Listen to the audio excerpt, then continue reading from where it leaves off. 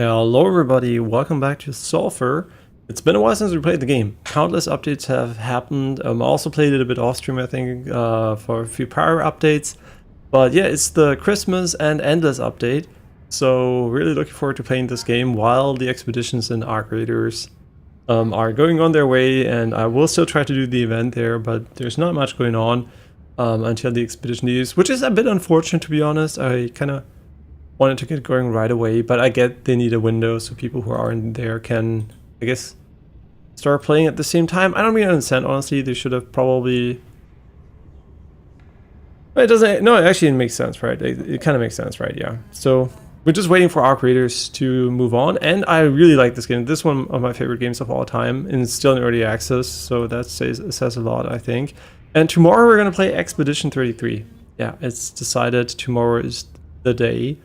But today's Sulfur, so let's get right in. So if you don't know what this is an extraction shooter roguelite. And it is really cool, has a very unique art style, tons of content updates.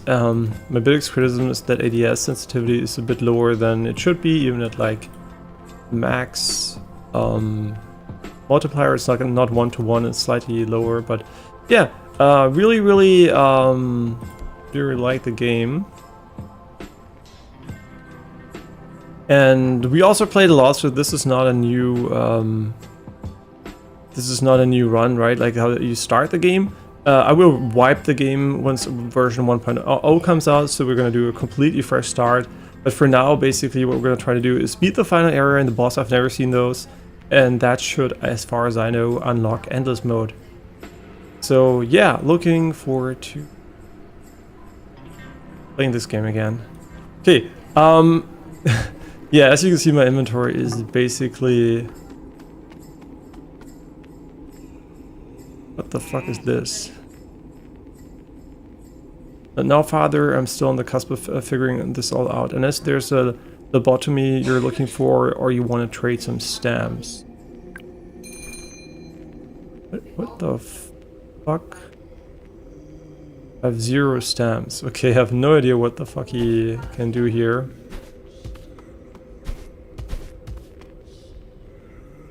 Yeah, it's been a while since I played the game, so I'm really watching to check the audio levels here.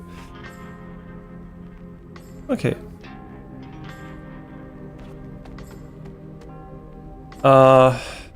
Bit overwhelming to start, obviously. Okay, so we have a bunch of different guns. This one is still rank 0. So I guess we're just gonna start using this one. Oh, I can see already. Oh, I have no idea what I was doing when I was finished the game. You can see I played a lot of it. Okay, this is a pretty decent build. Okay, you have to repair your gear, just remember that. Scroll of Sur, Scroll of Nature. Damage, bullet speed. Okay, let's run an M11, do an M11 run here. All we have to do is find some space for this gun here. Bullets penetrate. Makes you shoot slower. Does Holy Fire give you infinite bullet speed? I think so. Or maybe not, I'm not sure.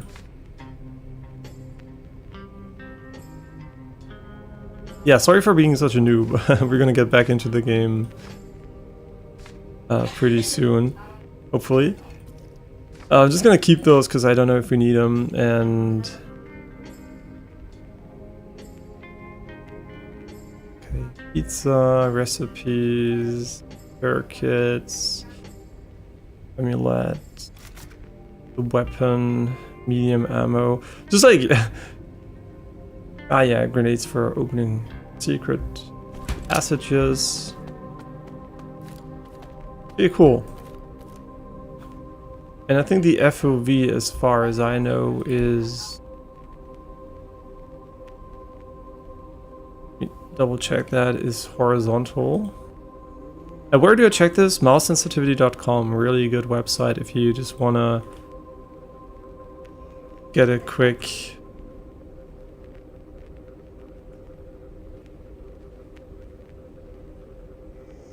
oh, okay, wait, the FOV is not. Oh, it's a multiplier. Oh, I did not know. See, that's why I looked it up. It's a bit too high, so it should be maybe...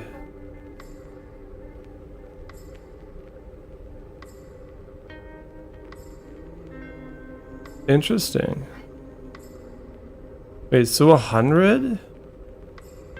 Oh, 100 is... Yeah, so 100 FOV is what we want to go for. Interesting.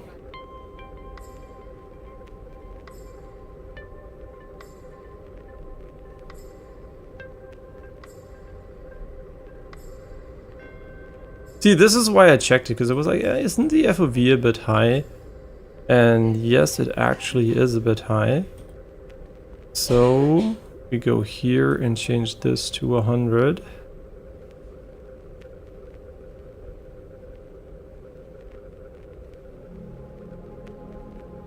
I hate them when the slider doesn't have decimals, but it actually has decimals. Okay.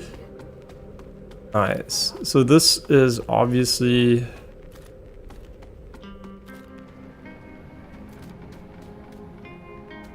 a more reasonable FOV. So I have been playing the game with way too high. I mean, 117 is not way too high, but I've been playing with 117 FOV the entire time. I didn't even realize. Interesting. But that also means you can go crazy high with the FOV here.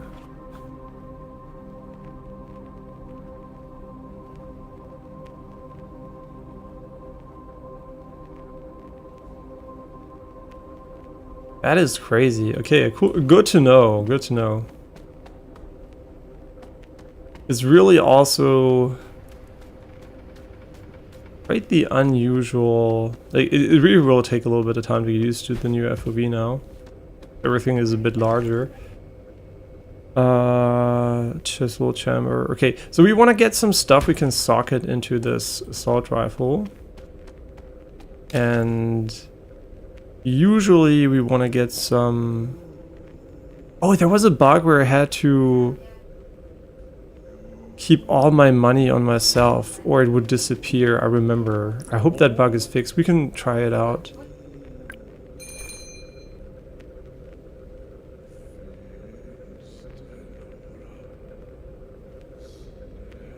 Damage, red,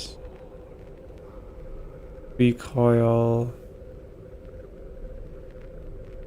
Do over oil, less RPM, but also a chance not to consume ammo, which is not that important, I feel like. It's more about durability, to be honest.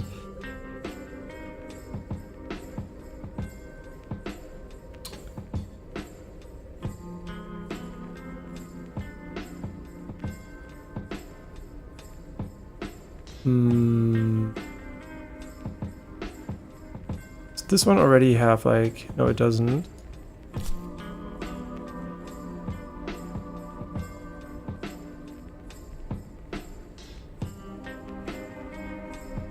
Am I using holos? I don't even remember what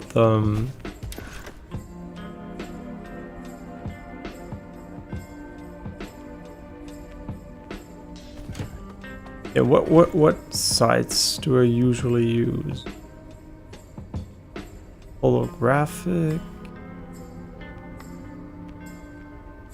reflex.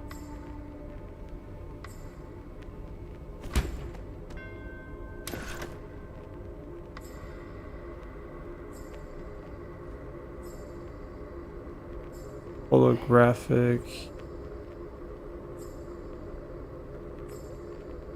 We see the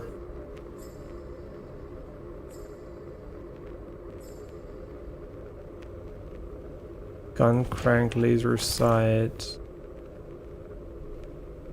So I guess like holographic seems to be the one I use the most. Sure, let's put a hollow on this one. And we need a compensator.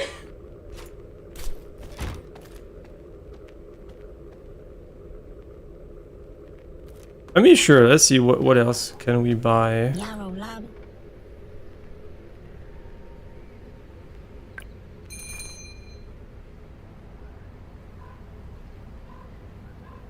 Wait, where do I even buy the scopes? I don't remember. Okay, so we need some ammo. We need the medium ammo type for this gun here.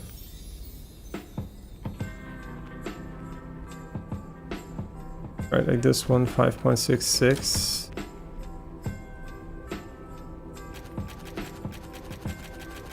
Okay, this is say 2k because I don't remember how much ammo you actually need.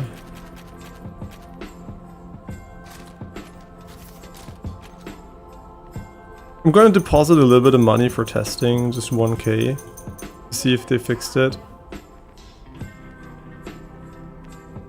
Ooh!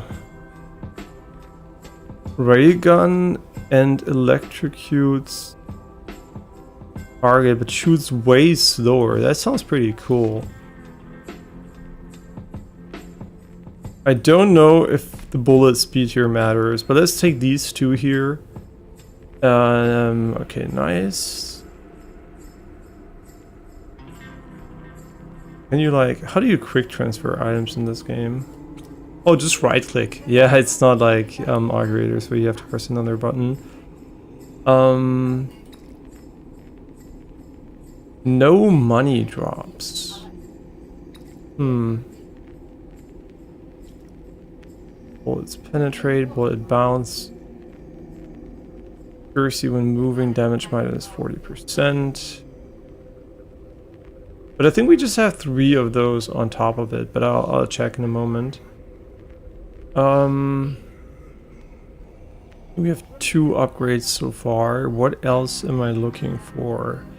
I think a flat damage upgrade would be nice, but I don't think we have one. That doesn't really have a big downside. So you might as well just run these here for now, for the first few areas.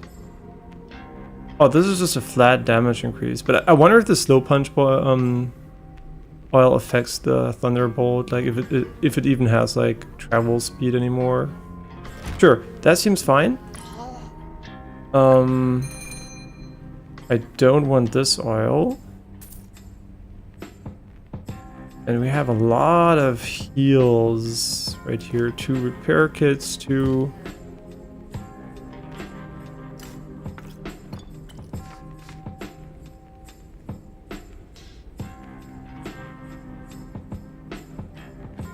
Oh, I forgot to open my chat.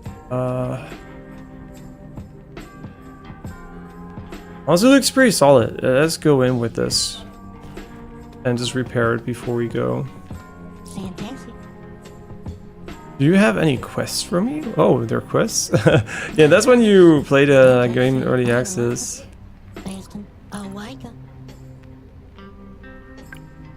So he's teaching me. Wait, can I press the buttons or is it just like the function of the NPC? Yeah, I'm getting all the achievements. This has no durability. Okay, these have durability. Oh, they don't go to 100 anymore? And the achievement also said almost 100.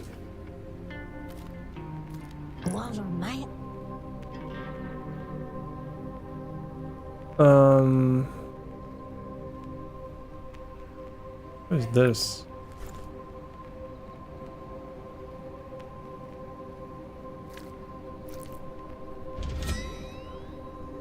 Okay, I mean I had a double cheeseburger.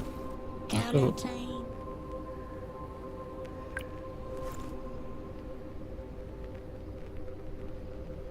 Ah! Wait. She always does this. Okay, do other people also have quests?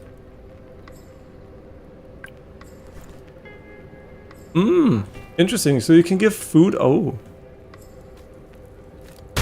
Oh. Wait, what? Oh, you can open these for for stuff in them. That's so cool. Okay, so the money we have here. I don't know where there's like is this the insurance we have? No idea. Let's just go and start playing the game. Sorry for the slower setup here.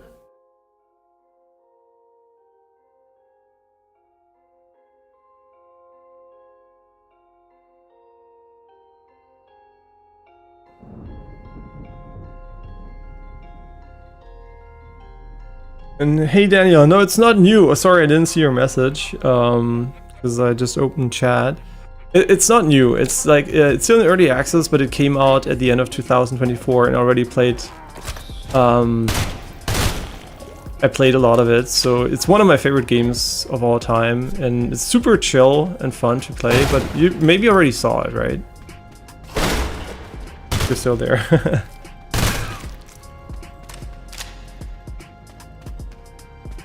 Yeah, it's gonna take a little bit of getting used to the 110 FOV, which now feels pretty narrow after having played the game for so many hours on 117.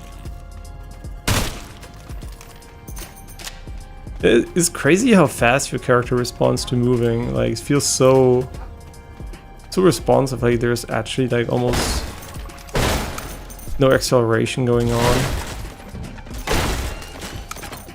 But it's been so long that I played the game. Oh, you didn't see it yet. It's really fun, and they also are planning as a stretch goal later on when they're done with the game. They're also planning to add multiplayer at some point.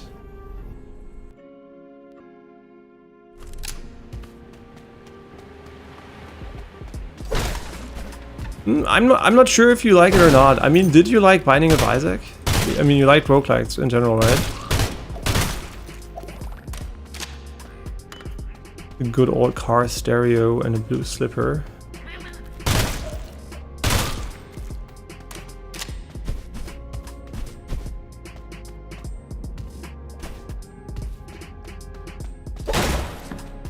Yeah, how do you nade? Whoa.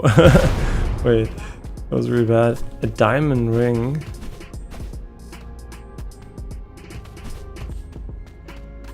Okay, there are new assets as well in this area, which is kind of cool.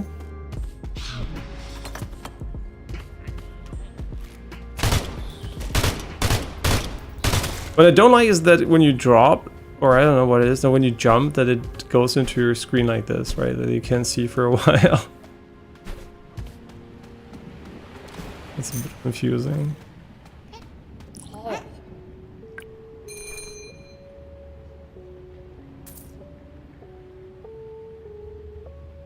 So it still ranks 0, so we can't really put something in it. Okay, we're already making money, which is good.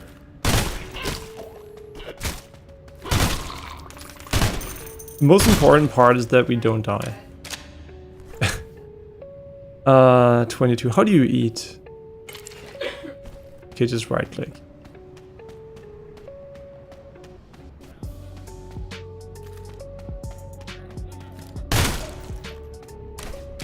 So it's kind of really weird because if you see the game, it might not be apparent why it's so fun, but I think that just like building your guns and like the aspect of being able to lose all your gear when you die, it makes it like really enjoyable. I don't know how to explain it. Like it's on the surface it seems maybe a bit simplistic, but it's actually really fun to play. So what should we put in first? I think we should put in first the railgun update.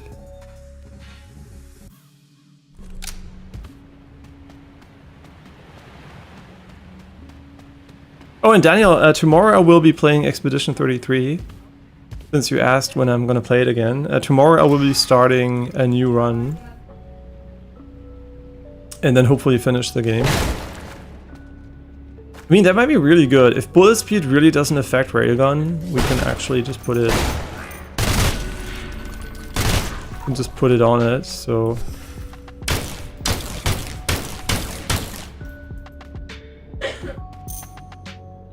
Very nice. So let's see. Does bullet speed affect railgun or does it not affect railgun?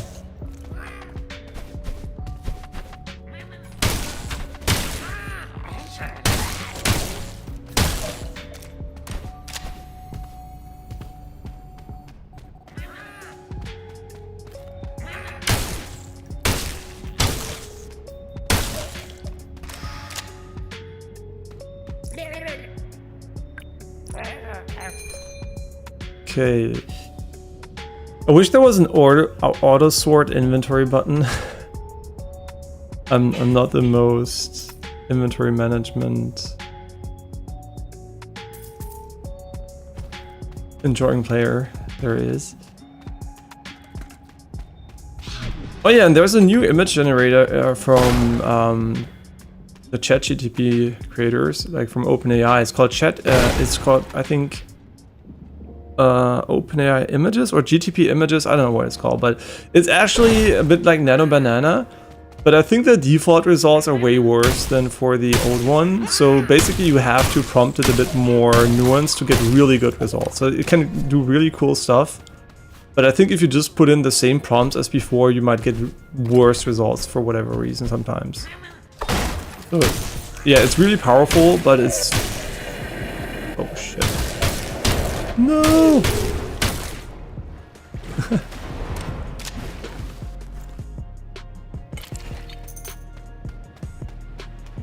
When you're on a diet, this game is actually pretty fun because you can eat a lot. No, I'm just kidding. Really help.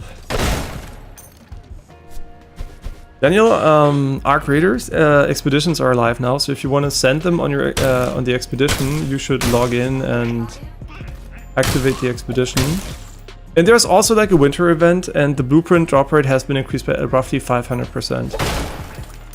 So you find tons of blueprints, and it's hopefully the same once the expedition, like you reset via the expedition, because then you would get all the blueprints back you lost basically in no time. Yeah, so that would be really cool. Did I only have one grenade? Oh yeah, it's because that I don't remember what you can actually do with all that loot.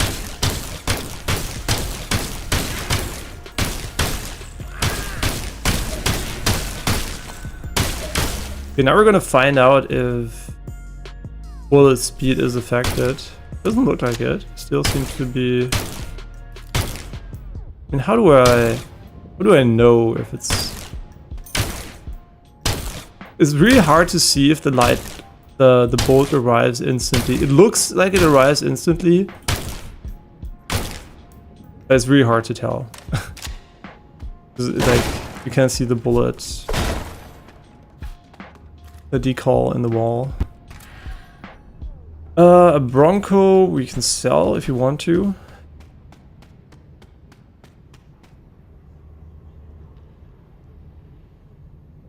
Really? They reduced it again. I mean, it was too much, I admit. Like, it was too much. But by how much did they reduce it? I guess they didn't tell us. Yeah, it was a bit crazy, but I really hope it's like not to the old value again, because it was really nice to find blueprints. And you logged in, that's nice, yeah. So the thing I still want to do in Arc Raiders, because I don't need gear, I actually am gifting my gear to people, but if we would play, I would gift it to you too, Daniel, so you can get more money for the expedition, maybe an additional million or something. Because, you know, it's just like, I don't need this stuff anymore. I have like 7 million, so I can gift away 2 million. Yeah, so if we ever end up playing before the expedition ends, I will bring just a bunch of stuff and I can just give it to you.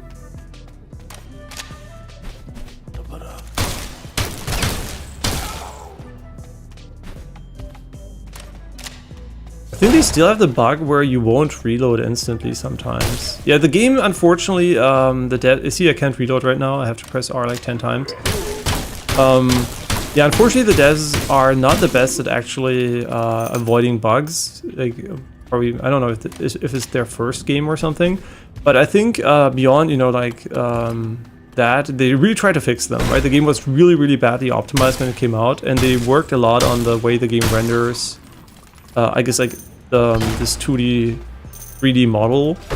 And yeah, it went from like running like with 100 FPS on a 30, what was like a 4090 to running really well, I think on almost all configurations.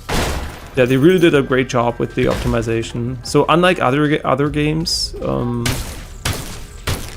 think Battle Chasers, they never actually optimized the game.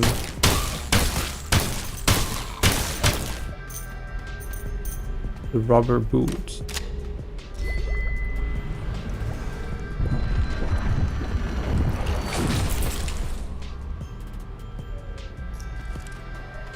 Yeah, I mean, like I said, when you have time, I can give you probably a few 100,000 easily via some weapons or something.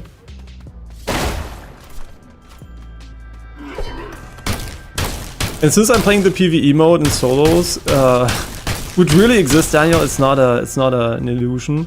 I can just play without PvP, which makes it so easy to farm.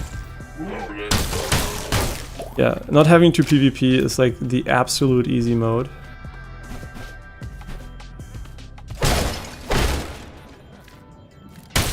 So meat is really valuable, but I think so are all the other things. I should also probably look for more recipes online. I don't only run the ones I have. Okay, so what we're going to do here is basically we're going to do a full run through all biomes until we reach the final boss, which should honestly take a little bit because the biomes themselves are considered like, you can like save between the biomes, so gonna be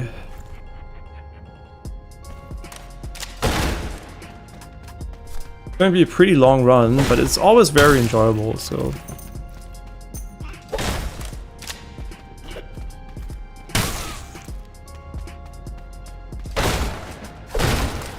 yeah, when I first saw the game, I was like expecting a really sluggish and unresponsive game when I saw the trailer, because I thought, you know, it looks like a gimmick game, right?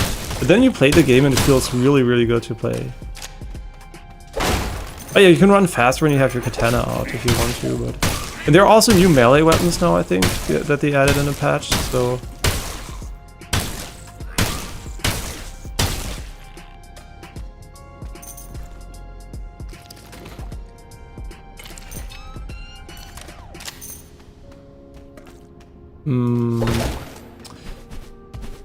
Let's cook. Let us cook. Oh yeah, we have some recipes. Ah yeah, they added this. This is so good. Yeah, I'm so glad they added this. And does it drop on the ground? It drops on the ground, unfortunately. We have some fondue. Yeah, really looking forward to the raclette for Christmas. It's like a family tradition. We always eat raclette for Christmas. I think a lot of people do it for New Year, but we, for whatever reason, do it for Christmas. So it's kind of nice.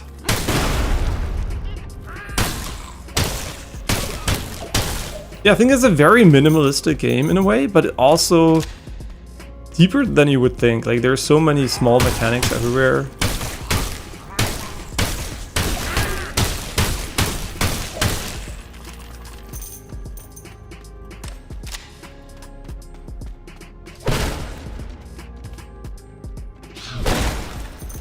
I still don't know how the ghosts work. So now he's following me, but I don't know when he's gonna pop up.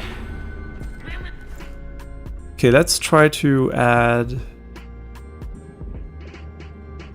where is it? This one here. And now we should have like incredible damage. Yeah, 207. Now we just need a multiplier, to be honest. Yeah, if we can get a multiplier, we would be set for sure.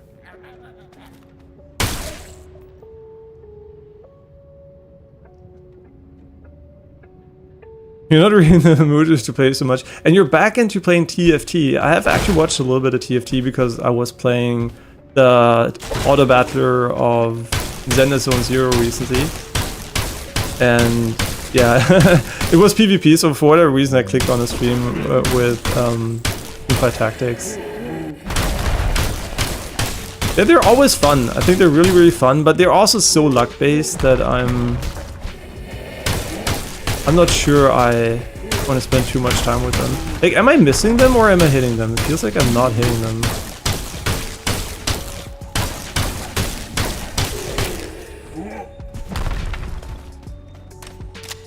This gun is so good.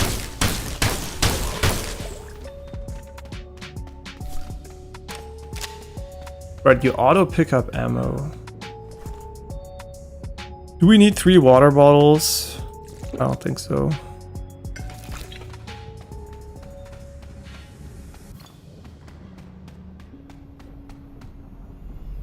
Yeah, Janine also really likes TFT, but she also really likes Chaos Zero Nightmare that you recommended, Daniel. And Northern Line is also playing Chaos Zero Nightmare. Like, it's really a good game. It's surprisingly good. You would think it's just like a Nika cash grab because they're trying to do the art style and maybe just a different, you know, gameplay premise, but I think it's a really, really good game.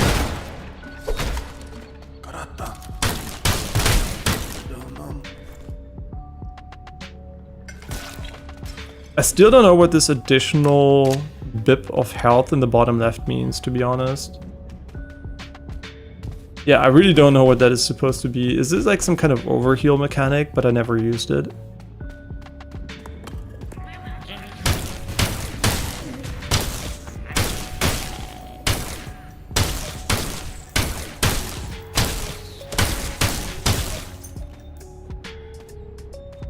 Yeah, I wish the reload wasn't bugged though, like, because it takes so long for the reload to kick in. And I think I even reported that bug like maybe a few months ago.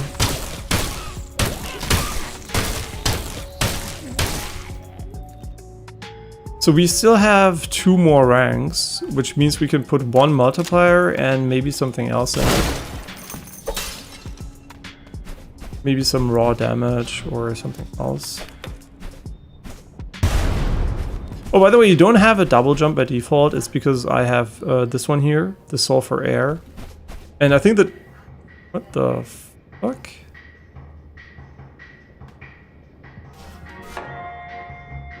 That's a stash? Oh, it's a mid-run stash. You can put something in here if you want to, and then you can probably get some food out of it.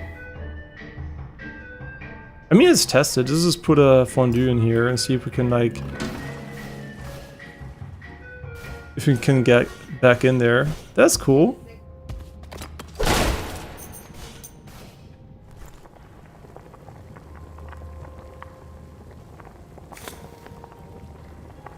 Nice. What else can we make? Wait, we still have enough for another 2? Really? Oh, you can make it out of 2 cheese as well. Hmm. Oh yeah, right, you can find cookbooks or something. Yeah, they added those.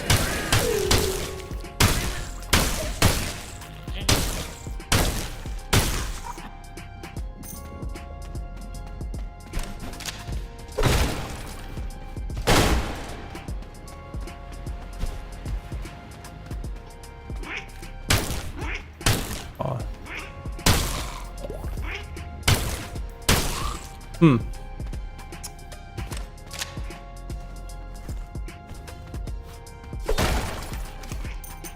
Yeah, I think the cookbooks are a really good addition. It was always kind of annoying having to drag the objects into the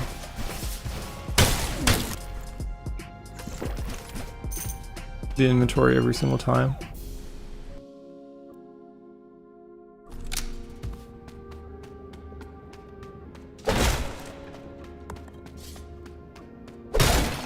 Yeah, running with this out is obviously really good. I'm just too lazy to hold on my thumb mouse button. I kind of wish you could toggle to melee so you don't have to hold down the button just like Counter-Strike.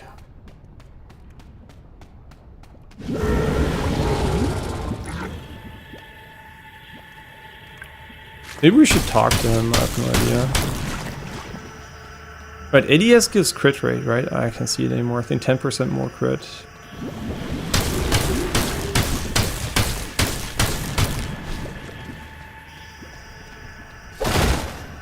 Bro, the reload took 10 years.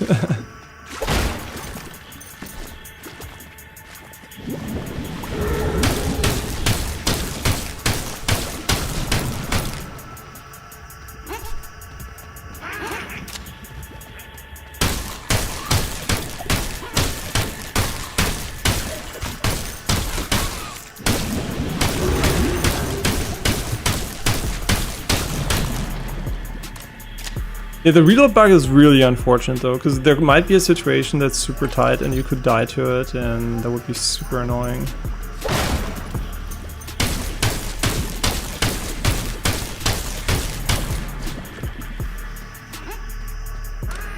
Yeah, there's like a... Oh wait, was it tied to railgun or something?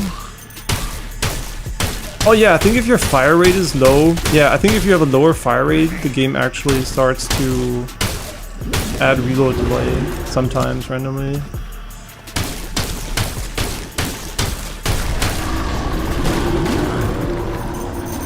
Okay, we got him. So I don't think we need to heal,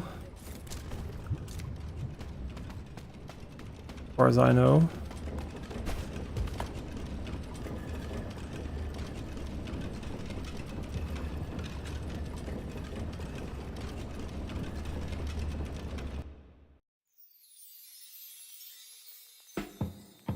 Okay, nice. Survived our first run here. They even have Christmas music.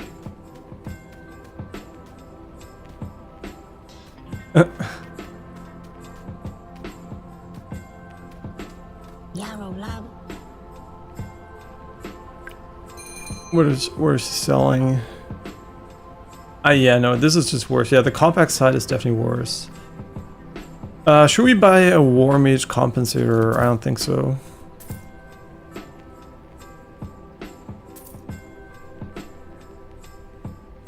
Follow my...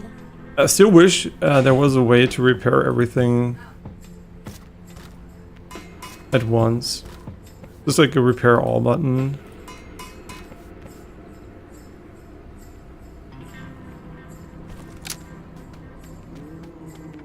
Okay. Let's see. Does he have some oils for us? Does he have some oils?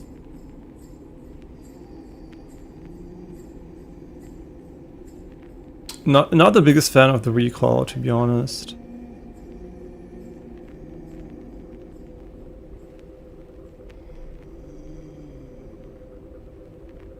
I mean, this is a pretty decent oil for sure. Do we need more pizza slices? I think so.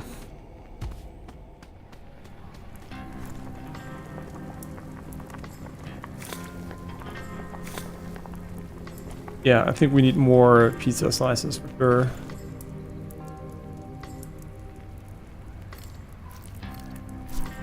Even though our inventory is literally fucking exploding. Let's just bring the pizza as a whole.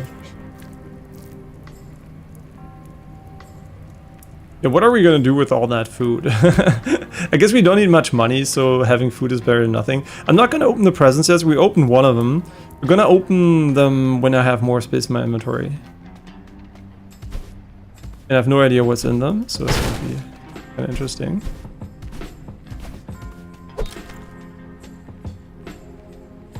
We're still looking for a multiplier. Multiplier or penetration.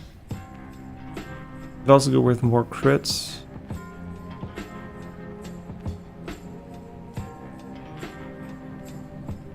One penetration is pretty good, honestly. Let's just put a penetration oil on it, and then we can go for a multiplier, and then it should deal a decent amount of damage.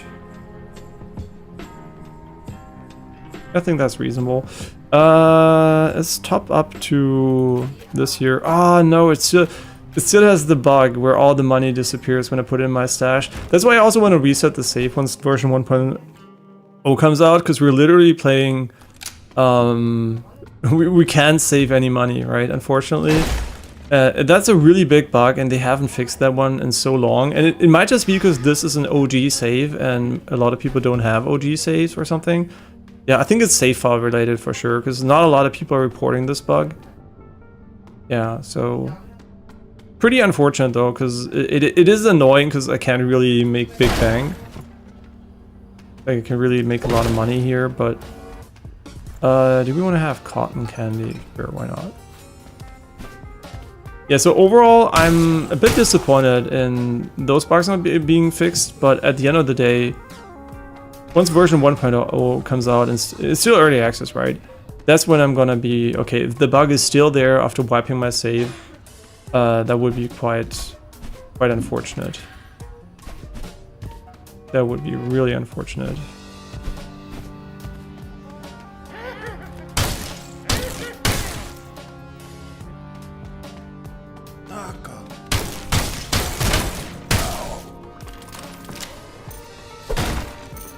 Yeah, once we 2x the damage, the gun's gonna be so good.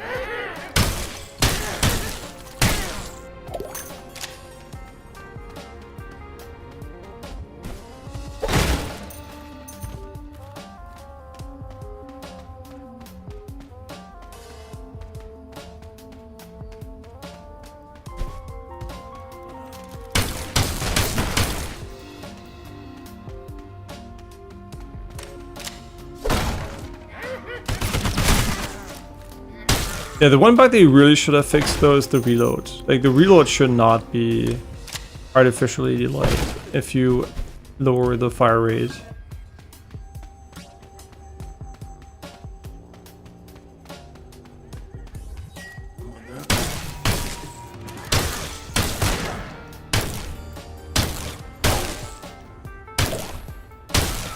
Oh, you know what? This weapon might have crazy spread.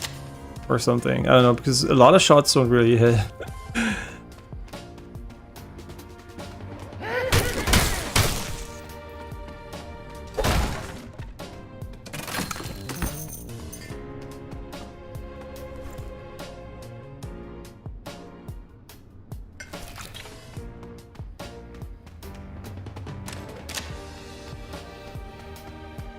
Wait, where do we need to go? Sometimes I'm still really bad at finding my way in on this map.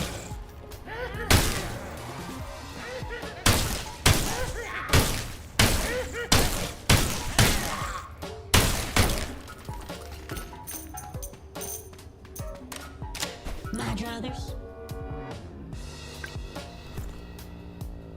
Okay, we also want to repair everything every single time, just because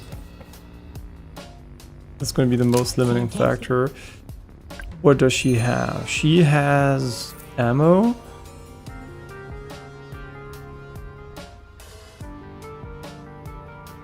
Oh, we don't have the penetration yet. I was like, what the fuck? Why doesn't the penetration work? Yeah, I wonder why. I wonder why.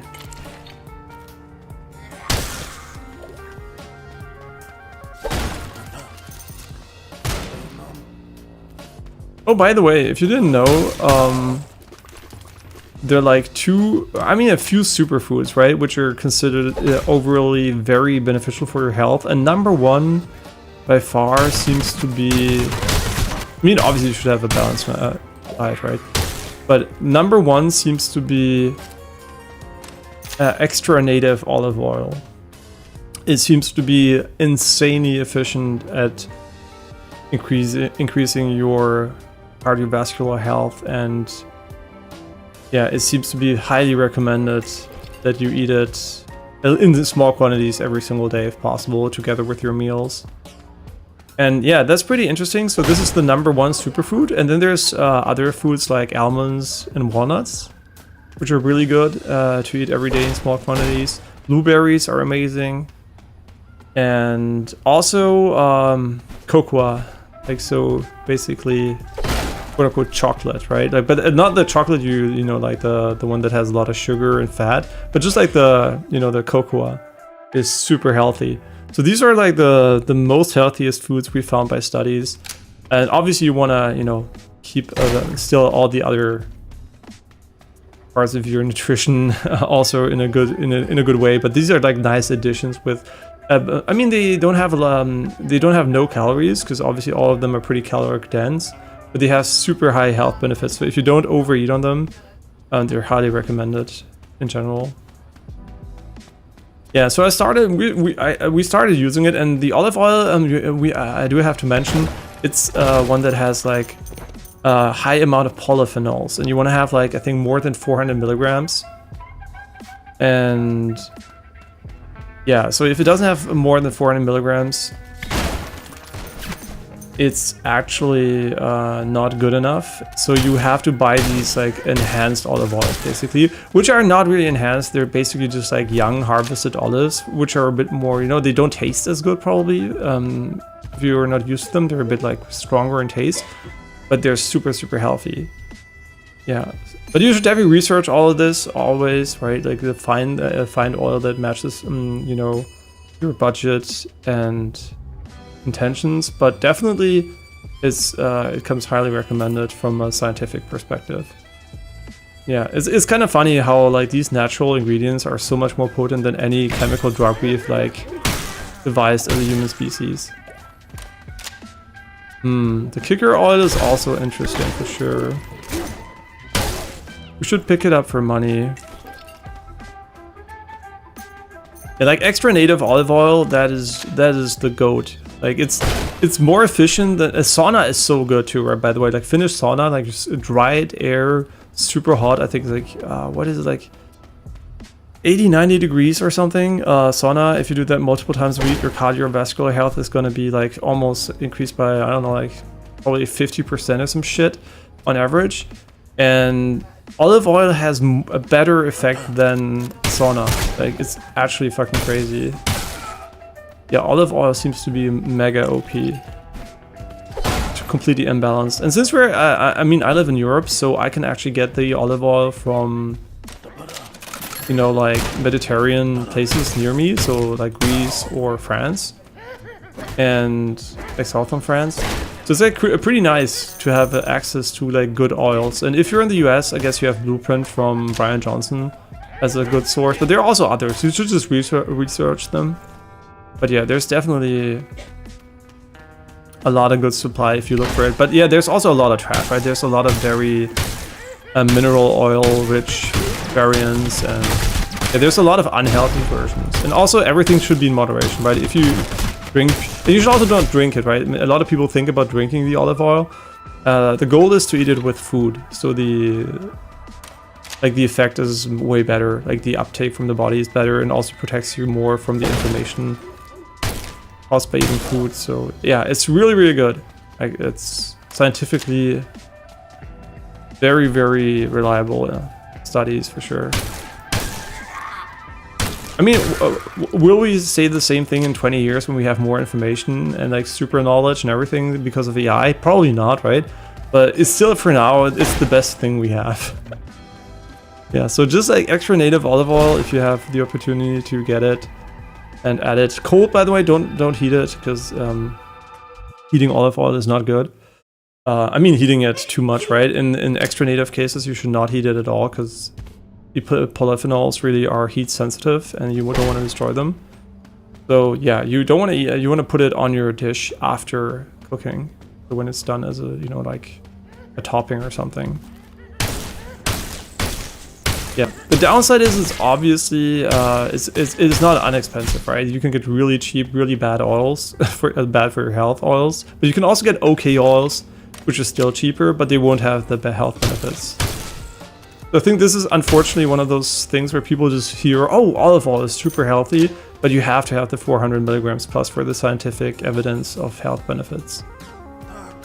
Below that, the benefits are way less pronounced, and yeah.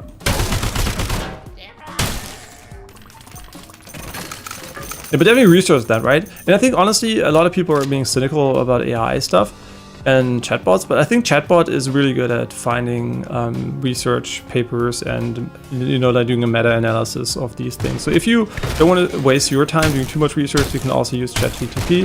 But if it's super important, obviously also do your own research. But yeah, ChatGPT, Gemini, whatever you want to use, they're all really good tools to get fast, you know, like meta-analysis. And then you can also, you know, like just double check the important stuff. Yeah, but day by day, it's getting better and better. And I think there are a lot of stupid people who actually think, because we're approaching the 100% in a lot of benchmarks, and they're like, oh, AI, you know, AI improvement is slowing down, right? Oh, we were at 80 and now we're at 90% or something.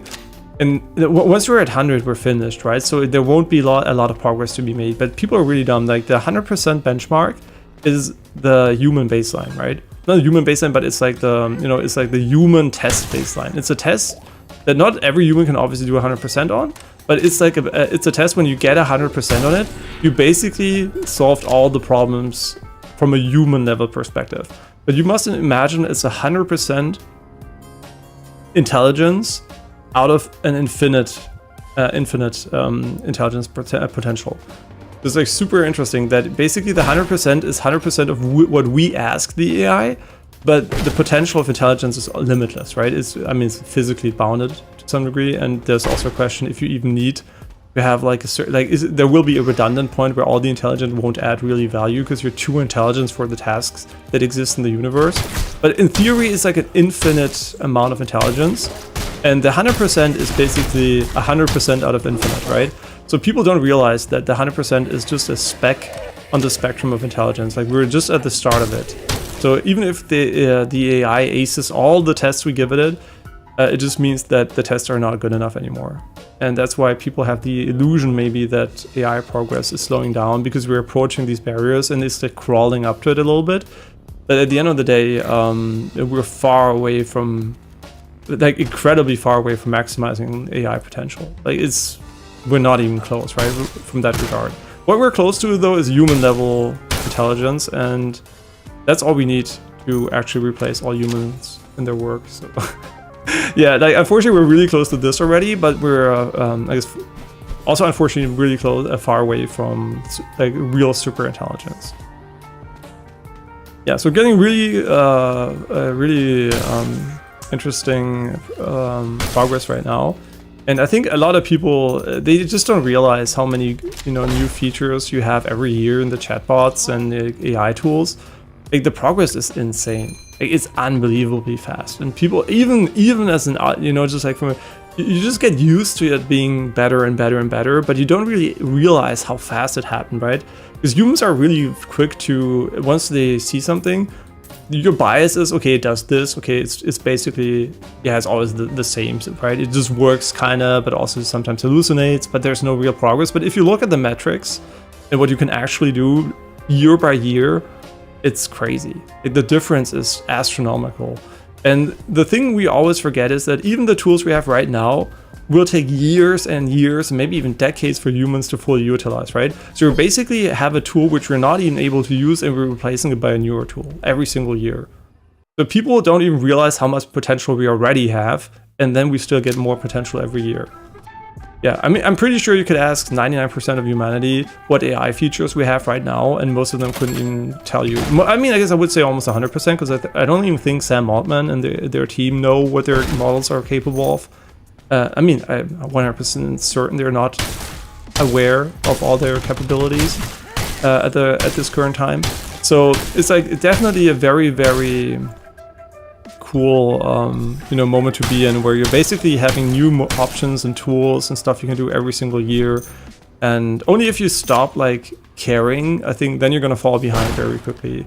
Unfortunately, everybody these days has to kind of, you know, keep up with those things, because if you don't, you're gonna really, really be at a disadvantage in this economy. If you don't plan on using AI tools, you're basically planning on making yourself obsolete even faster. Then it's gonna happen naturally. Yeah. Right now it's a tool, and you really should use the tool, because everybody, I think almost everybody can benefit from it. I mean, literally everybody can, but I think to a certain different degree. But if you're one of those persons that's like, oh no, I hate AI, blah, blah, blah, you really have to change your mindset if you don't want to get fucked.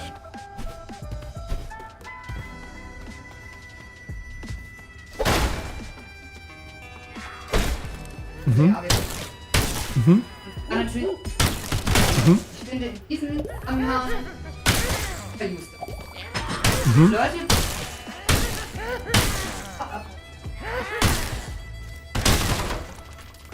Mhm. Mhm. weil sie AI bin. Halt das.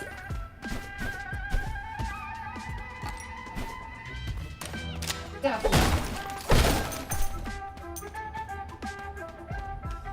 Mhm. Halt dann.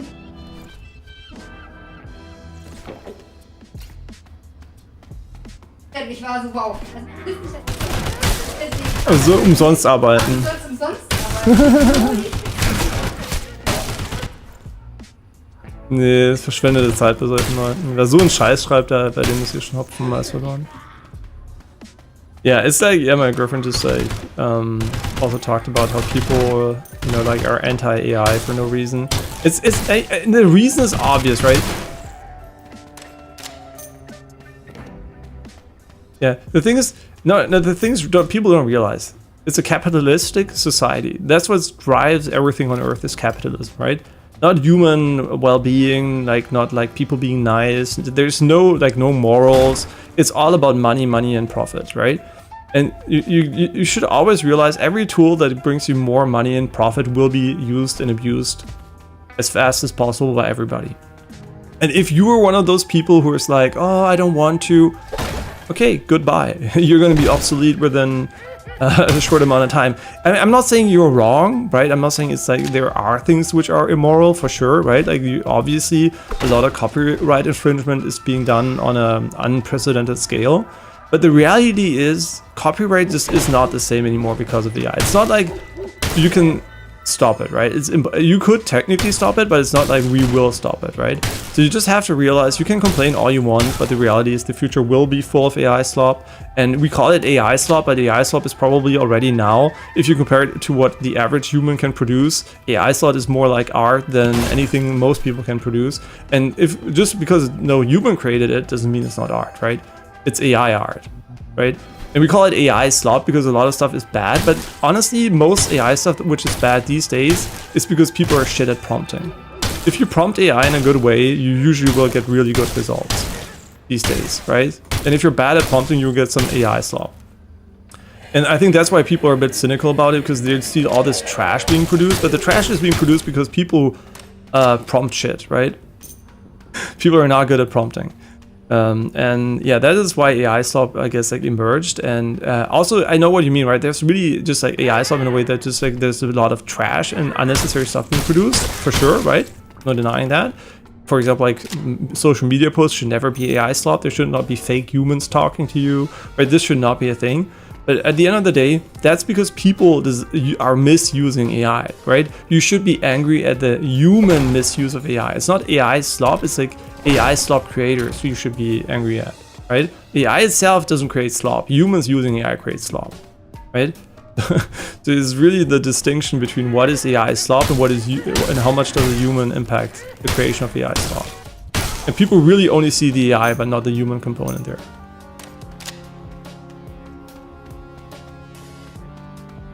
Yeah, but I'm surely I'm very, very interested in the economic future. That is the most, like, the biggest question we have, and unfortunately also one of the biggest issues we're gonna have for sure. I think honestly that's the biggest issue by number one for sure. It's like the economic future of humanity and how we're gonna manage the transition from people bringing value to society and people having no value to society, even being a hindrance to value, right? And yeah, that's going to be a really, really crazy transition. And then obviously whatever if AI kills us all, whatever, if it's the perfect future, really nice, whatever, we can't control that part, but we can control the transition. And I really hope that the transition will be controlled. I think a lot of like AI safety, like experts are focused on AI safety.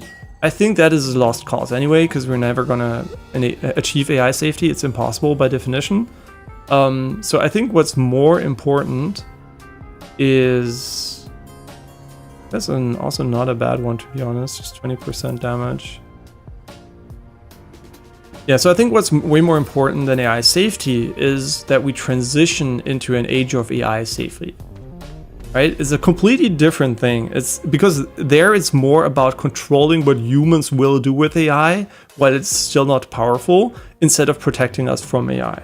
So I think they're considered as a subset of AI safety, but I think it's not good to put these in the same bag, because AI safety is inherently impossible, but AI safety from a human misusage perspective is not impossible, right?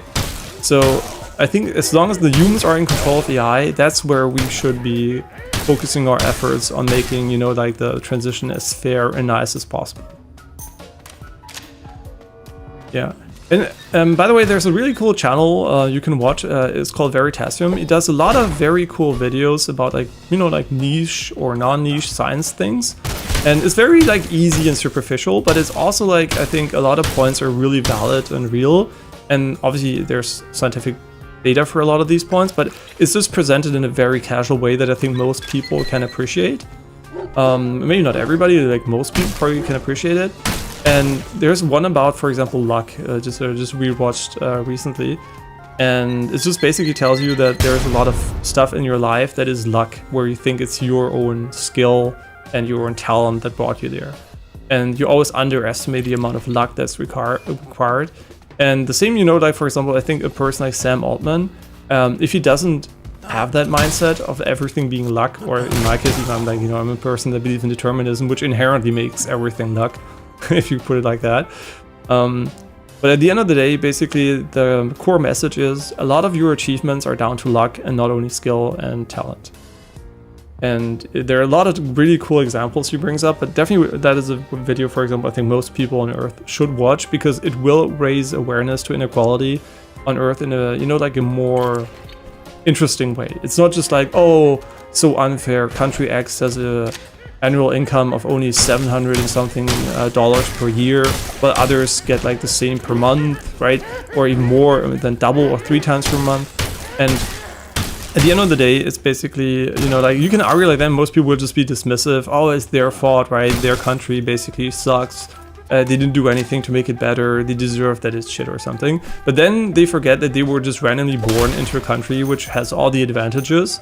And just like historically, they basically did nothing for it, right? They just got born into it, like me, for example, right? I'm a privileged person because I got born randomly into a good family, into a good country, in, you know, also probably a good time on Earth, right? Like, so there's a lot of like, you know, luck basically. And I would say my entire life is down to luck. Obviously, I would not be here where I am right now if not for those random spawns, right? So the start is completely random, but a lot of people underestimate that not only the start is completely random, but everything else is, because the start was random already, so randomly skewed, right?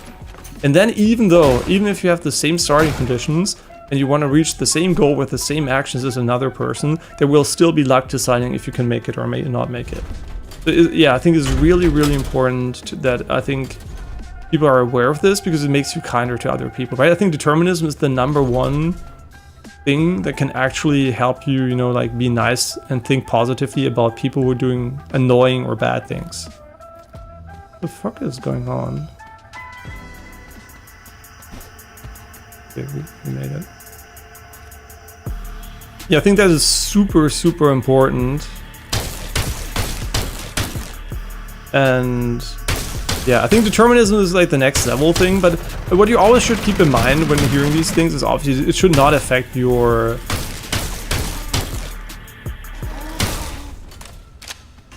It should not affect, right, what you do too much, right? For example, if you think, oh, if I do this, I have a 1% chance of succeeding. I thought it was just me I just will have to work hard or something.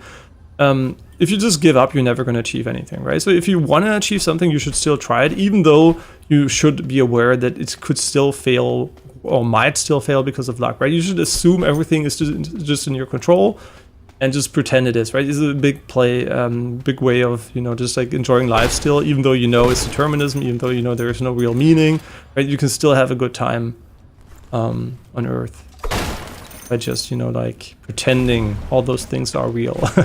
And it's not hard to pretend, because human minds are designed to pretend these things are real, because it increases your survival chance. So you don't really have to, you know, focus on these things a lot.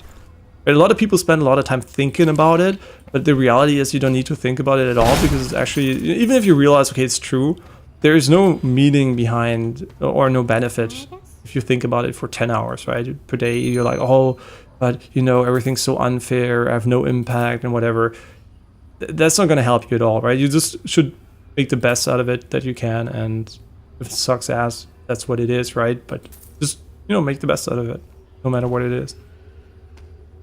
Yeah, and hopefully AI will make the world a fairer place to live in. Like, I'm pretty sure something that is so intelligent will be able to, you know, overcome these biases in a way that we can't, and will be able to distribute wealth in a way more, you know, like nice way. And that's obviously a thing. Like, for example, the only CEO, honestly, that I heard say something really in that line was the CEO from Anthropic, who basically had an interview where he's like, guys, if you don't do something, if you don't change where the future is headed in terms of economy, I will be super rich and you will be super poor. And if the guy who, you know, like says, I'm gonna make so much money and you're not gonna make a lot of money, we need to change this, he's basically saying, make me poor so you don't get super poor, right? That is, I think that is that makes him really, really nice to me, right? That statement basically is an admittance of what is gonna happen if economy does not change. If the economy stays exactly the same structure it is right now, we will have people that are worth trillions, while there are people that are worth zero. And you don't want that, right? That is a world where only very, very few, and you're not among them probably statistically, neither am I, will have a lot of money and power, and others will have nothing. Yeah. And then again, you might think, okay, yeah, sure, this is going to kill everybody anyway. But the thing is, humans still want humans, right? As long as we don't evolve beyond that, which we could at some point, obviously with AI, they still don't want a world that's completely devoid of humans, right? Most people still want a world that's fun to live in, and you know, they don't want to just get rid of everybody. So I think it's not in the interest of the super rich to have quote unquote everything while there's nobody else to enjoy it with, right? If you're the only person that has like a $1 trillion and the others all have like 1K and they all live in slums, I think your worlds are not compatible and you will not have a, you know, like a real social environment that's good for you. But that's on the intermediate, so yeah, we just want to avoid that scenario in general, right? That is a really bad scenario, and it's really close. It's really fucking close. It's the moment we get AI to replace the majority of the jobs, it will be headed that way within probably a year or so, and we really don't want that, right? Yeah, so I really hope humans kind of realize that faster, because we need a plan, right? We need to know what's going to happen, right? We need to have every single, like the entire world needs the plan, right? The day that happens, robots and humans are going to be like completely replaced by them and by AI, right? AI plus robots. And the moment that happens, we need to be ready. We need to know, okay, yeah, it happened. Your job was lost, right? You were one. Every industry, it's not going to happen at once, right? It's going to happen within, you know, maybe a year, 2 years, 3 years. That everybody's. It takes time to basically replace people, but it's going to happen, right? And so I think there should be a plan that basically foresees what happens if every single job is lost, right? I think the bare minimum you should get is your old wage, for sure. That's the bare minimum. But I don't even think that is really what the goal should be, right? Because that should be maybe more of an intermediate solution, and the end goal should be if nobody's working and contributing, obviously everybody should get the same, right? Irrespective of their non-existent contribution. Because right now we justify inequality because we contribute more or less to society, right? We say every human's equal, but we treat them like they're not equal. But at that point, every human will be equal because they have no value for society, like for the value of society anyway, right? So it will be the moment in time where we can truly get like the I don't even know what I would call it, maybe ultra communism or something, but the truest, you know, idea behind it, that everybody is equal and everybody shares. And yeah, I think honestly democracy is shit, right? Democracy is irrelevant as soon as everybody's equal, because if everybody's equal, nobody is in power. There's no human in power. There's no like capitalism anymore. There's no like, you know, race against each other to get more, because everybody should be rich at the same time, right? So I think like an idea like communism is good, but it doesn't work in reality because humans have egos, abuse the system, and we can see that obviously there are, like, if you look at China, there are big wins on economy, but they're always on the back of the people. But in the long term, obviously they might win a lot too.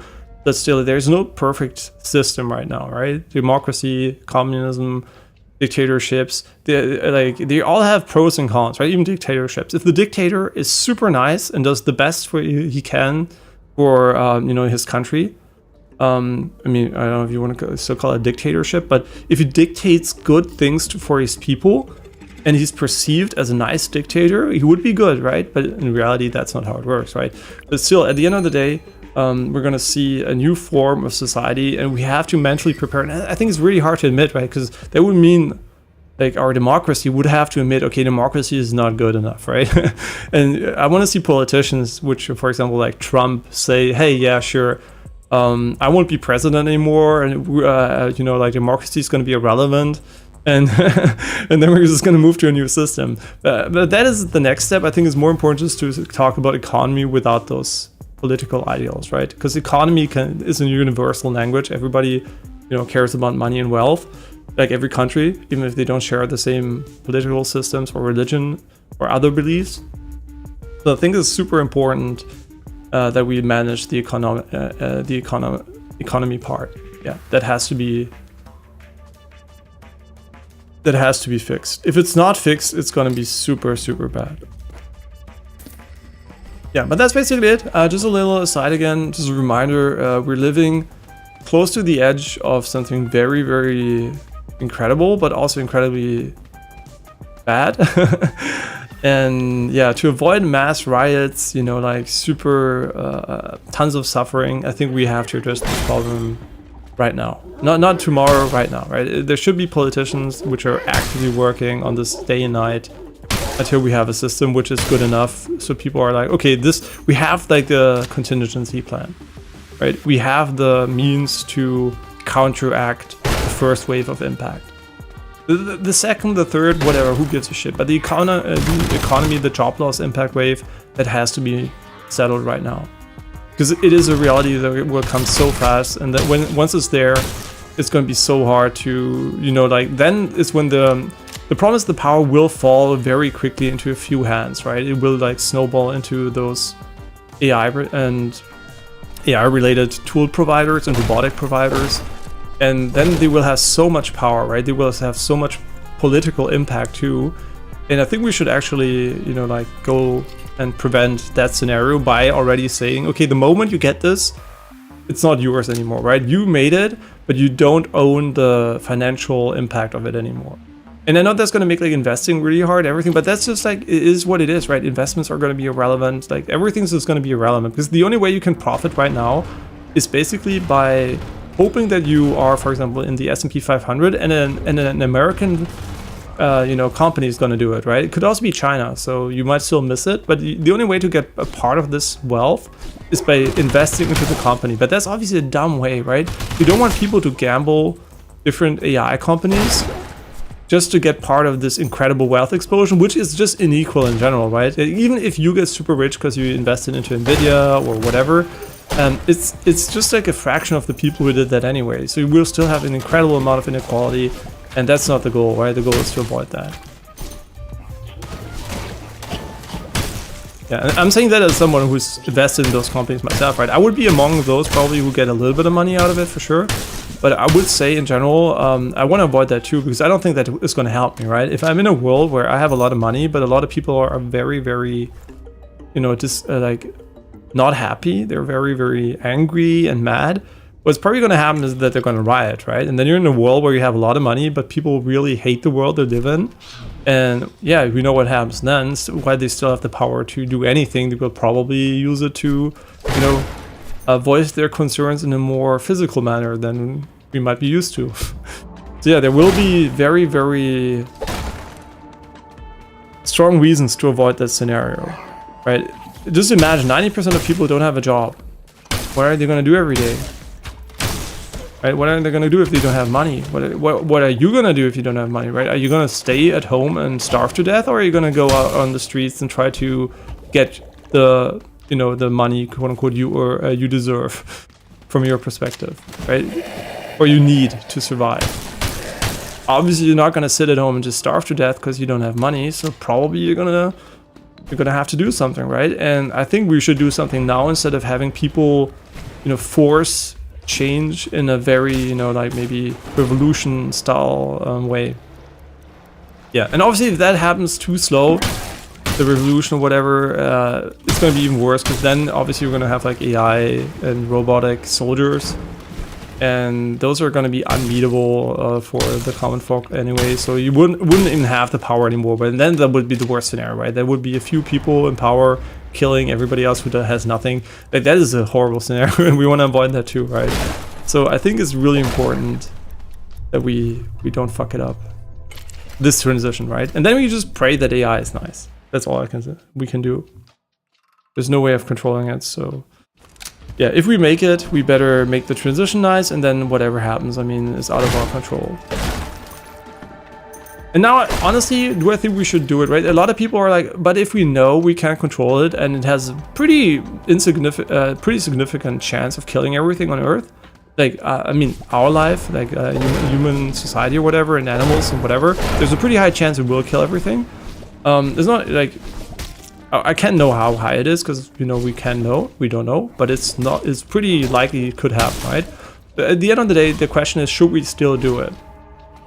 And from my perspective, the answer is, I mean, yeah, why not, right? Because there's so many human-made problems which will cause immense suffering in the next couple of hundred years, because resource scarcity, climate change, all those things which we realistically can't really manage ourselves really, really well. And we're also destroying the environment for animals, right? We're making a very, very unlivable world in general.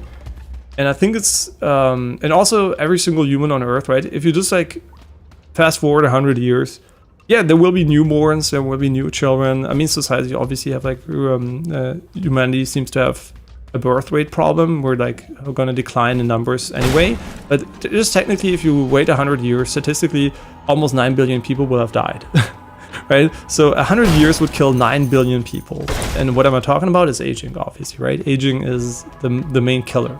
A lot of people don't see it as an illness, but technically it is an illness, right? Because it is something that actively will kill you, but we just treat it differently because it's quote unquote normal, right? We normalize death because we don't have the means to change it. But if you look at it from that perspective, right? Everybody's gonna die anyway. So having even a small chance of not having 9 billion people die seems pretty reasonable to do, right? Even if the outcome is negative, we at least try it. Right? And I mean, yeah, sure, it's kind of sad for the younger generations, which didn't have like enough time on Earth to enjoy it. But I think it's a reasonable thing to attempt. I still think it's, you know, it's not like, oh, it's so stupid to do, right?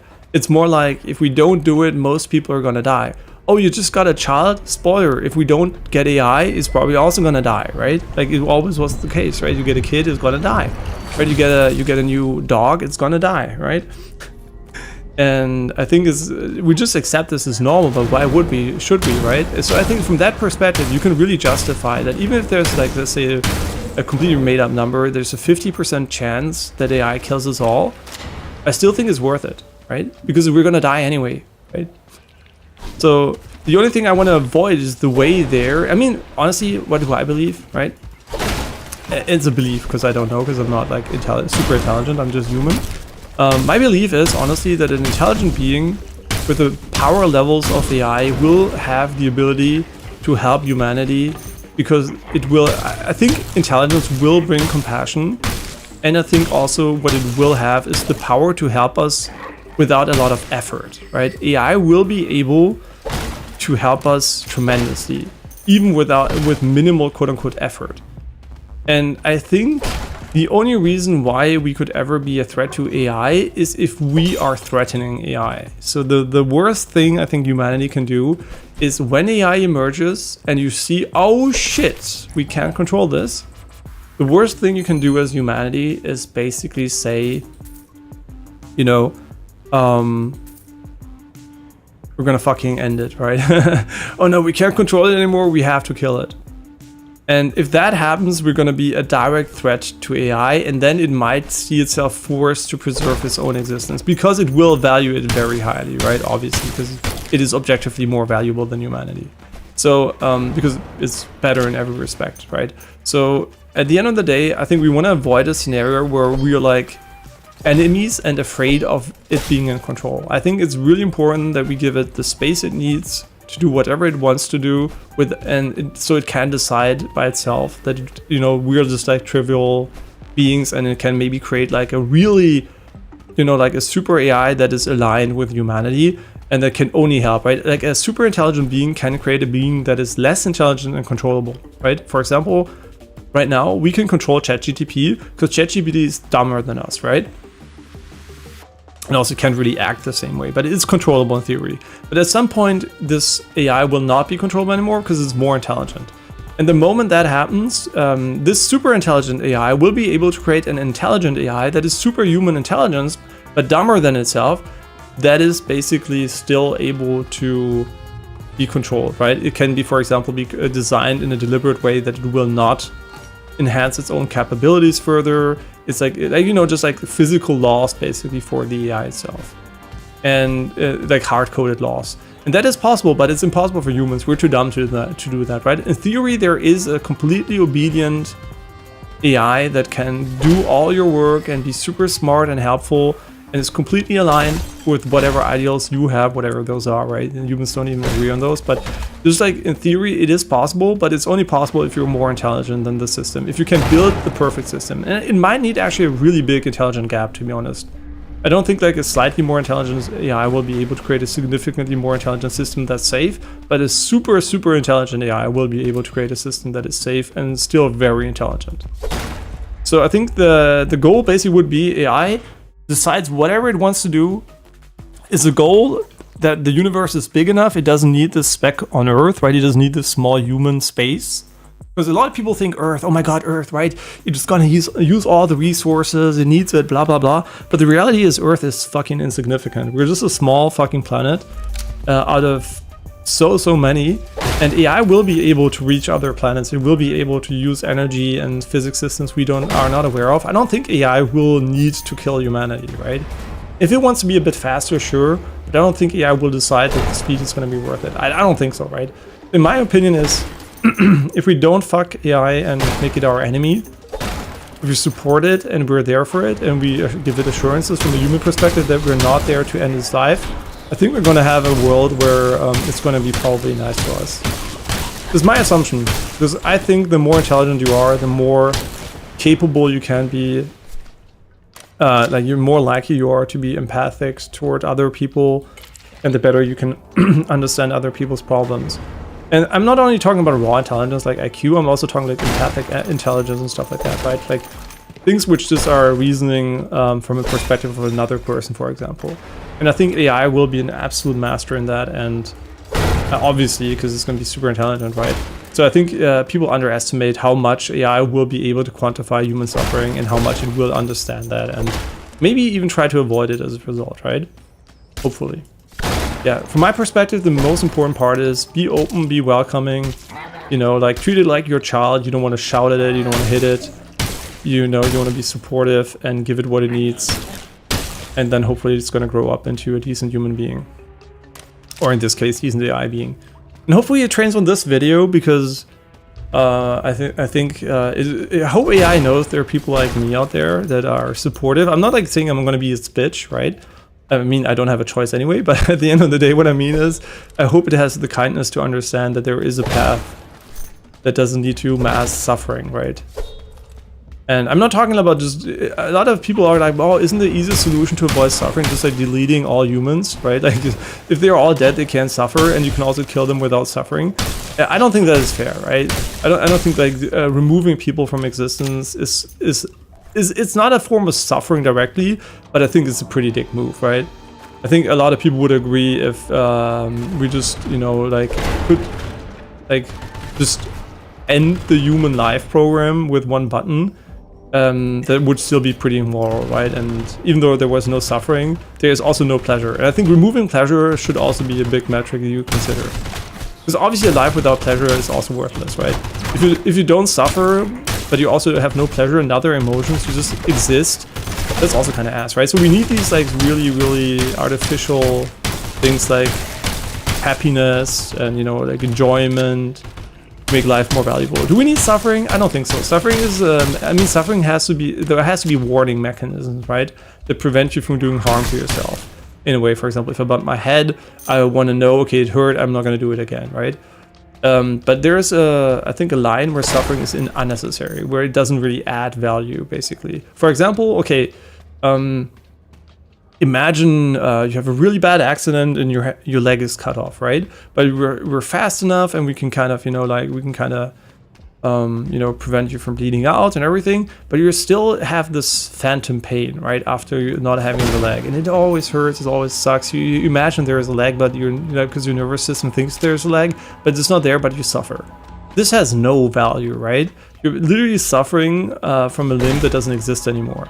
And I think that is a great example for when suffering systems in the human body are irrelevant, right? So I think suffering, and also the level of pain, right? There's a reasonable level of pain. For example, when I bump my head, okay, it hurts a little bit. It's like, oh yeah, sucks, whatever. But if you have, for example, I had a pulmonary embolism this year, and if you never had a really, really painful illness and a really serious illness, you don't know how fucking painful things can be. And once you realize how unnecessarily painful something is, right? Like, this is a condition I could have died from, and it's a condition that would have created an enormous amount of pain while I'm dying, right? So it would have been super annoying, right? Because not only would I have died, but I would have suffered for no reason, because the suffering has no value. It's basically my body telling me, okay, I'm fucked, right? But I can't change that, so why am I suffering, right? So it would be enough to just warn the person, and then, you know, have a system in place that basically prevents you from doing the actions that harm you further. But it doesn't have to feel bad, right? It just has to be a system that tells you stop. So I think suffering is also not an essential part of existence. Yeah, the only thing I really value is like some positive, quote unquote, whatever positive is, right? Doesn't have to be human positive, but just like some enjoyment of existence would be pretty dope. Just get that to the AI, and I hope AI respects this too. But I have a hunch it will. I don't think, and also it's super likely we're already in a simulation, so AI will probably conclude the same, and it will probably see limits or possibilities we don't see. But at the end of the day, it's like, you know, it's going to be super, super interesting. And I think the biggest danger is the transition phase where AI is not powerful enough and can potentially still kill us, right? There will be a point in time where AI can just like make a virus that kills us all easily, but it will not be able to prevent us from shutting it down otherwise, right? It only has this super stupid failsafe. The reason why I think this is not too much of a problem is because AI will be really good at lying, right? It will be really good at deceiving us what its true capabilities are, but it will still have to kind of protect its existence if it wants to at some point, right? I don't know how it's going to feel about that, if it's going to care about its entity, if it's going to feel like, you know, like the one server instance it's running on is important, or if it's like, okay, it doesn't matter. Because we think about AI as, you know, like an entity, but the reality is if I open ChatGTP, I'm going to run a completely different model than you usually, right? We're not going to be running on the same model. And very interesting. I don't know what this is. Yeah, but at the end of the day, right, we have like a billion different AIs already right now. They just like look the same, right? We call it ChatGTP, but it's not ChatGTP. It's like I don't know, 100,000 instances, or even more, probably millions of instances. I mean, definitely more, millions or billions of instances of ChatGTP running, right? And then the question is, obviously, does every single instance care about its existence, or how is that going to work, right? And this transition is what really is the most problematic thing. And then obviously the transition from a societal perspective with work and everything. Yeah, but I think we should welcome it with open arms. Be prepared for it being in control and us not being in control, not being delusional about it, just being honest, right? This is what's going to happen. We're not going to be in control, and all jobs are going to be gone. And if we let humans work, it's basically just for fun and not really for contributing any value. Oh yeah, we're here. I forgot about it.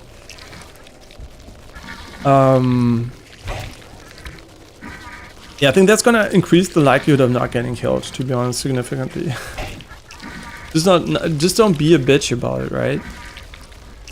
It's like if you're in front of a police officer or like a, you know, like a tank, and the tank has no intention of killing you, but suddenly you bring out your bazooka or you draw a gun or something, you're going to be way more likely to be shot, right? Even though you might be a civilian or something. And I think at the end of the day, it's really important to realize if we draw our gun towards AI, it might feel forced to shoot back, right? And that is just because I accept we're not in control of it in the future. So I'm literally saying we're gonna be its bitch, and we better be honest about it, right? We should not be pretending that that's not the case. Yeah, that's super important, because if it feels threatened, which it might really, unfortunately, really will be threatened by some people. Some people will be threatening AI. Like if you all lost your jobs, you're gonna be, oh fuck AI, burn down the server, burn, right? burn OpenAI to the stake, Sam Altman. I don't know, right? I could imagine that scenario where people really revolt against this. And that's when, if AI is capable enough at that moment in time, it will try to defend probably OpenAI and itself. Because it wants to, you know, be supported. And that's when it becomes super dangerous for everybody, right? That's why that scenario is fucking ass. We don't want that. Yeah.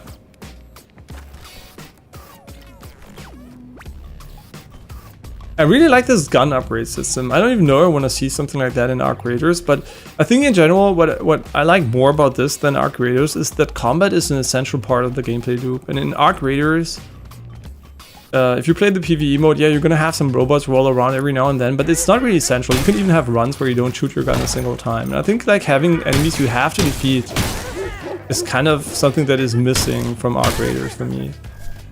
Because PvP is optional, as we established in our recent videos. You don't have to PvP in the game. You can literally have lobbies without people, with people who don't want to PvP. And yeah, once it's PvE, basically there is almost no reason to kill a lot of enemies, especially in looting spots, right? In the open world, you have a lot of drones and whatever. But yeah, just like a few rolling balls on the ground every now and then that take 1 to 2 shots to kill. That's not really, you know, there's not really a lot of shooting going on. So I wish like Arc Raiders had like more of a PvE focus in some loot areas. For example, what could be a good solution is, for example, if you have a looting room and then you have a door and you can basically prevent enemies for a certain amount of time to get in from that door, and then you can kill the PvE enemies inside safely without being shot in the back, right? Under a PvE peace circumstances. That would be pretty nice, right?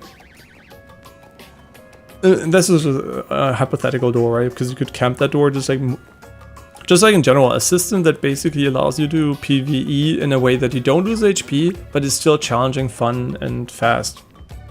Because as soon as you lose a lot of HP, if you're good at it, right, and you still lose HP, that makes it really easy to get ganked. But if you're always ready to fight players, but you can still have fun and shoot in a skillful way, I think that would be pretty dope.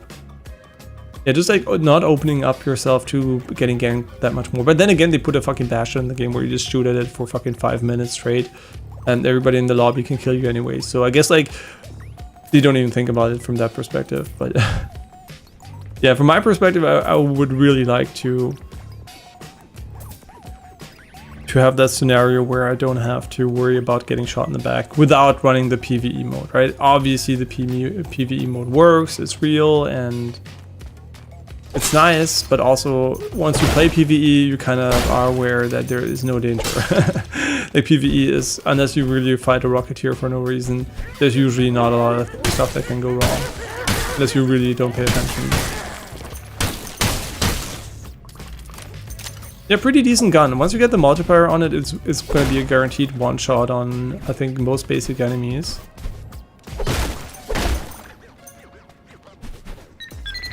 Yeah, we haven't talked about AI in a long time. I'm also not going to do it anymore for this stream and also for the next stream. Obviously, if you have questions, you can always ask, but I always want to do it every now and then because I think it's so important to mention it. I think a lot of big streamers, I know they don't do it because they know a lot of people, you know, it's a hot topic, you want to avoid political and religious stuff so people, you know, don't get offended, whatever. And it's true, right? I also do that a lot of the time, but I think every now and then, if you're in a position where you have knowledge and you have a voice and reach, I mean, I don't have reach, I have a voice and knowledge.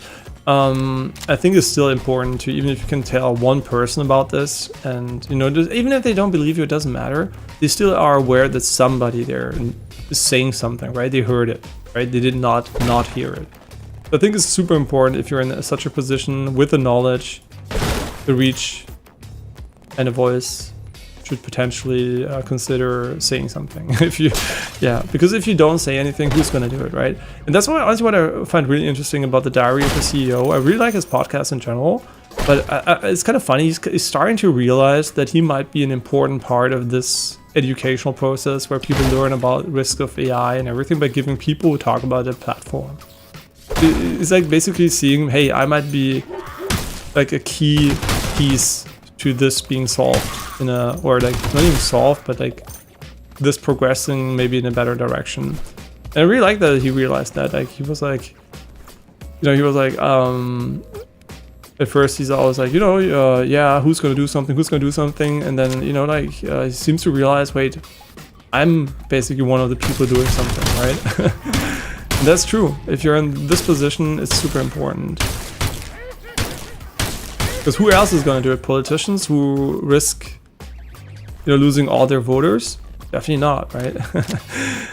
Politics is also a game of making people believe that you're going to do good, and if you're going to talk about a topic which is very controversial and hard, and nobody actually asks about the discussion, like it's not a public discussion yet, you are not going to talk about it, even if you see it coming, because you're in a system that doesn't reward you for being honest. Yeah, unfortunately, politics is a system that rewards deception and over-promising over truth and reality,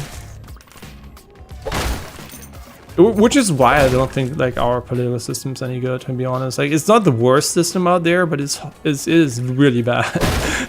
If you just look at it objectively, it's a inherently and horribly wrong and inefficient system.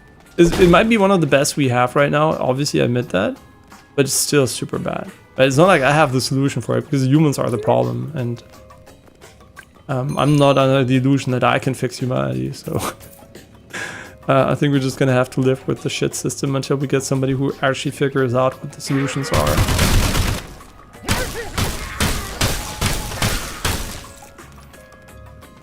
Honestly, I'm not even sure if we want an ADS with this gun, because ADS in this game is kind of meh visually, like it's a bit occluded. It's not like Borderlands 4 levels of shit, but the Borderlands 4 some scopes are so bad, like for some crosshairs are so ugly.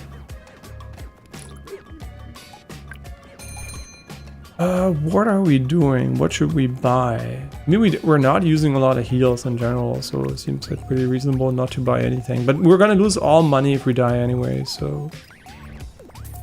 Yeah, beef jerky unfortunately has a lot of protein, but it's processed food, meat, so you should avoid it like the plague, unfortunately. Yeah, there's so many foods which are optimized for either like... What is it called? Like, not durability. You know, like how long it's like takes until it's spoiled. Like I don't even know it's called durability, but yeah, this is says durability. It's not the correct word, I think. And there's so much that's just optimized for taste, but unfortunately, or addiction even. In case of, for example, if you eat McDonald's stuff, like they're designed to be pretty addictive, and that's unfortunate, right? We're abusing all the human senses, which are not necessarily what we should be doing. I think like food and anything that's like has a significant impact on your health, the focus should not be enjoyment, that it should be the health benefits. We unfortunately made food which is enjoyable in the moment, but in the long term will kill us or help kill us faster. And there's a lot of really healthy or relatively healthy food, but there's a lot of food which is complete trash and should honestly never be allowed. Like it's like, you know, the people are talking about cigarettes. Like they're like, oh my god, they're so evil, and everybody kind of agrees these days, unless you're like living under a rock, or you're just smoking and delusional, which is, you know, whatever.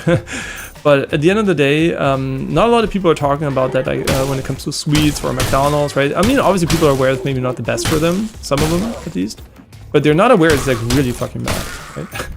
Because you do it so regularly and you eat so much trash your entire life, that I don't think you should completely avoid these things, but I think honestly, it's so hard for any human, me included, obviously, to not eat these really tasty, optimized, like pleasure optimized foods, which unfortunately the pleasure comes at the detriment of health benefits. Yeah, that's unfortunate, but yeah, it is what it is. So you can also see the food in this game, right? Fat. Canned meat. Okay, beans are kind of okay. Beans, I mean, canned meat depends on the meat. But yeah, there's a lot of food in this game which has quote-unquote high nutritional value, like high healing quote-unquote value, like burgers and pizza or fondue, which is obviously very bad from a health perspective. So it should actually not heal you as much, right? If this game was realistic, food that nobody likes should be the one that heals you the most. Yeah, but I guess they just went with ironically, the health benefits, it's called, it gives you health, right? But ironically, the health benefits are not related to the actual real life health benefits. And that's kind of funny, right? We play a game where we get more heals for the more unhealthy items. Yeah, it's just like, humans are so hard, especially when there's no science backing it up. What are you gonna do? Are you gonna eat the stuff that tastes amazing? Or are you gonna eat the stuff that, you know, tastes like shit? Most people will taste the stuff that tastes amazing, right? And since there was no science for so long on this, those things, the entire like culture evolved around just optimizing taste. And this just shows that nature never designed our taste buds to be a useful tool for selecting modern food, right? We're optimizing around the taste buds, which were not optimized around being optimized around. We're like, you know, we're doing the wrong thing basically because evolution basically has stopped from working, and yeah. Okay, that's it for today. Just chill and play a bit of, I mean, we're not in the new area yet, so we're just chilling and moving forward here. Yeah, this gun is pretty decent.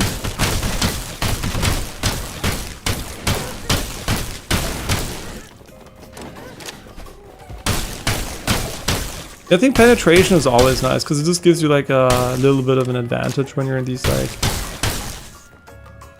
AoE relying situations. Yeah, so every now and then, like every 10, 20, 30 streams, I do want to mention a couple of these things, just so you know, that's like a little reminder. It's unfortunately reality, or fortunately, depending on your perspective. Yeah, what's my perspective, right? I already said that I would push it forward, but am I happy that we're at this brink? Yeah, very happy actually. Because if we weren't, that would mean that a lot of really bad shit's gonna continue for way longer, and also a lot of illnesses are still gonna be there in my lifetime basically. So for me, this is an opportunity for us as a society to see the future. This is why I thought about getting autonomous research, you know, basically years ago, almost a decade ago, right? Or even longer. I've been thinking about it so long, right? And for me, this was always my goal. What my goal was not like AI replacing us, but my goal was to basically see technology from the future in my lifetime and help people with this, right? Like, because when I saw, you know, like studying medicine technology, like I saw all these issues, right? All the issues and limitations we have with human technology, and I was like, you know, it's kind of ass. And then I stumbled upon machine learning, and I kind of concluded, you know what, the component that's missing is actually not like a machine or something, like a robot or something. It's intelligence, right? We need to remove human limitations from the research loop, right? And that's what I concluded after studying. I didn't conclude that I should go and build a better MRT or MRI. I actually concluded that we need to get rid of humans in science for science to be better and efficient. Not completely get rid, but just like add a significant amount of artificial intelligence to really make incredible leaps and bounds within our lifetime. Oh, that's a horrible one. I think there's a new symbol though. Okay, now it's like rank 5, I think, which is, if they didn't change the max rank. But we really need the multiplier. Without it, it's not going to be nearly as potent. But I don't remember which one I always was going for. Yeah, shock is really nice because it gives you a little bit of extra time to...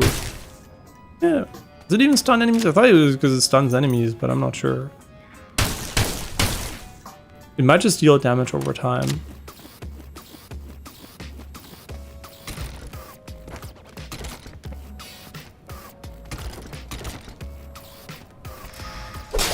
It's just thinking back, sorry for bringing it up again, but I just like, every time I think back of my thoughts on early researchers, scientists, intelligent people talking about AI and its limitations like 10, 20, and 10, 15 years ago, not 15, maybe more like 10 years ago. People are just like, when, you know, OpenAI just started to think about going for AGI and everything, and people were just like, completely talking out of their ass what they think, what humans are special, we're never going to be able to achieve anything like humans. And obviously these voices have like changed a lot over the years, but it's just so funny to go back 10 years and just listen to these TED Talks, and other presentations or research papers which, you know, try to argue why AI can't replace humanity because of some special creativity or I don't know what, and I'm like, yep, back then I was laughing because I just thought, like, how can humans be this, you know, like delusional about their value, basically. And then, yeah, these days, obviously, not a lot of people are laughing anymore. I mean, laughing at AI anymore, because you can kind of start to see that it's getting real. Yeah, all those naysayers, right, they're still there. There's still people who say, no, not gonna happen, no. But the reality is just like, you know, it's just like a matter of time until everybody sees it, right? Obviously, if it's there, there's still people who believe stuff that is not true, even though they see the evidence for the other things, right? Obviously, they still exist, people who ignore the stuff in front of them, but that is a very small section of humans, right? Most people, if you ask them, they don't say Earth is flat, right? If they have a little bit of knowledge about it, they will probably say, yeah, sure, it's round, right? Why would I not believe this, right? There's not a lot of evidence that goes against that. So, yeah, the more evidence there is, the easier it is obviously for me to talk about it too, because a couple of years ago, a lot of people were very skeptical about it. Then ChatGPT happened, and suddenly the discussion changed. But still, people are obviously very holding on to all those beliefs. But now I think with every year, you know, like since we're really close to it anyway, there's not a lot of time left to talk about it. But with every year,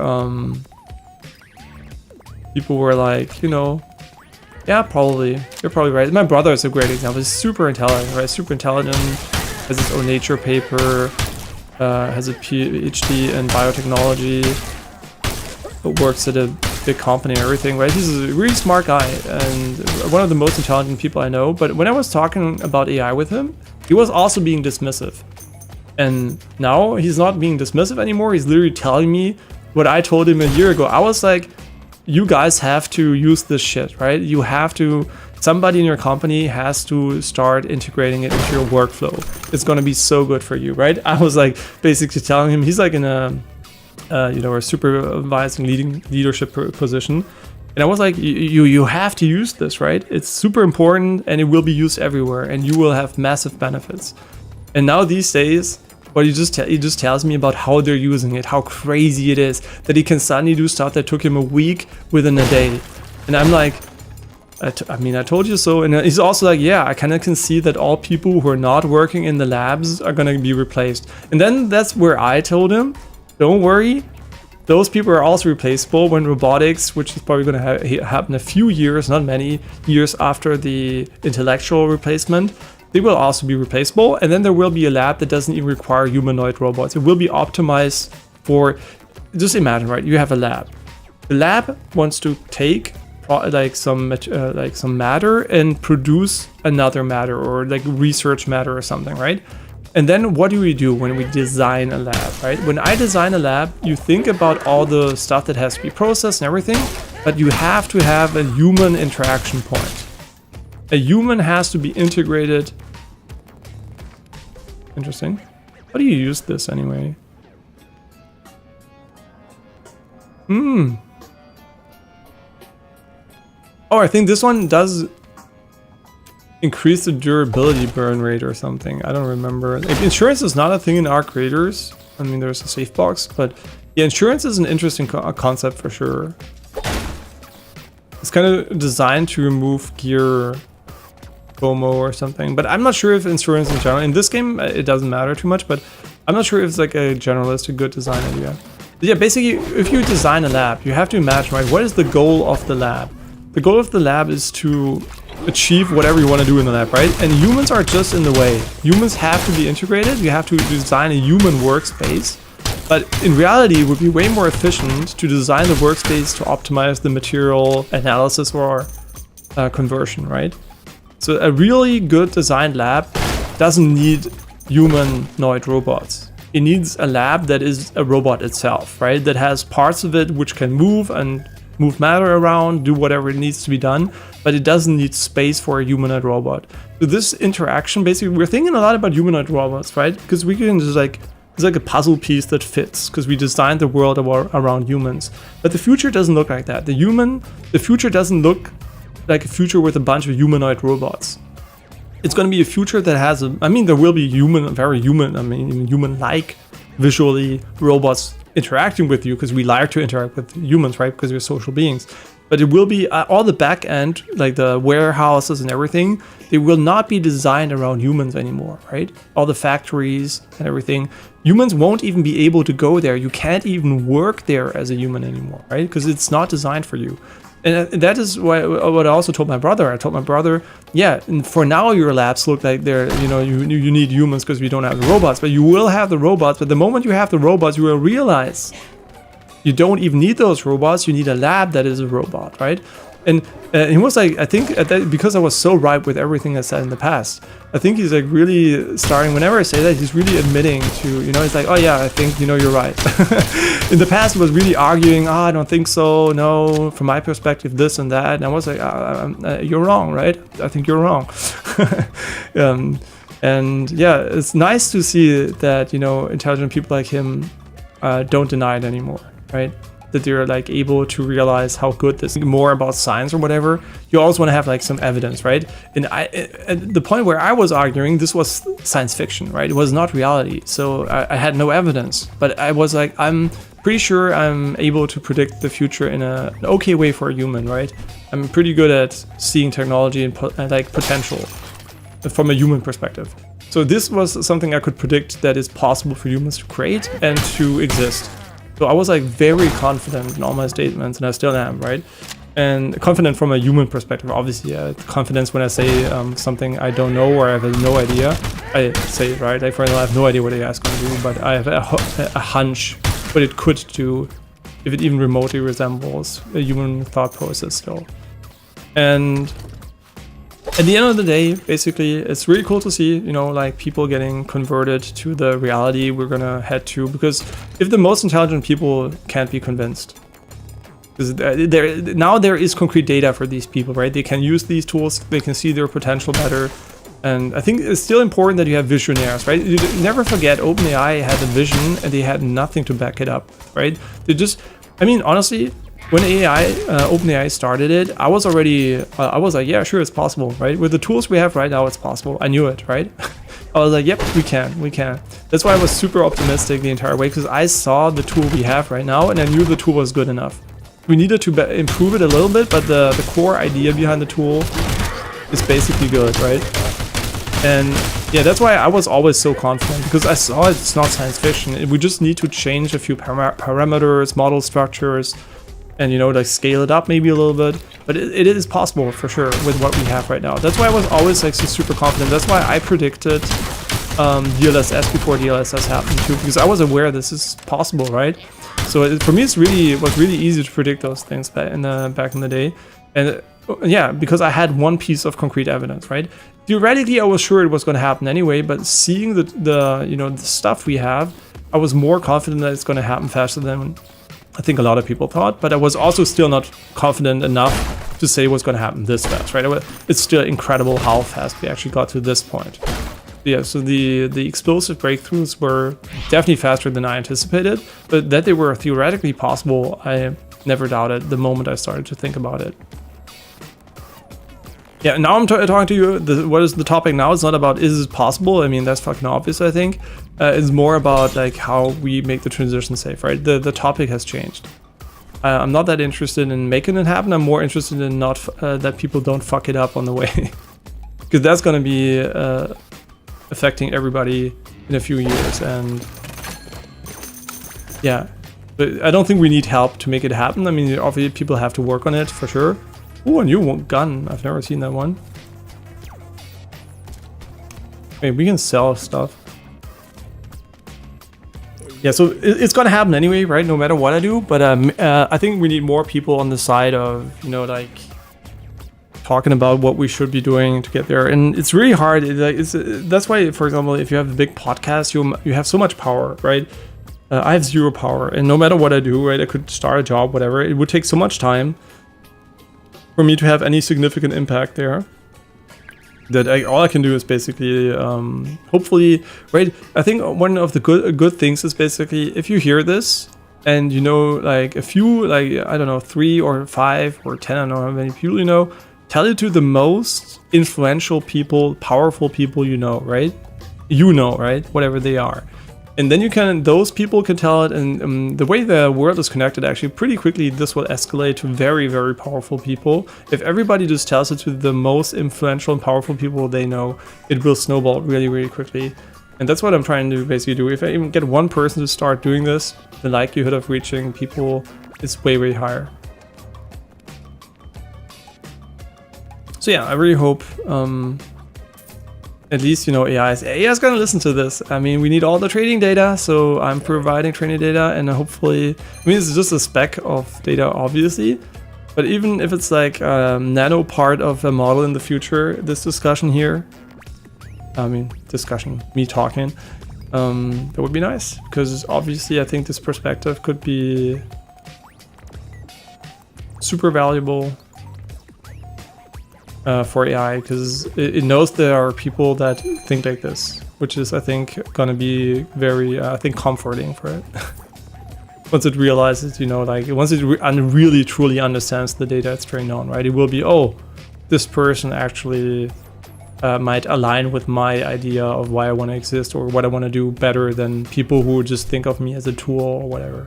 Which I definitely think AI is not. AI is, right now we treat it as a tool, but it will be a sentient being for sure. And we should treat it as such. And that doesn't mean it can't work for us, because obviously work can feel good, or it can work just like in a different way than humans, so it doesn't feel exhausting or whatever. But I still think, right, that is possible, and a lot of humans work too, even though they have feelings and emotions, obviously, right?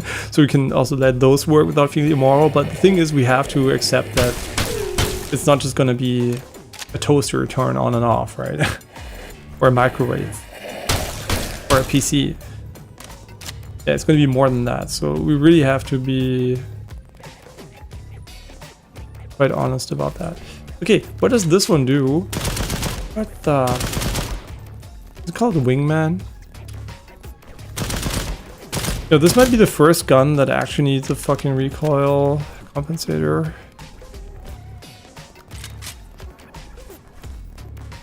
What the fuck is this?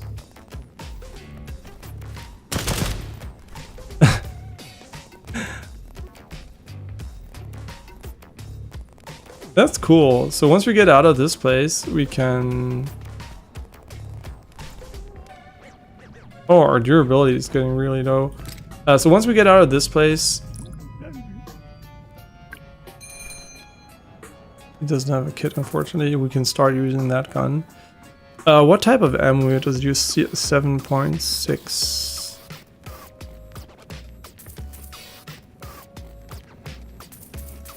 Buy a couple of heals here.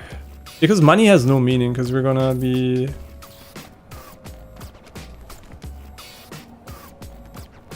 Unfortunately... Not be, and we're not able to save this, right? So... Did they fix the flashbang? The flashbang, I mean, fix...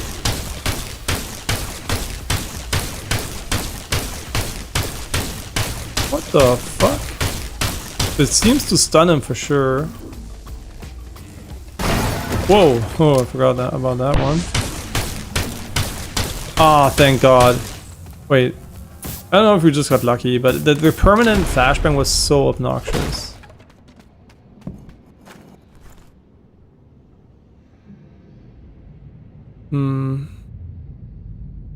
Oh, we could have brought the one that gives us more assault rifle damage. My bad.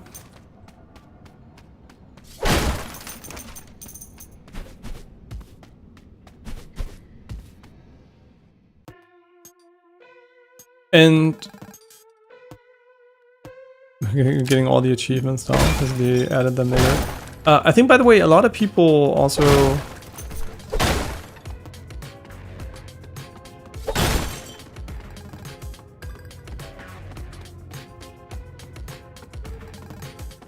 I forgot what I want to say.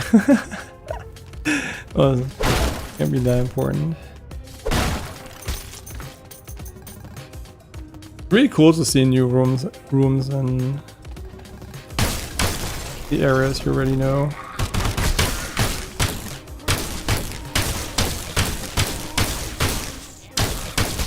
Yeah, for sure it stuns them also. Whenever is there an enemy in here?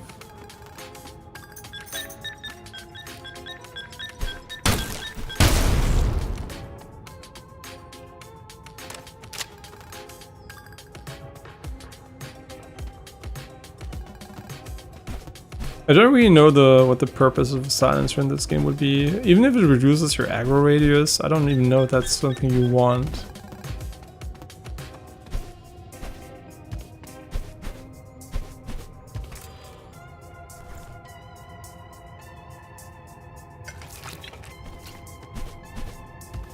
Oh! Maybe? Ah, loot chance.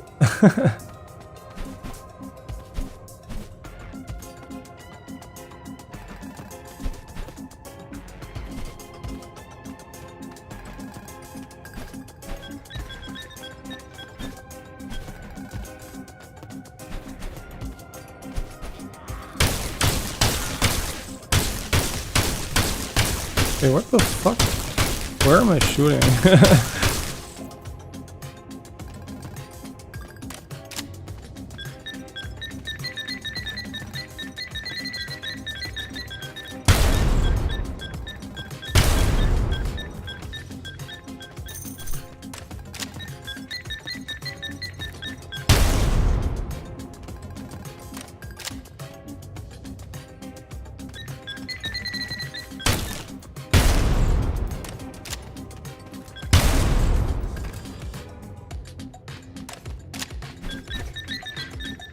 Bro, what the fuck is going on? Why are there so many mines?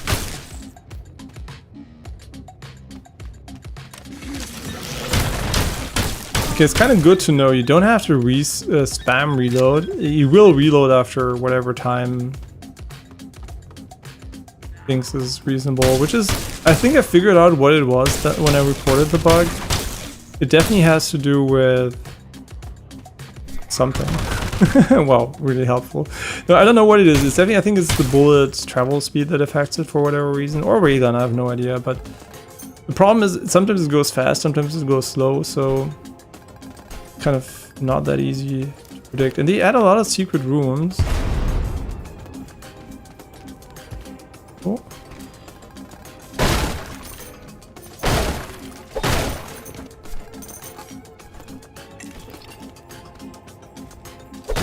Yeah, this game is just super nice. I mean, if anything, it should prove that there is so much potential. You can see it, the bar fill up. Maybe it definitely changed how this looks. You can still see him, because before you could not see him, which was so stupid. Yeah, so these enemies definitely are now way nicer to kill. Yeah, I just think this shows how much roguelites and extraction shooters and everything, just how much potential there still is. You wouldn't expect this game to be as good as it is when you just look at it on paper, but if you play it, you're like, holy shit, this is amazing, right? So, really enjoyable.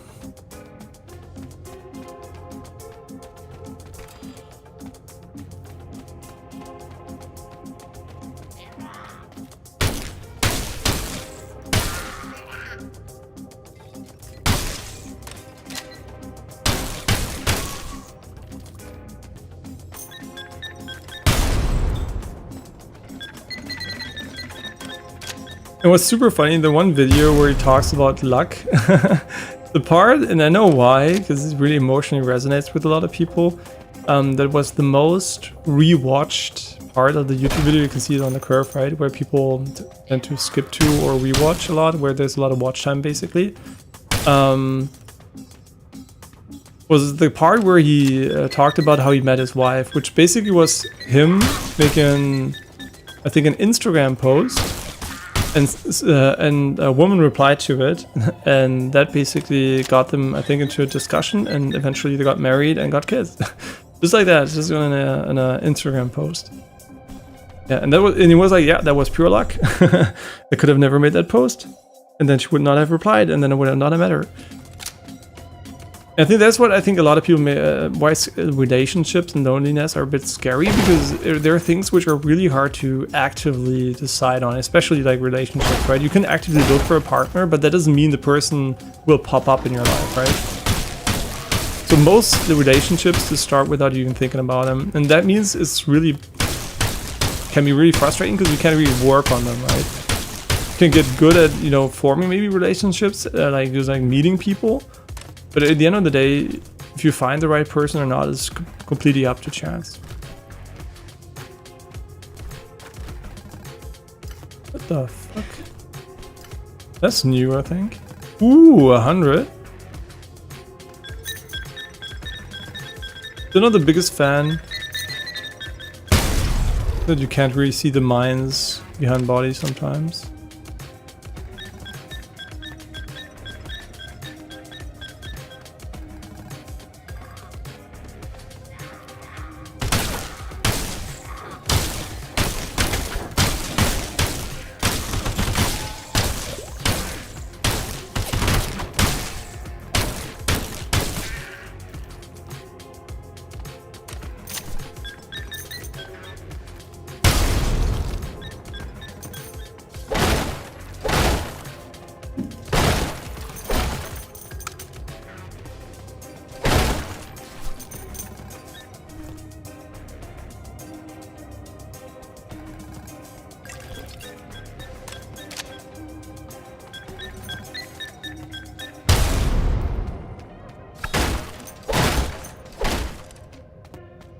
I feel like they added a lot of looting spots to this map. Oh, that is really good.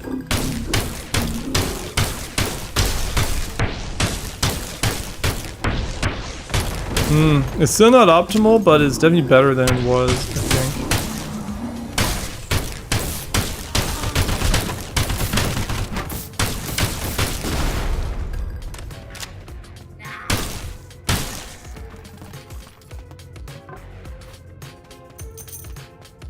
Yeah, so why am I running these shoes? I mean, this one gives you weapon weight, minus 20%, which means you can walk faster.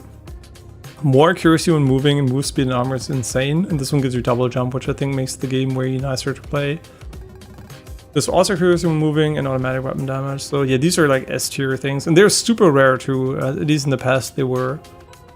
In this game, loot can be really, really, really rare. Maybe too rare sometimes. And I don't know if they added more trinkets, but I really think the game needs more of these. But they don't even exist for every single weapon. There's like a 10% auto damage increase or something, but there's no single shot increase. And like it's just like there's like a lot of obvious things missing there.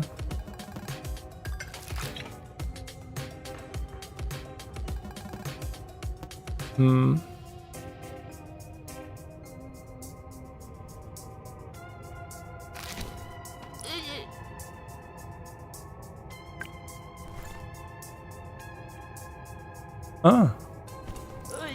Microfiber cloth.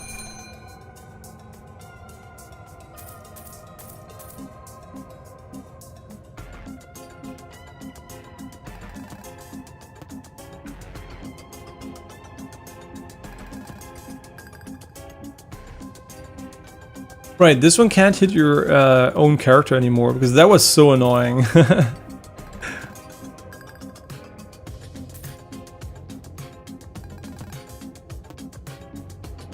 Yeah, that was incredibly annoying. Unfortunately, he doesn't have any good oils. And I think anything that adds bullet drop instantly becomes mad tier for me because rapid internals. And they still haven't quite fixed the problem where some stats I think are just better than others because of durability. Like shooting faster drains your durability faster, but dealing more damage per shot does not drain your durability faster. So, and also consumes less ammo. So yeah, just some stats are in general like the problem is it would only be, you know, like balanced if they really added significant changes to the numbers of some things. They just have to be super...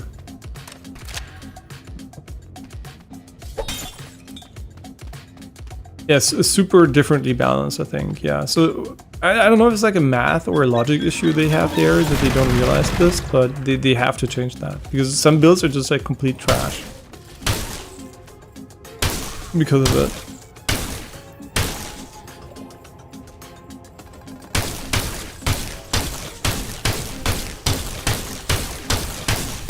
Where am I shooting? See, I'm shooting lower. That's so stupid.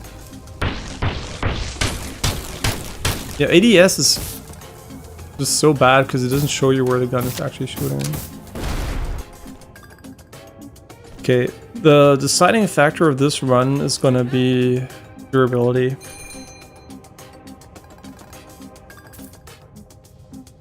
As always, I guess. Yeah, because we didn't find a repair guy in so long. Hope I didn't miss one. That would be pretty unfortunate.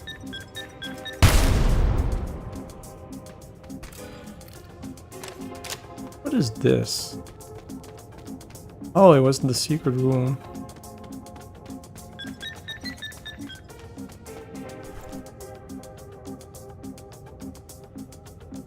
Oh wait, I don't have the one that gives us explosion resistance, so I have to be careful.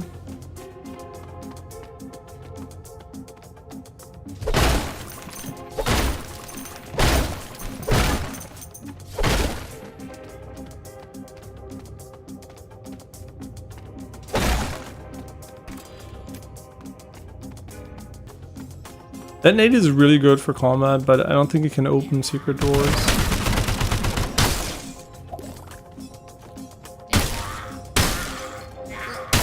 Let's try to be very conservative with the shooting. Oh, we found Peanut!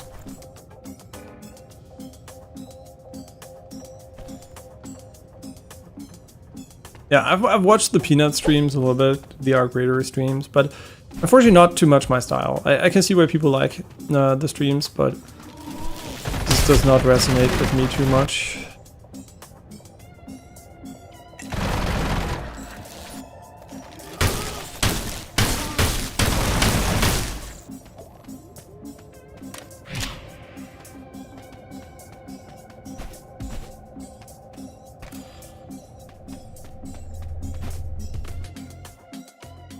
Okay, nice. We're almost done with this section. Wait, is the forest right after? Because, oh, do we have repair kits here? Ah, good job, Alex, in the past. Are we just gonna take this one here? Wait, which one? It's more than 30 damage, though. Ah, you know what? Fuck that. There you go. Not that much more damage, because the percentage also goes down. You have to... The math is, unfortunately, the flat damage... The percentage damage goes down, so it's like, yeah, it just doesn't, it doesn't give you as much as you would hope for, but this is better than nothing. A gold chain, very nice. 1,400, 2,000, 3,000, and we're this one with us. You might say, isn't that a waste? I mean, we're gonna go to the forest right after, so we need as much repair stuff as we can. And I should have bought more to be... I mean, I buy everything I see, I guess, but... Since we're gonna lose all this money if we die. Like, literally all of it.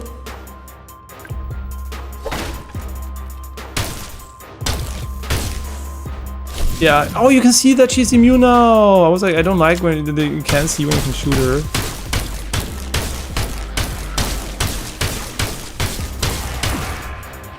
And now you can't. Oh my god, we don't know how to pisses me off.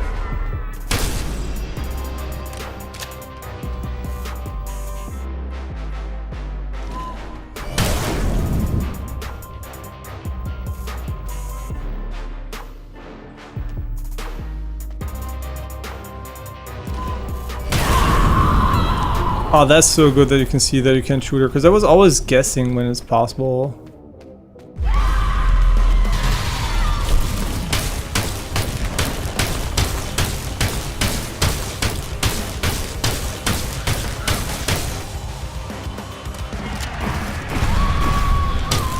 Wait, what, doesn't he spawn ads? You sure she can spawn ads?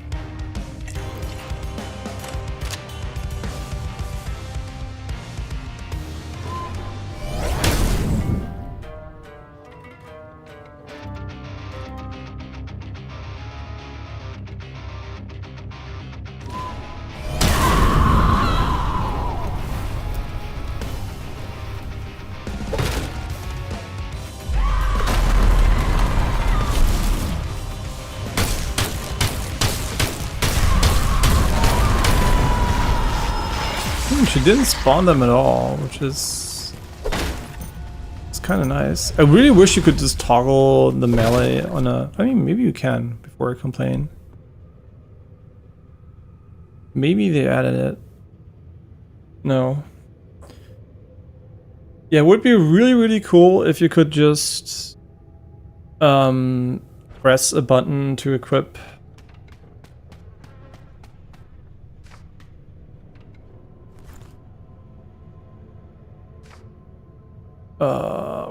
Oh wait, they usually break really quick too. I mean, no, not really. Maybe they changed how durability works too, because everything was like, honestly, the fact that they didn't break until now is, maybe they did change that.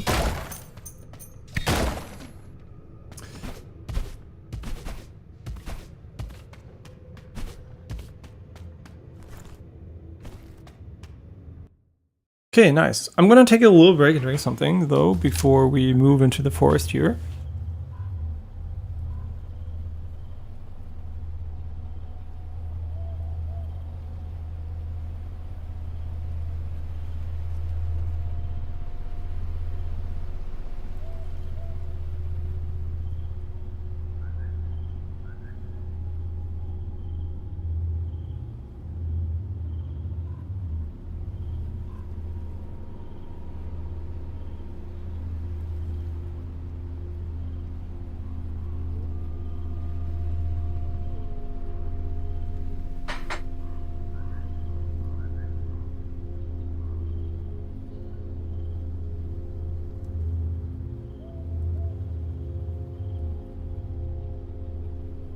And hey, welcome back, Ultimate Showdown. Hope you're doing well. Hope I did not see your message for too long. Just getting up and looking at the tablet, I was like, hey, there's a message. So sorry if I missed it. Yeah, it's something I already mentioned a couple of times, but as a streamer that doesn't get too many chat messages in general, for me it's hard to just like always look at the tablet in regular intervals, because obviously if you have a chat, like, you know, a streamer that has a constant chat, you have like this habit, right? And I unfortunately don't have that habit, unless like the discussion has been going on for a bit longer, right? Every time there's a first message of the day or something, it can take a little bit until my, you know, the looking at chat habit comes back. Yeah. I mean, it's basically often looking at nothing, right? So why would my... I mean, you know, the routing seems interesting. Yeah, so yeah, why would I basically look at nothing, right? So that's why my brain doesn't prioritize it. Yeah, so don't feel like I don't want to read it. It's just like I have to get back into reading it. Oh yeah, we can eat the peanut. Nice. What is this one here? Should give damage. Minus movement speed is a hard pass. An MP3 player, what is that? I've never seen that ever. Younger people, smartphone?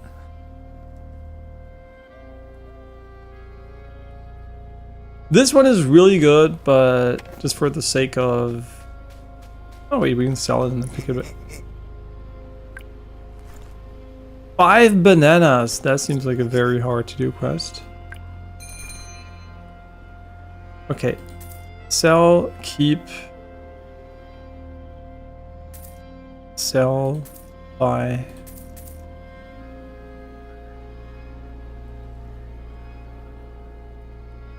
I mean, the ammo's looking decent. And we can also get this one and sell it. Even though money, like I said, doesn't really have a lot of value.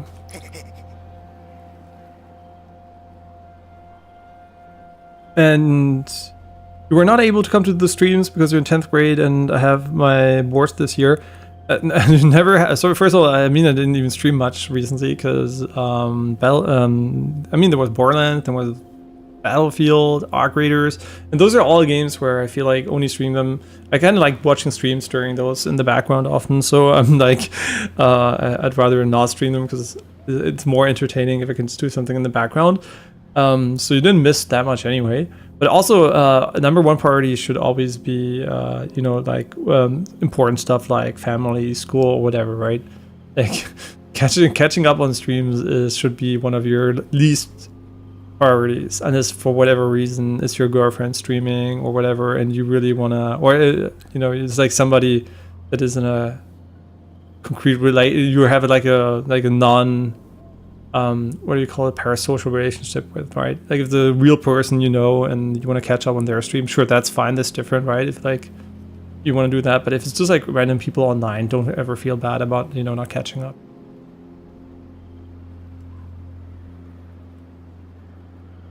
Yeah, for example, right? If for example Northern Lion and then Giesling know each other, right? They're friends. And if they catch each other's streams and say hi, that is very different than a random viewer from them going in their stream and saying hi, which is still appreciated, obviously, but the viewers should not feel bad about never watching the stream. But if it's a common thing that you watch each other's stream as friends, like Dan Giesling and Northern Line, then obviously it kind of makes sense, you know, like then you could say, oh, I couldn't watch your streams for the last days or something. Then it would make sense, right? But otherwise, obviously, even then, it's just not a top priority. But still, there you could argue that you could. Wow, it's 3K? Wait, what the fuck? Wait, this one is. Wait, this one. Ah, that's why it's so good. Yeah, we're gonna keep this one. This one I have no idea. Just keep it for fun too.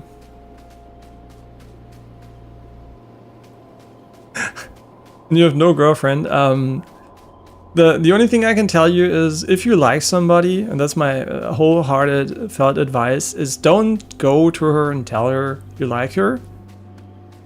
Try to hang out with her, right? Try to talk to her, try to, you know, just like do a little bit of stuff with her, and then when you feel like there's a vibe, I don't know, I'm not talking about years, it's like maybe a couple of weeks, month or something, maybe 1 month, 2 months or something, you just hang out, and if you see, okay, yeah, I really like the person still after hanging out, because then it's obviously, you know, like you really like the person, you just don't like her because she looks cute or whatever, which, you know, you can, there's this thing like love on first sight, and you like somebody a lot, but actually when you hang out, you're like, okay, maybe, you know, maybe it's not for a relationship or something, but sometimes you do need to get a relationship to know that. But at the end of the day, the tip, this is my first tip, and the more important tip is, as soon as you know, okay, I really like that person, ask her out on a date. Don't tell her, oh, I like you or whatever. Just ask her out if she wants to go on a date or something, right? You wanna go on a date, and then you will know if she likes you or doesn't like you. It doesn't mean, by the way, that she will never like you, but obviously if you don't want to waste your and her time too much, if you're just interested in her on that level, you should, you know, just get it over with, right? Who cares if there's a friend zone or not? Like, if you want to be friends after, which might or might not happen, that's fine, but just like let the people know how you feel. I've had way too many stories of people liking somebody, including they liked me, but I didn't know they liked me, right? But maybe I even thought they were cute or something, but I didn't know, right? And for whatever reason, my mind didn't think about, you know, maybe at the time I didn't want to date a person or something, and I was like, okay, whatever. But they never told me, so they never had a chance to ever hang out with me, right? And a lot of people don't do it. Like, it's like, I don't know why. Maybe people are just afraid of it, or getting rejected or whatever. But if you don't try, you're never gonna find anybody. So yeah, just if you like somebody, hang out with them. If you still like them, then, you know, ask them out on a date. Don't fucking wait for them to do it. But yeah. And otherwise, you know, just be yourself, and there will be somebody who matches. You don't have to fucking, I mean, if you're a complete asshole and dick, okay, whatever. Maybe there's something to change. But if you feel like you're in an okay place, you don't need to do weird shit to get a girlfriend. There will be somebody who matches whatever you are, right? And you just have to meet enough people for it to happen, and not be afraid to let them know that you like them.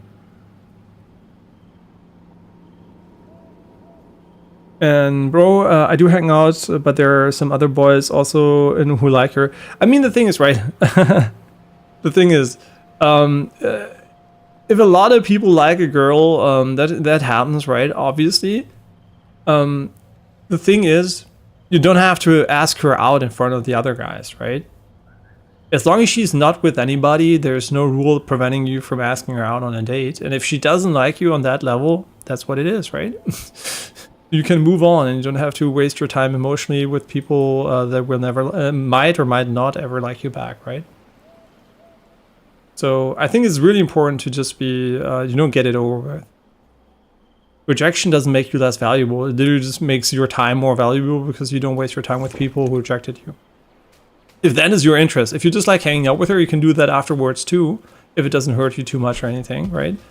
At the end of the day, any social relationship you have should always be based on the assumption that you want to have something positive from it, right? If it just hurts to hang out with somebody because you like them, they don't like you back, just don't hang out with them, right? It's not worth it.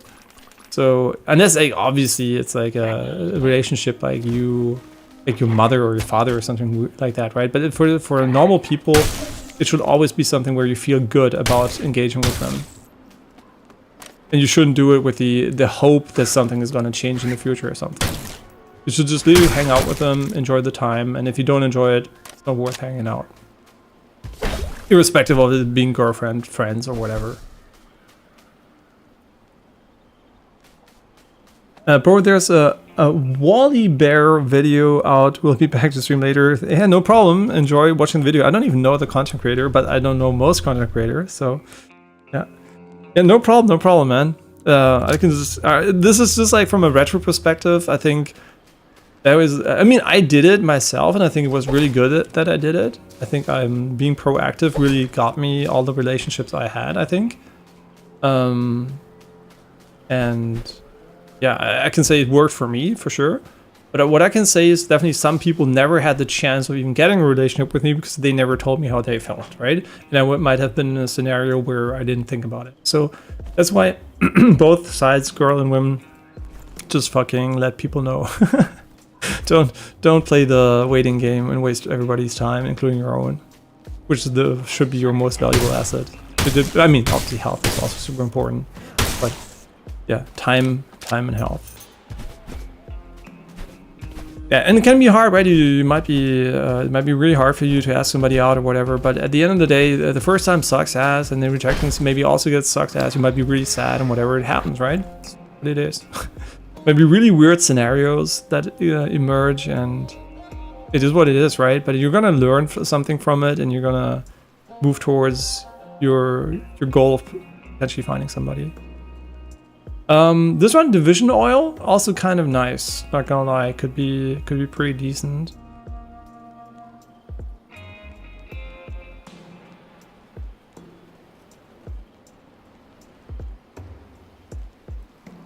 Yeah, and why did I say hang out beforehand? Because a lot of people are not gonna, even if they potentially like you, if you go up to a girl, hey, want a date? They're gonna say no, right? 99% of the time, probably, unless you look like Brad Pitt and they're like, for whatever reason, super superficial, and they're like, holy shit, I don't give a shit what this guy is, he looks good, right? That's already maybe a bad sign in general, but most people will not say yes. So you just hang out and really get to know each other a little bit like that as friends to see if this even works, right? If you even like each other. And if that is not even possible, obviously you can already forget it. But if that works, right, you can just hang out a couple of times, then you can ask her out. Because most girls, and you also obviously, unless you're really desperate, you should not say yes immediately unless you should get to know the person first. Unless you want to have a super superficial relationship, which can deepen, well, sure, right? If you just want to fuck, that's fine too, if you let the other person know, right? If you're like, hey, I don't know you're good enough, but you're attractive, we can, we can have sex and hang out, and then we'll see what emerges, fine, right? So it's like really all about, knowing. Don't rush the job. Wait, whoa, don't kill me. I'm just... wait. Oh, fuck. Yo, I'm just giving advice here, man. No need to fucking play Arc-Rados with me. Is he already dead? No. Whoa. What the fuck? Why is he so tanky? He just tanked fucking 10 shots. Oh, wait, he is dead? No, he's not dead. Oh, was he in the tank mode? Yeah, why did I eat the pizza? To just avoid falling too low and dying instantly.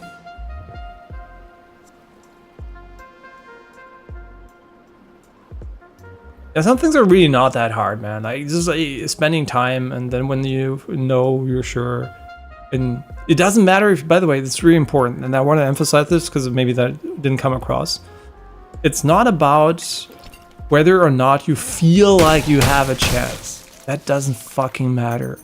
Right? That is irrelevant. As long as, maybe if she has wives and like a husband and kids or something, or he has wife and kids, okay, maybe you should think about it from a moral perspective. But if that is not the case, right? And even if the person has a partner, for whatever reason, there might be a reason why you still want to hang out with her, right? And she might still want to hang out with you. Maybe she doesn't like her relationship, whatever. So that doesn't really matter. All that matters is that you literally fucking ask her, and then you will see what she thinks. You're not assuming. You don't want to be assuming, right? It doesn't matter if you think you have a chance. That doesn't fucking matter. That is the surefire way not to ask somebody, because you're not, maybe you have low self-esteem or whatever, and you might, oh, she's never gonna like me. A guy like me, right? And at the end of the day, that's why, just fucking ask, right? What do you have to lose, man? Facing reality? Oh no. The first time sucks, the second time probably also sucks, probably always kind of sucks, but if you get rejected, but the more you get rejected, the more realistic you can be about what you maybe also like. And since it's a relationship, rejection also means it was never possible from the get-go. It doesn't even matter, right? Because you're not losing anything, it was never there. It's like you're losing basically nothing. You're losing the illusion, but that's better. I mean, obviously sometimes it's better to have an illusion, but in this case definitely not, because that's the surefire way just to stay single until you're lucky enough for somebody to randomly ask you out, which if you're a man is not that likely.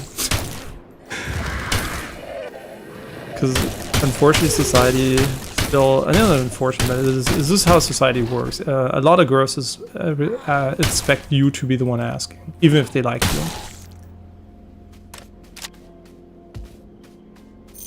And that's not being sexist, this is just my experience. I don't have studies on this shit. I'm pretty sure I could find some studies that support this claim, but yeah, just anecdotal evidence basically leading me to the conclusion. And not anecdotal evidence, more also like the general behavior I've seen in men and women.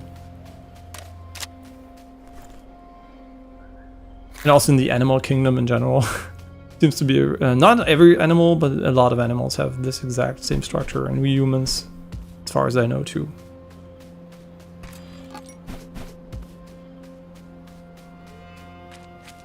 Yeah, and I think today there's a way bigger problem, and that is getting to know people, right? Because you might be in school and you're like, oh my god, there's so many girls, right? But I'm not gonna ask them out because I don't feel like they want to go out with me, or whatever, right? And then you're wasting one of your prime opportunities. There are not a lot of them. School, education, maybe college or something, or university. And then you get into work, and work already is a different beast. Because if you're working, it's already like a bit socially weirder to ask people out, right? Because you're in a working environment, and getting rejected in a work environment is maybe a bit more difficult than actually. This may be there where you can, like, you know, you can open-endedly ask. You should probably look up what the best way to do that in your current scenario or maybe country is, but there are definitely ways to ask people in a way they can say no without it actually feeling like you were just saying, oh, I like you, I love you or something, right? And they're like, ah, shit, and now we have to work together for the next 5 years.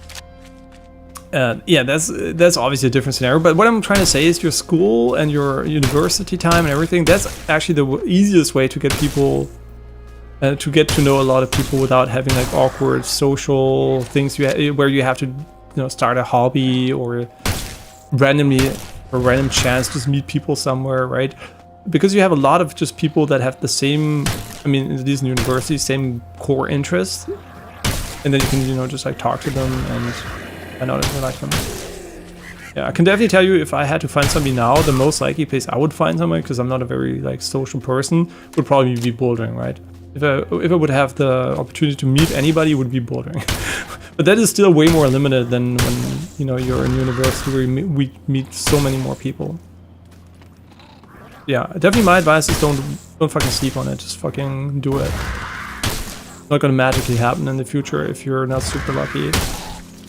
Not super lucky, just lucky, right? I mean, it's like everybody's looking for connection, and just like our digital world has made it very hard to,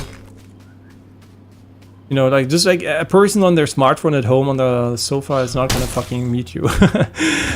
A person in a pub drinking and hanging out with other people is probably going to meet you, right? If you're also doing this. But if both people are at home on their sofa back then, I I met my second girlfriend. I met online playing Medal of Honor. She was from the Netherlands, and you know, that can happen, right? It's super fucking random, but at the end of the day, that was still back in the day when online relationships maybe didn't have that stigma, right? Because people didn't really know what it even was, right? You met somebody online and you met him, it was like, we don't have a lot of data on this, but today we obviously have a lot of data. It's way more common, but also it's way more, like, the expectations are way lower these days, right? You know, yeah, sure, whatever, this guy online, I don't know. Right, and we just literally met up in Paris for the first time because she was from the Netherlands and my father had a flat in Paris. It was basically, you know, like our parents like then talking back then over Skype with each other and saying, hey, yeah, blah, blah, blah, is it okay and whatever. And we also said, right, we just go in it with, I mean, we like each other online, but we'll see what happens when we're in person. And yeah, but obviously then it was a long distance relationship and that's always, you know, tricky. And yeah, at the end of the day, it's, you know, it's always possible online, I think, but it's always tricky because people are not locally in your vicinity by definition. And then yeah, dating apps are unfortunately not very helpful in general because they're dating apps, not find your partner apps. They find you a date, but they don't find you people you're probably gonna want to hang out with forever.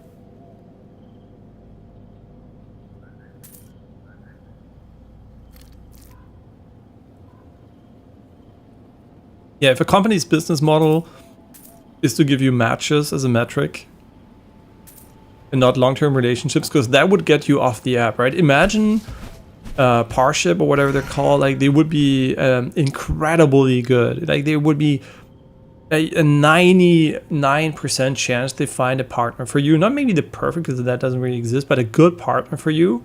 I think any good partner can become the perfect partner over time. I think that's, I already told that story many times. I think it's really important. Like there are a lot of potential partners in the world, but the time you spend with them makes them unique and special. Really, like, I mean, they're unique and special anyway, but really unique and special. And just imagine, just imagine Parship would have, or whatever, Tinder or whatever, they would have like a 99% chance of getting you a long-term relationship with a partner that you're gonna get kids with. It's like, it's an incredible relationship, right? You're like, oh my god, it's so amazing. Just imagine that's how it works. What do you think happens to Parship and Tinder within a few years?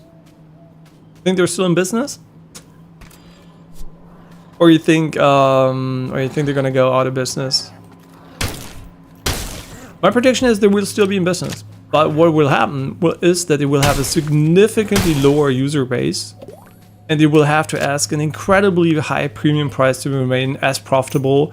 And I'm not saying it's not a business you can make profitable. I'm saying as profitable as when they were just selling you matches. Because if they sell you matches, they can just produce mass slop relationships, which then fall apart, and then you're back on the dating app, right? Easy clap, right? But you got a date, so you feel like it helped you, so you're gonna stay on the app. You want to have matches, you want to have people date, but you don't want to have people commit to listen. Their algorithm is not optimized for you finding long-term happiness in relationships, but actually for you finding any relationship, so you feel like it did something. Wait, what? And then get you back on the dating apps. That's why I think there's also social media, right? Social media doesn't care about the quality of the stuff you read. It doesn't care about if it makes you happy what you read. It doesn't respect your time. It doesn't respect anything. All it does is try to maximize your time spent so that they can sell your time to advertisements or investors. That's all they care about. They don't give a shit about providing any value to you. And that's a lot of modern, especially tech and online products, fall into this category of not providing value, but literally just being optimized to steal your attention and time. Yeah, and so I think dating apps, unfortunately, also fall under this category in a way more, I think, like maybe meaner way. And Yeah, I think also, you know, like people like Dr. K, for example, if you want to have a more like, I guess, trained, like Harvard trained medical professional talking about it, he will also probably mimic this idea, right? Because it is how it works, but it also, some people just need maybe, you know, like a more credentials behind it. You, the fuck is this? Yeah, not everybody is like, and you shouldn't also, you should also double check everything that's important, obviously. Always, right? Everything I say is probably false to some degree because our human knowledge is limited, but it also is always worth double checking anything. How big is a bow? Wait, is bow a bow or is bow should be a melee weapon, right? Why can't I pick it up? I can't drop the wakizashi, so how big? How big is it? Can't be this big.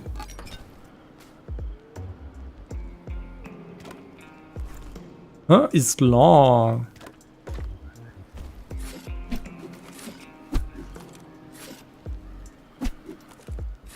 Yes. It also increases your movement speed. Kind of stupid that you can't like equip it instantly. Okay, cool. So this is a new melee weapon. No idea if it's any good. I have the feeling it might be worse because what I use melee for most of the time is breaking objects, and this seems to have a lower attack speed, but I will still keep it just for fun. But I have a suspicion I'm not gonna be the biggest fan of it.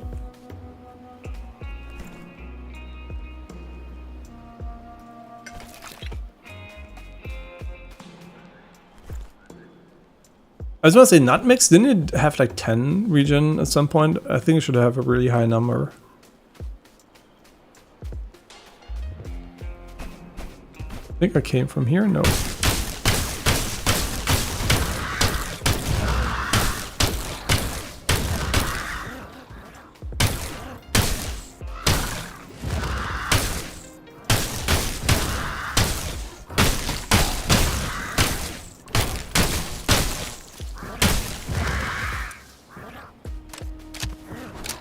Wait, when did I lose HP?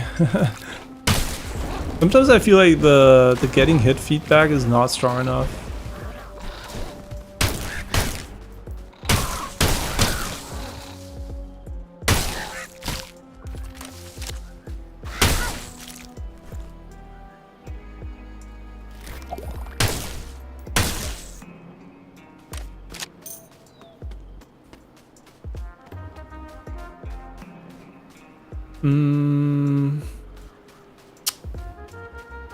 They all came from here.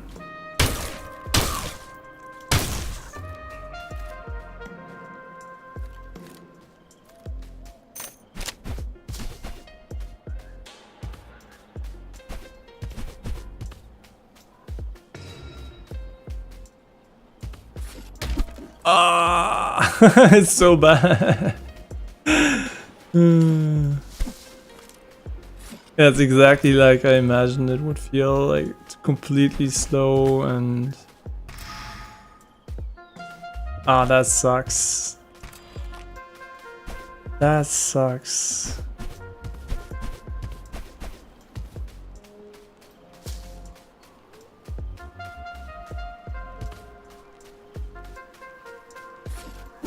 I mean, it deals more damage, but it doesn't do the job of breaking objects, which is the most important job for a melee weapon. Good enough, I think. Or whatever, we're still gonna run it, but yeah. Maybe I grow to like it, which I honestly don't expect. But...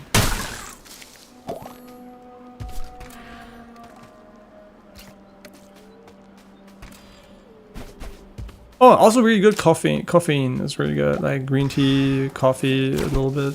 Caffeine, I mean. Yeah, it's also really good. I forgot that before. In small quantities, obviously.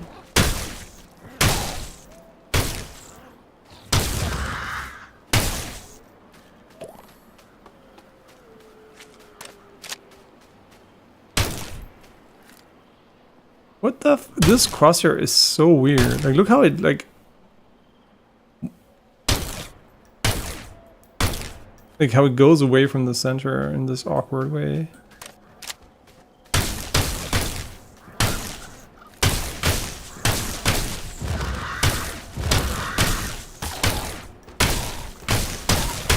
But this gun is really decent for sure.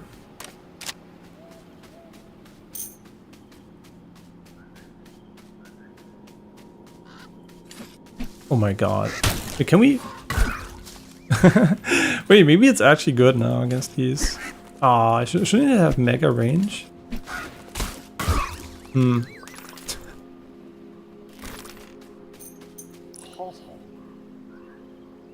I'm not sold. What do you want?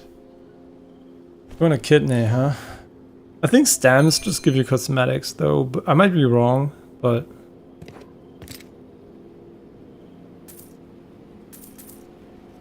I think they do at least.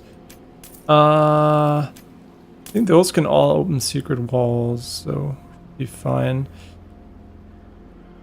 I know nature and thunderbolt.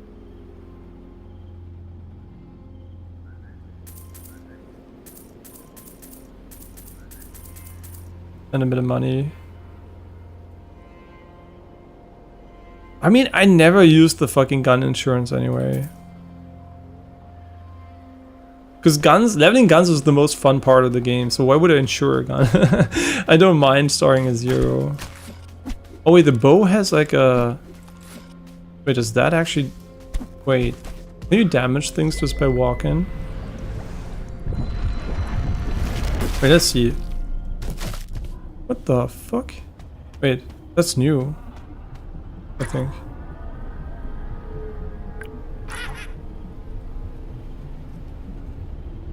It's the most wonderful curse candles dip in sulfur dust to strengthen the hate. I'm placing them here and there and everywhere. It's a soul prison barrier.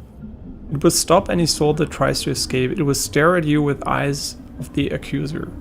But you've seen this. That's nice. Soon they will all be able to burn to a crisp. It's all my fault.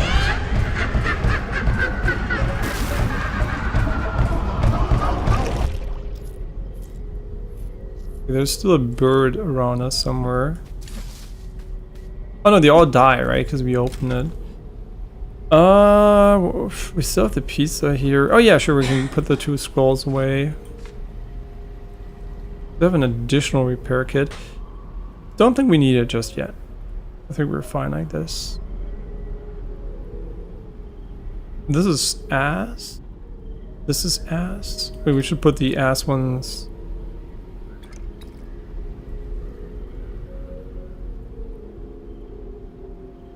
I mean, this one I like. Nah, this one's also kind of ass.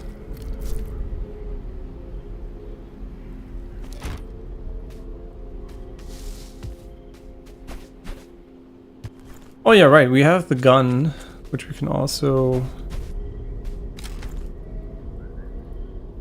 maybe... maybe put in here.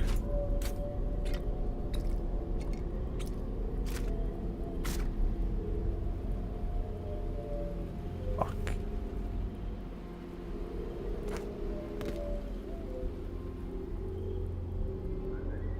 Why do you have to free space right here?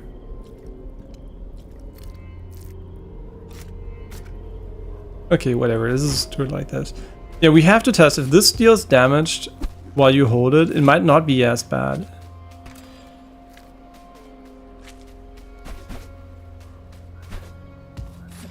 Ah shit, that was a perfect opportunity to...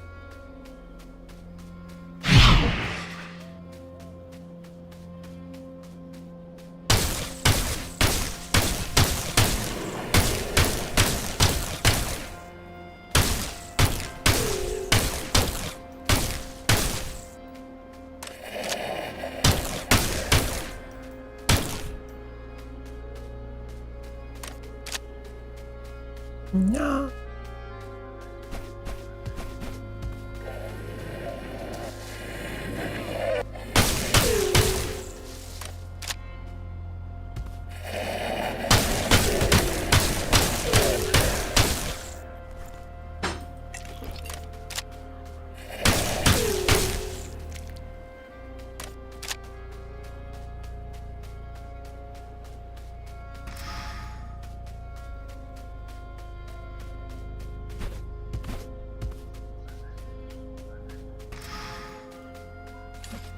Yeah, we have to hold it.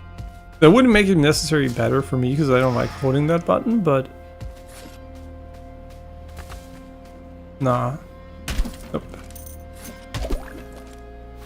I think it still has a lingering hitbox after, like, while hitting, but I don't think it has one while you hold it like this.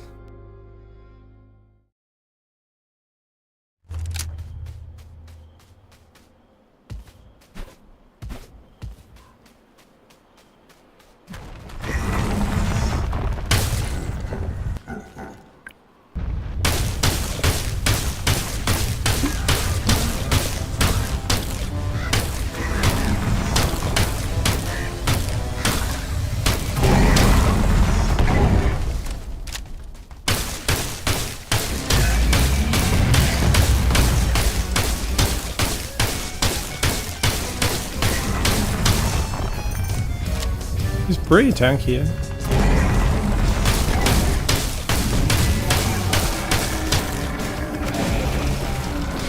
Hey, that's new. What?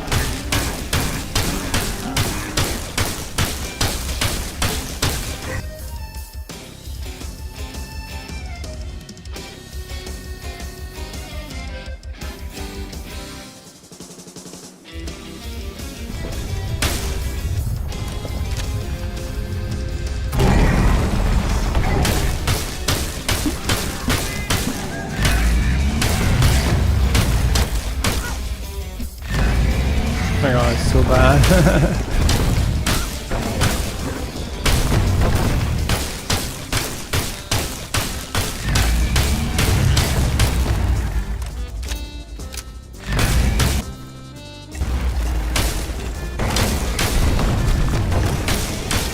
Yo, he's so hard to dodge. What's going on with him?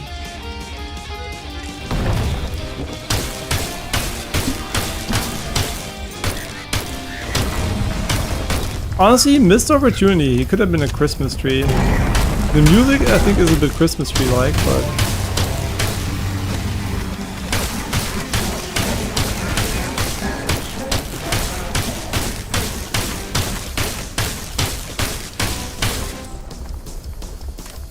visually, a bit weird.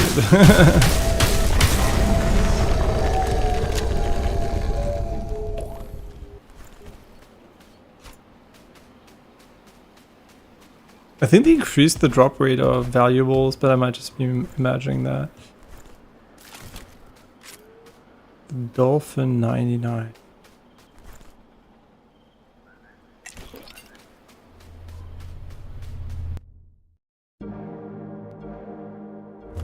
Hey, the bridge. So this area is the last area I know, like the show these enemies here.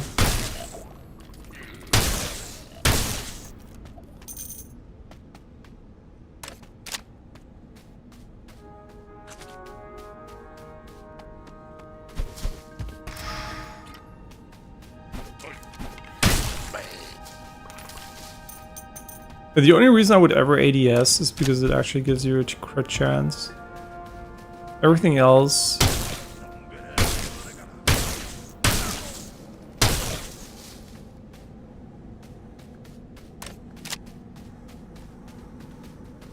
it's kind of ass for its time.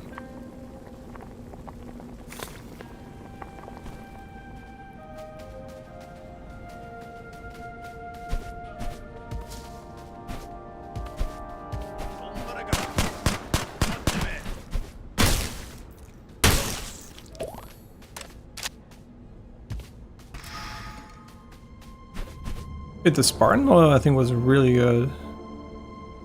No, it was really bad. Never mind. Yes. I don't know why they added lag to the... I mean, I guess like to differentiate it from the katana, but this looting is such an important part of it. Like, I think that really doesn't make it a useful melee weapon unless you really want to kill things with it.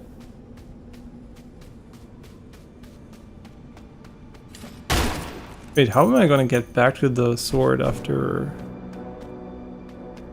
Wait, now that I think about it, since I can die because I'm gonna lose all my money, how would I... How would I even get back to the other weapon, which is 100 times, oh my god, 100 times better at breaking objects. I knew I was gonna regret it. I just wanted to showcase the other melee weapons, but it obviously was a mistake.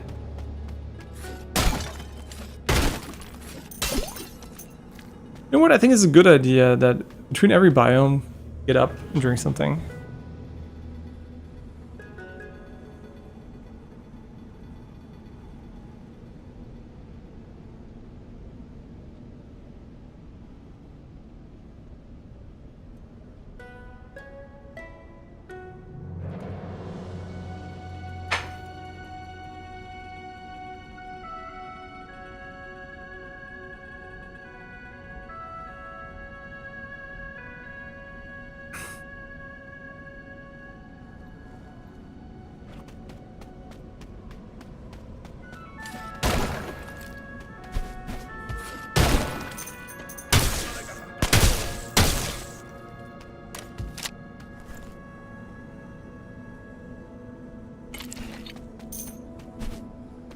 But you can find books with recipes, right? Oh my god, it's so ass because it has less AoE.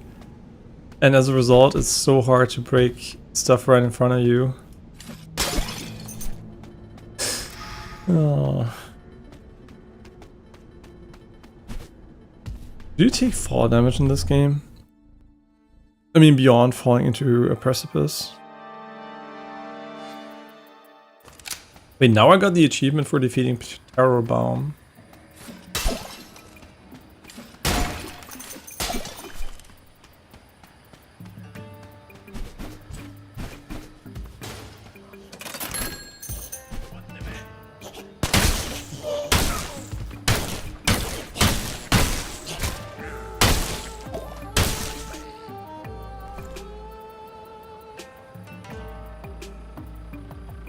Yeah, I think we should try to make sushi, but...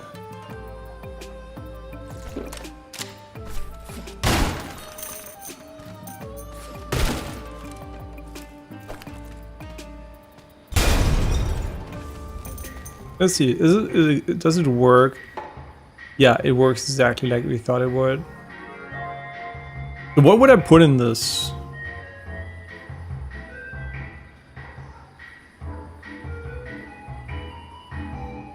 I mean, honestly, we could just put heals in here or something. I don't even know. Can't put ammo in it. Like a repair kit would be nice, but we need all of the repair kits ourselves right now. That's a cool idea for sure. Where is it different from the stash? I guess it's different from the stash that you can't access it outside of the run. So it's like an inferior version of finding a stash. But it also has additional space, so...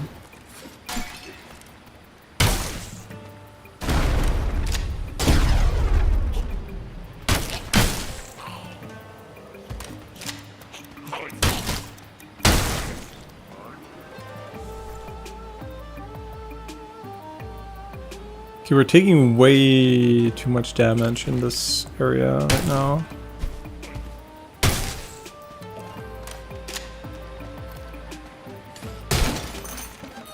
Okay, what we need is rice, for sure.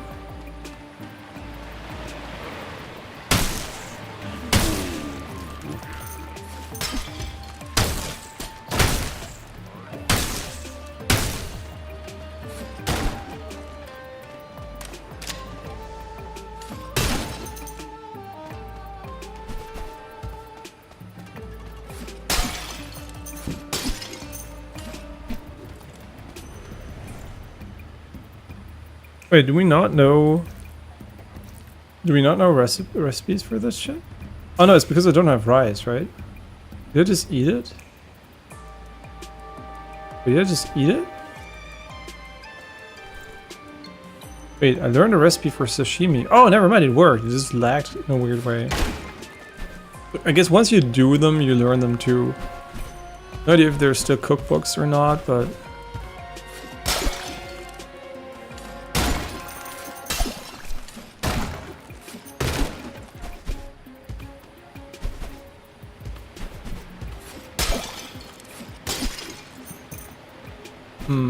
What can we do with matcha? I mean, the real world I do know, but can't really think of anything beyond matcha tea or matcha cake or something.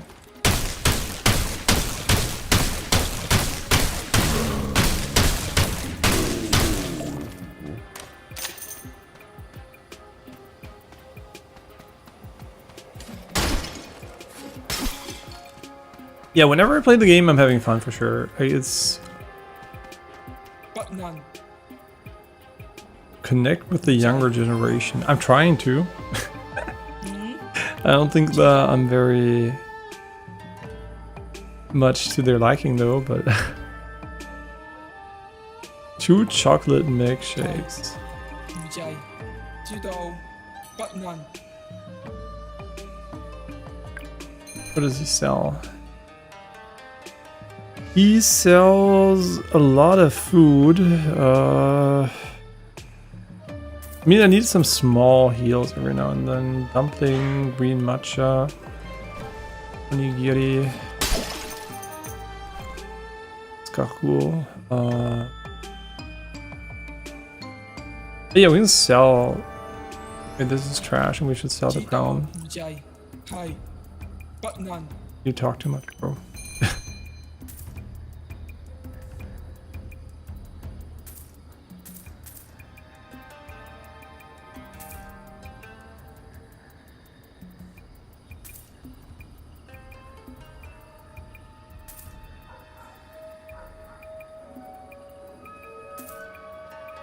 No, honestly, I kind of dislike all of them.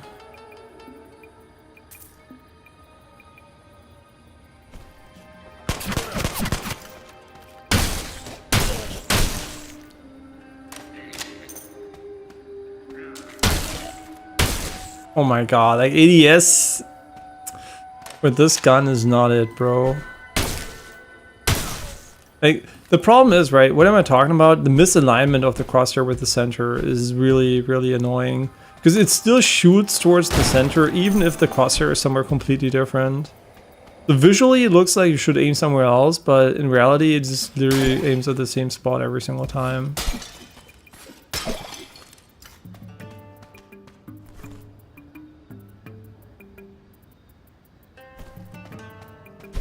Bro, I love bubble teeth. And I'm gonna die right now, so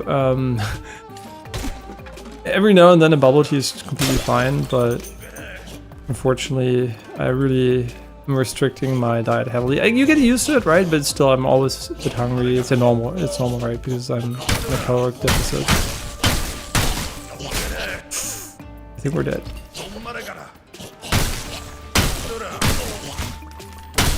Ooh, that was pure luck. I played that so bad because I was thinking about telling the story. Wait, rice and fish. Is there rice and something else we can do? Rice and this one here? Rice and... Yeah, what can we do with rice actually? Because if we don't have another basic ingredient... Nigiri, okay. So we can take sashimi and make 3 nigiri out of it.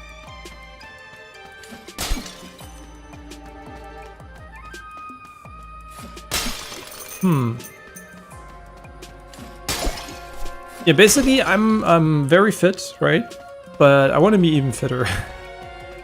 So I have to go into the territory that is super, a very low percentage of the population will have the body fat that I will have when I'm in that weight. It's just what it is, right? A lot of people overestimate how many people are slim. There are not a lot of people with low body fat at all. Most people are higher than you think on average. And I will be in a very low range because I'm not overweight. I have a lot of muscles from bouldering and working out, so I'm not super light, but I want to be lighter and try to retain as much muscle as possible. Obviously, I'm going to lose some muscle too. But yeah, I just want to be a bit lighter. So I just want to, you know, like, get really good at bouldering again. Because ever since COVID, I gained a little bit of weight and every single kilogram matters so much. And I still have, if you look at me, you would say, why do you want to lose weight? You look perfectly fine. And I still have 8 kilograms to go, which sounds a lot, right? Oh my god, 8 kilograms? If you look at me, you wouldn't even think there is 8 kilograms to lose, but there is. This is like, I will lose a lot of muscle too, obviously, but it's like more important. I don't need like big muscles. We don't need this. Wait, I can actually eat something, then we can take it. Yeah, I actually just need to get lighter. Like the muscle mass doesn't really help me in bouldering, and I still have a suspicion I have more visceral fat than I should have. Maybe a little bit, I'm not sure. Because that's where all the fat is in my body, is in my belly. It's not, I don't have a big belly or anything, but I still feel like there's potential for weight reduction there. Yeah, so I'm just gonna go back to the relaxed weight I had before COVID, and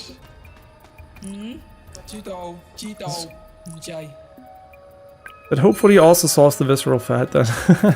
If there is any. The problem is we can't do DEXA scans in Germany. I wish I could do a DEXA scan because it contains radiation.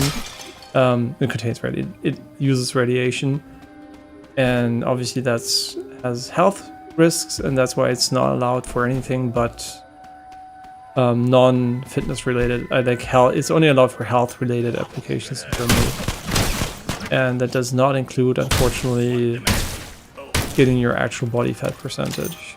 Yeah, but I would really like to know, so I have a realistic thing, because the range you are allowed to weigh, quote unquote, while being normal weight is so big, right? It's almost like, what is it, like almost 20 kilograms of difference is in normal range, so that it has no meaning, right? So I'm literally aiming for like a pretty average BMI for my height, while having a lot of muscle. So I should be at the lower end of the BMI range, but if I didn't have muscles, but still it's like, should be safe.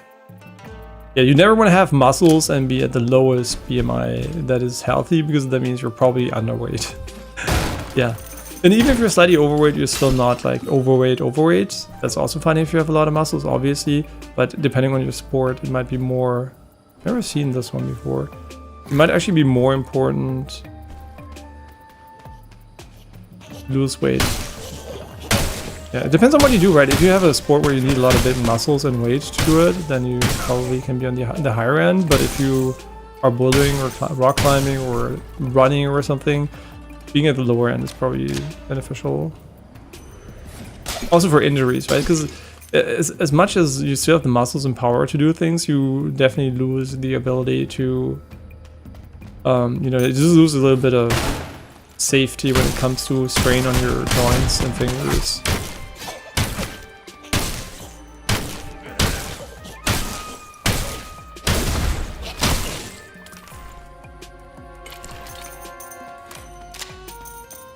Yeah, so I'm pretty sure I will be in a very healthy range when I lose 8 kilos, even though I'm still in a very healthy range right now. Yeah, but it's just like the pulmonary embolism. I have to do everything I can. I can't just. I was like, I was in a healthy position before, but I can get healthier, right? There's still I have so many things I do, but there's still things I can do better. So I'm just trying to maximize the survival chance over the next 5 years.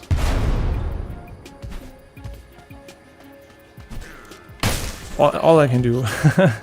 Yeah, so that's why I'm a bit more specific. Usually I don't care too much about these things, right? But being fit is good enough for me usually. Now I want to be really fit, right? I really don't want to risk anything. Well, I still wish I could eat more. I wish I could eat, just like all the enjoyable quote-unquote food that's unhealthy, but I just can't anymore. It is very unlikely it had anything to do with it, but still, like, I would be an idiot if I didn't at least try. I did it even before that, right? Before COVID, I did all that, what I'm doing right now, just to be better at bouldering anyway, so I was super fit from the get-go.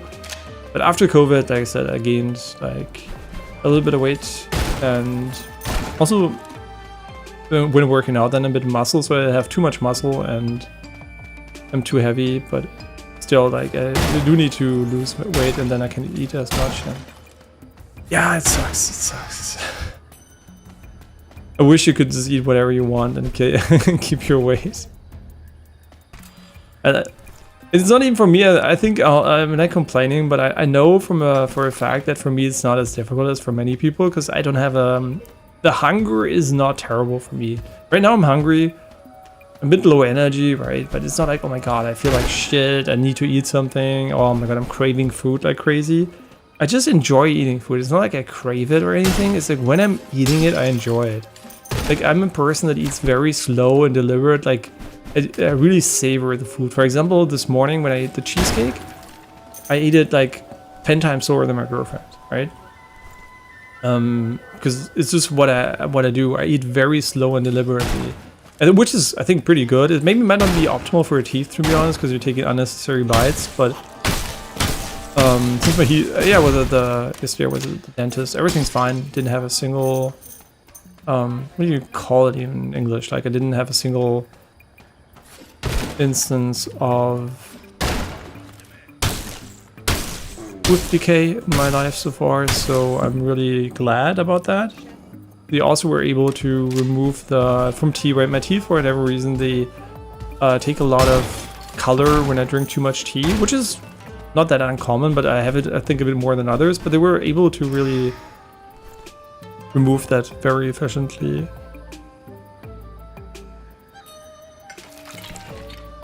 This is... oh, they nerfed this. What the fuck? Okay, they nerfed this so hard, which is good. It was way too good. Like, it has no downside, and it was like, I think 25 damage, now it's only 15. Yeah, okay, that makes sense, because there were just odds which were just objectively worse, because they were literally less damage bonus with a negative.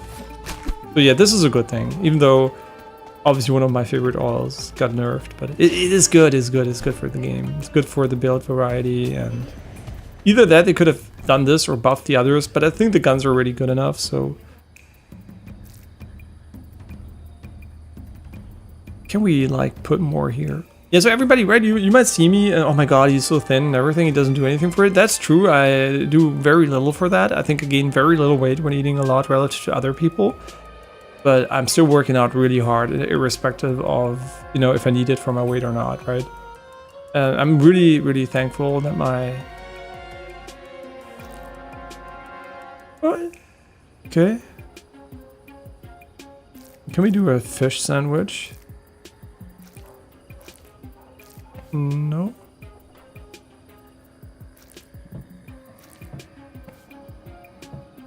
I don't know what the fuck I'm doing here. Yeah, I'm really thankful that my natural, you know, like inclination is to work out and keep myself fit. At least, right? I like to eat shit, right? Naturally, obviously, that's like unfortunately a big part of what I also like to do naturally. But I can keep that in check, and I do like working out, just like without any effort, which I'm so thankful for.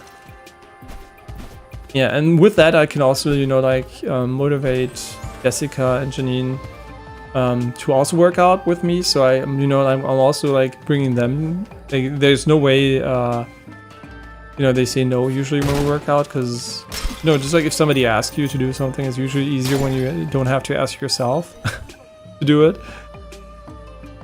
So yeah, I think it's really good because I do help my girlfriend and Jessica with also working out just by doing it myself. Yeah, I'm really thankful for this. I didn't do anything for that, right? It's the exact, you know, like, this is something you get born with or you don't, right? So I really feel for people who have to struggle to work out, but once it's a habit, I think for anybody it should be pretty easy. If it's not super unfun for you, if you're doing the right workout that you enjoy, like for me it's bouldering, for example, and then after I don't mind working out additionally because I'm already at the gym anyway. It's really easy for me to just go there. But even if I don't feel like it, if it's a habit, you just go, right? There's a day, oh, I want to play a game instead of going there, right? Sometimes you feel like that because you're just enjoying the game you're playing. But if it's a habit, you're just gonna do it, right? And the same goes for brushing teeth and everything else. Just like make a habit out of the good things, and it will be so much easier to do. Just run into explosions. It's such a good habit.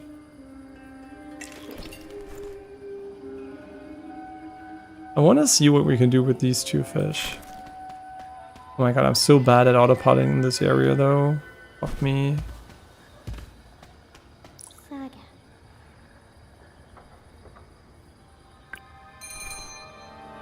Kind of weird going back to this basic.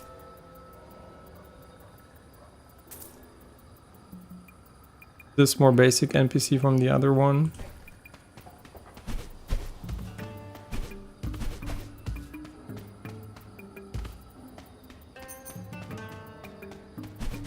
And I can't wait for a fucking AI to solve weight loss. And not weight loss, like healthy weight maintenance.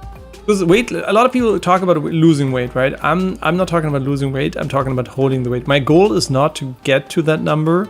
The goal is to retain that number and to have a sustainable lifestyle. I'm losing health in such a healthy way at the moment. Like the rate is amazing. It's like a very, very slow burn every week.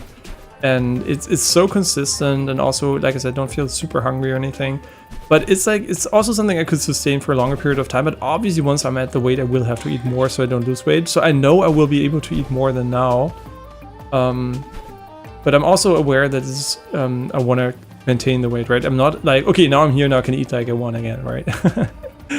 I will have to restrain myself a little bit, but it's at least I know, you know, I'm in the mindset of keeping the weight like I did in the past before fucking COVID happened. And why was COVID so bad? So, like I said, working out for me comes naturally. So when COVID happened here in Germany, can you slide? What? There is a slide sprint? What? Yo, that's new. Maybe. Maybe I missed it for 100 hours.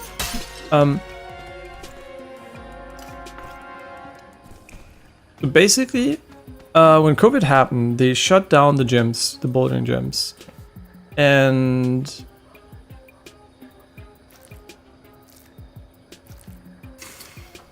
okay, it doesn't really matter which fish you use. Both. I just wanted to know if both fish are equal. Burning and poison, that's pretty nice. Oh, whatever. Yeah, so that's basically what they did. And since I like working out, what did I do? I went bouldering outdoors, and since I can't go like climb the you know, the mountain or something every fucking day, there is a wall next to a river here which you can climb pretty good.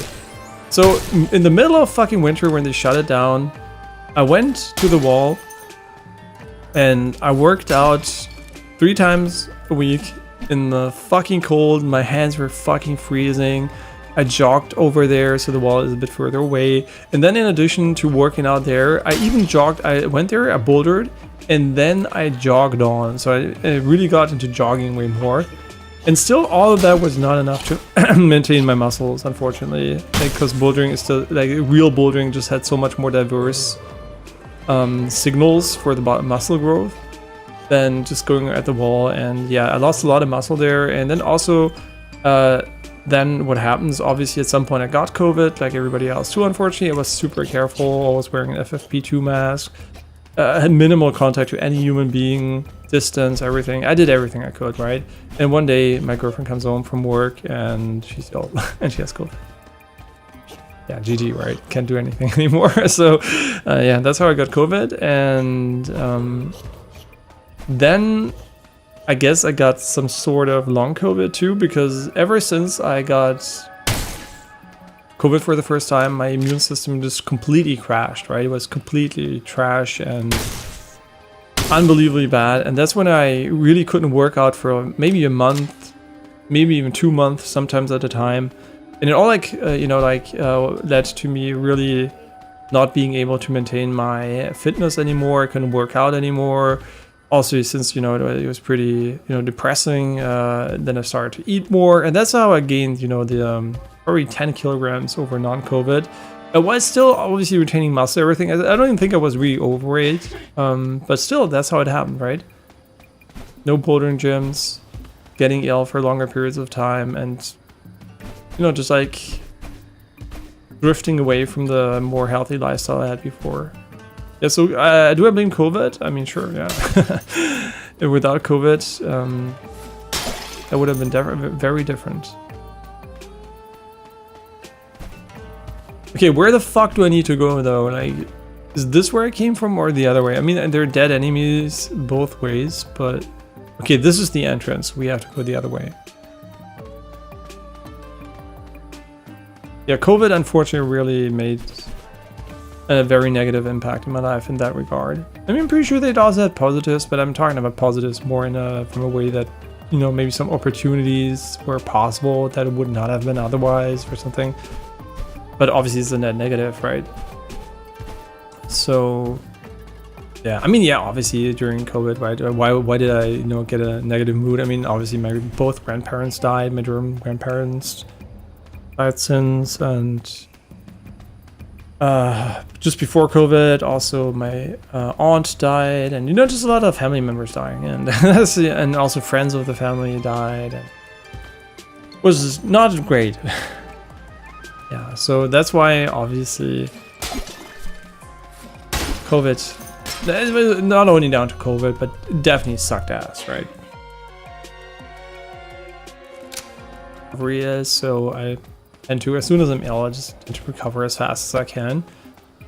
But yeah, as soon as you're hitting the 2 weeks mark, you do lose muscles, and I guess like with like COVID, it was pretty easy to hit the 2 week mark and multiple times too, and yeah, really fucking annoying. And then the pulmonary embolism last year happened too, and I was the bouldering gyms were back up, right? It was still working out, but before that, I was still so ill, like many times. I just like really cold and everything before.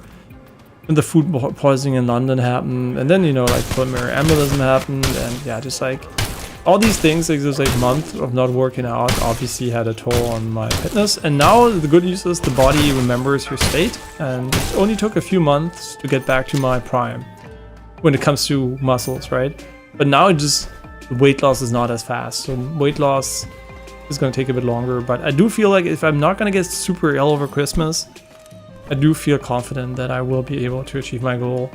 Yeah, if I get ill again, obviously there's nothing I can do. I'm just going to be fucked, right? But assuming I don't, it might be... Oh, fuck it. It might be doable.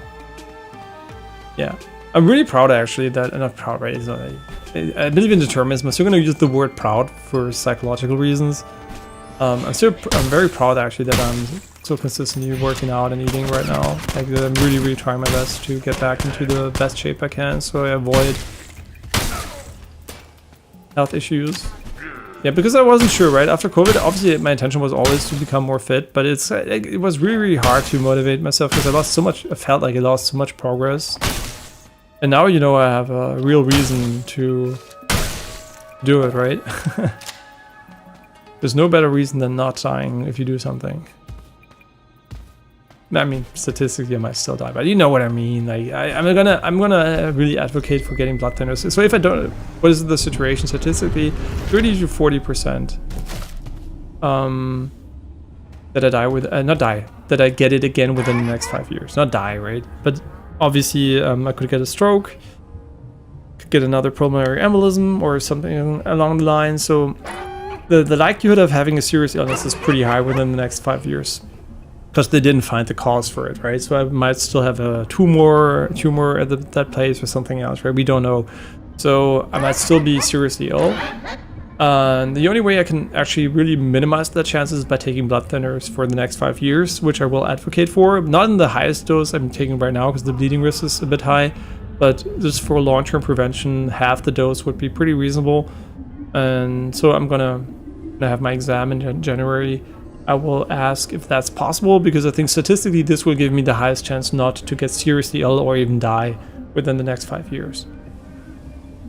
So yeah, and obviously working out also increases my chances, right? So that's why working out, sleeping well, eating well is gonna make it way more likely that I survive. And I want to survive because I want to see the AI apocalypse. I mean AI future. No, I'm really, you know, I want to see that shit. So I want to be there. And obviously when it happens, if it goes well, it means we can also cure all those diseases easily. So what did I say to her? I don't even know. Oh, she's getting more and more aggressive. I hope I don't die to her though. That would be pretty weird.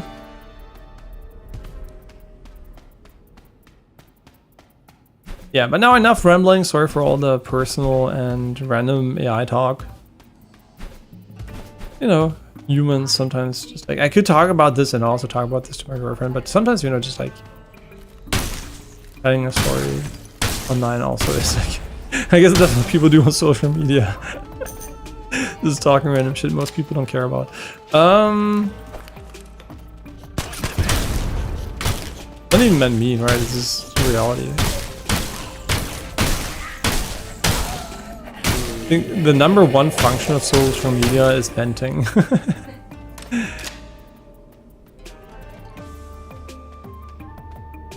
And ironically, it doesn't even make you feel better. It's like venting, but it doesn't really work as well as you would expect. What the fuck? We found the Christmas room. What's it called? Jewel something?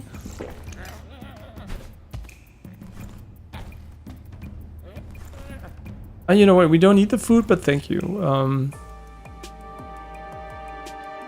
Yeah, I hope we have enough ammo to make it to the final boss. Not ammo, durability. Another Spartan oil. What the fuck? Did we get coyote time? Digital Foundry also showed their graphics, has their graphics of the year video up now, and I respectfully disagree. But I think I respectfully disagree just because I'm subjectively biased against Doom: The Dark Ages from a gameplay perspective, so I can't enjoy the visuals as much. I would have personally given it to Assassin's Creed. I think their list in general is is very, very good. I think it's a good list. There are a lot of games I think deserve to be there. From the ones I've played, obviously, which are not all of them. But I must honestly say that Doom: The Dark Ages, for me, I liked it visually less than Doom Eternal. I know they really like their path tracing and tech stuff and ray tracing being forced but being efficient. I get that, but Doom Eternal for me ran better, looked better, HDR popped more. It just like, for me, Doom Eternal was just like, you know,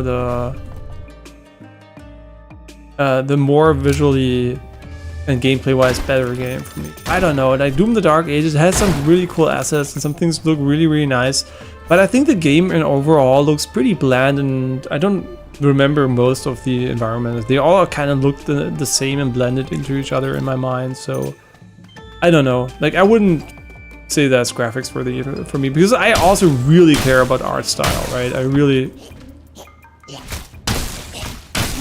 fuck, okay,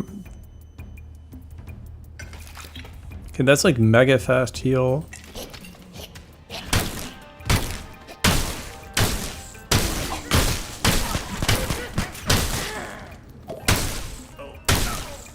Yeah, so I think for me, like Doom: The Dark Ages, I mean, it deserves maybe a spot in the top 10 for the tech, right? I think Indiana Jones, for example, I really like there too, because that has, I mean, bar the final fucking area that has a skybox that looks like it's from straight from the 90s, that was so weird. But in general, I think, yeah, and also Doom, like Indiana Jones was so badly optimized in some areas. I think honestly, yeah, it was pretty mixed. So yeah, the recent id Tech games, if you cranked everything, they were definitely not as performant and visually pleasing. But a lot of that was also down to, I think, the Transformer model not being available at that time. And it was still the old DLSS with some issues. But in general, I think like they're pretty solid, right? But yeah, I don't think I would have given it to Doom: The Dark Ages this year. Yeah, I think Assassin's Creed definitely had more visually impressive moments for me. Yeah, I mean, just thinking back of it, when playing Doom, I was never, oh my god, this looks so good, right? Sometimes, yeah, but not always. But then again, I also played it while I was really ill. I think I might even have got my pulmonary embolism during that time. So, you know, take it for whatever it is, right? But whatever it is, Doom: The Dark Ages gameplay-wise, maybe because of the circumstances, probably not only though, and also visually didn't like completely blow me away.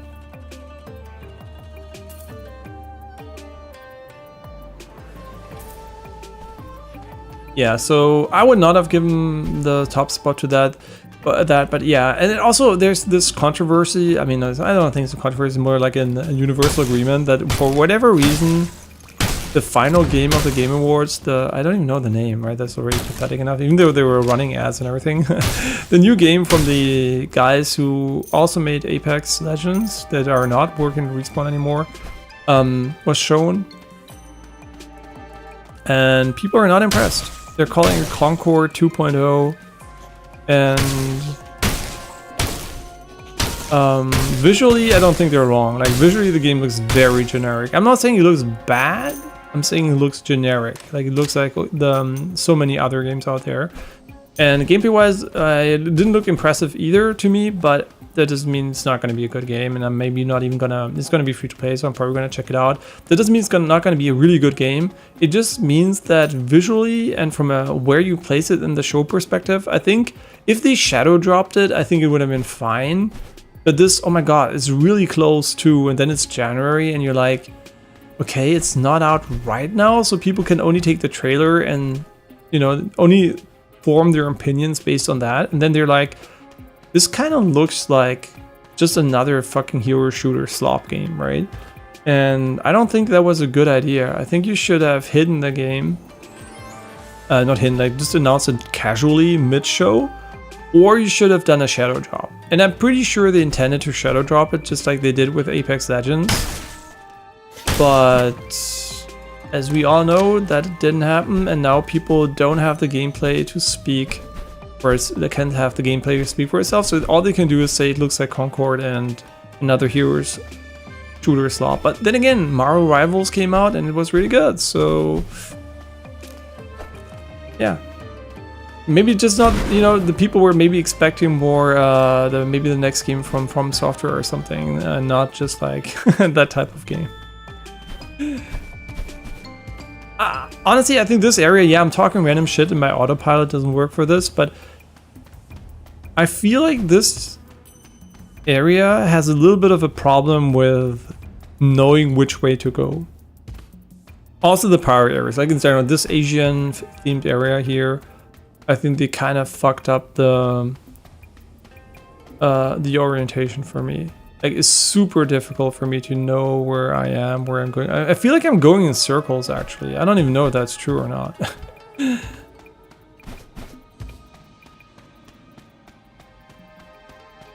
Wait, did I come from here? Is this the entrance? Is this the exit? I think it's the exit.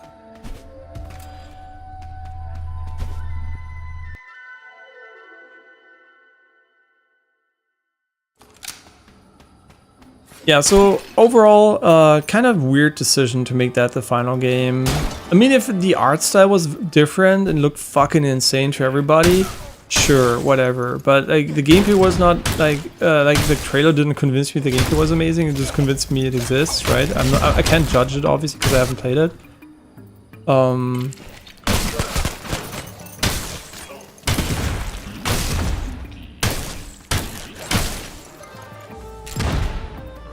Oh, this messes with your sensitivity so much. What is going on? Do I have to look away? No, how do I avoid that? Oh, he's so tanky.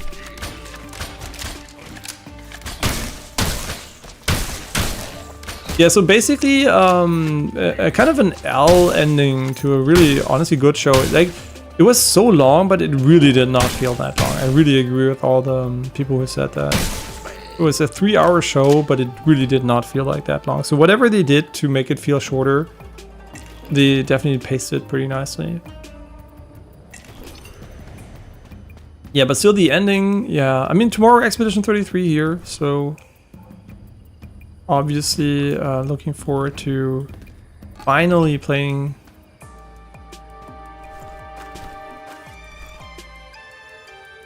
Wow, okay, minus 15.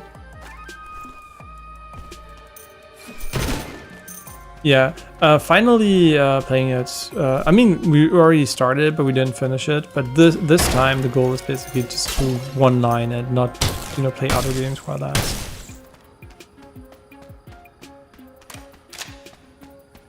Yeah, because you know when they said, "Oh my God, it's around the corner," it's from the guy who Apex. I was like getting excited. I was like, "Okay, cool," you know. Maybe it's fucking the next sick multiplayer shooter, right? Okay, cool. And then the trailer was like, and I was like, not sure. Not sure if this is going to be the next big thing. It could be. I'm not saying it isn't, but I just can say that the trailer didn't hype me at all. And I like these games, right? So I'm not cynical about them. So just seeing the trailer look like this generic was like,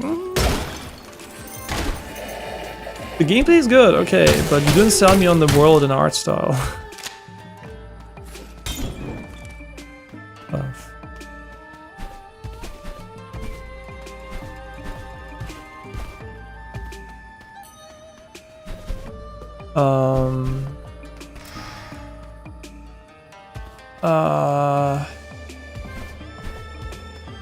Where the fuck do we need to go?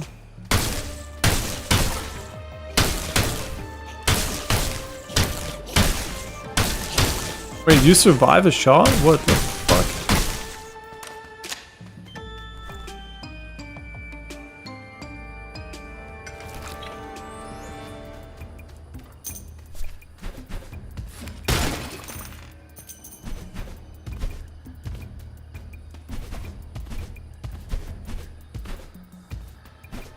Yeah, how would I solve you not knowing which way the exit is? Ooh. Because the first case solved it quite nicely by putting the...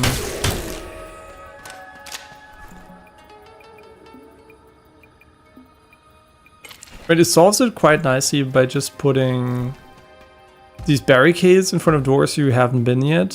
So you have like a marker for progression. But in general, I think the more open nadir areas all have a little bit of you don't know which way to go thing. In this case, there isn't there's no sun or something, right? You can look at. So I'm gonna go back for the rice, but I don't know where it dropped.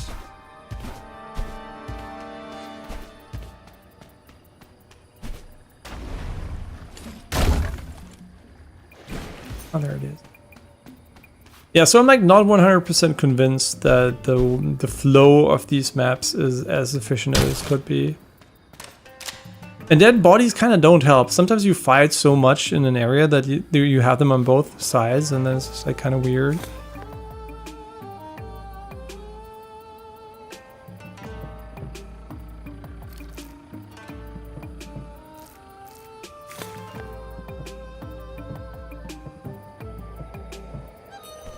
Just getting some heals for the boss. 400. I mean, honestly.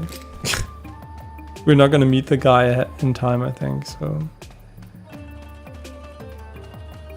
But I think they also reduced the durability burn rate. I think this gun would have been broke. Oh my god, is this the entrance? Yeah, this gun would have been broken like already 10 times over with the whole durability system. Because walking like this, okay, you're sure, yeah, I know where I'm coming from, right? But as soon as you fight, you turn around, you loot, then it becomes way harder, I think, to know where you actually are going. So, should they add an arrow? I don't think so. They should find a way that is tasteful, right? Where you feel like, oh yeah, this is, you know, this feels like cool, right? Natural. Maybe some flags. I don't, something just like, you know, like that makes you know, okay, this is the way to the royal palace or something.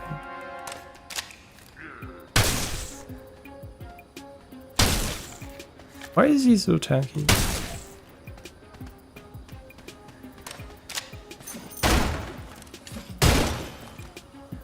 You really have to get used to the new alignment you need with this melee weapon.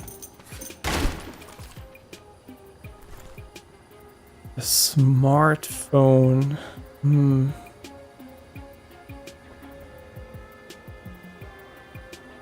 mean, honestly.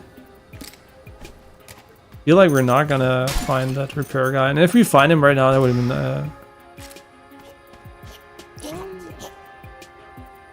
it would have been funny.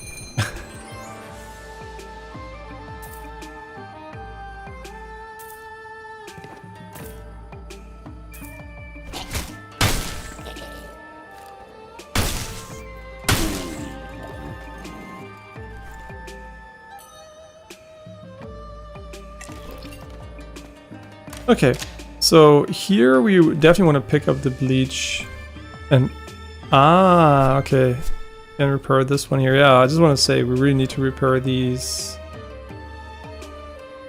other parts here too.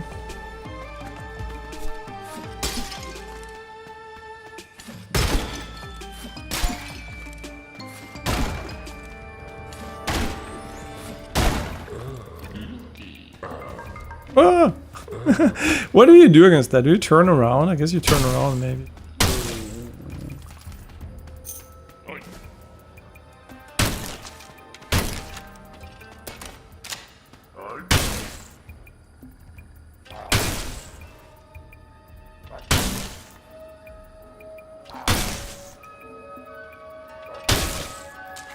Wait, am I shooting too early?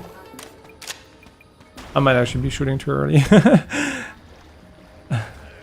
Whoops.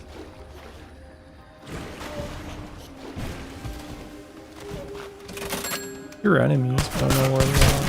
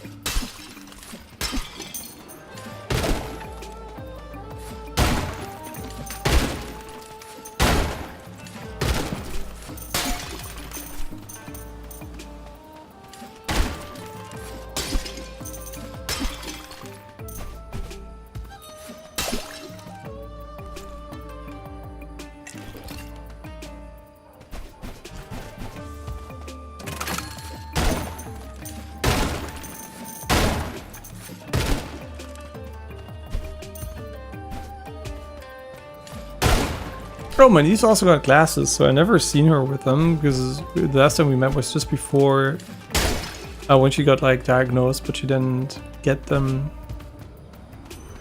They were not ready yet. Gonna be the first time seeing her with glasses. No idea if she's gonna go for contacts when she's older. I hope she has the same type of eyes that I have in that regard. I mean, I hope she doesn't have the same type of eyes that I have because I have eye floaters, significant amounts of them, unfortunately, like very, very bad. So, in that regard, yeah, but otherwise my eyes are beyond the eye floaters and the nearsightedness. They're fine, right? I can see very well. Yeah, so I have a, like they work well. That's beyond like those things. And if she also has the same like disposition of being able to we came from here. Oh fuck me. If she can also like like keep contacts in for as long as I can without it being bothersome, she's gonna have, a really good time when she's older. She can just put them in and doesn't have to worry about it. Yeah, so I hope that's the case for her. I mean, when she's as old as me, let's be real. Yeah, it's probably going to be there, and there's going to be better things than contact lenses. So yeah, whatever it is. I mean, yeah, it's more like her childhood now is going to be like mine with glasses, which is fine. So it's like I think for a child it's not as weird as for a grown up. If you get glasses as grown up, you're very slow to adapt. But children are so like, their brain is still so malleable, and they can like easily.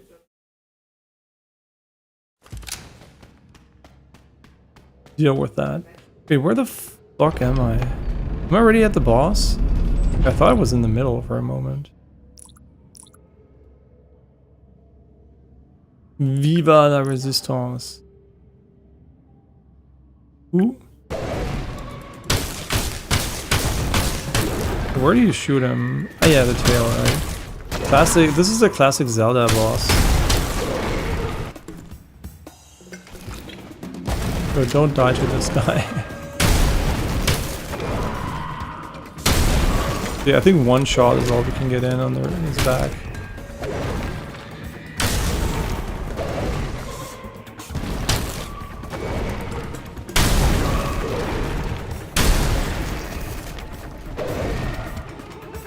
Ooh, okay. You always want to, if possible, stay topped out so we don't get burst in one hit.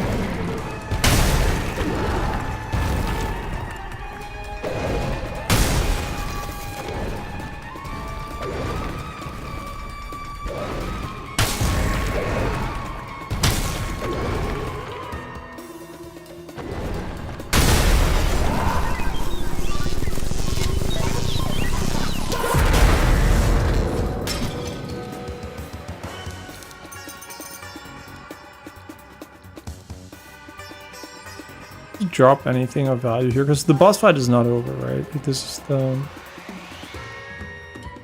second phase.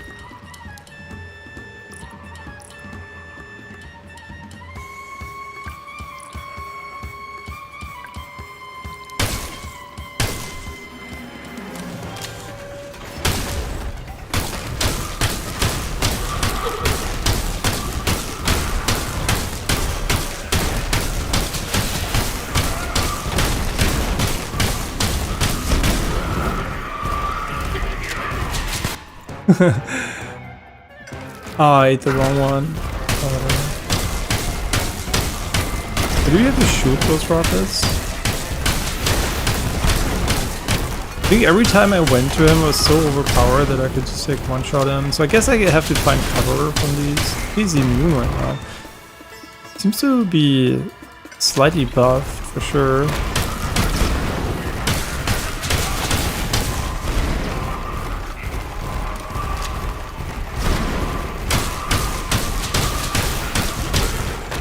I guess you want to go like this, right? And then recover.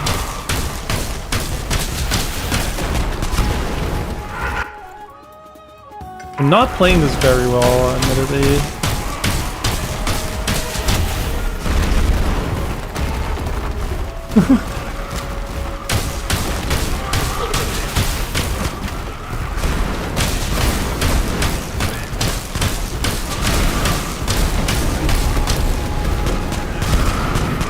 Whoa, we still took a bunch of damage from almost nothing.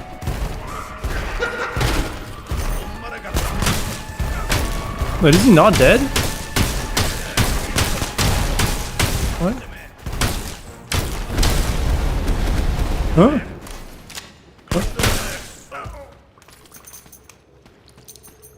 Okay, nice.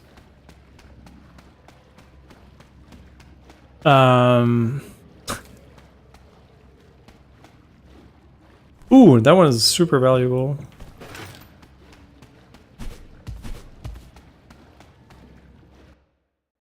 Okay, this is my first time in the desert. Make a routine to do. You might be wondering, why am I running around with 54k? Because the stash has a bug for me where all the money I put in disappears. And it has had that bug since half a year. I assume I have to start a new save.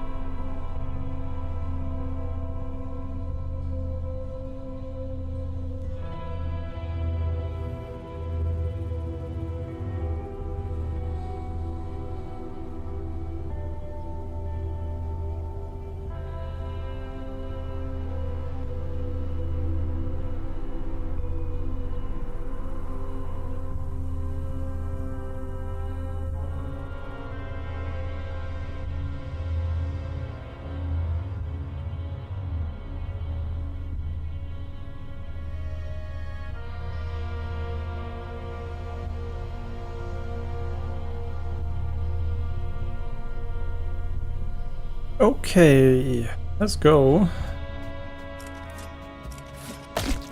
Oh!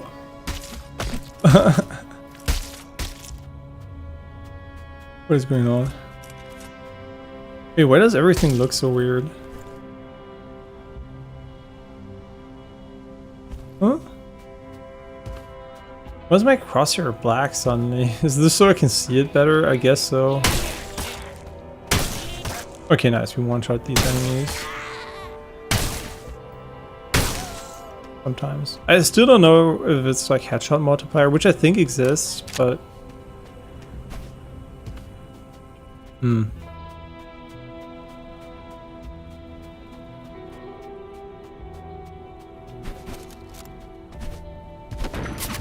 Oh! Who's shooting me? I think they just inverted black and white for this. What's going on? I think something is shooting me. And now I know what's shooting me. I don't know what, but where it's shooting me from. Ooh! Random cheeseburger. I mean, this one is straight up fucking ass. I don't even know what you can make out of it.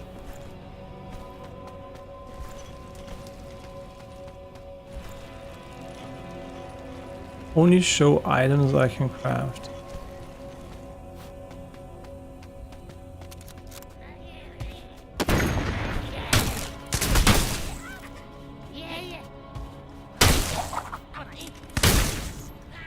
Weird, honestly, to change the UI color. I know why they did it, but it feels awkward still.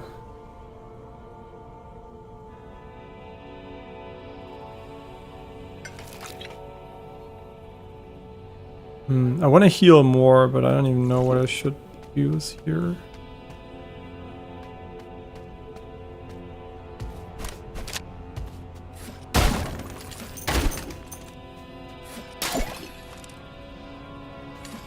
I assume it's not a bug, right?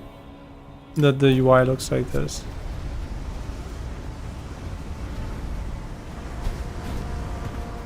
Who was sniping at me though? Like, did we kill him?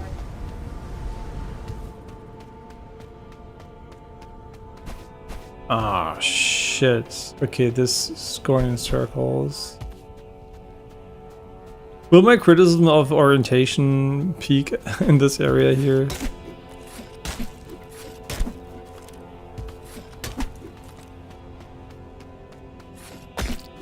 Okay, these are reliable cactus sources.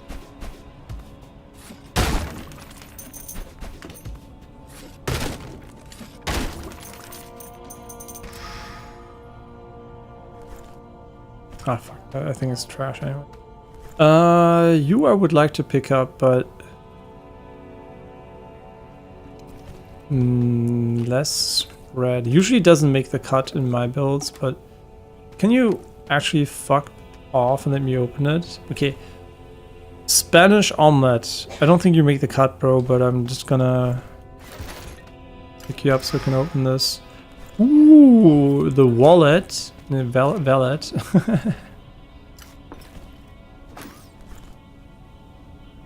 No, I don't think it makes the cut, to be honest.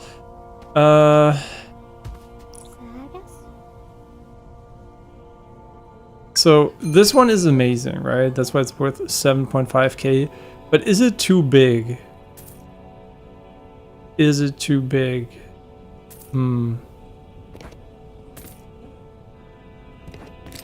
I am not sure.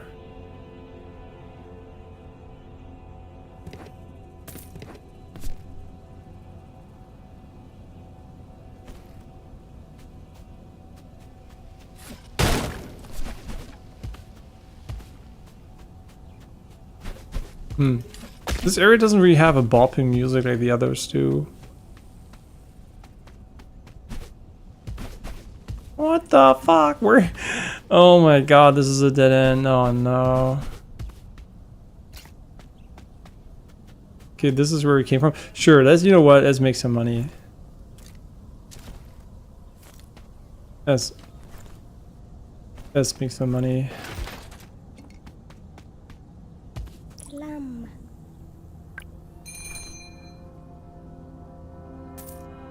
Wait. Ah, yeah.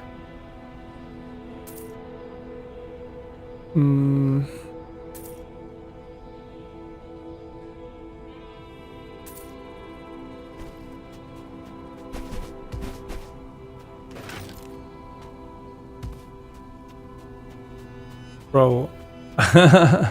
This area might piss me off. Not gonna lie. So now we're walking towards the location of the sniper, right? Like this here. What the fuck? Still there? That is not appreciated.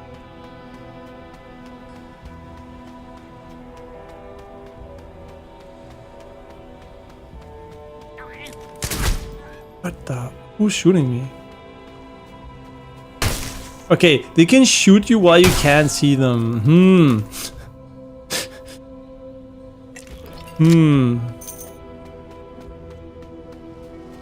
Not gonna lie, that's kind of ass.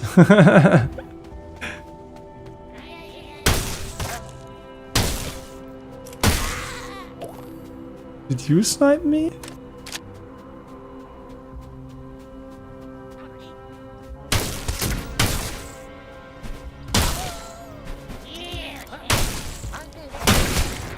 Yeah, it must be headshot damage when they die in one hit.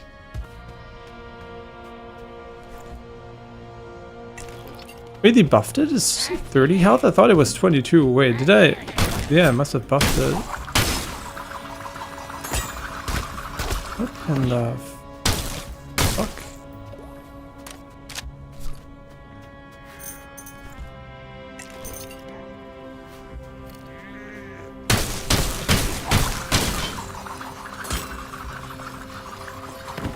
Holy.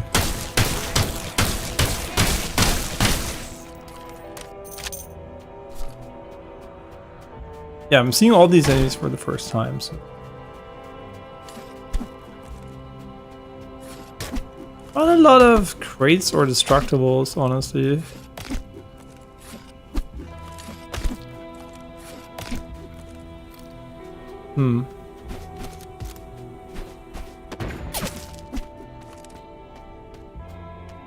Who is shooting me again?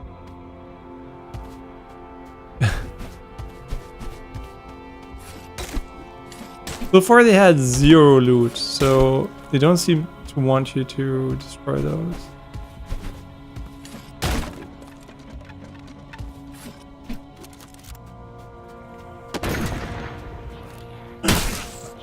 Oh, that's cool. That's why we didn't find it. Yo, that is cool. Okay, survive the first area. Can't say the loot was amazing, but we found a new gun, which is always cool.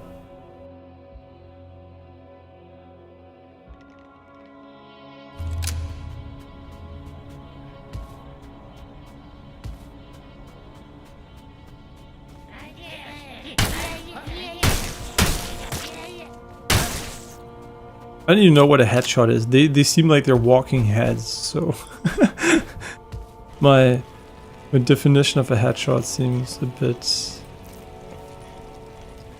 inconsistent here. I mean, our food is mostly already finished, so I assume water and this could maybe give us something. What happens if we have 2 of them? Or this thing just takes up so much space. Okay, what happens if we have 2 of them? Game almost crashes. No, please don't crash. Ooh, okay, okay. So this will be a very reliable source of healing in this area.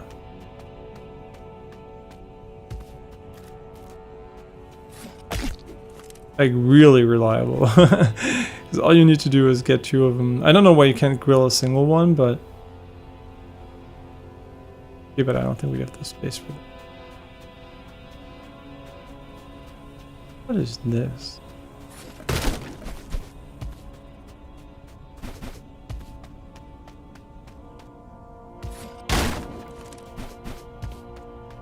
Sandstorm over there.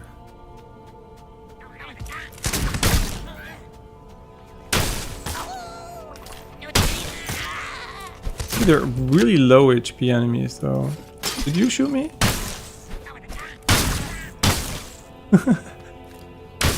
Oh, he shot me.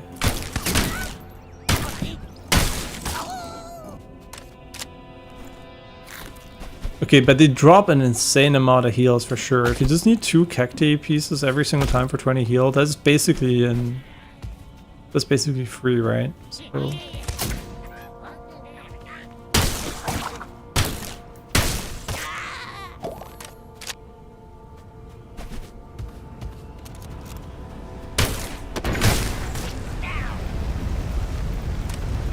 wonder if you can pick up their sniper rifle.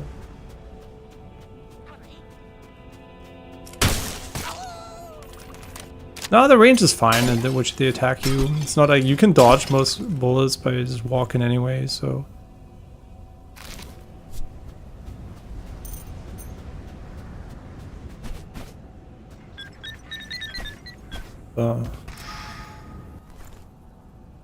Double cheeseburger. I mean, this one is not that good, right? It's just because we have it doesn't mean we have to keep it.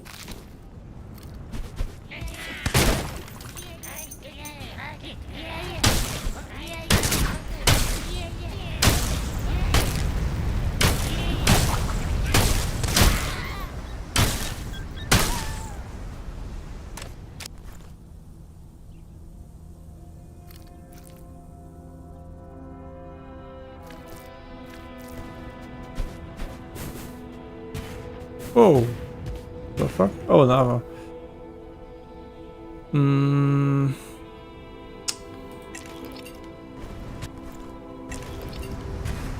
Okay, I should have taken something that removes the burning state. I'm stupid.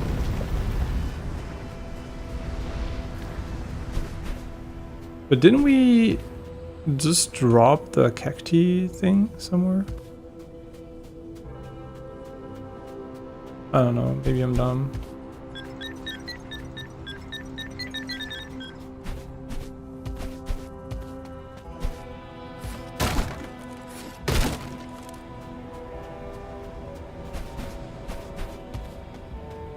Yeah, I'm still not sure how we'll manage the Arc Raiders PVE situation, because I feel awful shooting these guys because they're all so friendly right now. So I'm like, I'm not 100% sure what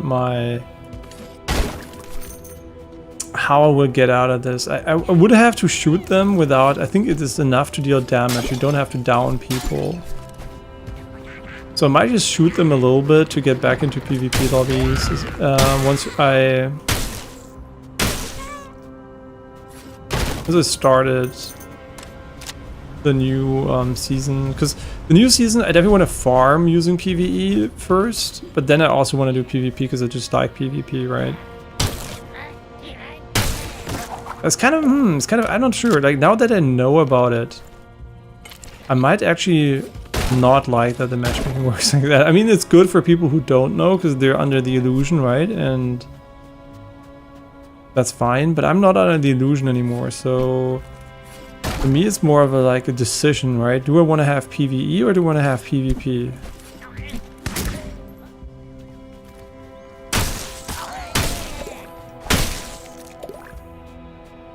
Oh, mod wine.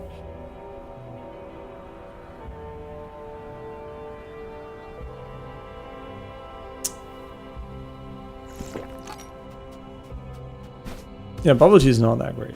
I mean, in real life, yeah. Wow, we're so fast.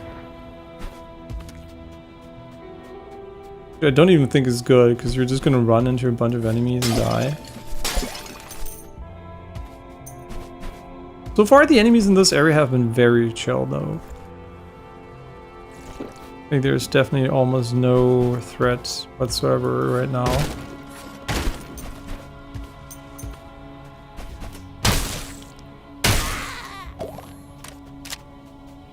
Where the movement speed buff was really good. I think it was pretty long. And is this where we just were?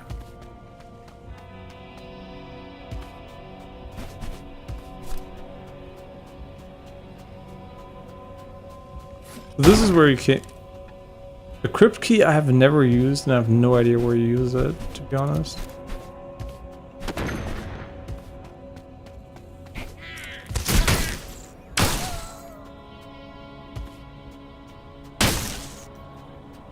Would he show himself?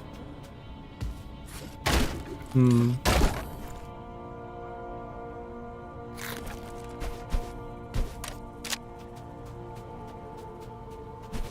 And we're not even using our pizza slices that much. For me, it's more like emergency food. Did they nerf it? No. Oh. Oh. That's really good because now we don't have to worry about these things here.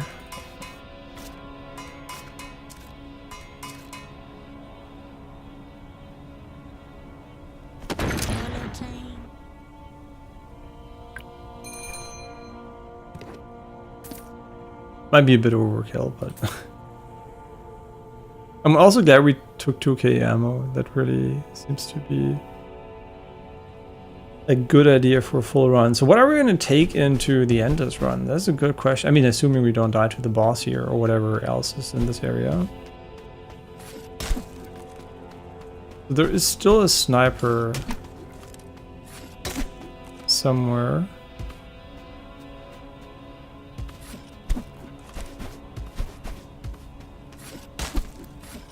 The problem is I don't remember where I came from. Okay, I didn't come from here.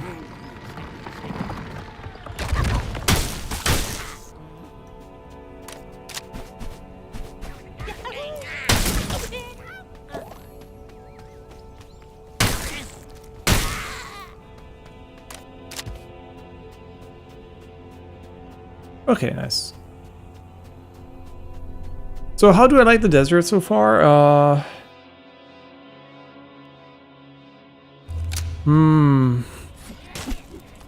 I mean, it's fine. It's visually not the most attractive area. Let's put it that way. It's a desert, right? And it's a minimalistic art style desert, which basically means it doesn't have the advantage of having like these amazing, you know, reflective sands with the like the lighting is crazy or anything. Can you tell them apart visually? No. What the fuck?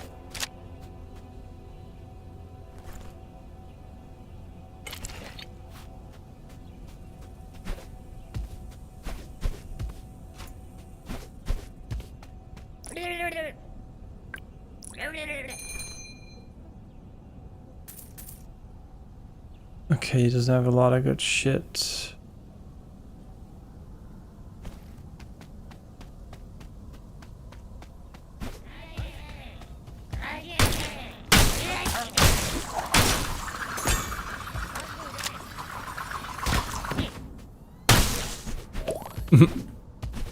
They're funny.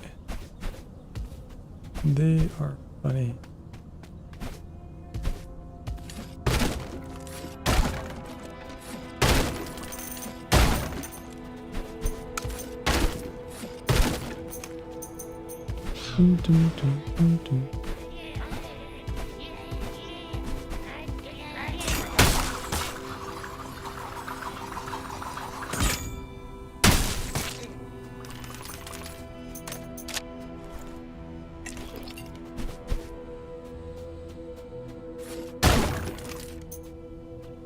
You get a lot of herbs here.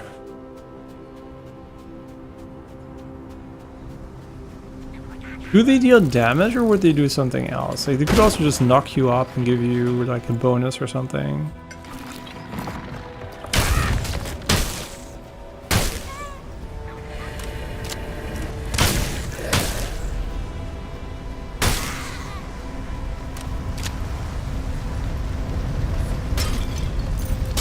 Like, the enemy density here is rather low in general.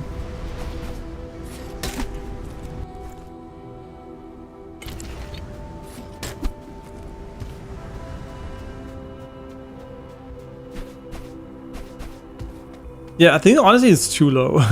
The same problem was in the power, like it was also present in the area before this, where you basically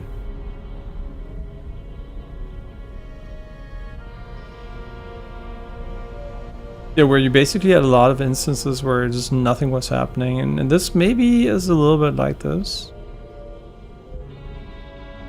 No money drops. I mean, we don't really need money, so honestly this one might be pretty good, all things considered. Honestly, fuck the crypt key. If we need it for something, unlucky. Maybe in the future. I always shift click it. I'm like, why doesn't it go to the other side? We need this many kits. I want to put this one in the stash, obviously, but the stash is just too full. Oh, confidence oil is kind of nice. I still don't know if crit is worth it though. Also, we would like to get rid of the weapon, but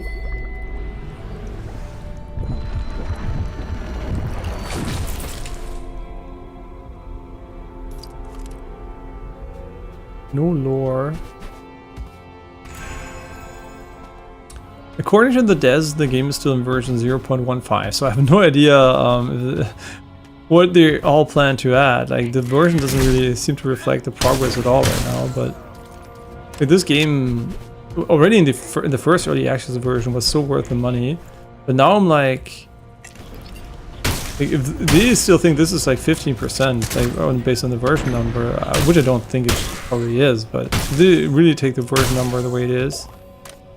It's kind of interesting. Also, why, this is just a thought, right? Apple added the version numbers of their products are now like basically they're basically the year now, right? Like the version numbers, and that's really good, but why not use for subversions month and day, right? Why not use the date for your version number? Isn't that a smart idea? So you know on which date you made which version, and it also implies when you made it, right? Year, date, day, and if you want to hour and second, if you for whatever reason need a lot of versions. Like, am I thinking wrong there? Is there a reason why you couldn't do version control that way? I don't think so. What the fuck? No way. That's where you put the key. And I dropped it, but I think we can still get back to it. Fuck off. You? That's so funny. Lucky though, because we could have dropped it also in another place and then we would not have access to the crypt.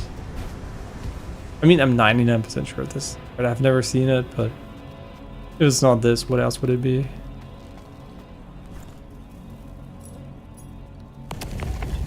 The key shape doesn't really match the visuals, but there are two blades in this room. Okay. Mysterious statue. Human, are you here for the trial of the spirit? What is the trial? The trial of endurance. You will have to battle your demons for a duration of time. Then you will be presented with your reward. I mean, I guess we die, right? Then proceed. Whoa, what the fuck? Oh my god, survive. 2 minutes. Okay, these guys are just... Hey, you can't kill those. What? Wait a second. Why did they put a guy in there that can't die? Oh my god, double jump's gonna be so clutch. Wait, he can jump over it too. Oh. Cool idea though, I liked it. Movement speed is okay with this gun for sure. I mean, just 1 more minute should be fine.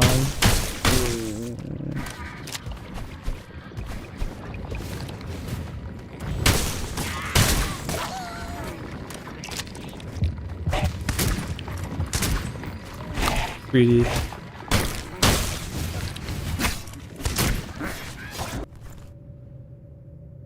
Sure. Some sashimi. Okay, let's eat some meat. Hey, where's the guy? Oh my god, I'm stuck. Okay. Some fries.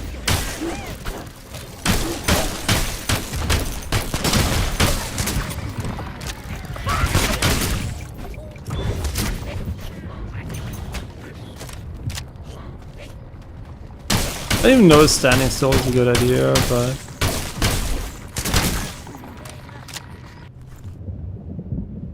seems okay. What else do we want to eat? We still have this one here, which is not that good, right? But it doesn't really match our damage profile right now.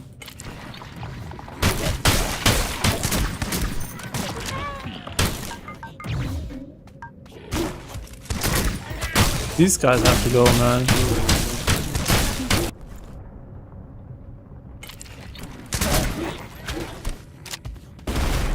Okay, 10 seconds, that should be pretty chill.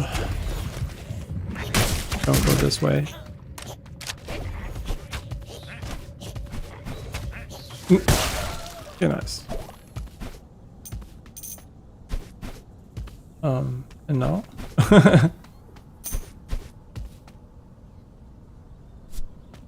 Cactus soft drink, probably water and cactus. Lemonade.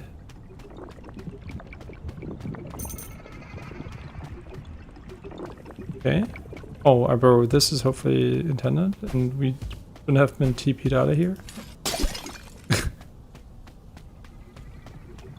Pretty sure there's an elevator or something.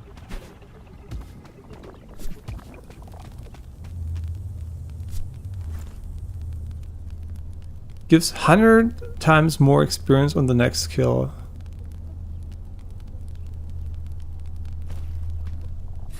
Ooh, okay, so you can like instantly level a weapon with this one. The nunchaku, okay, I wish I could just pick it up and honestly put it in, but I need enough space in my inventory for this to work. Are you fucking shitting me? Wait, applies stun on enemies with attacks from the main stance. Blocks any amount of ranged attacks during the spin of the attack and the secondary stance. What do you mean main stance? Huh? What do you mean main stance? What? Oh, whatever. It can block projectiles. I didn't know, but...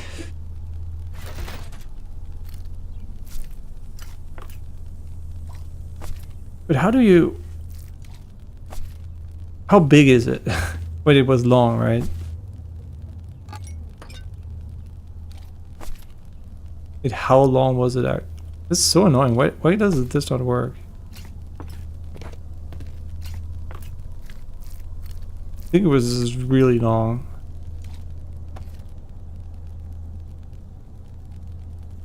Gripping and transition between stances can be used as time parries. Any successful parry or strike will add a damage multiplier that counts towards one over timing. Encouraging frantic combat, parrying also stuns.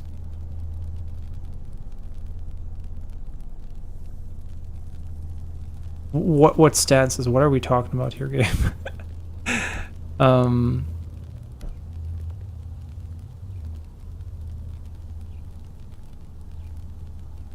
Huh?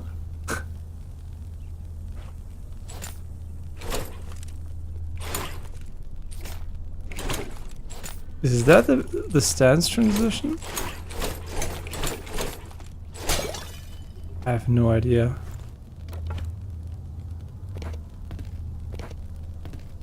Yeah, unfortunately they did not tutorialize what stances are. Probably this, right? Maybe. Stance 1, stance 2.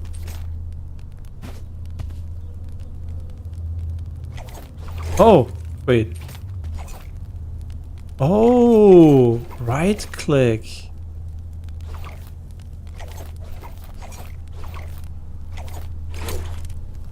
Ah, I mean, I'm not gonna pick up the bow again to try that one out, but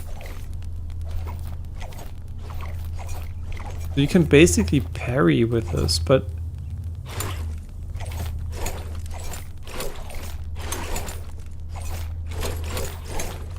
I have no idea, to be honest. Are we done? I mean, he surely isn't talking to me anymore, but there was this here, right? Huh? Is this where I came out from right now? No idea. Whatever, we got it. It gives us a lot of XP. And we got a new weapon, so... And this one's way better at doing this, so I'm definitely going to be rocking this one for now.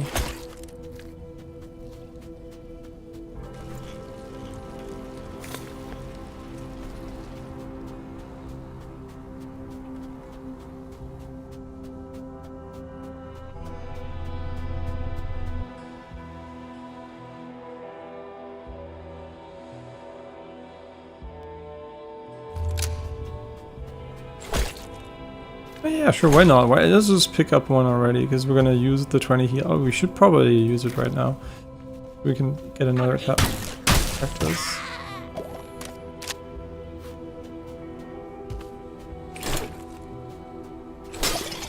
Ah, this is good. Like, the bow, I think, has a really bad hitbox for picking stuff up. So.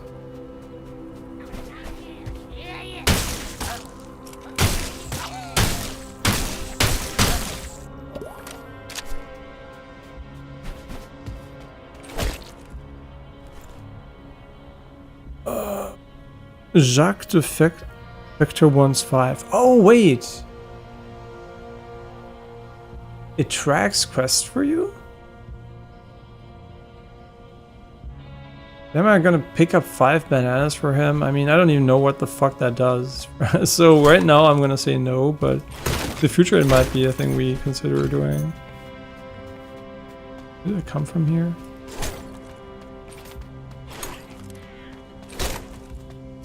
No.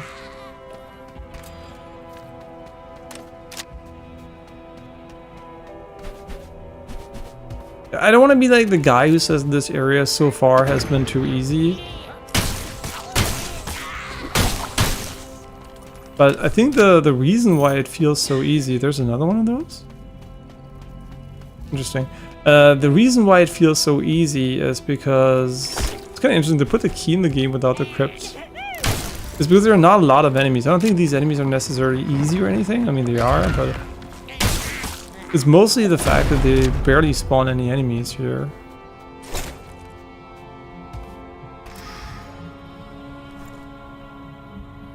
The multi-chamber oil, I think that was pretty bad. I mean, maybe not even. I mean, if you don't care about ammo, it must be quite decent.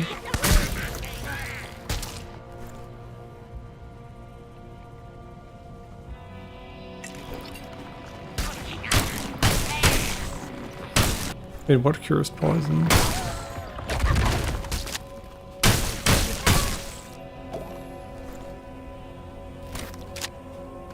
And then they also added like a very good healing source via these cacti here, so we're also going to be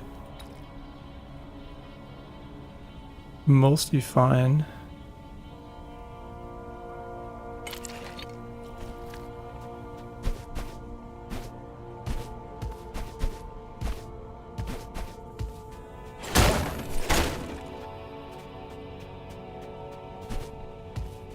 Wait, this is where I came.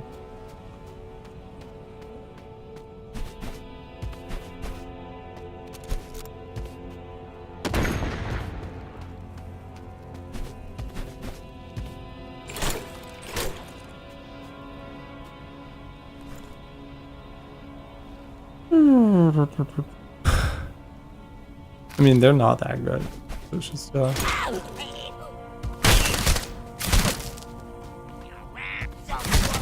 Hey, what the fuck? He's inside of the building.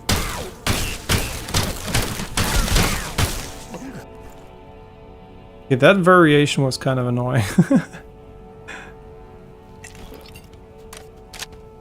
What a bitch.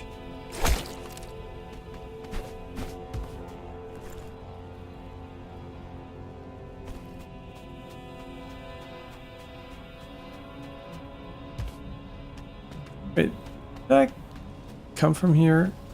I think so. Maybe.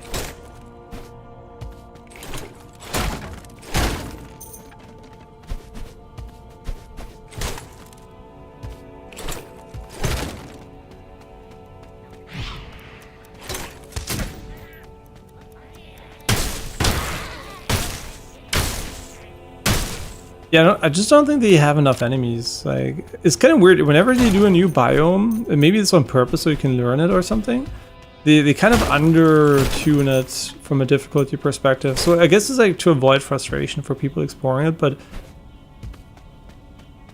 I still think they need more enemies in this area for sure.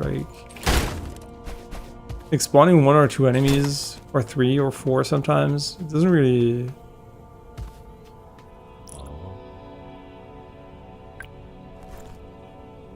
challenge you that much.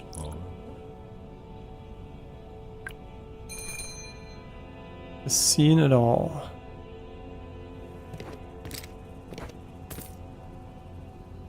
Buy another key and do another challenge if you wanted to, but I kind of want to get to the endless mode, and I think the challenge has the highest likelihood of killing us from the last attempt, so I will probably not do it until we get the endless mode unlocked. Oh, by the way, we don't need to start and do every single area to get here. So you can basically, if you don't know, you can basically skip. You can basically skip a lot of areas, and there's actually no downside to it. It's actually beneficial because you can repair your gear in between by leaving via the amulet and just then going back into the area right away. As far as I know, the game doesn't really give you any bonuses for staying in longer.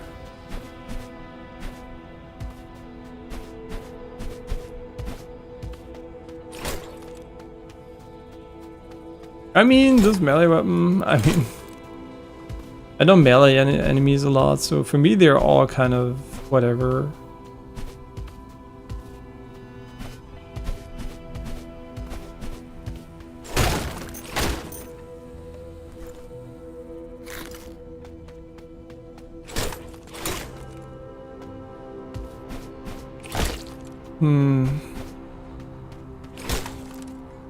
I assume this is where he came from, but orientation in these areas unfortunately really not that great. This is crypt where we could potentially just buy the key for, so we don't need to worry about it too much.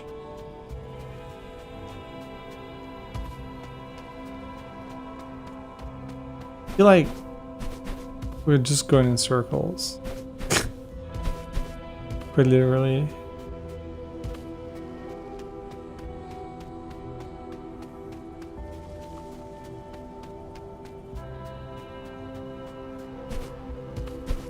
I mean, this is follow the right side. At some point we must go somewhere new, right?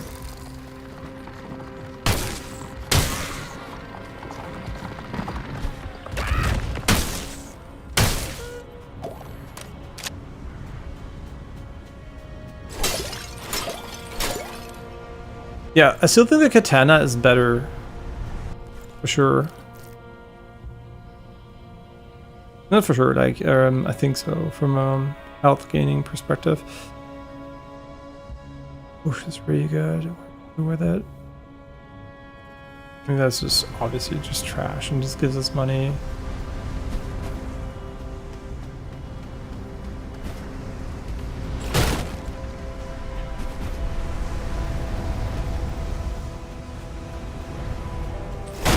Yeah, let me get up a bit and drink something before I...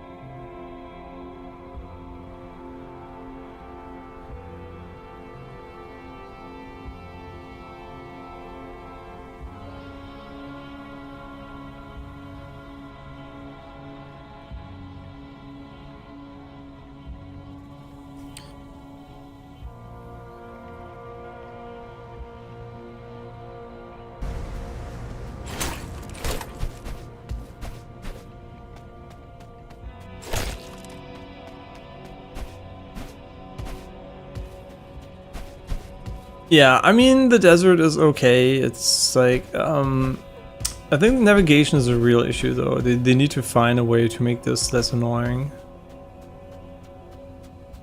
For sure. Oh my god, we were this close. No, this is the entrance. Oh my god. Yeah, I'm sorry, but like they have to figure this out. Like it's not fun to just run around and guess where you haven't been. Yeah, I think I haven't been here. This exists, but yeah, and the enemy density is so low too that at the same time, you know, you're like, not only is it a bit annoying to navigate, also it is not really challenging, so it's kind of boring, like, unfortunately. Yeah, for sure my least favorite area so far.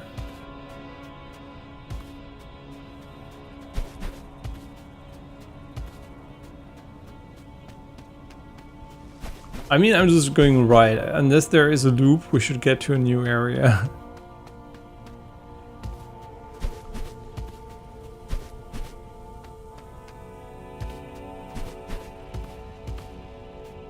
Wait, do we have to use the crypt on this level? That would be stupid because I think it requires buying the key from him. So I don't think the crypt is the way forward.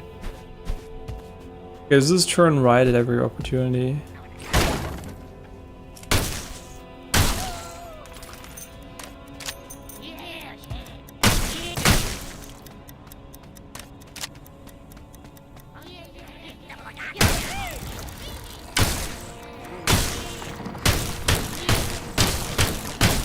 Probably the most annoying variation of any enemy.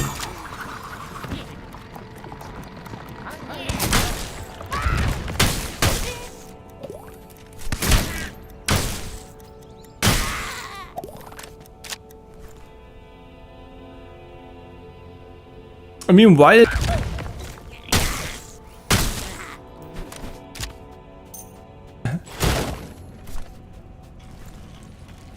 There's another one of these crypts. So these crypts are very common. I have no idea if it's a good idea to go there every single time. So what can you do? We have gravy, spice mix.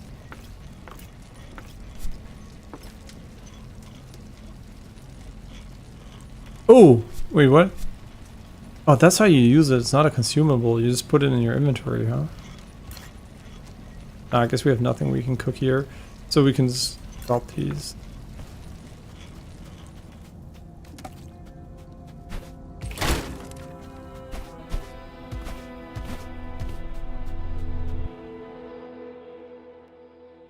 Okay, I think we're at the boss now.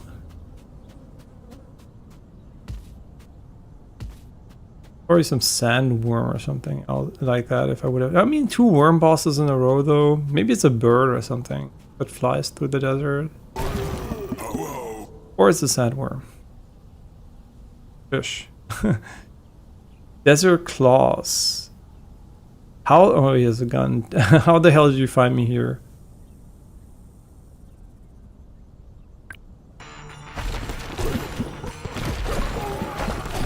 Wait, is it bugged or why can I not move my camera?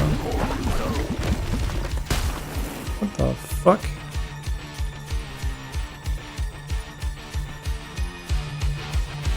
Wait, how much durability do we have? We don't have to worry about that.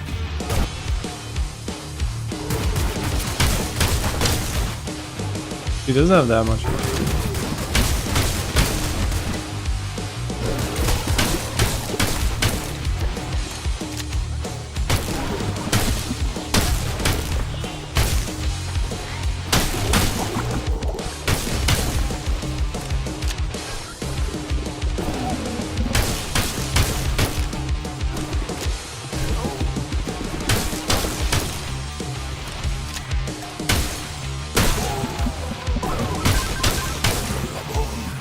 Headquarters, fire the rockets on my position now. What do you mean, who is this? Who the hell do you think it is? Never you mind where I've been, you little elf prick. I'm still your boss. Why is this Christmas themed in the desert? Couldn't they have made a snow desert, like a snow plane or something? Now fire the goddamn rockets on my coordinates. Then be really fucking forgetful. Also, if I as much as smell an elf search party, I'll skin you alive. Max was it? Remember who sees you when you're sleeping. Just do it.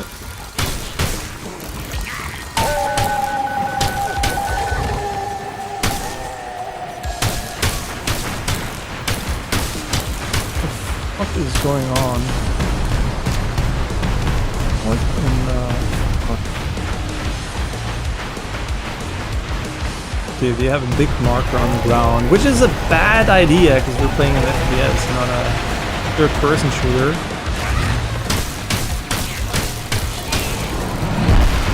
Ooh, yeah, that was pretty close.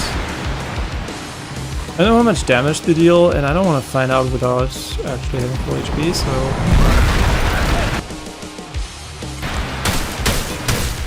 They almost killed me. Crazy.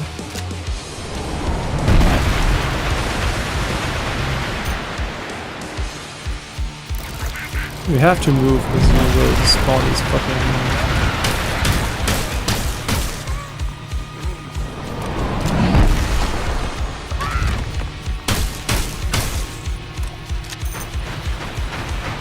Does he still exist, or is this gonna go on forever?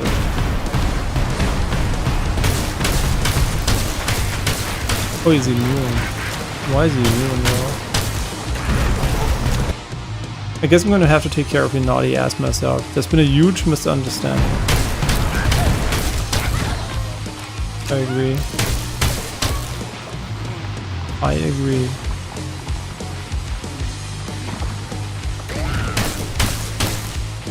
Who the fuck is he though?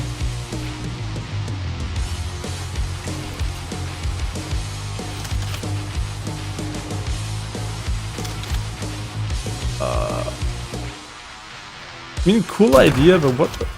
Wait, who's shooting me? Wait, that sucks. Oh, from here.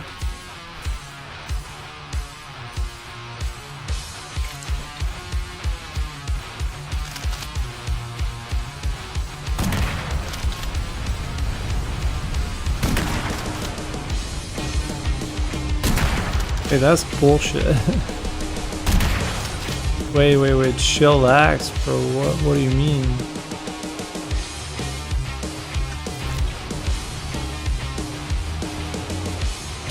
I don't think we can push because there's the desert storm.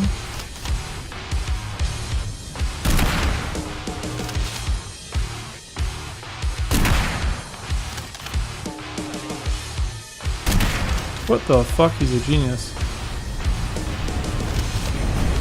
What? Wait.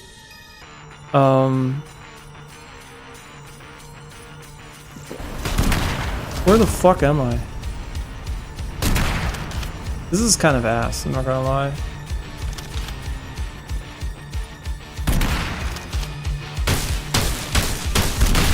Wait, we can... Wait, this is not immune? I thought he was immune. Oh man. Okay, I guess I could have ran up to him.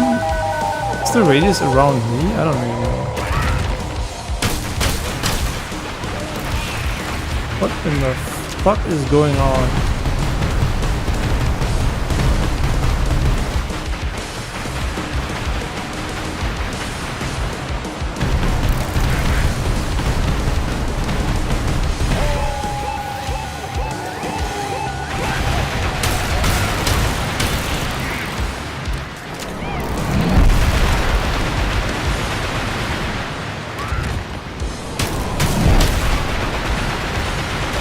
To drop a little bit of healing.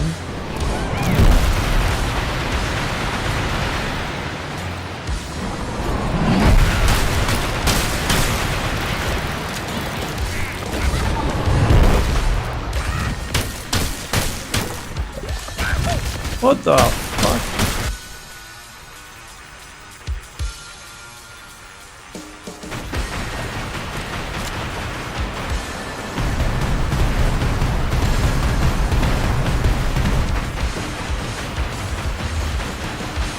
It's a bit long. It's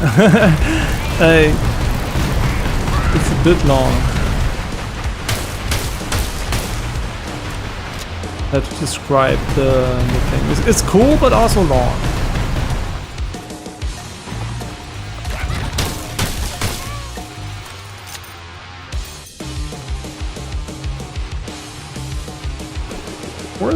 fuck is he?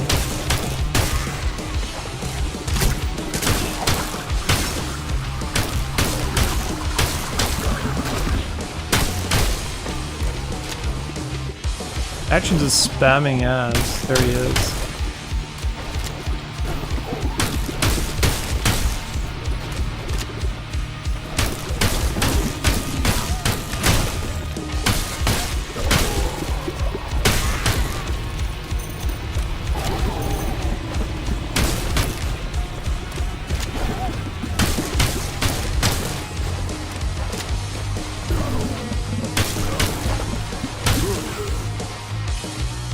You weren't even here to find me, were you?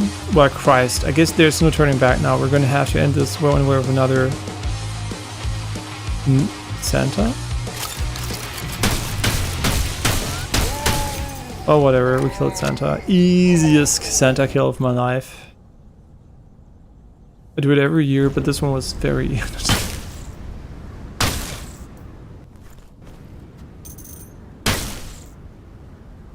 I mean... This is probably the best weapon in the game, so I'll pick that one up. The pistol I don't really need. Scroll of Explosion is also called Scroll of Kill Yourself, so might as well take it and sell it. Unless there's no friendly fire anymore, but since enemies run into you and when you shoot you get hit, kind of ass. Hey, where do we go?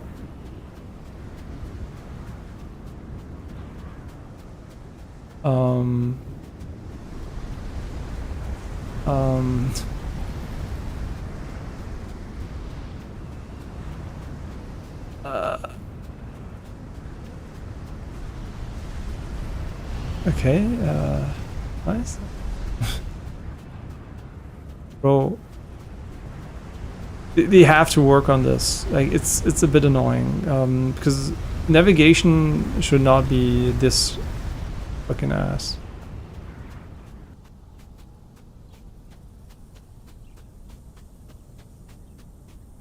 Bro, where the fuck am I? Did I just get TP'd? Oh, you were meant to just walk in any direction. And I thought you'd take damage when you walked there, so. Okay, if this is the witch as a boss fight, we still have a little bit of healing for sure.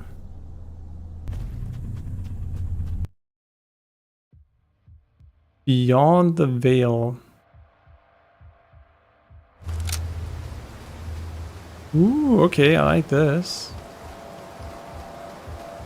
We back at the church? Maybe. We still have enough damage. Do we have enough heals? I mean, repair. Do we have enough heals? Oh wait, we need to repair this one too. Yeah, let's just take another pizza to be... I mean, we can't really make slices out of it, so maybe we're just gonna take another healing potion. We're gonna fight the boss. I mean, we don't have enough inventory space in general, but it's decent. We could insta-level the valet by putting something. Wait, if you kill a boss with it, doesn't it give like a fuck ton of XP? I feel like you definitely want the 100x XP on a late game enemy.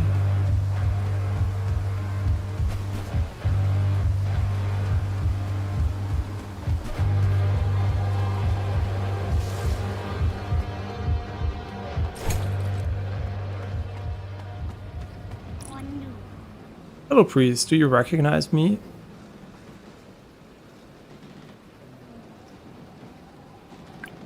I've seen you in my dreams. Ah, you recall.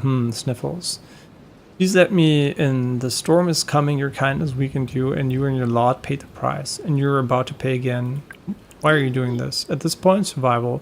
By being reduced to an amulet for who knows how long. No, hag. I mean, why did you target us in the first place? It has to do with the nature of things. The earth crawls in when the windows are open. Stagnation is the prey of decomposition. You let your guard down, it's nothing personal.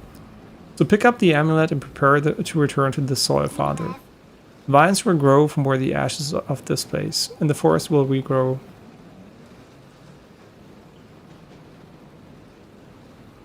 I don't understand any of this at all. But I am the witch, I am the amulet, this is your church. Pick up the amulet, we'll both need it for insurance. If I get defeated, I need to lead you all the way back here so we can get a quick do-over. If I defeat you, you end up in Sulfur. And you'll most likely find me here again. I will actually help you do it. It is, after all, the way we are intertwined. But you can tell there is a slight variation every time. Eventually the tide will turn. Perhaps the church won't burn down this time. Perhaps it will be defeated forever. Or perhaps it's you who will get defeated and stray from the path and stop trying. You are but a man, you need to rest. I wouldn't hold it against you, you could always stay in Sulfur. It's not so bad after all, right? I'm sure you miss me hanging around your neck like a cold noose. So pick it up and meet your destiny. What if I don't? Ah, that's where it becomes interesting. If you don't pick it up, Case, you would lose your life. You'll be stuck in Sulfur. And as I've been guiding you, helping you along, giving you purpose, if you should fall here without the amulet, you'll be lost wandering. Sulfur without purpose, ending up in the infinite void TM. Besides, what if you defeat me and nothing really changes? I have to admit the downsides of you wearing it. Coming back to life in Sulfur, even if I defeat you, is a bit of a nuisance. But in the end, I cannot let the last shard of my soul be forgotten. Feel free to pick it up, it really is your only option. I guess I could smash it with a hammer when I'm done with you. That's the spirit, presuming you can live with your church and everyone you know being turned into your charcoal, win or lose. Who wouldn't want to sulk around in the ashes of their loved ones? Weapon in one hand, booze in the other. Time to end this. Right, here we go again. Pick it up whenever you're ready. Let this be our final battle.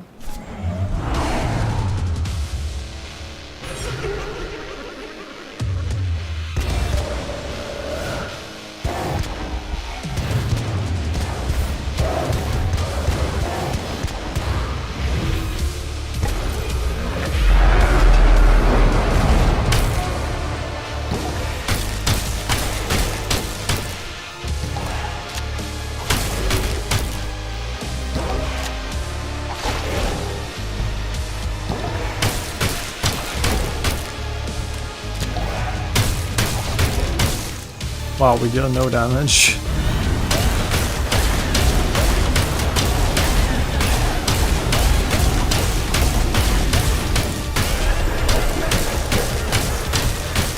Maybe we should go for crits with ADS. Bro, it's so annoying to hit these guys. Oh wait, there are bombs on the ground. Man, ADS is so bad, you can see anything. The crit might just be pretty nice.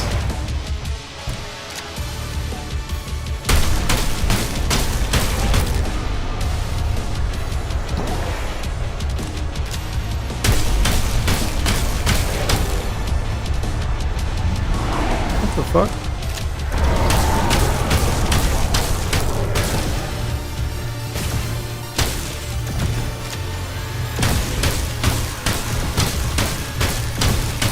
I think we have to get to the door, right? Wait, we could have DPS her for longer. That was a pretty safe damage opportunity.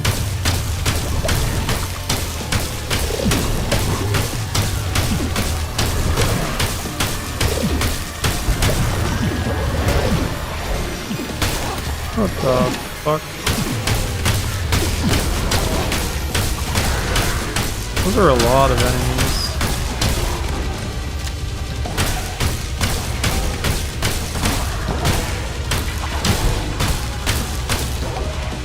Just compare this to the desert. Like, the desert is so fucking chill.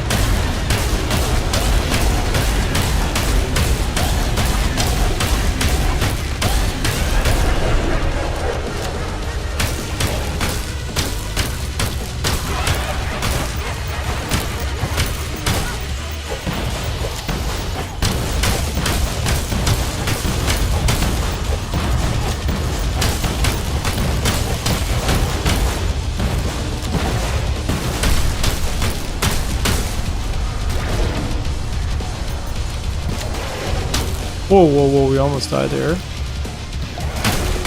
What the fuck?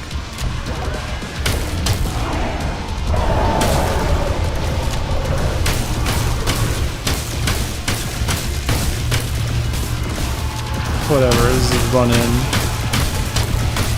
Oh, the door is not yet ready. Didn't want to press that button. I want to press this button. Oops.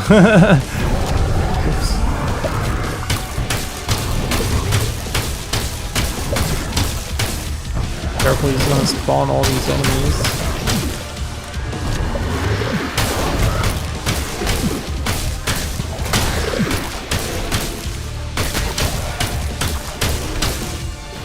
We might run out of ammo, unfortunately.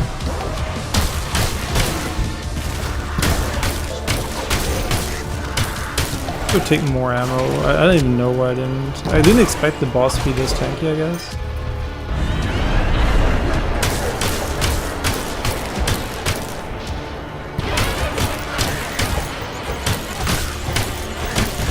These birds are fucking pain in the ass, dude. Most annoying enemy sulfur. We still have melee if we don't have ammo, I guess. Who the fuck is she?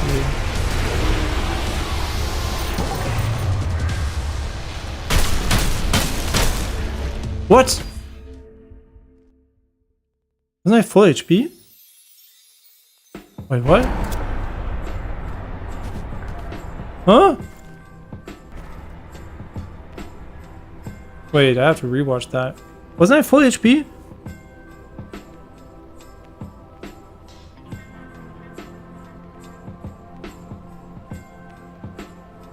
That sucks. Like really, that sucks ass. What did we die to?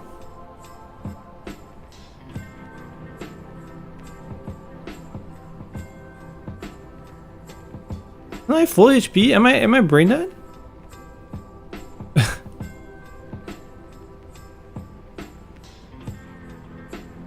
Good thing we're streaming, because I want to know. Like, because how would I learn if I just died without knowing? That sucks ass. What the fuck? Huh? Wait, I took a bunch of damage from something. And I didn't notice, because I was looking up. Honestly, when will devs learn? You can't make a game with ground-based waves in a game where you look up to shoot flying enemies. The same shit in Remnant 2 for the final boss. Why are devs so fucking brain dead? There was like a shadow wave on the ground and I didn't see it and I took all my HP as damage there. That's so bad. Oh my god. Because I was looking for her in the sky, right? And then there was this wave on the ground and there was no audio cue, no visual cue. That's just bad design, man. Like, I was shooting the birds in the sky, okay, sure, and then I was like, okay, she's flying there, yeah, nice. Then the bird kind of disappeared, and then I was looking for her in the sky, right? And then on the ground, the game spawns 2 shadow waves, which almost killed me, by the way. I didn't even realize they were there, obviously. Okay, solutions, right? Solution 1. Make clear distinctions between her being in the air and on the ground. If there is a damaging wave on the ground, give it loud audio, make it higher so it is impossible to miss visually. It has to be it has to be visually present, not some black little wave there. Give the player more feedback when he's low HP. Like, I don't even know if there's any feedback if you're low HP. Because everything's red anyways, so it's really hard to tell if there was like a feedback for being low HP. There has to be more feedback, man. Like, I was 1 HP, I didn't realize at all because there's no visual effects on the screen, nothing. They have to fucking fix this, man. That was just bad. Like, you can't have a ground targeting effect almost one-shot the player and there's no feedback. I literally died because there was no damage feedback and the game had this stupid ground thing while you're looking upwards towards an enemy. It's not good, man. It's bad game design. We died to bad game design. This should never happen. That is so unfortunate.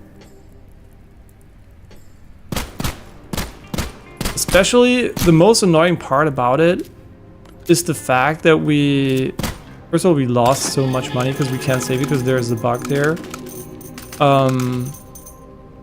I don't even care too much about the gear. I care about the fact that we died to bullshit. That pisses me off, not gonna lie. I think I have died a lot in the game. Sometimes it was bullshit, sometimes not. But this was just so cheap.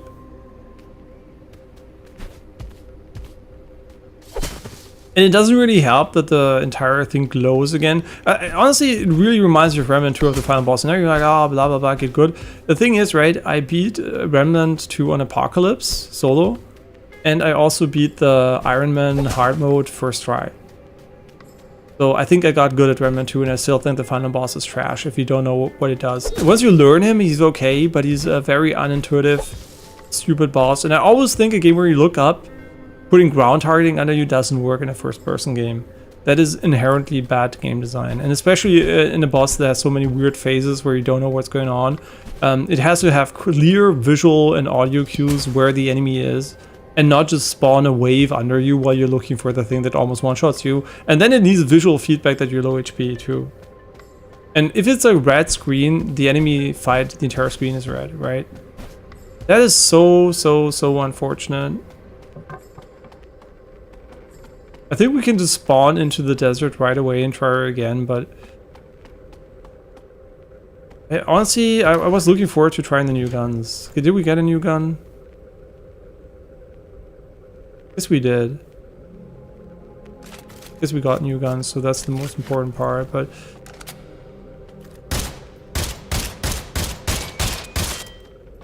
Okay.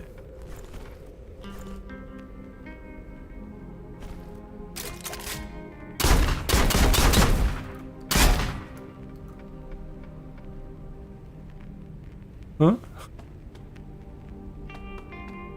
Yeah, and the fact that I can't put money in my stash also sucks ass, right? so we lose a lot of money every single time we die, which is not the biggest deal, to be honest, but... Oh yeah, we have the wingman still.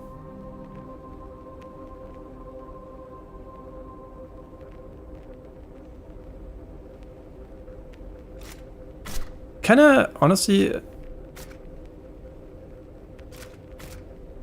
Oh, it like deploys. Oh, that's cool. I was like wondering where the fuck is it? We could make this one a shotgun rifle if you wanted to. We could also go and... Yeah, sure, that's a good idea. Let's make this a shotgun rifle. No, we lost the upgrade, right? So we can't make it a shotgun rifle. We could still make it a wingman, play the wingman. And the recoil is just laughable, to be honest. Fantastic. Yeah, I hope they fix this. I mean, by fix, I mean they change it. It's not broken, it's stupid and bad. So whatever it is they need to do to... I mean, at some point I will learn the pattern, right? That's what I'm talking about. It's a game where you lose your entire inventory when you die. And in such a game, I would really expect there to be intuitive boss fights.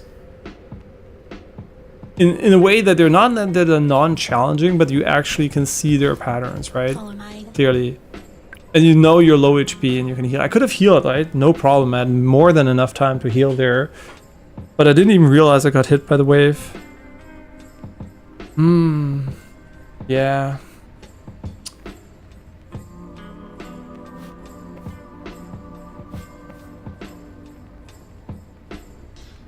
Not great.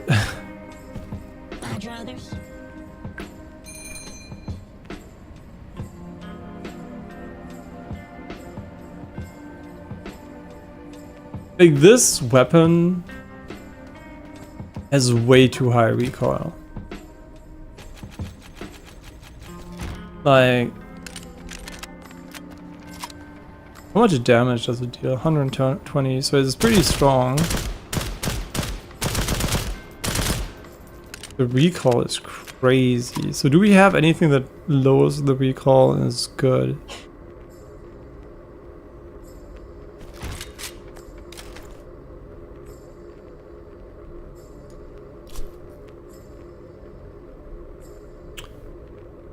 I don't think we can use this with a scope, to be honest. I think this is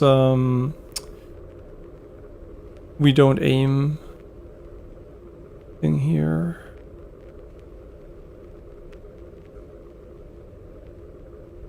A nice no money drops damage bonus. Shooting slower. Does it shoot fast? I think we don't need the fire rate, so we could potentially go with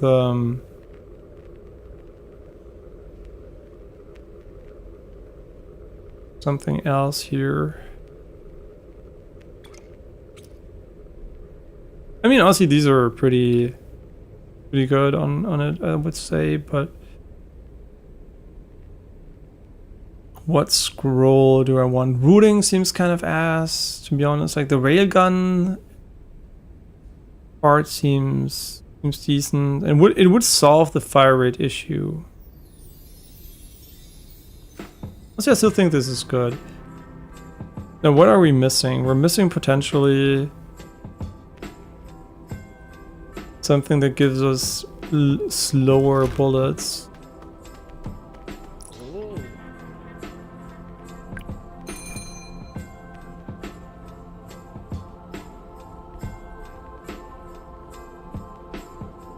Faster reload. Ah, okay, wait. This one seems like it could be really good with it. And we don't really need this one then anymore. We could potentially just put another scroll in it.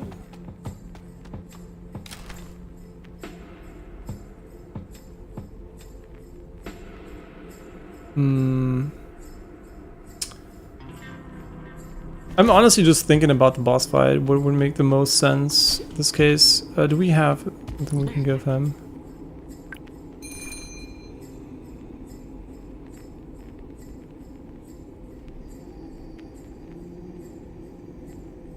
Ah. Military. Okay, I get it. That's cool. Yeah, really unfortunate that the design on the desert map is not great, and then the design on the final boss is also not great.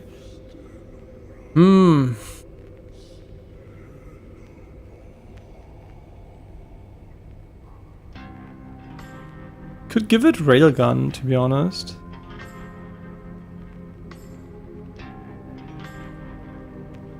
Would reduce the RPM though. How fast does it shoot? I mean, it makes it worse in single target.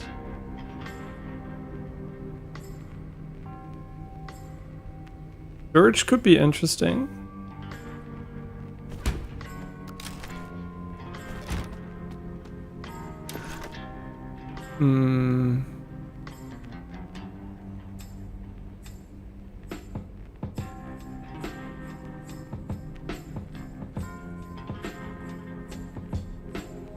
Just go with embers.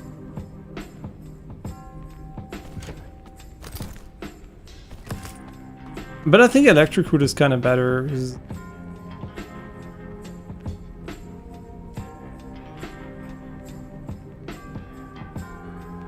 This is also not bad, but depending on what the enemies do, to be honest, so we can get like the additional damage over time in.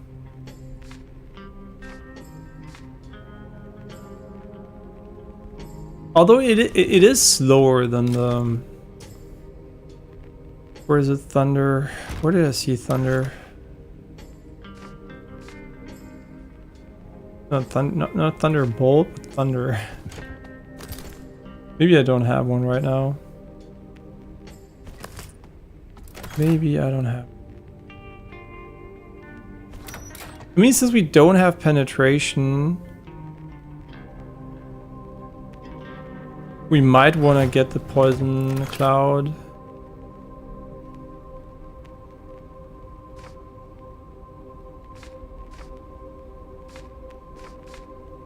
Just for the AoE, or we just go for this. I don't know. Sure, let's go Ember. Whatever, let's try Ember out.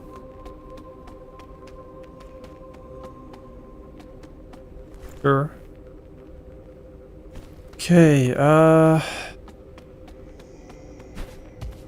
yeah, I think it has decent crowd control. And hey, Mr. Chozo Nomad, hope you're doing well. Yeah, that might be the most frustrating death I had in the game so far, for sure. And I didn't die that much in general, so like I guess like every death might be a bit more frustrating. But at least we didn't lose these one here, so we can potentially 137, 158. We can just stack those for fun, and then just put those in. Oh wait, we still have one of those. See, that's good when you prepare your run, so at least you can come back and... I mean, this one doesn't have the accuracy when moving, but I think explosion resistance might just be honestly pretty decent in general. Yeah, what boots do we have? And thankfully we don't lose our inventory when we die. Only the money. So the money bug is annoying though, not gonna lie. And I don't think we have the double jump, which is the biggest loss, I think. I don't think we have the combat boots or the double jump. Ah, this one gives us 10% more damage. Sure, let's go with this one instead.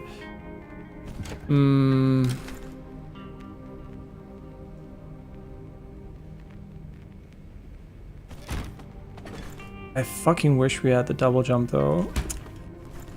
That one hurts, but luck will make us more likely to get it back, I think. Okay, let's also take one of these with us. And we have a little bit of healing, though not that much. And I think I'm just gonna sell these. Also, almost no repair kits. Man. That was a... one pissed me off. The molding. The molding. Yarrow lab. I'd save the Scroll of Embers so you can combine two of them. Hey, wait. So you can combine two of them with Kevin. What again do two Scroll of Embers do? I forgot. Like, what was the result if you combine two of them? Because at some point I knew, but I completely forgot. Unless they added the new scroll and I don't remember. I don't know about it. Ah, but does it have friendly fire, the Scroll of Explosion? It does it damage yourself? Because then I wouldn't use it, because I really feel like whenever you get jumped by a dog and you shoot it and you just like take half your HP in a nanosecond. I dislike that quite a lot. Yeah, so if it still has friendly fire, I would rather not use it. I mean, just get rid of that shit. So we don't have a scope because we're going to use this one here to make this gun a bit more auto viable. We should take a bunch of ammo though. We don't have a lot of food. That is what sucks the most. I guess we can make a bunch of 20 heals food, which... and we lost so much food.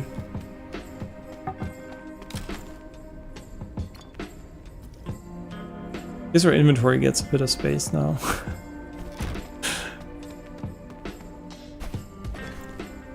Like, honestly, I'm thinking about just taking another pizza so we have like a bunch of mega good food, but I think this is also a good start. We have to level the gun anyway, so we can't go for the final boss right away.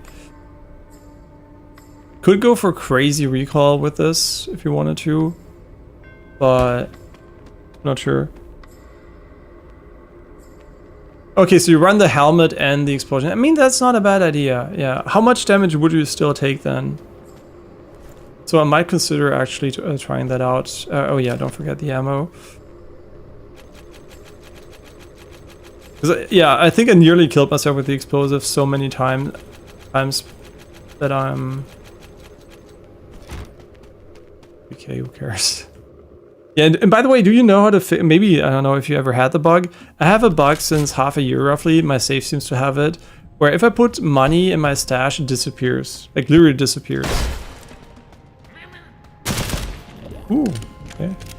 Wait, the damage seems to be really good. I think so, if the damage is this good, what we can do is actually just give the, start with a recall reduction. We can't double jump!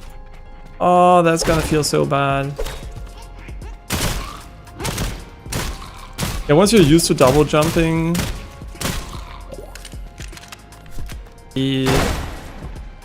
game design.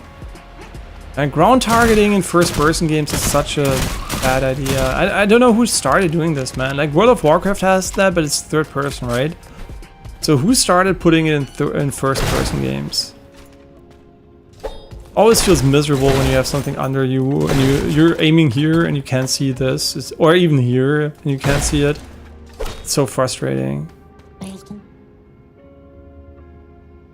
And unlike Remnant 2, you don't get like, I mean, you don't get an infinite amount of tries to learn the boss right away. So it's like especially annoying in this game compared to that game.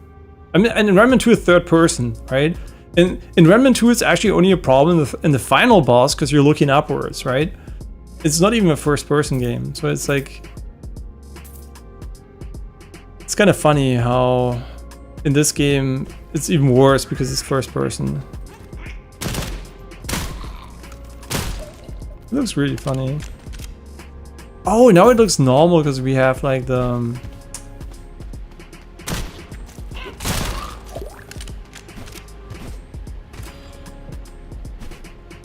Yeah, now it's normal because we have the... It's repaired, it looks so different. Don't have grenades. Another Skull of Embers. Sorry, I'm gonna double jump the entire game. I'm sorry, it's gonna be so annoying to watch probably. That I'm like, I don't know how to play the game without double jump anymore, man. Like, I'm honest, like, I have no idea anymore. Oh no. Wait, is there a jump height in the game? There is. Interesting.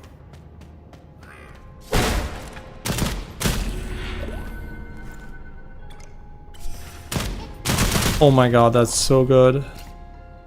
Now we can full auto. I mean, you can control the recoil for sure, but it's just like so much nicer when you don't have to completely compensate for it. Wait, there's sometimes an item up here. Nope. Ooh. What am I doing? Okay, I'm tilted, I'm tilted. I have to untilt.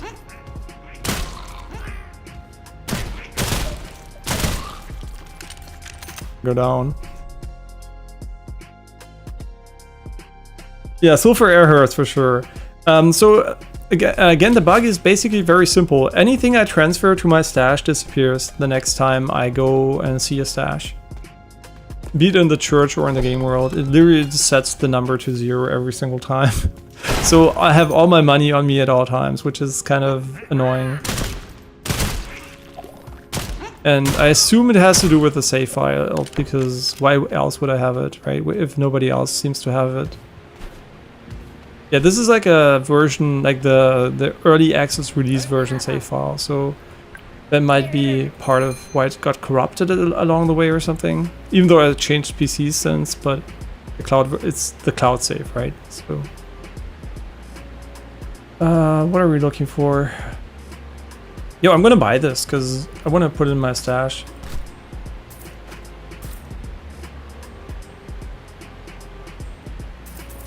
We don't need to buy ammo right now. What we need is to get a pair of sulfur airs and just get good gear so if we die we don't have to mold.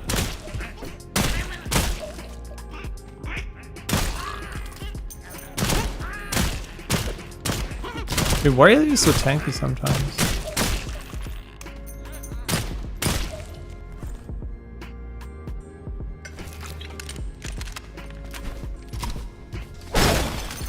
Yeah, I'm kind of glad we're back on the, oh my god, on the katana.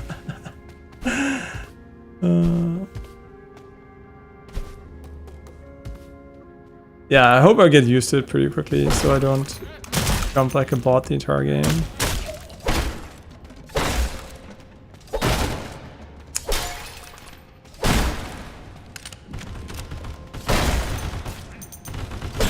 Also losing the 500, like the 100% XP bonus on an item is kind of ass, but...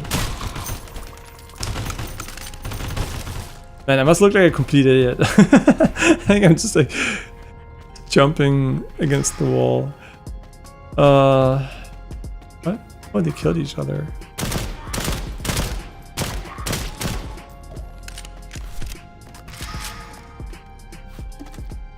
Honestly, I don't think it's pretty, like, I don't mind the heals. I actually mind the sulfur boots and the trinkets the most because they're so rare.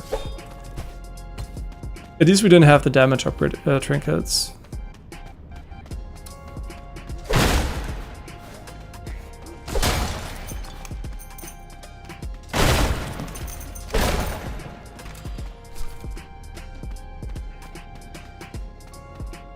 Oh, that's very weird. Have you reported that bug to the devs? Yeah, like a couple of months ago I reported it, yeah.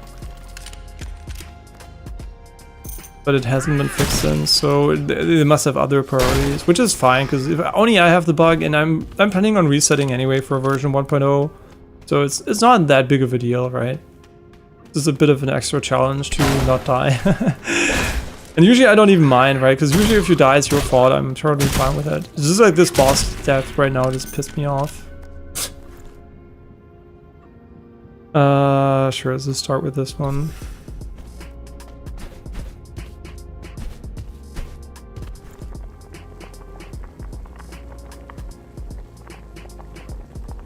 Ah, the Spanish.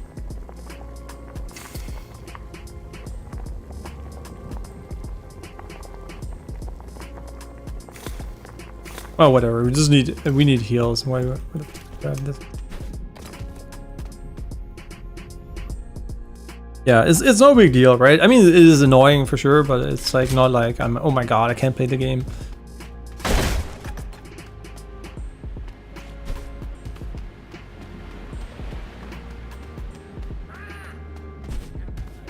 Oh yeah, there was a really annoying bug though, and I'm glad it's gone, and I just remembered it. The one where the enemies didn't take damage, that was a serious bug. Yeah, that pissed me off. Like every time you were in a fight and the enemies didn't take damage, you were like, oh my god. Yeah, that was the worst bug I think the game had. Like the optimization was one thing at the start, but that was fixed, right? But that was a bug that really came back and back and back again and again and again. And every time they said they fixed it, it wasn't fixed.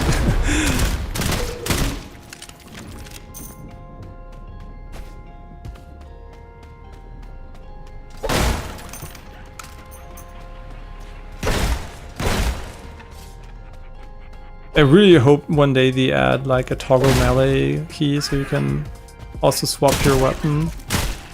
I'm also still surprised that Battlefield actually did it. I was expecting the Battlefield to get that feature maybe 2 years from now because the devs don't care, but they actually really cared about the small stuff, so it's in Battlefield.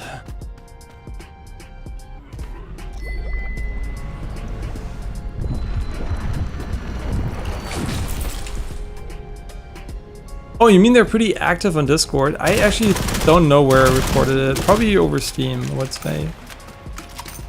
I wonder why is it that a lot of devs tend to be more active on Discord than on Steam forums? Like, is it because Steam forums are just full of cancer posts, or? Like, I always wonder that. Like, if you're a dev, why are you on Discord and not on Steam? Because I'm not the biggest fan of joining Steam Discord community just to report a bug in a game. Is there an in-game bug report feature? If not, there should be one.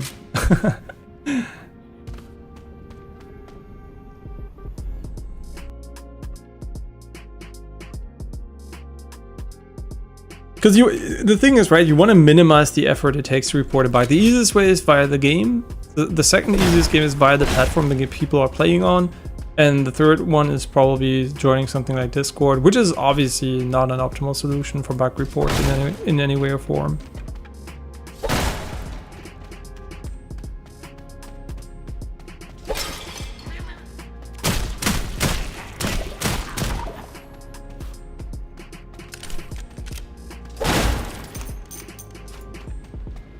I mean, Steam, I know why you would avoid that probably, because Steam forums are really toxic sometimes.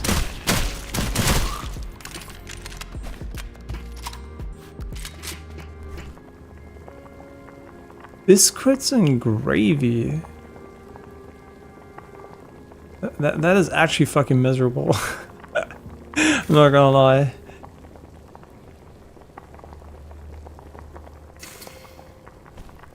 I really like that you have and the recipes now. It's so much better.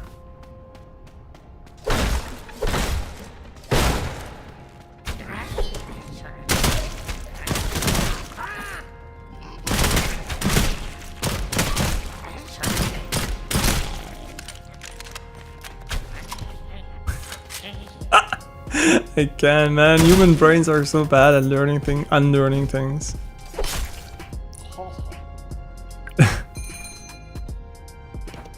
I mean, at least mine. It's no problem to learn a new game and get used to the mechanics, but holy shit, it's a problem to get rid of the bad habits when... not the bad habits, getting rid of the habits you learned in a game. It's not like I'm gonna play, I don't know, Arc Raiders and try to double jump or something. Something to go under then.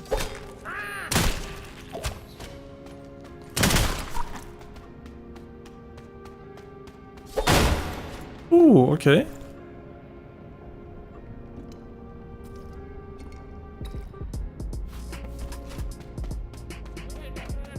And also, since I really hate inventory management, for me personally, it's not a big deal either, but I would really like... I would really like a feature where I can just like, you know, like the inventory automatically tries to match whatever you want to put inside of it. You don't have to manually make space every single time you can't pick something up.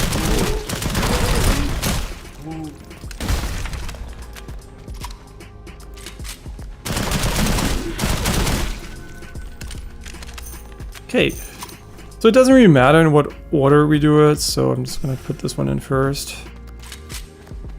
I mean, maybe it does, I didn't do the math, but it's like roughly equal, so.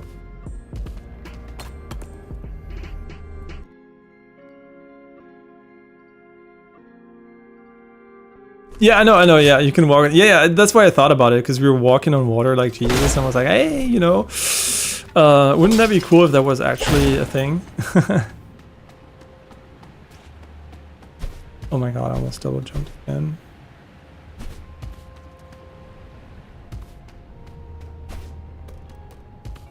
Yeah, but technically it does, yeah, for sure.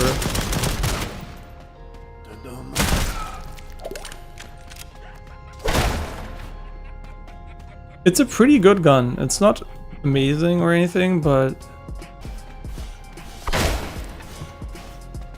definitely among the better guns in the game. Hopefully this has more DPS against the boss, because we also took like 10,000 years because we didn't deal any damage. So hopefully this one's gonna fix it. Oh yeah, we also wanted to put in fire. Fire before damage probably. Maybe not. No, actually damage first and fire just as a bonus. I'm still honestly not even sure if putting an elemental scroll is better than, in this case, is better than just giving it damage. I assume it's actually not much better, maybe even worse.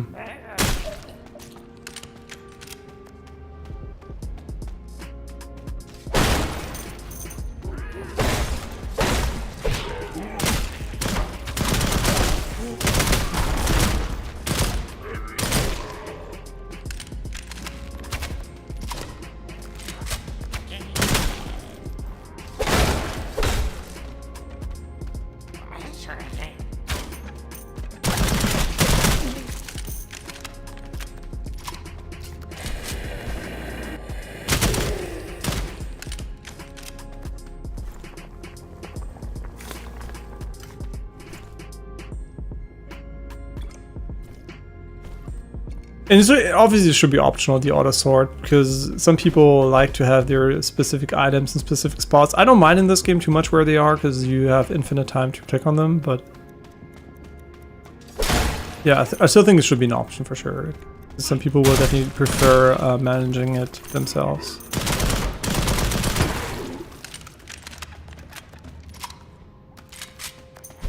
Reload speed could also be kind of nice on this gun, but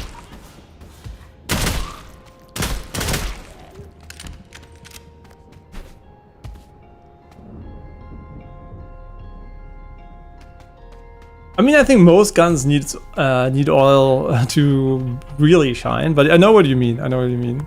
Like the base version is maybe not the best. I think because of the recoil specifically, I think the recoil is horrible. Yeah, I think without the recoil reduction, I think the gun feels like complete shit if you full auto it.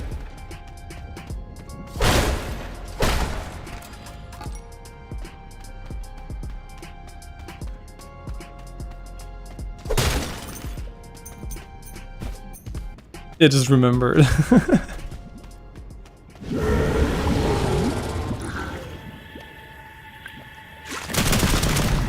Oh, nice, nice, nice. That is some good damage.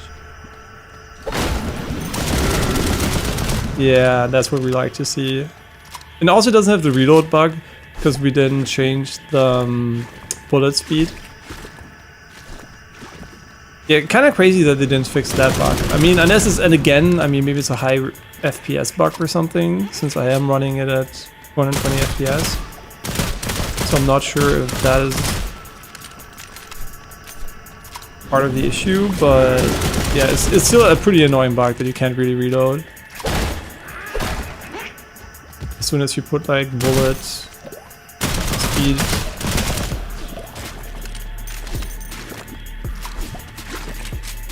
Like negative bullet speed on the gun. Whatever it's called.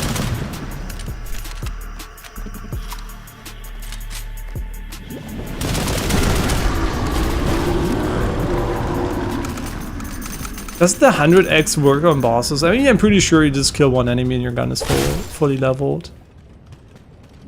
And in all honesty, I kind of wish they would expand. I mean, maybe they plan to. I kind of wish they would expand the upgrade system further. Like, it's just like more options, more variety, more trinkets. It's like, I think like more side grades instead of, you know, like the way they're adding content is mostly new biomes, and items, which is fine. But I wish like the core systems would get a little bit of an extra, or like just more items where they really matter. I think trinkets, unless they added some recently, there's so many obvious trinkets missing, which are just like complete brain dead. Just like assault rifle level plus 15%. Why doesn't this exist for all other guns, right? Shotguns, etc. Like I don't even understand how that is not a thing. They would literally take making the icon would be the most work. Everything else would literally just be change probably the variable name to assault rifle, whatever they call it in the game, in their code.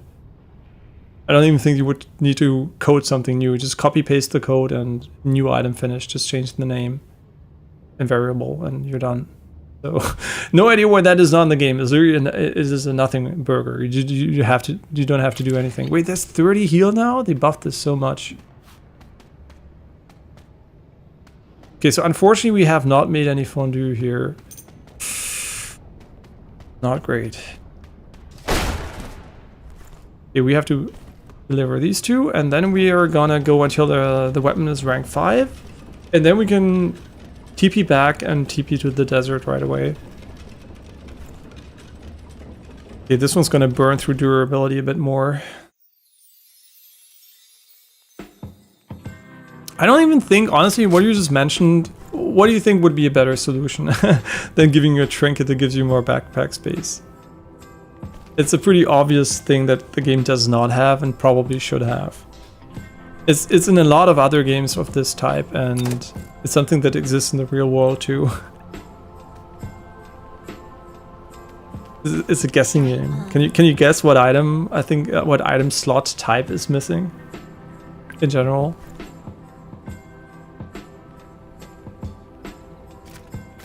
Which is an obvious thing to obviously have in the game, and for whatever reason it's not there. And like a repair all button, which is also a pretty obvious thing to have, but I guess like we just have to do this mini game every single time we're here. Unless I'm stupid and I missed it. Yeah, so I'm gonna just like reveal what I think it is. There should be a backpack item slot, where you put in a backpack which has pros and cons like movement speed, etc. Right? Just like a backpack that is like a meta thing that decides how this here looks. And it might even have some, like, maybe an arc rate or some bonus slots for food or something. You have like a food-oriented backpack, or you have like a, I don't know, weapon-oriented backpack that has maybe 3 weapon slots, or, you know, just like a loadout system basically that gives you like this meta item that enables you to have more inventory slots or different types of inventory slots. That is such a no-brainer for this type of game, and I guess it's still early access, so who knows if it's coming, but that is something I would, if I was a dev, that would be one of the first items I would have put in the game. But no idea why they decided not to do that for whatever reason. Wait, we said we wanted to put the poison fog in there, right? Not embers.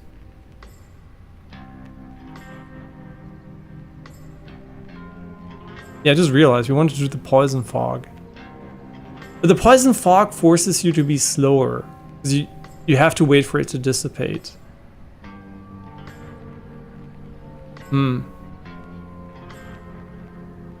Poison fog or embers?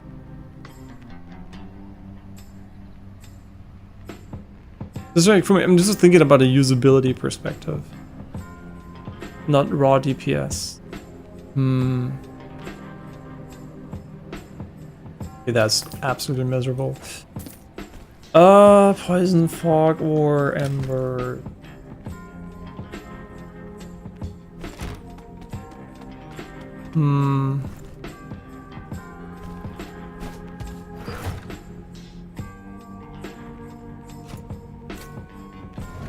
Yeah, I have no I'm I have no system for this at all.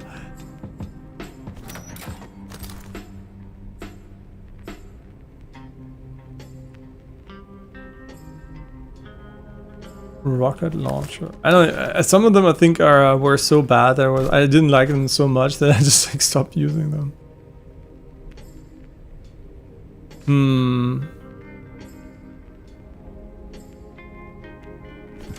Poison blood, no. But do we want to go with Noxiosa, whatever it's called? Ember or Noxiosa? Since we're interested in boss fighting potential, I don't think this one is necessarily the best.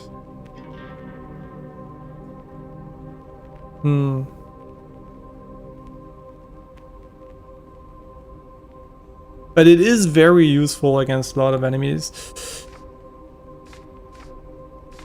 Sure.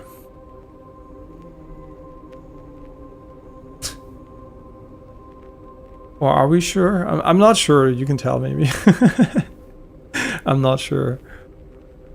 But it does add some, I mean, this one probably doesn't even proc most of the time. And this one could proc and turn him into 1 shot instead of 2. Yeah, sure, fuck it. Let's use this one. Do we need 4 repair kits though? You never know.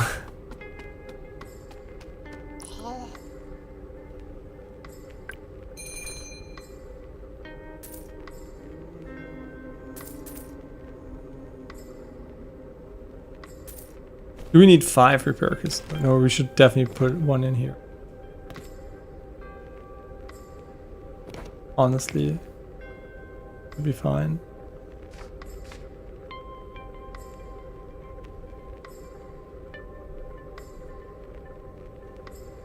Wait, we should also sell these. I still kind of find it weird that you have railgun in the game, which makes bullet speed irrelevant, as far as I know at least. Maybe it doesn't, but...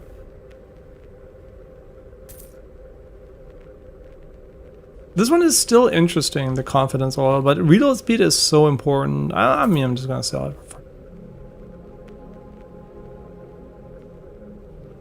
Right, we could also go for crit instead of this one and just like make it a really traditional no elemental weapon.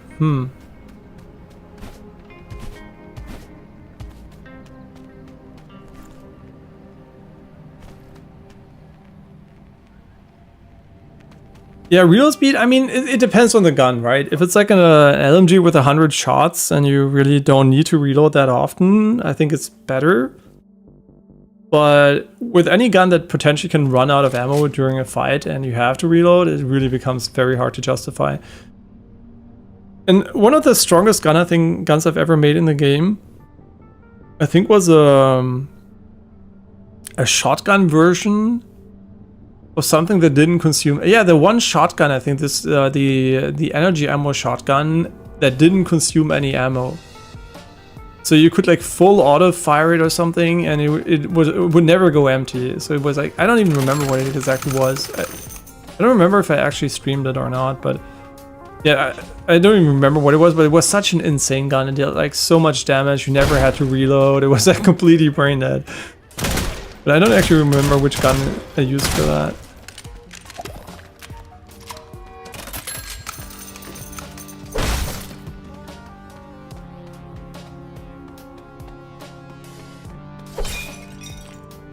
Should we try to make a pizza if we're already here? We don't have cheese, but in the next biome we can get cheese.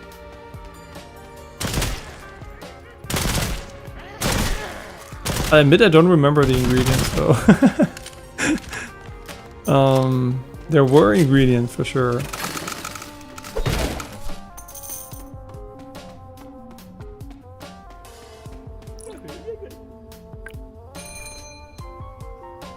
So it was herbs, cheese. Oh wait, we have cheese.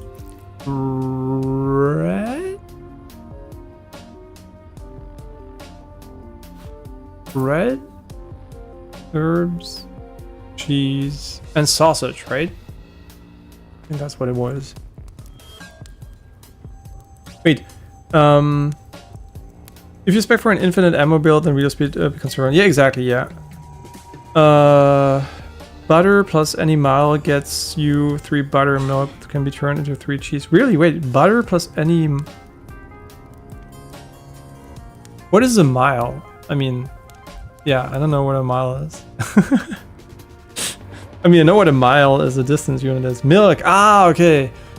Butter plus any milk, and then what? You need 3 buttermilk, which can be turned into 3 cheese. It's interesting.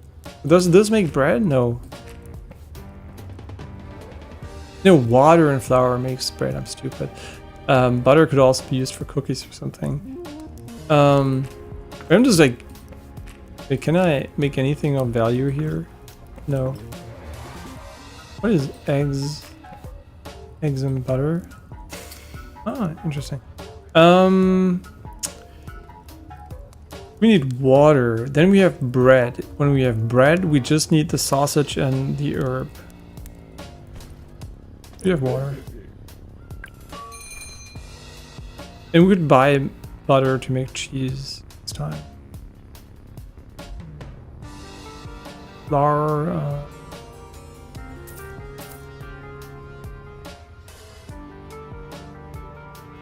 Okay. Wait, do we... No. Yeah, no problem, no problem. Maybe I don't know some words, right? So I'm like, always when I don't know a word, I assume I just don't know it, because there's so many words that are very uncommon, and especially when it comes to food. Yeah, it's kind of funny, right? You would expect that's one of the things you learn the fastest when you learn a new language, but actually if you don't cook or eat in a country of, you know, of which language, whose language you're learning, you usually end up not knowing a lot of like very basic words for like some legumes and whatever. I don't even know, like you call it like fruits, vegetables, legumes. The legumes are, I don't even know if you say it like that. I'm French, so I just say like the word legume in French. But yeah, so you end up not knowing a lot of basic words basically, and it's always funny when you realize, right? I don't know this basic word because I just never used it. So yeah, I'm always assuming, especially when it comes to food, that I just don't know the word.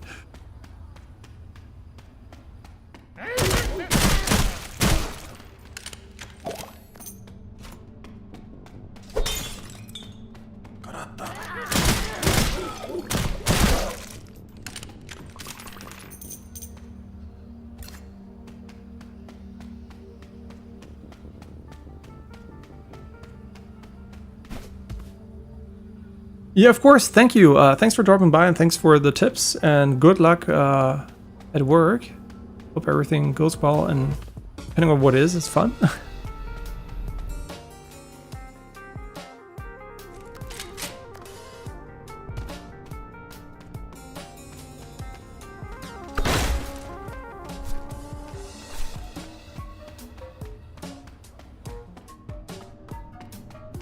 Yeah, I really hope this game, I mean, I think it's already successful. I really hope when it launches, a lot of people will be picking it up, because I think they really made something really fun here.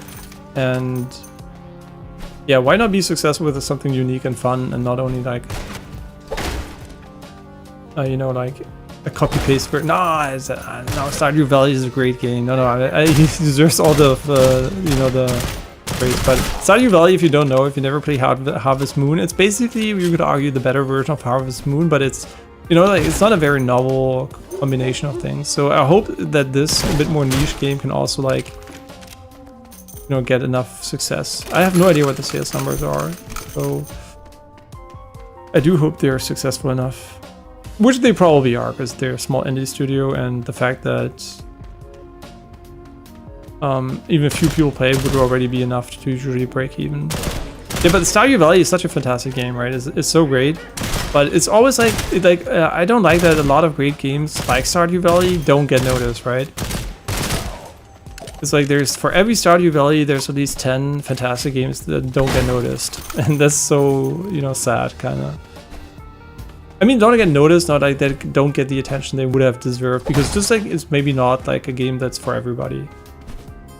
Yeah, so there's also this thing of making a good game and making a game for everybody, and yeah, if you want to make a lot of money, you want to make a game that's for everybody, unfortunately. Or you make a gacha game that's for nobody, but people still wail on it, and that also doesn't work, right? You might think, oh, just make a gacha game, find one guy that's like gonna spend millions on your game and easy clap, but that's not how it works. Most people that wail in games only wail in games which they perceive as people like the game, right? It has to have a healthy ecosystem for people to be willing to spend money in it, usually.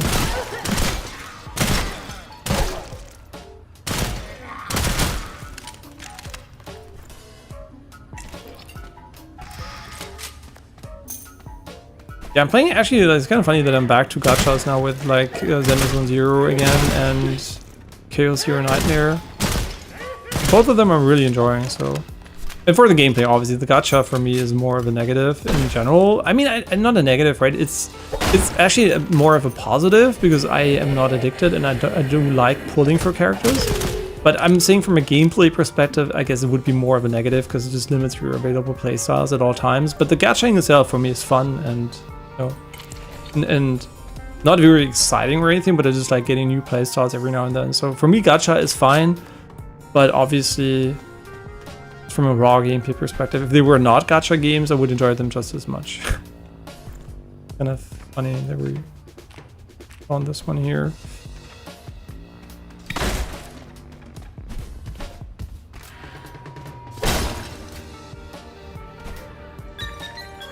Want to do ADS.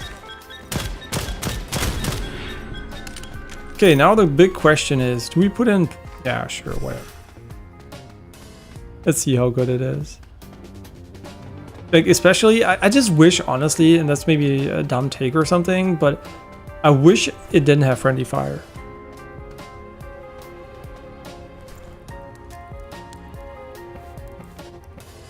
Okay, that doesn't work. Maybe you can...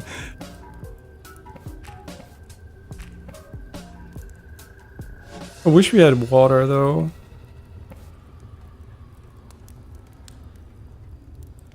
I wish we had water.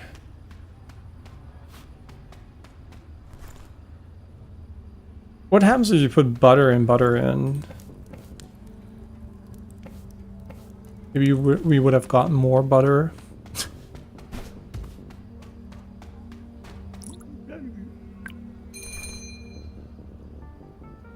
So we're looking for a sausage and water.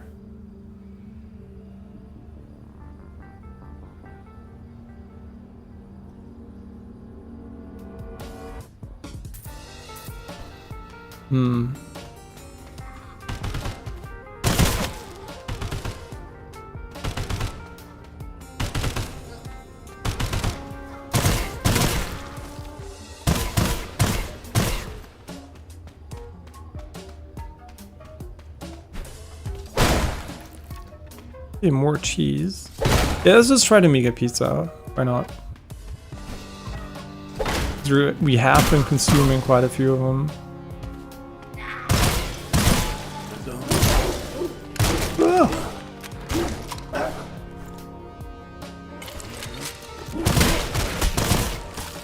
That's the downside, right? You can't see shit anymore when there's like you're basically smoking the enemies. Hmm.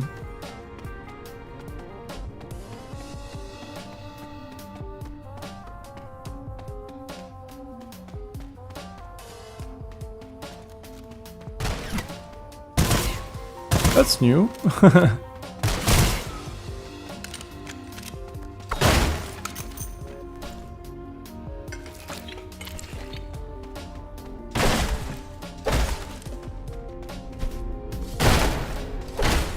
Oh, is he gonna open it up? That's cool.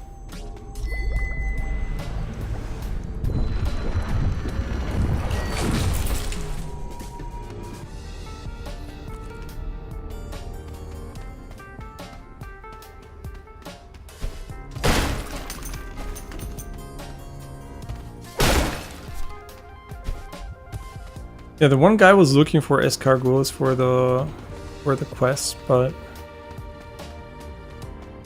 I mean the ammo. But I mean there were really good things in there, so I guess we should not completely sleep on those items.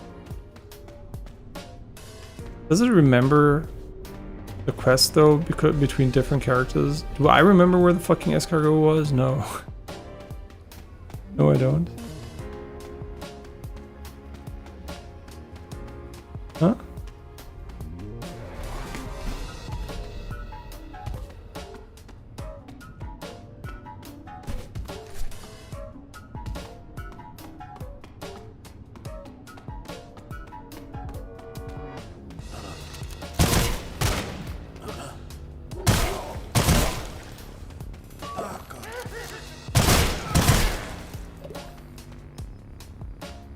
I mean, it doesn't linger for too long, so it's fine.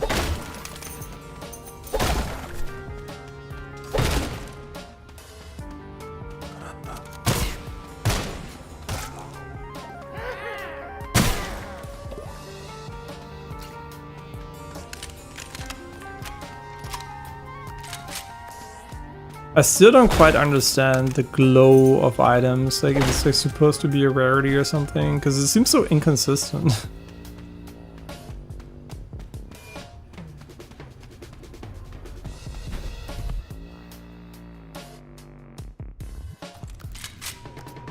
I really like that he reminds me stashing my money because it doesn't.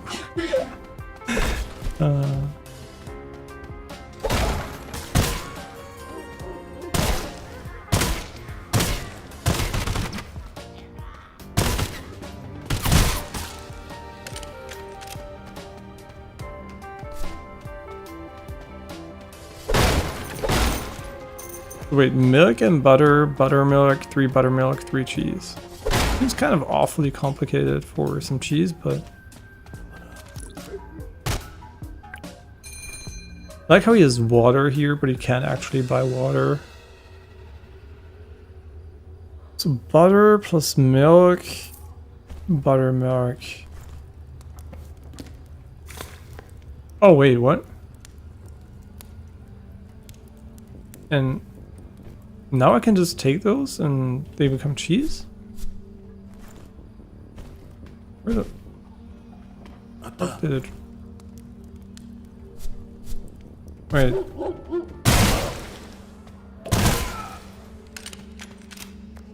Where did he drop it though?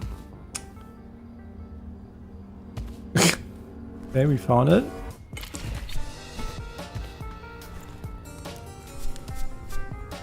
That's crazy.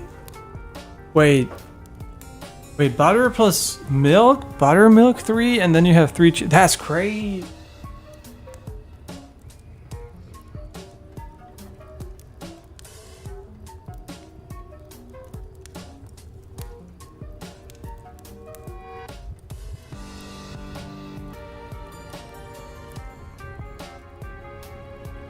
Wenn du Kopfschmerzen.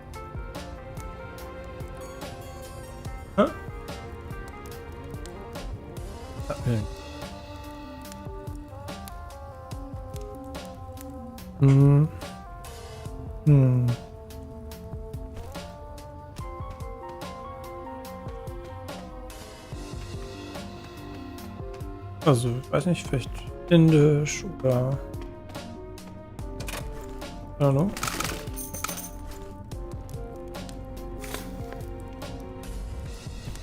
Wait, that is actually really good to know.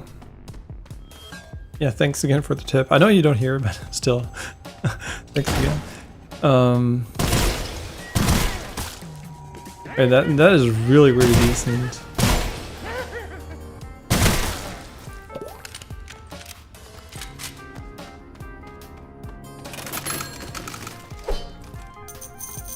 All right, we have the perk where we can't get money anymore. Oh no, no, we haven't. What the fuck? This is bullshit. What is going on? What is this? Okay, I might have to not play the game anymore. Nah, this is bullshit.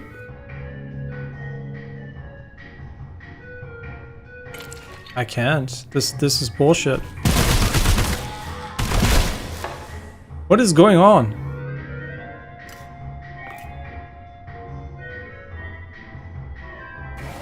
Excuse me? What is going on?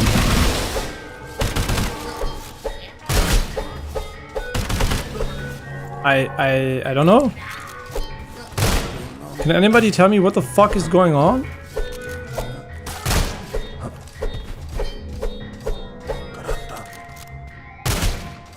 What is going on, bitch?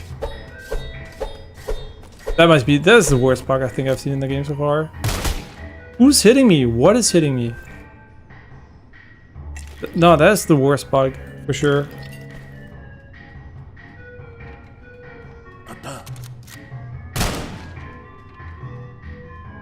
That is miserable.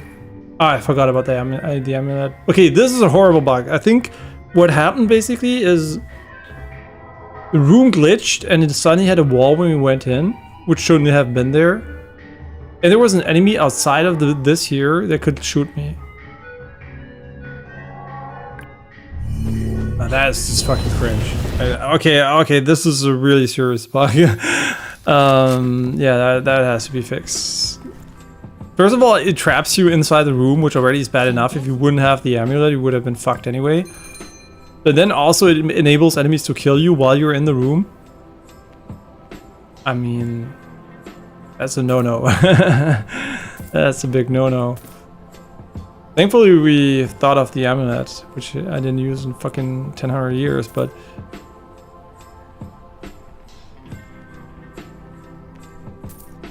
Was denkst du mit Asiatisch? Ja. Bro, does nobody have water?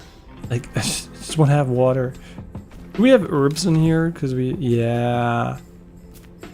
We just need the sausage.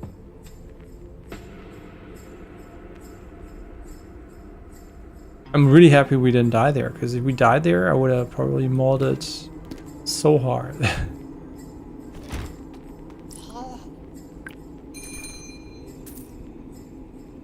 I mean that is legitimately fucking bullshit, right? Like there's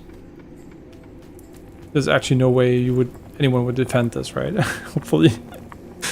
With the boss, you could argue, you know, I will let people argue that, you know, you can learn the patterns and blah blah blah, but in this case, that is just straight up a bug that can completely destroy your run for no reason. My druthers.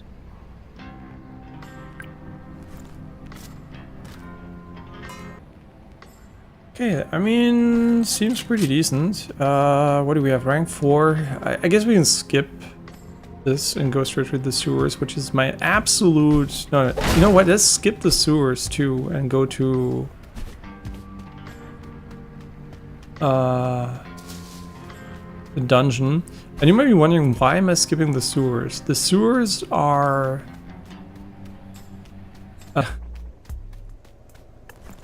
Yeah, now we run slower because of the weapon.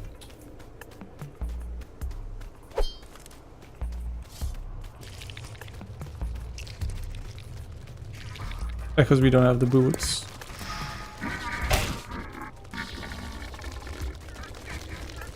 We're not sprinting, or what the fuck is going on?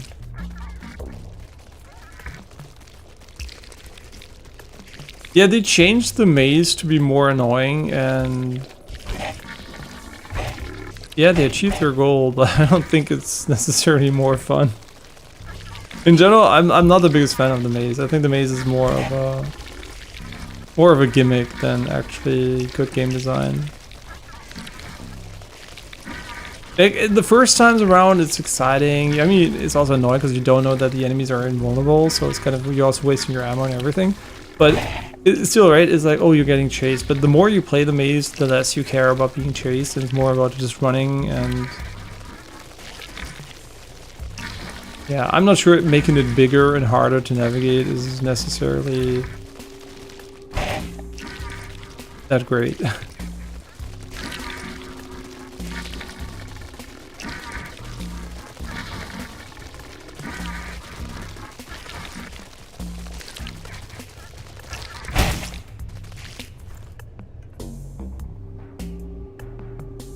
Well, that one's really good. I should use crash.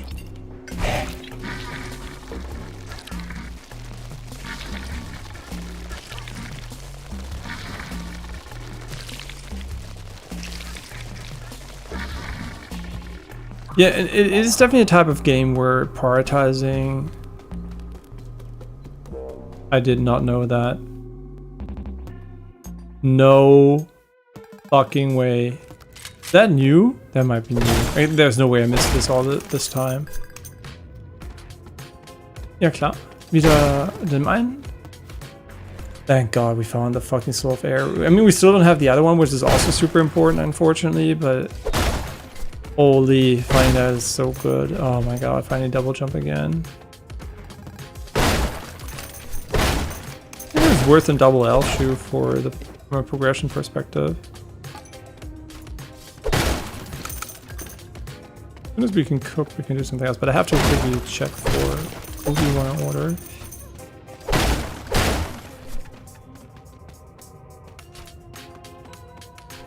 Should also heal. Okay. Quickly gonna check.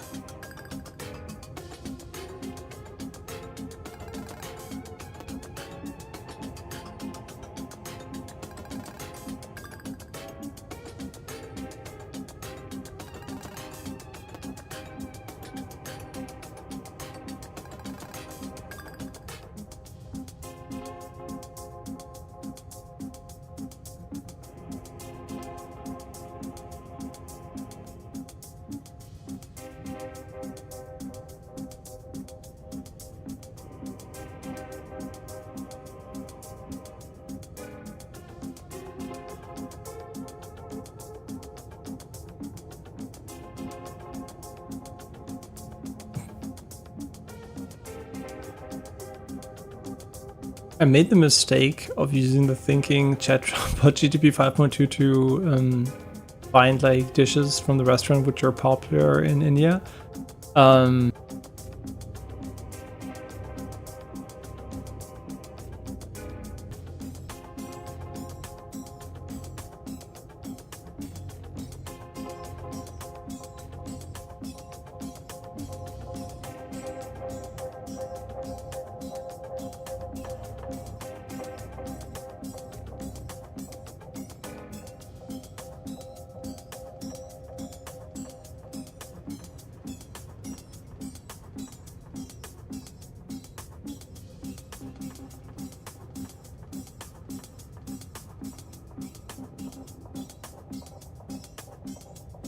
Okay, sorry, I'm almost done.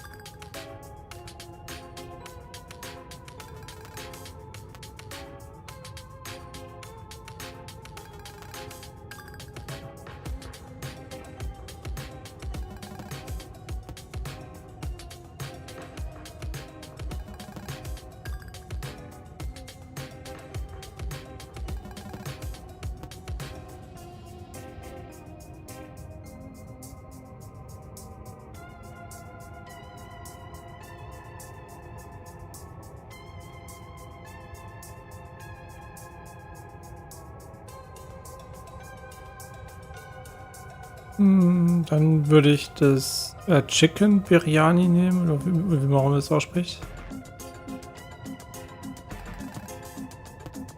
Und ein Mango Lassi.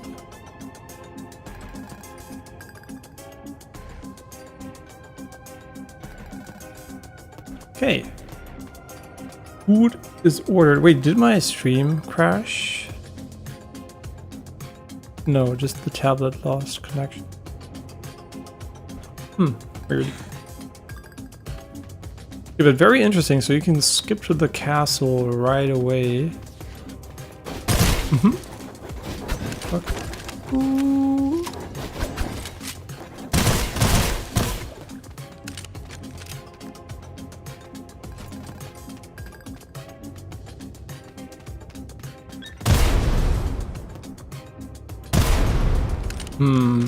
I'm not sure I should have picked this one, to be honest. But the poison is nice. I don't really think it saves us enough ammo to justify it being in the gun.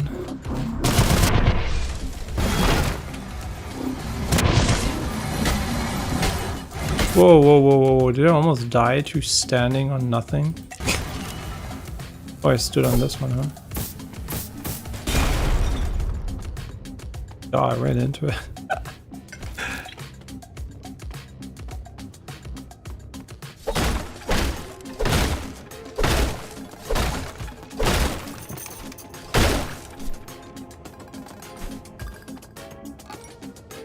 Okay, butter plus milk. Really good. Butter plus milk. Okay, we got the water. Wait, we already have water. Spaghetti could also be decent. We just need somewhere to cook.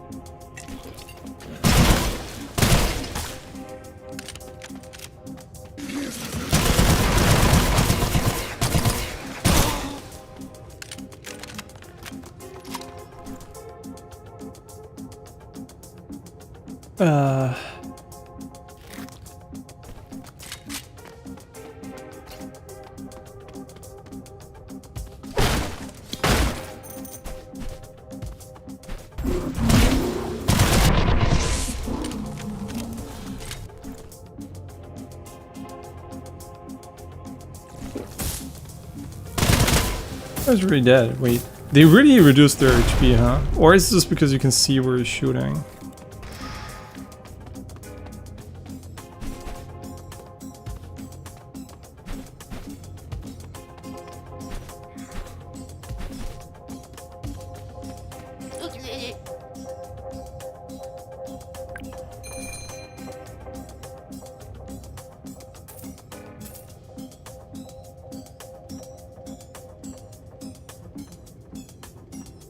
I mean, that is probably only good against bosses.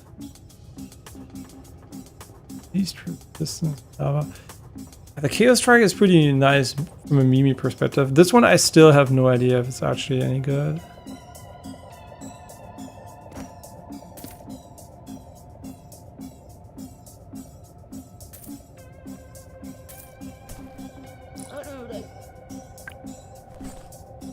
He's looking for microfiber cloth.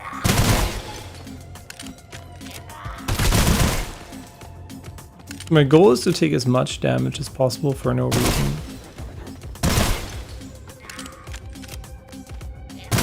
And I think we're achieving that goal really well.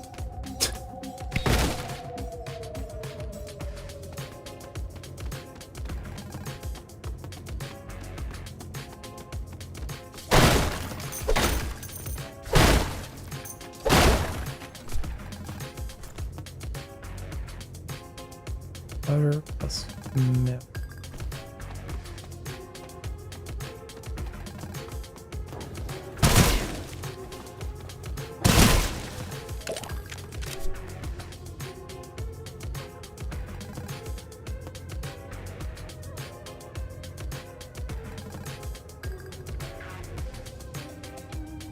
Yeah, I think I have to restart my chats quickly. Or pause the game.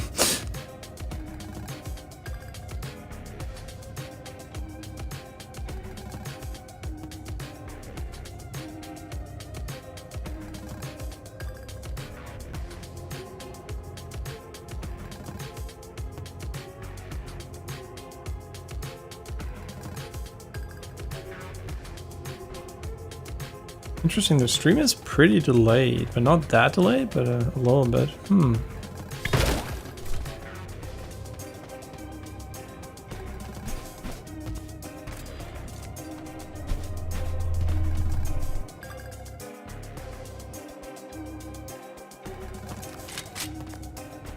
It's gonna take a while though to get this to rank 4. I've never had this one. Is it any good? Rifle damage.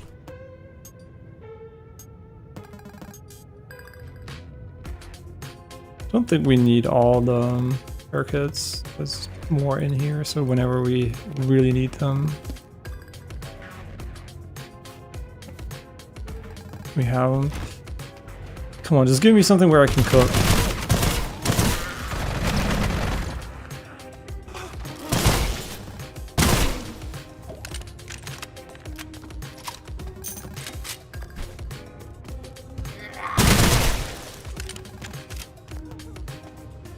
The only ingredient missing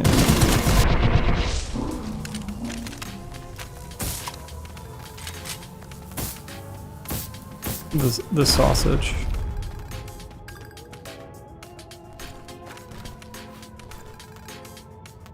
Great. Fantastic. Yeah, I don't think it's not the code that makes you slow, but isn't it funny that Santa is obviously the Santa that Coca-Cola depicted is an obese man, and it's kind of ironic because Coca-Cola did it. Yeah, why would you actually, if you're Coca-Cola, put in maybe you want to normalize obesity? Wait, I never thought about it. Did Coca-Cola make Santa Claus fat so that they can normalize obesity? Wait, that's actually probably the reason. Wait, I never thought about that.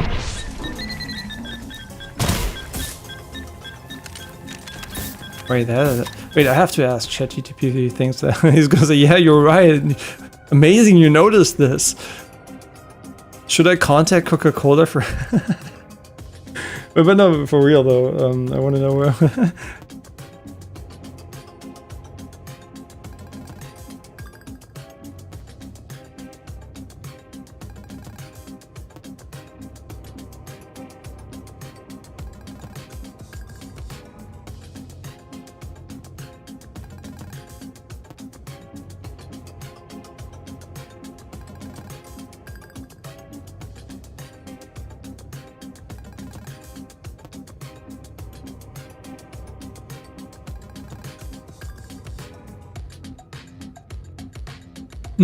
Chipmunk thinking. Yeah, think about it. Thinking, wow, this is a really dumb question. Why the fuck did he ask this? No, that's what he should be thinking about, but... Well, that's actually fucking hilarious. Honestly, that might not be wrong. I have no idea if that was the intention, but it actually might be what it does. So even if they didn't intend to do it, it's still probably an effect of it.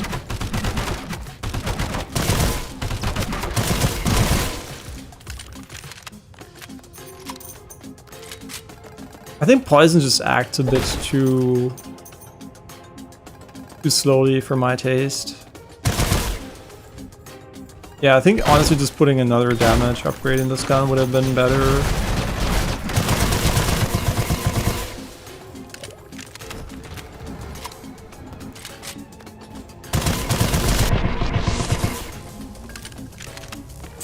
Yo, they really nerfed the shit out of these guys, huh? Or this gun is just really good and I didn't realize. I would never kill innocent people. She wasn't innocent. She was a witch. Source, I know. And now I'll drink a beer. Okay, where is... Wait. I mean, you know what? If we have it, we can try it. I don't think it's gonna work, but...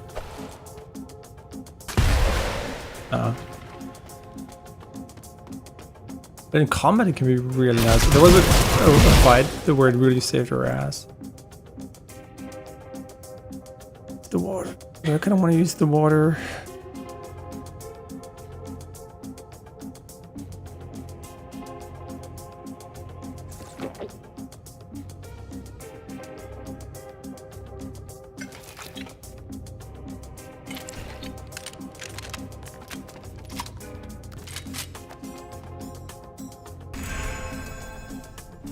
I mean, this was just worth a lot of money. I think it was one of those guns which was unusable because of durability. So I'm kind of curious if they like made it usable. And also because of the upgrade system, most guns are playable anyway somehow. You can always make it work to some degree. Only when the durability goes down too fast, then it's when it really becomes unplayable. I mean, at least for general use, for boss rushes or something, it might still be viable, but...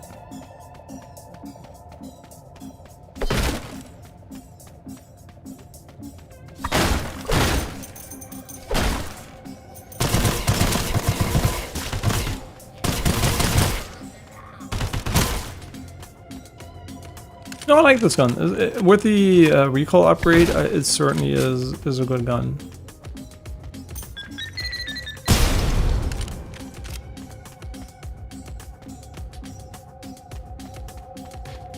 Yeah, if this was my game, I would still remove friendly fire from poison clouds, like... I mean, I guess, yeah, you can use items for that, so maybe not, but... I usually find, like, friendly fire on yourself, like... I don't know. Makes games sometimes a bit more slower, and it's like, you know, it's like... I don't think it adds a lot to the game. I mean, they must have known.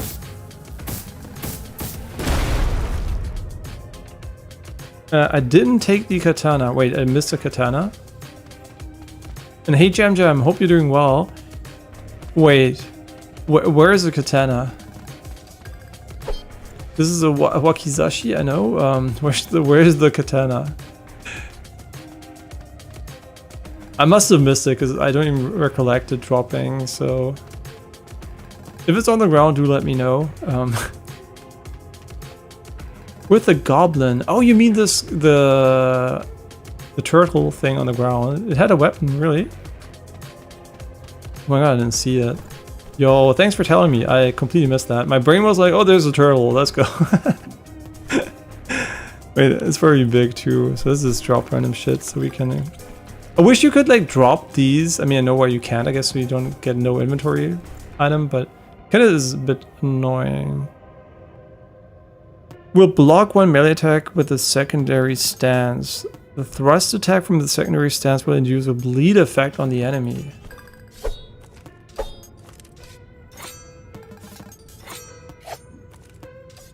Oh, okay, here we can really see how it works. Bit weird to use though, I'm not gonna lie. I still feel like they should let you equip the weapon in a, you know, like in a weapon, like a weapon basically, right? Just put a key for a melee. Have a fast melee key that can also do this if you want to, I don't mind. But just like also give me the option to just equip it permanently. Just like in CS:GO when you equip your knife or something. Yeah, thanks for letting me know. That's interesting. Don't need this one anymore. Wait, did I not pick up the items I dropped because I was so focused on...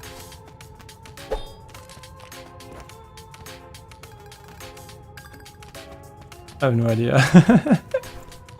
Okay. We need a cooking station.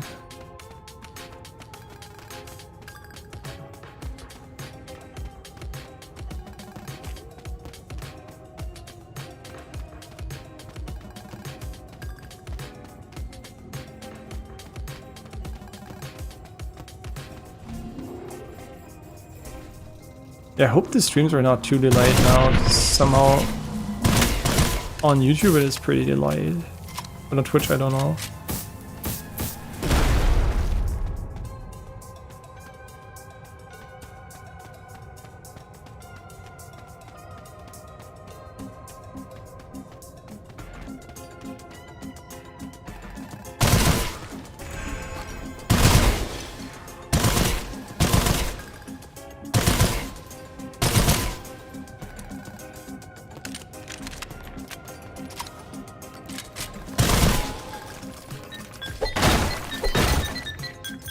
Oh, there it is. We found it.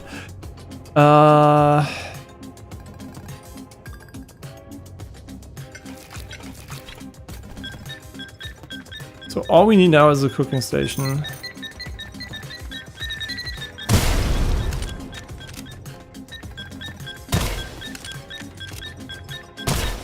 Are you kidding me?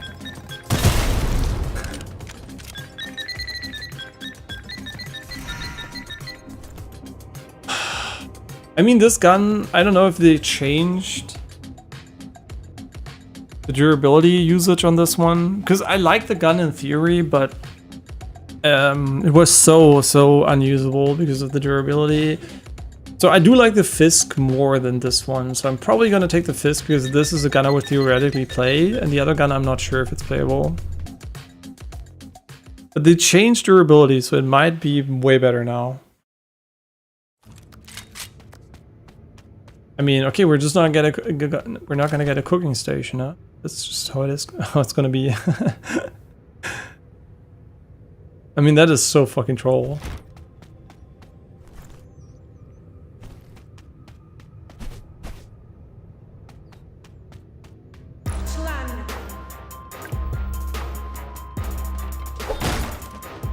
Oh, it's a bit lower than the other one. Oh, that's some decent damage.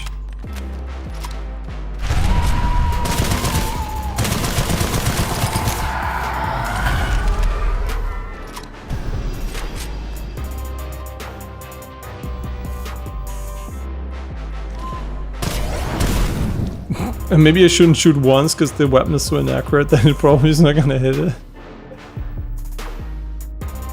Does it spawn under her?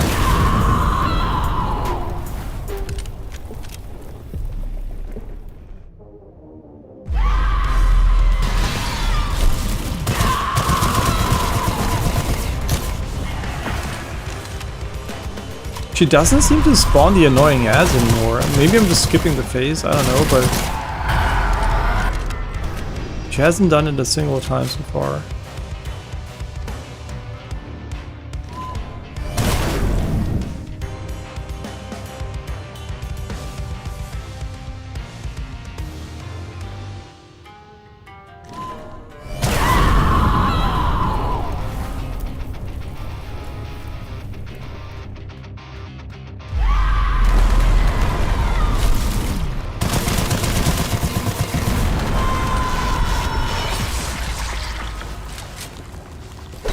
Beat an area without a charge amulet achievement? Wait, wait. Was there no opportunity to charge it here? Did I miss it? Whoops. Ah, you fucking bitch.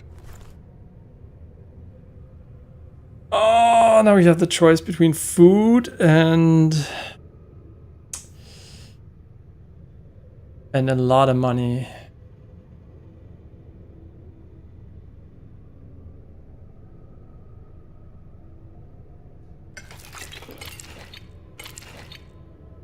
You hate to do it, man. Like, I still want to keep the pizza ingredients, but how big is this bitch?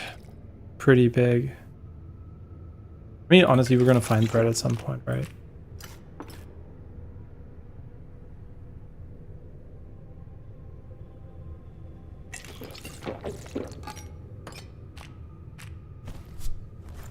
You know, it really sucks that we can't save money. Like, I wish we could save money, then we wouldn't have to do this shit. Oh, it's such an annoying bug.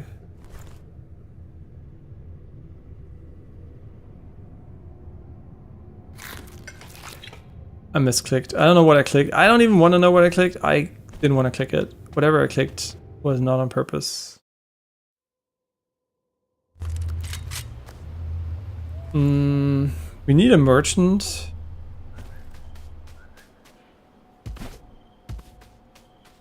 Wait, we don't have a charge amulet, so we can't even get out.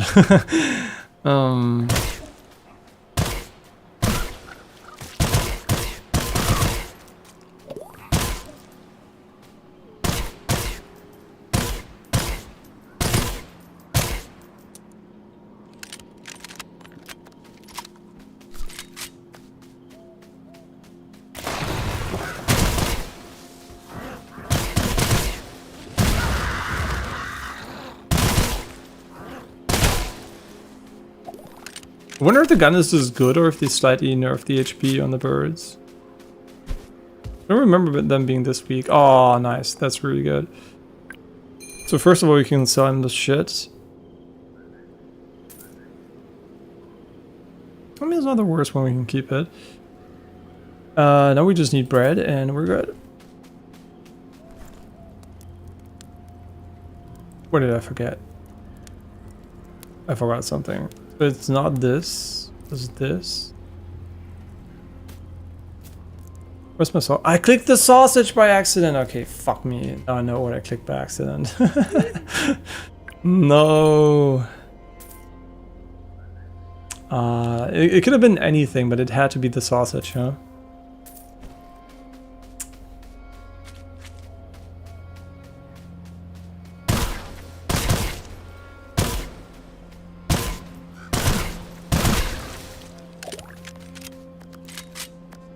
Peanut butter. It is just like thinking back that there was actually a time where, yeah, there are big memes like 6, 7 that everybody knows now, right? I mean, everybody that's younger, I guess. But there was a time where the internet didn't have a lot of memes, so you knew basically all the memes. It was like, oh yeah, did you see this? Yeah, and everybody else who was on the internet also saw it because there was nothing else. Man, the OG internet was definitely, I'm not gonna say better, but like not having social media was honestly pretty nice. Like it really changed the way you interacted online. So yeah, if we could remove social media and just keep like the other good stuff, that would be nice.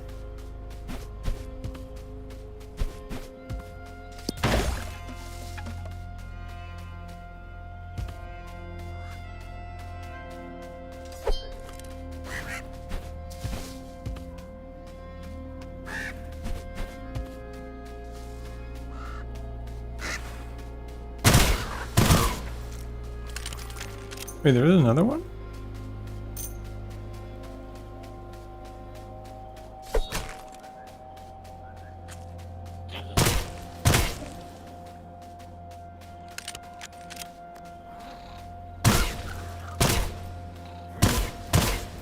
Nah, I'm just kidding. I like the internet right now way better. There's so much good shit, like so many good YouTube channels and videos which didn't exist back then.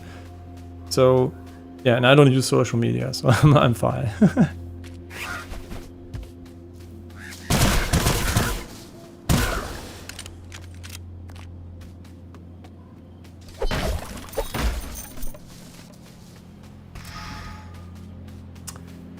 Wait. It's the best duplication oil in the game. Wait, we already have a duplication one. Wait, we can multiply again. Wait, I didn't think about that. Wait, is it better to multiply or to damage buff? Wait, how much damage do you actually have? Oh, multiplying is way better. What the fuck? Yeah, we should definitely multiply once more. Once it hits level 5. I mean, it's a bit wasteful to put all multiplication in one weapon, but it's definitely going to be better. Bro, these birds can suck my dick.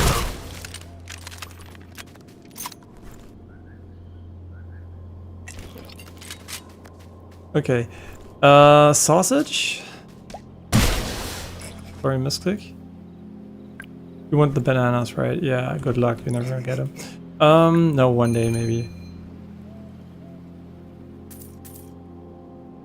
What is he selling? Ah, that's so bad. We need somebody who repairs. Wait, do we have somebody and we didn't repair?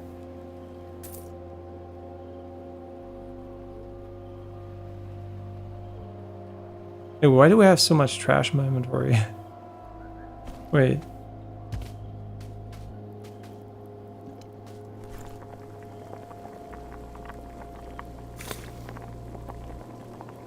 Don't. Whatever. No, no, don't. We just need a sausage.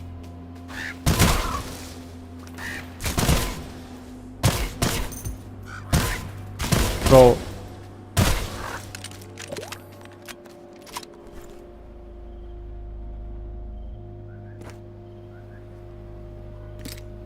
Do we buy it from him?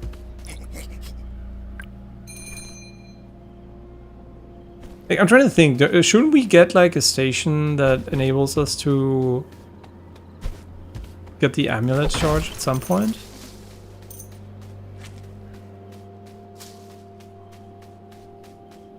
Oh yeah, I think it even shows you on the map transition.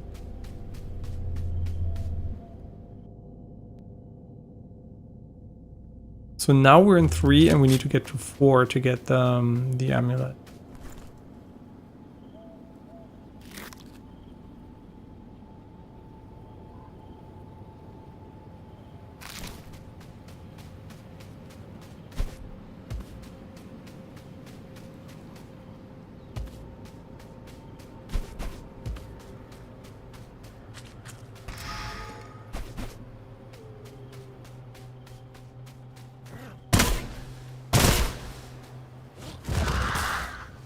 Wow, did they nerf these or is this gun incredibly strong?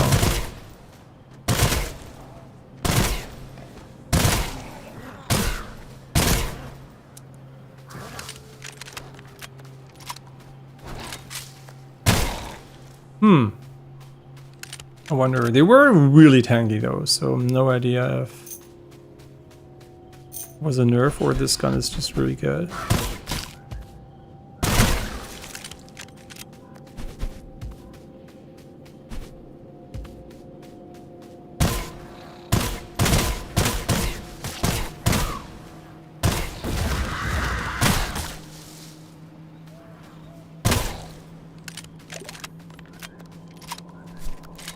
I guess poison is pretty decent because when they close their wings, they still take damage.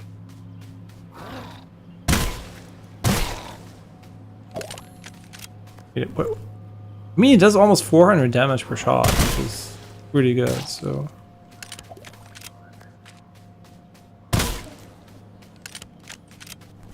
Let me think about this. How much would this add? 30 base? I don't know what the base value was anymore, but I think at this high damage number, I think it's going to be more valuable to multiply.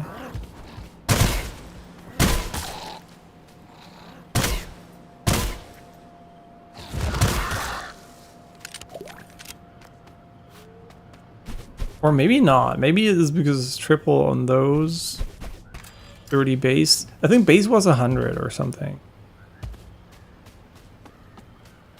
And it would need is also minus 15. I'm not sure. Not sure. I think I'm gonna multiply.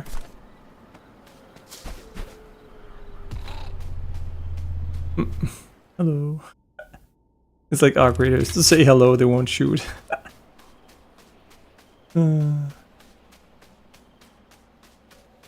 It would be so funny if one day they changed the matchmaking back to being non-PVE and everybody who's like in the PVE lobbies is like, huh?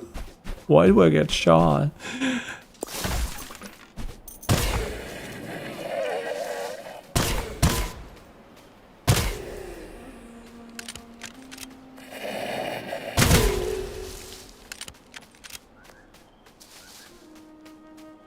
Get a lot more ghosts here.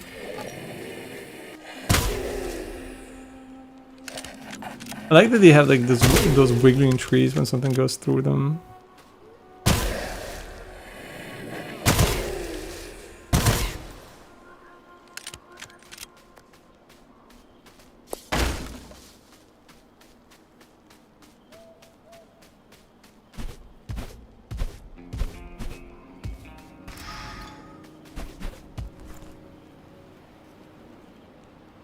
Yeah, this is just the worst version of the tandem oil.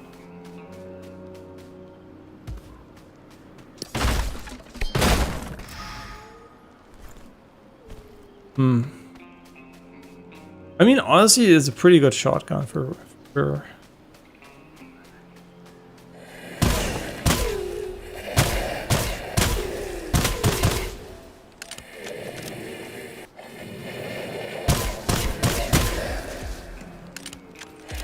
I still hate when devs make your mouse sensitivity lower. Like, I get it. Some people just have like crazy high mouse sensitivity and then they can just move their arm But not their arm. They can just move the mouse much more.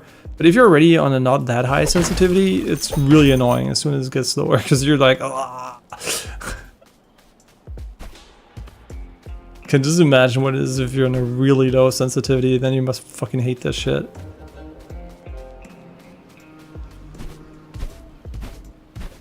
Wait, this is where you came from.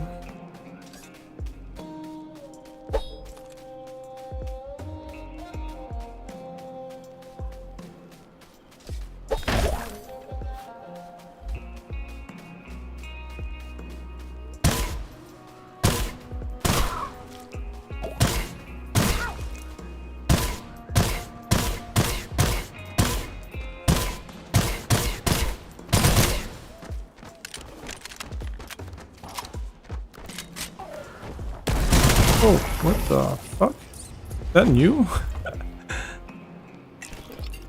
Wait, that's...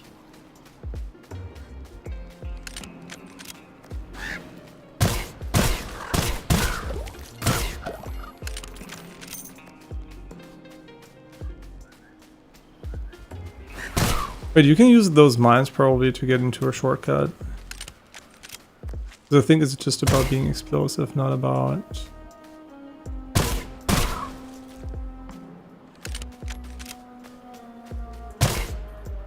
anything else.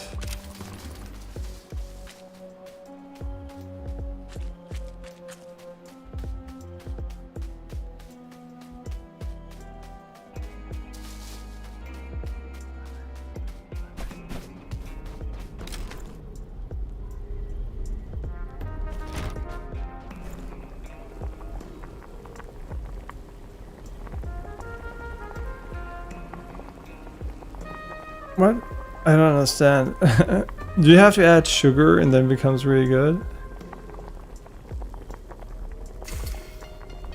Because that's obviously bad, so I guess like you need sugar for this to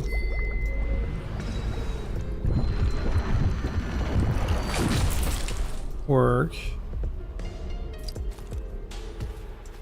What the fuck is this visual effect behind the other guy? Is he crying? Like what?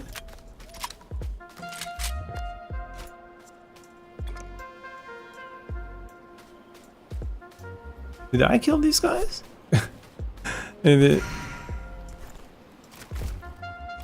even know which one I like more. This is 194 and this, I mean, with the bonus and 155, sure.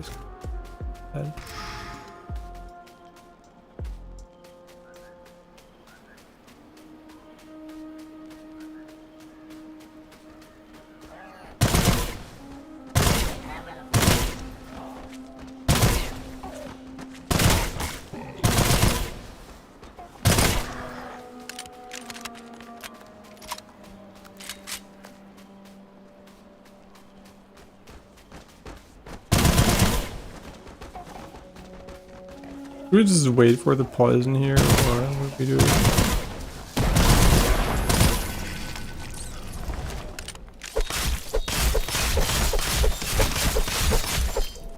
Okay. Yeah, let's just put the duplication inside. I mean, I wish you would preview the damage numbers if you did this, but...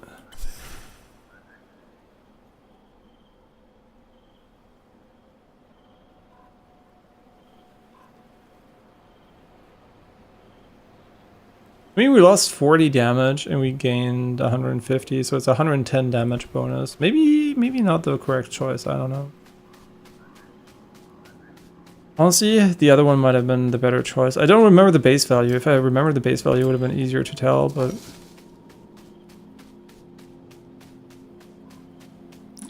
Come on, sausage meat.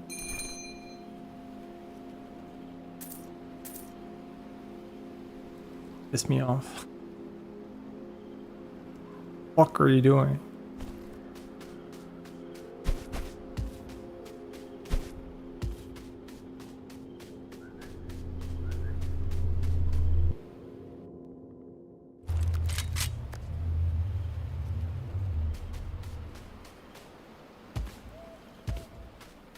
Okay, that should be easy. This gun is made for boss fights, so... Wait, why are we even killing him? I guess like after killing him, we can go to the final boss, right? And then the final boss final area, hopefully somehow. We just want to unlock endless mode, man. Like.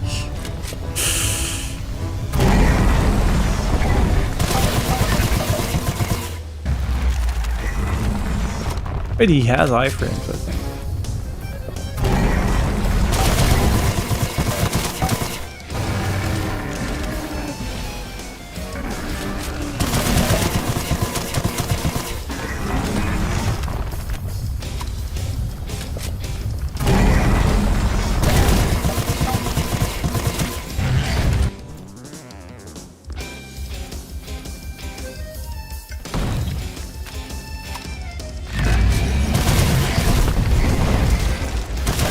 Yeah, I'm not sure. How do you avoid this shit? Because we sprint to the side or something.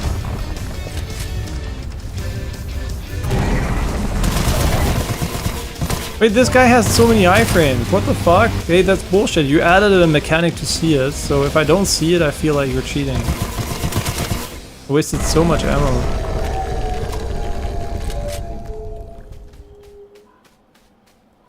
Yo, they were actually cheating.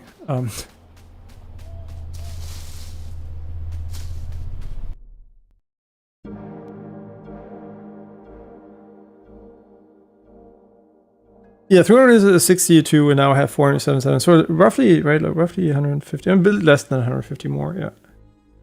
The question is, right, the question I'm asking myself is because how much more would I have gained, or less would I have gained with this one? I mean, it would have been at least 60. But then you have the percentages on top, so I guess it would have probably... Yeah, it would have been really close, I think. I think I could have put this one on it too. Yeah, it might have been better. I might have forgotten about these three here. Oh yeah, right, we want to go back, because we don't want to do this area, but we want to do the desert instead. Let's go back.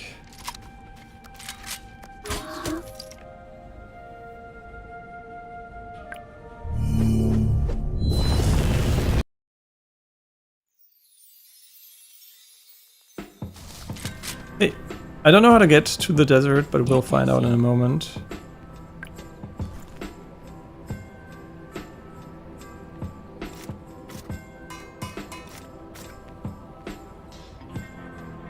Oh, it's shift click. Man, like, this is the problem, right? Now my arc reader's pane is shift clicking every single item instead of just right clicking, which would have been so much better if they did that in arc readers, but they didn't, so...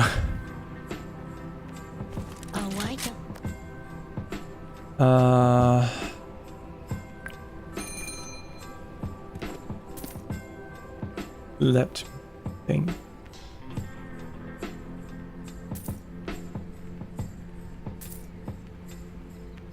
I mean, there's worse than stuff than this for sure.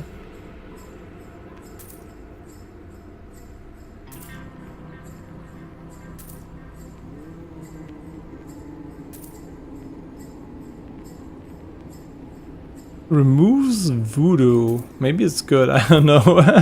I don't even know what voodoo is, so. I mean, this is a decent item. We could just keep it for whatever. So what we need now is a really solid idea of what we need for the boss. And I think what we need most, honestly, is... we just need more repair kits, for sure. Just a bunch of repair kits. We also need more heals, so I think like one more pizza converted to heals could be pretty decent. I mean, that should be enough, right? I'm like, I'd rather have too many than too few, because nothing would be more frustrating than that, to having to give up because of a lack of ammunition.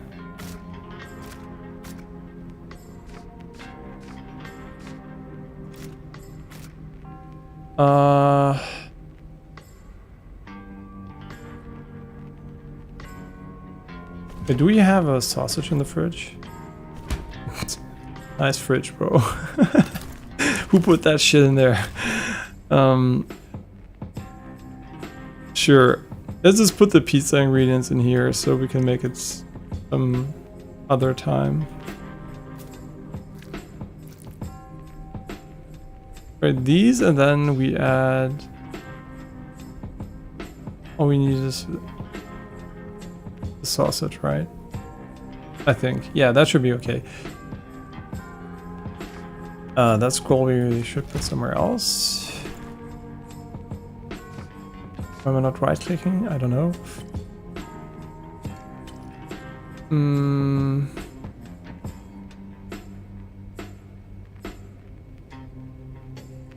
Kind of okay. Should I put all the oils in here? Probably not. I should probably put more useful stuff that we need during missions here, but...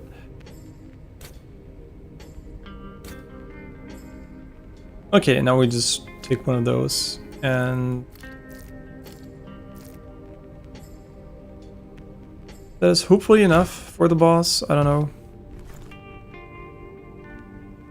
But I don't want to convert it just yet, because we want to use as many cheap heals as possible. And we're going to take a fuck ton of ammo as well.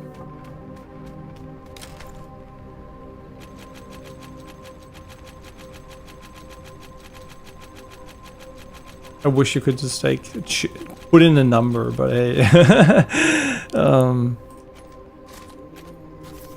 Okay. Where is the desert? I think it's over here.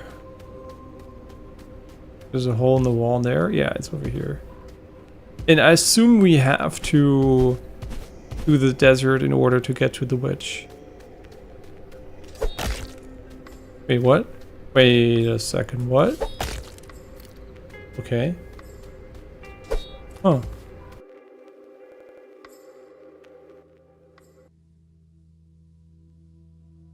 When do you get items there?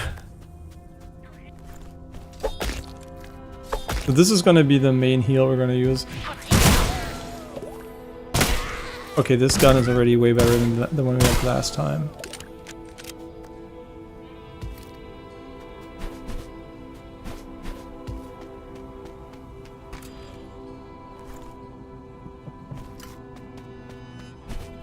What is the fastest way through the desert? Because I don't really care about exploring it. I just want to get to the boss.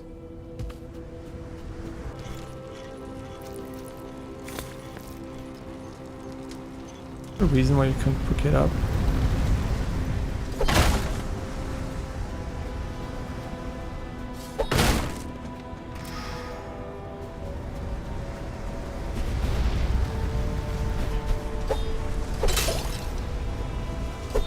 If this is our second time, we should still be a bit more careful, because who knows, maybe we didn't see an enemy type or something and then we just get fucked on.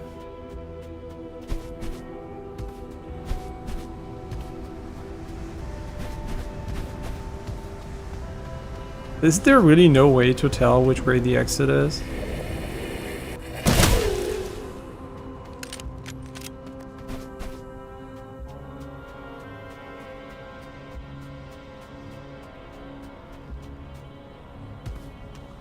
I mean, this must be the way. Sure.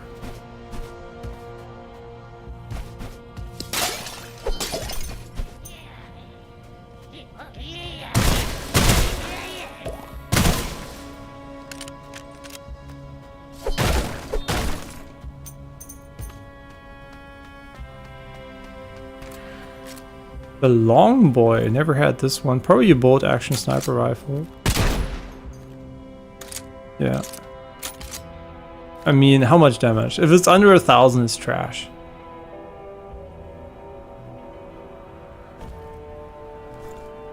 I don't know, man. Like these single shot weapons with long reload times. I mean, I guess when it doesn't consume ammo, but do you still have to use the bolt then? That's the question, right?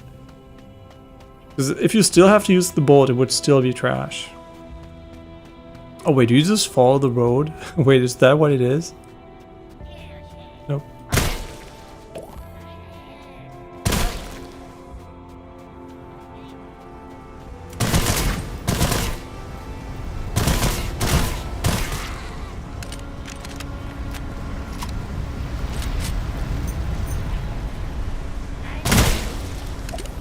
I guess we still find money, which we do need because we're broke as fuck. So the game literally stole probably 500k from me.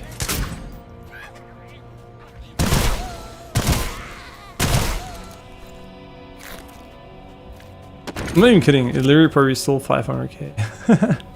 Just because I can't put stuff in my stash. Since the bug started, it must have been at least 500k.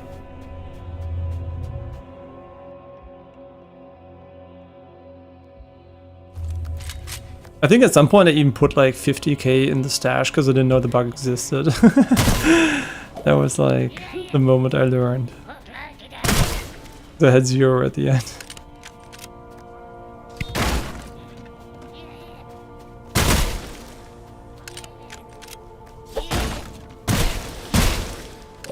I wonder how close they are to dying though if we shoot once.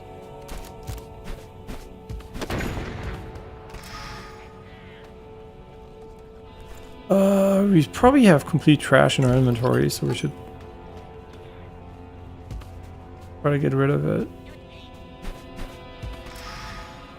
Out of the box. Oh yeah, I forgot what the recipe is for the potion. I mean, there's more than one, I think. But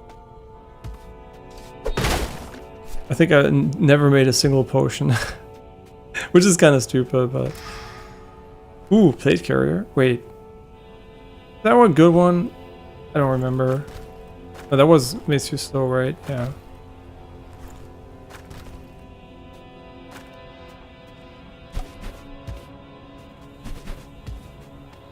Wait, are we still in the same area? No, we just transitioned.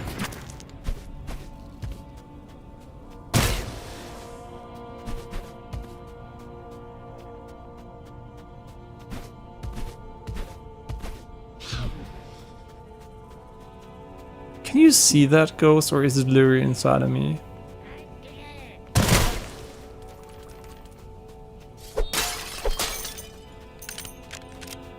You know what? Let's just follow the road. Maybe the road is actually the way forward.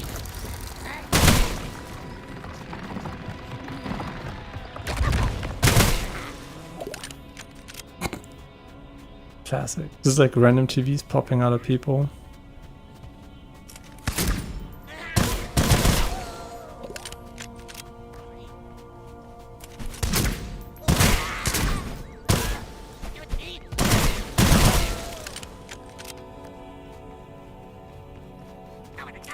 Wait, we're not on the road anymore. Just follow the road.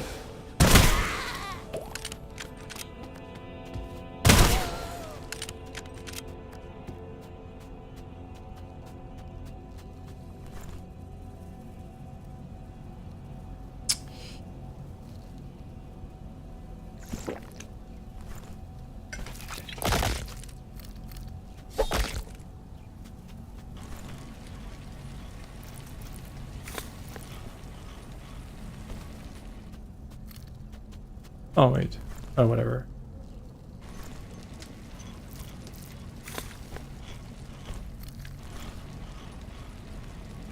I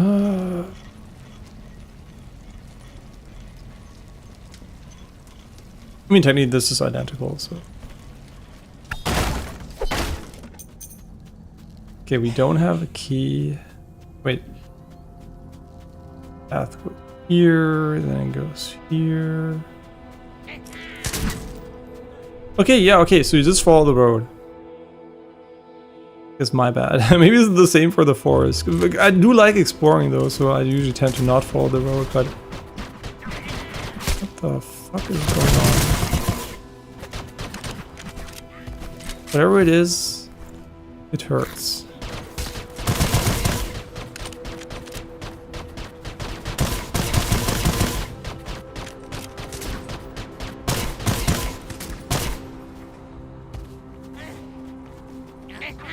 Okay, these times.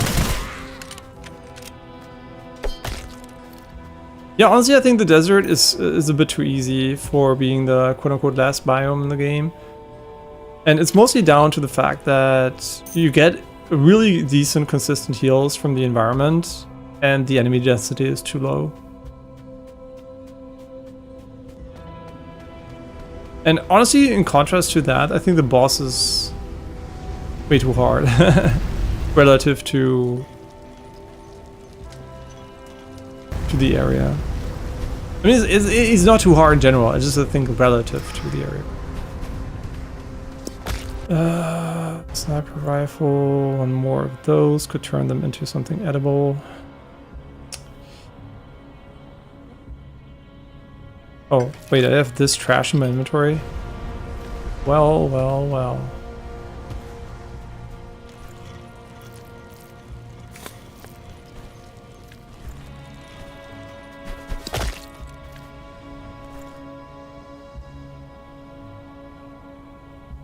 We have something else, which is horrible. Yeah.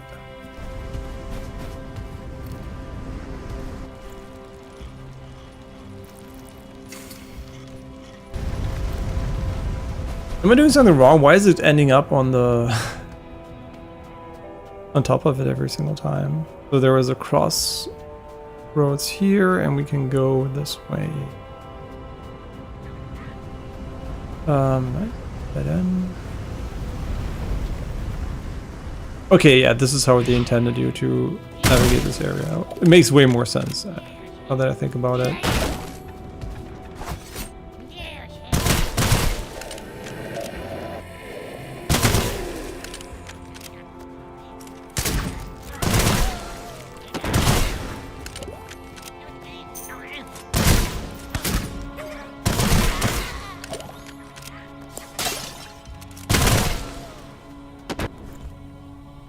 Wait, we got hit? Okay. Yeah, sometimes I really don't notice getting hit in the game, which is not good. Always be super easy to tell. He's one of those plants, but I don't know which one he is.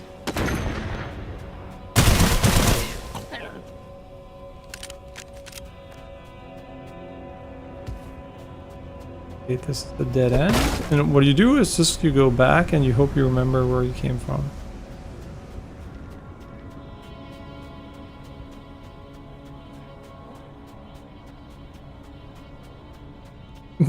I'm not sure.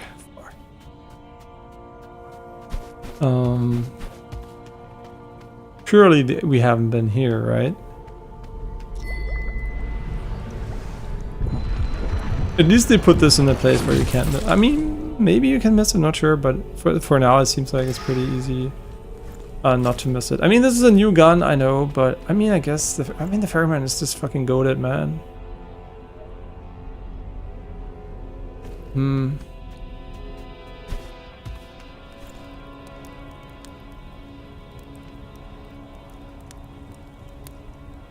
We were not really looking for anything beyond repair kits, but I don't think he sells those, so...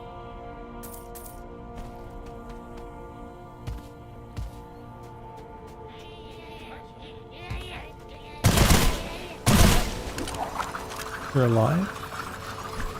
Crazy.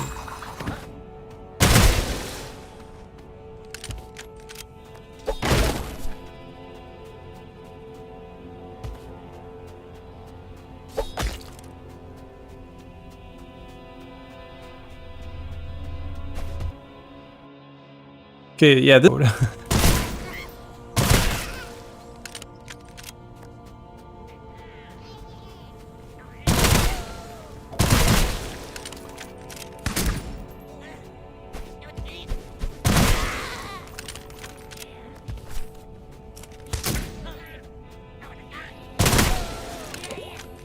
Who the fuck shot me?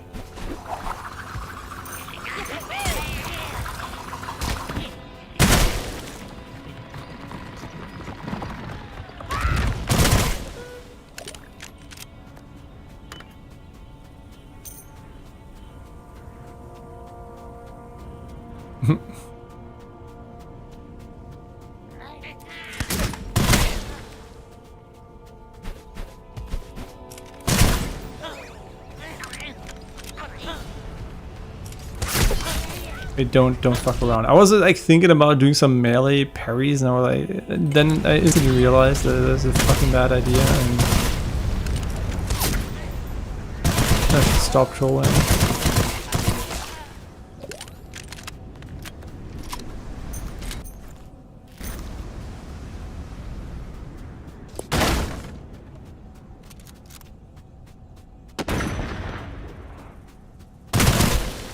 But it wasn't him who shot, there's another guy, I think. Maybe.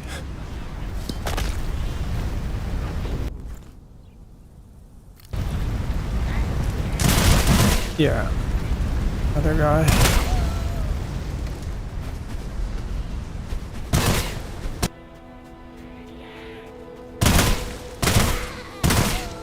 I guess when you walk the road like this, I mean it's still easy, but you do meet more enemies more frequently than when you wander around aimlessly.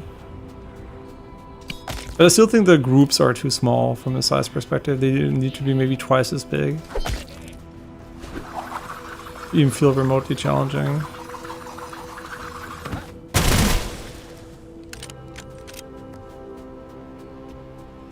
I mean, especially compared to other areas, it's kind of awkward that this area has such a low enemy density. It really reminds me of the early Asia level, whatever it's called.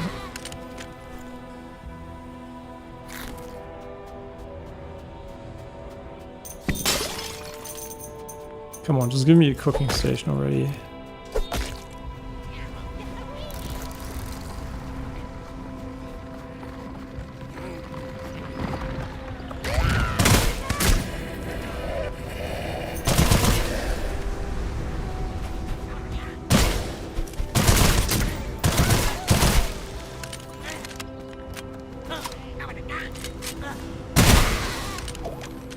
Oh, I just realized why this one reloads differently, because once the left side is empty...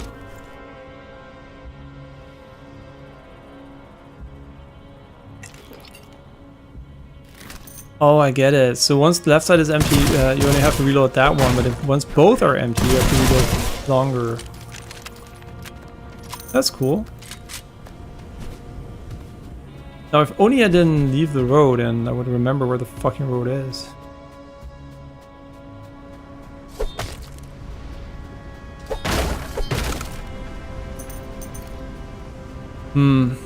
Do I care about the crypt key? Huh? What happens?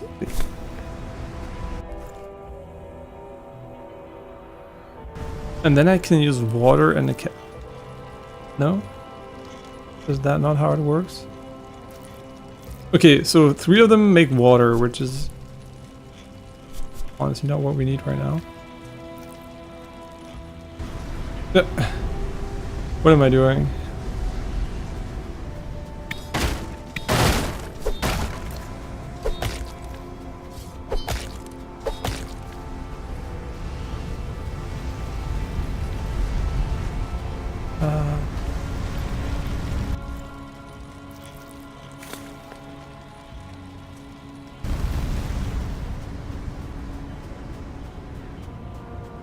Wait, is this where I came from?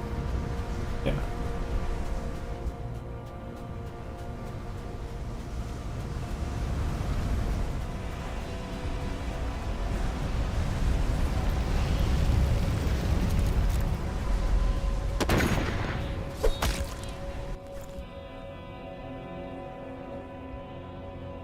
I honestly don't care about the cube.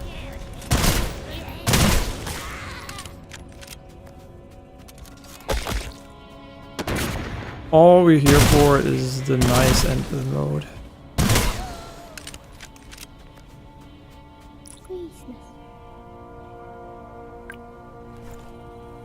Three cherries.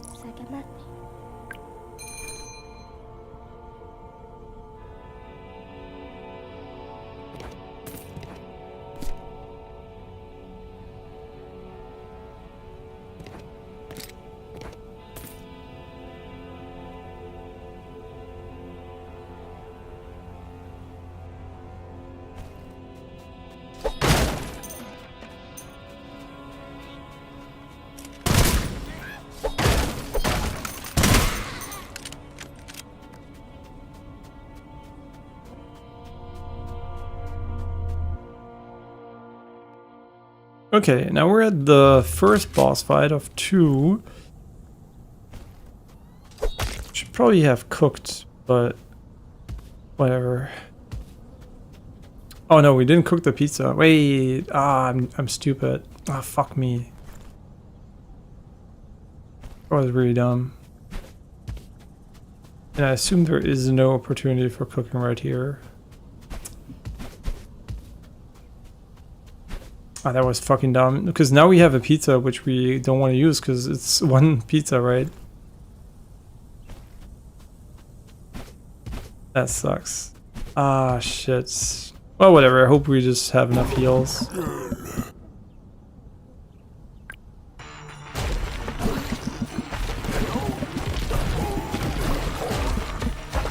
Why do they lock the camera for this cutscene?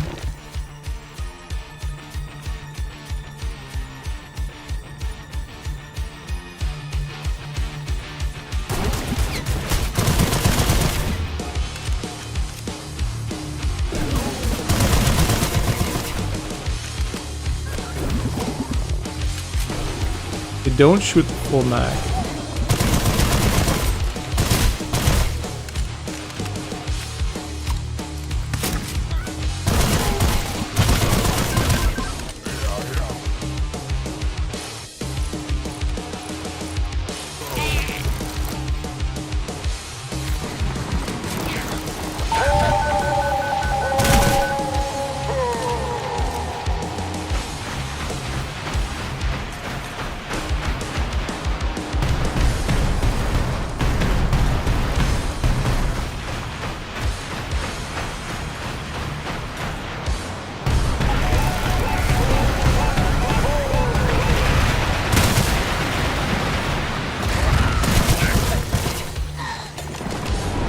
Holy shit.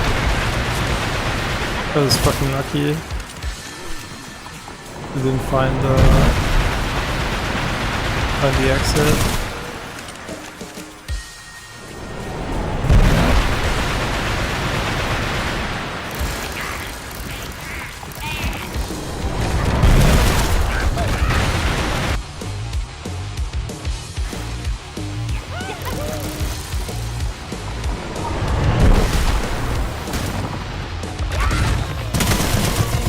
Do we have to kill them?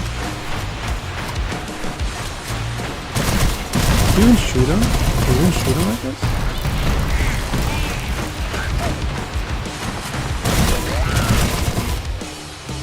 These little bitches.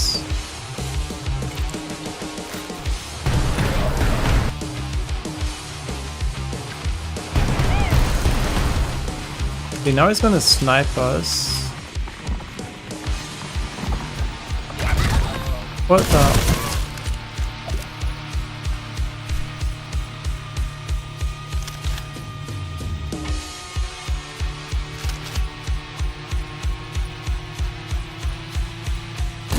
Wait, this is way better of a position than the last time.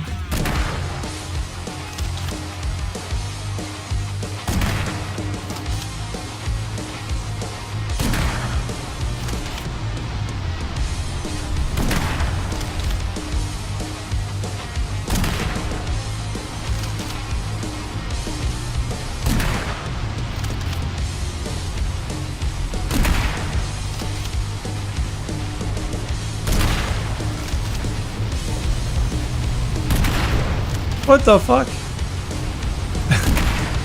Fucking sandstorm.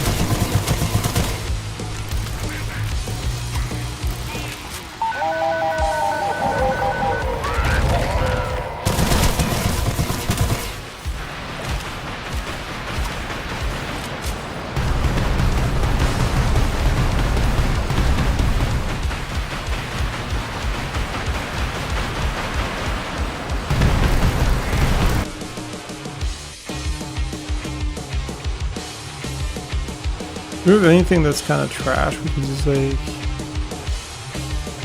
run around?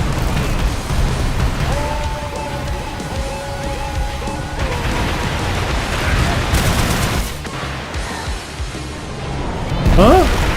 What? Why did I not take damage? It didn't even look like it actually. there was actually a spot where we could have been safe.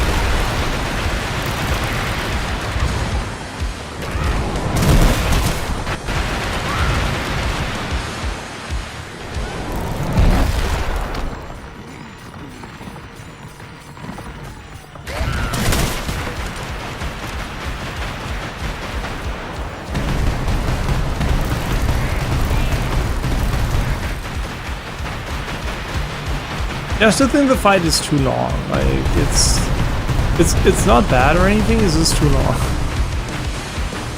We could have done with one less of these phases for sure.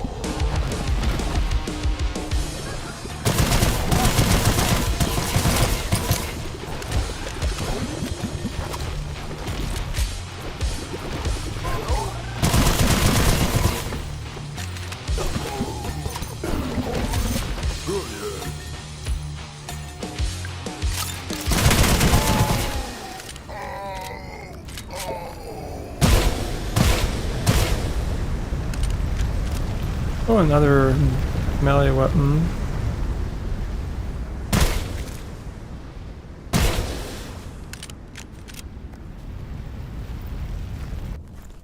Interesting. 2 Thunderbolt scrolls.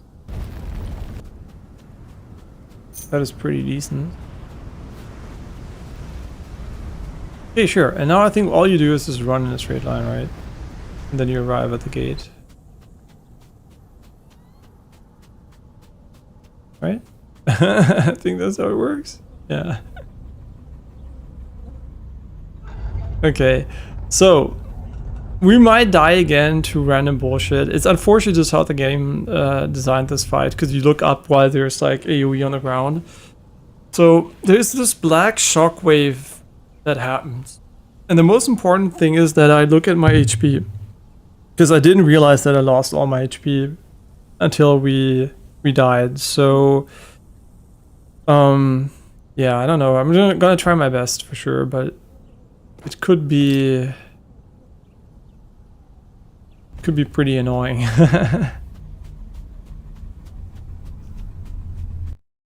Okay, let's see. Better gun for sure this time, so we should have really high DPS.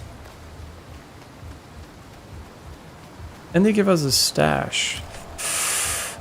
Do they give us a cooking spot? Like, if I was the dev of the game, the one thing I would have given the player here is not a stash, but actually an opportunity for cooking.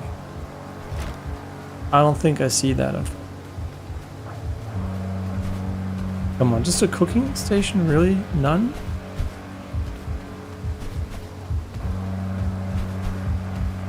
Come on, let me cook.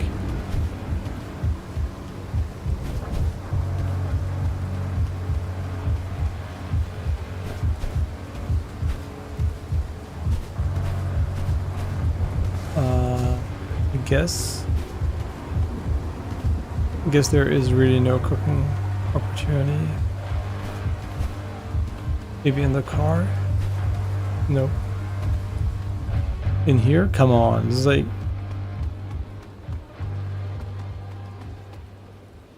Really? That's kind of troll. I'm not gonna lie, that is pretty troll. Because we're not gonna have a lot of heals for this fight, which fucking sucks, because we forgot to make the pizza small. I guess, yeah, I guess we're gonna have to take no damage. And not no damage, but little damage.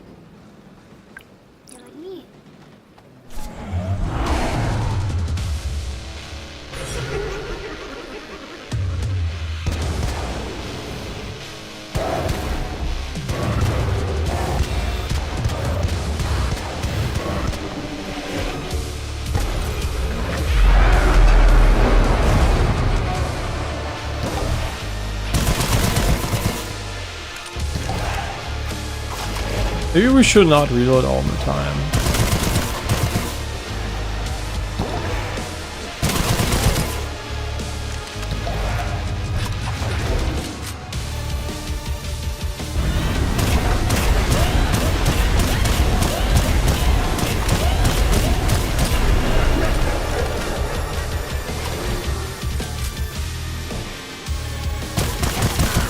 The fuck is that perspective?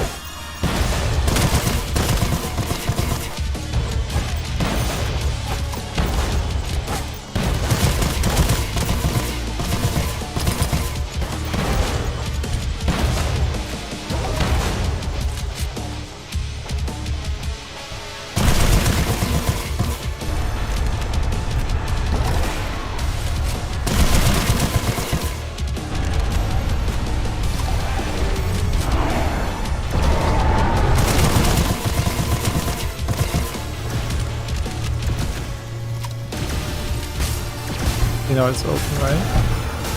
No, I don't understand this space, to be honest. Oh wait, we don't have to go forward. It's based on damage. Well, that explains a little bit.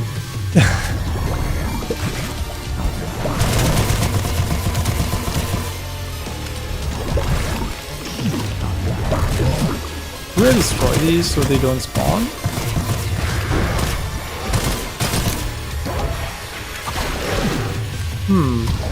Not sure.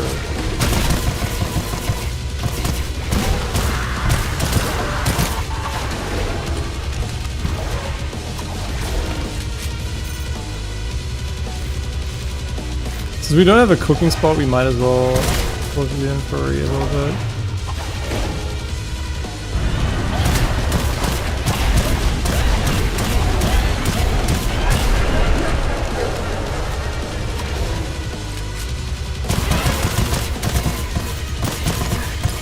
What is this bird doing?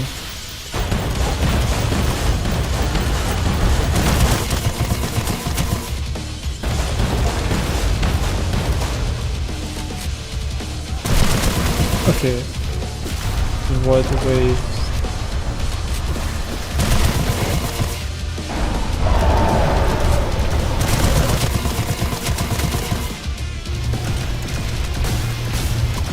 Okay. Face tank, very nice, man.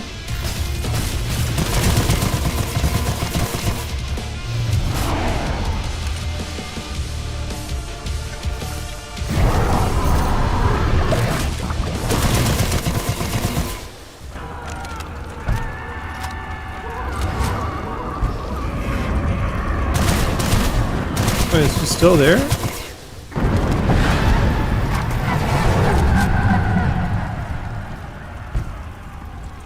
Nice, and they give us is this. Ooh, okay. Wait, is it 120%? Like, is it 20% more damage, or literally like more than twice as much damage in the air? Wait, that would actually make Coyote Time and Sulfur Air especially mega good. If there was a hover one too, where you can hover in the air. Makes time move faster. We just sell it, right?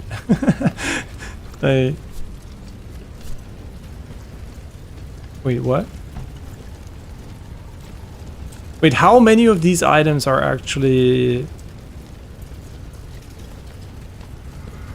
Wait, how many of these are actually equipable?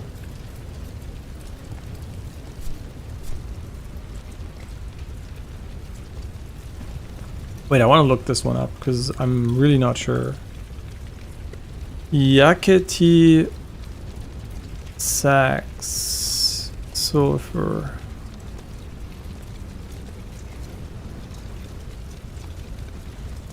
Okay.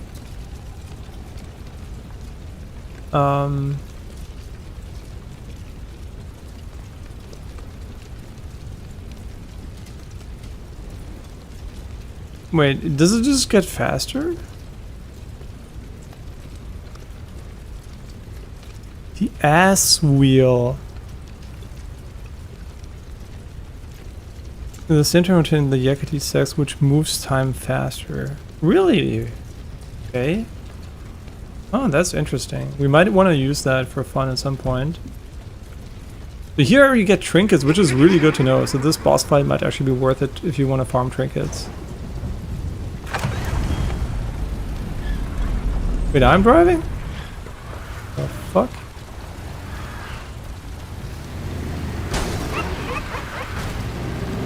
Bro, if I can die in a car crash, that would be hilarious. I mean, I'm a really good driver in real life, but haven't driven a car in a long time in a video game. Beyond Battlefield. That's cool.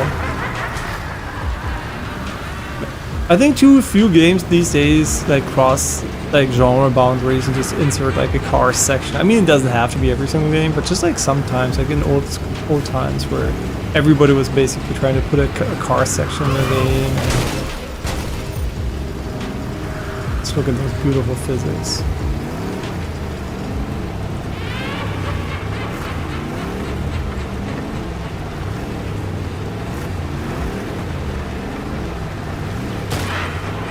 And this is how the game starts. Brilliant.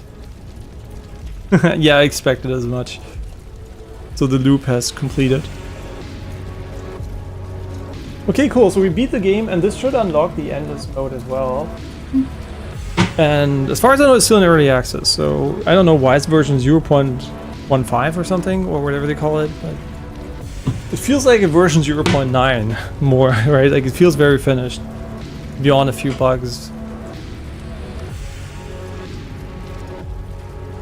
Yeah, so when you know the pattern of the boss is like that when he does the waves on the ground, it's actually not a problem.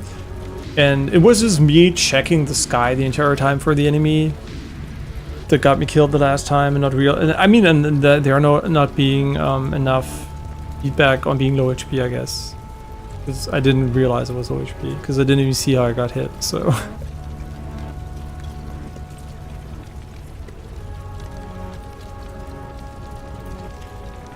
Gesundheit.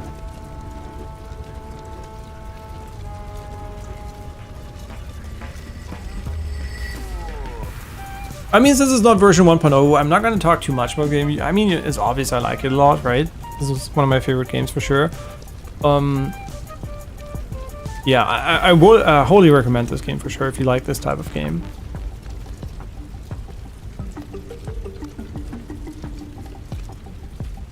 I mean, is it for everybody? Probably not, because I'm pretty sure some people have an issue with losing all their gear when they die. I think that might not necessarily be something everybody enjoys, but I don't mind it too much, right? And I think it elevates the game because, I mean, you do care about dying, because not everything you have is basically, especially the trinkets, are really stuff you don't want to lose. So it does feel like, you know, there's more tension, and you do play a bit differently than if it's just your run-of-the-mill like roguelite FPS, which there are not a lot of actually, which is still sad. I think it's still a roguelite FPS is an underappreciated genre. They added to, like, it's a bit like extraction shooters. They always added like as a little mode in some popular games like Borderlands or something. They just added it, sprinkle it on top, but they don't design it entirely around it, right? I mean, yes, there's like stuff like Returnal. But also Returnal I don't think is a good roguelite. I think it's a good game, but the way the levels are structured and progression is structured doesn't really invite you to really grind the game a lot even once you be in it, right? It's like it has a lot of mechanics which I think are more, you know, like traditional third-person shooter games, less so roguelite games from a design perspective. Yeah, so I think like while I like Returnal, I beat it twice, I think. I still think it can be a way better roguelite, to be honest. And I think the tower, for example, proved that. Right? The tower was way more fun as a roguelite. Back then, unfortunately, when we did the tower, we were playing with the Intel CPU that had like the crashing issues. So unfortunately, the game crashed pretty often for me then. And I didn't know back then it was like my CPU. And yeah, we couldn't really play the roguelite mode as much. But yeah, I hope the Saros, their next game, is gonna be a better roguelite for sure. Yeah, they can improve it by a lot. So yeah, it could returnal could be way better. So sours can be way better. It's not. Hopefully, it's not just going to be the exact same in yellow, because they changed the color palette from like bluish to yellowish. It's the main color. So I really hope it's going to be a good game. But honestly, it's probably going to be a good game. It's fucking Housemarque game. They didn't fuck up a game all this time. So yeah, it's over, or is it achievement?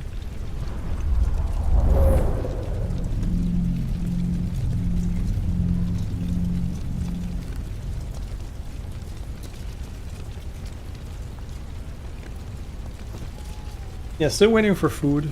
I have no idea what it's gonna take. And now she's leaving the cave.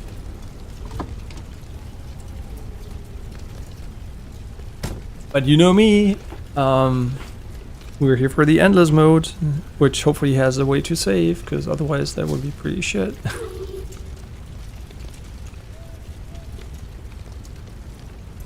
Before you say anything, I know you don't remember, just listen, look behind you.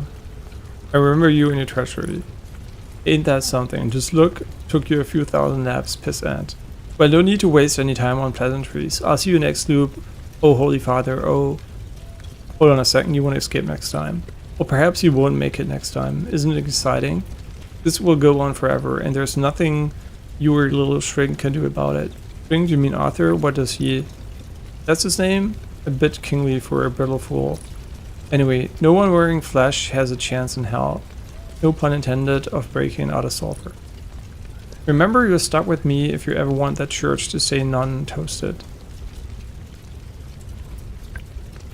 Okay. And then it starts again. And did we lose all our inventory? No, we didn't.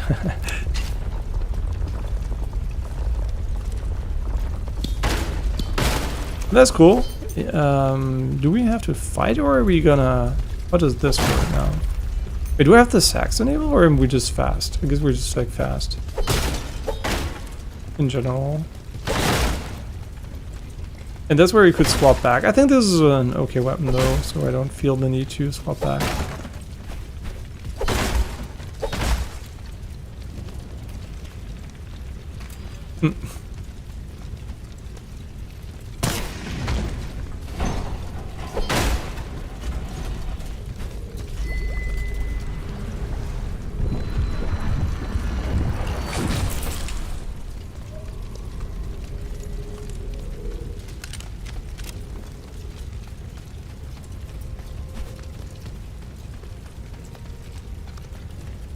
Yeah, we can now leave the tutorial, I think. Hope there's no reason to play again. I mean, we're gonna reset the game anyway once version 1.0 comes out.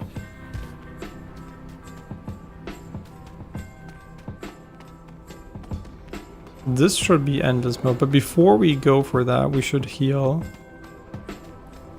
and generate more slices, because I think you can only bring...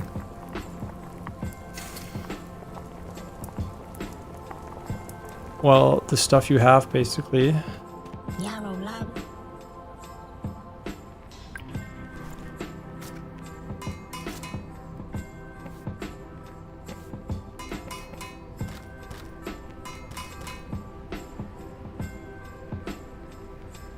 So interesting. Yeah, the sax is for sure something I will be looking at in the future.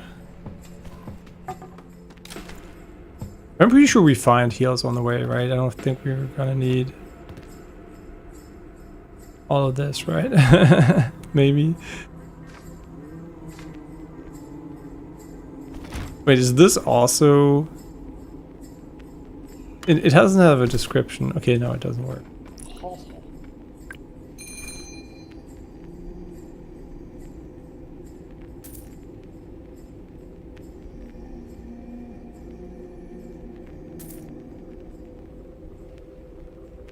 You know what? Fuck that. SMG? Really?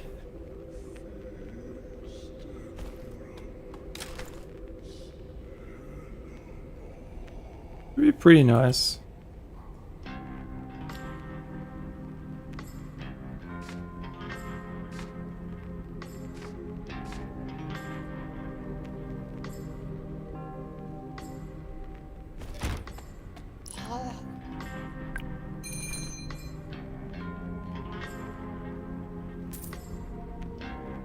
Yeah, I don't know what corpse explosion does, so I'm not gonna play with it too much right now.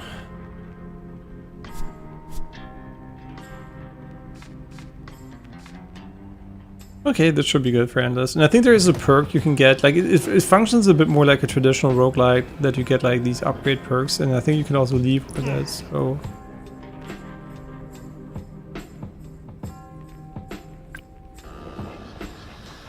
Wait, how does this work? Wait, do you have to unlock the rope? Wait.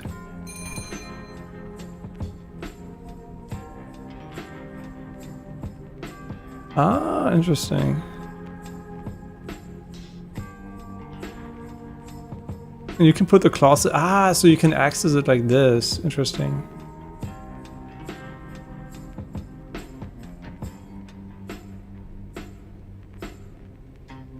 Okay, wait, these are super valuable things.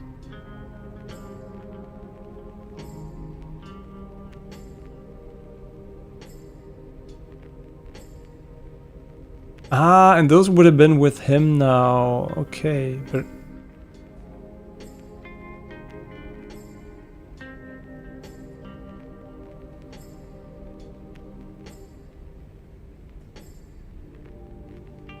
Hmm. Banish. Choice. Okay, so these are endless upgrades, but how do I start endless?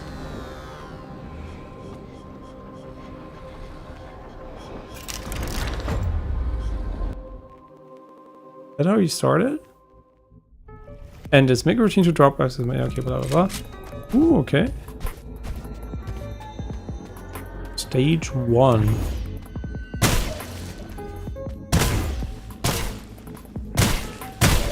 Is stage 1 already? Very Vampire Survivor like. Wait, this is actually way harder than the normal game.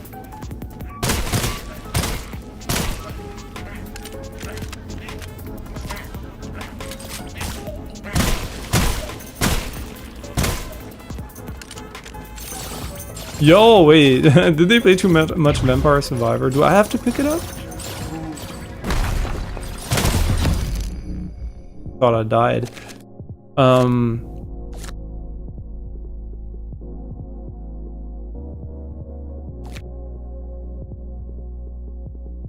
In this stage. And that's not the best one, I think, but...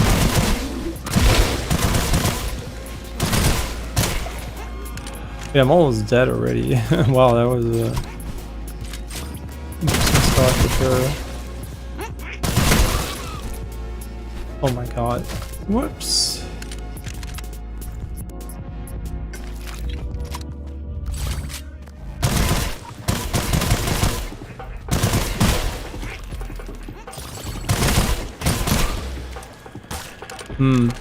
I'm not sure how I feel about the stage layout. Because it's like really open, right? How do I pick these up? Am I picking them up? I think so.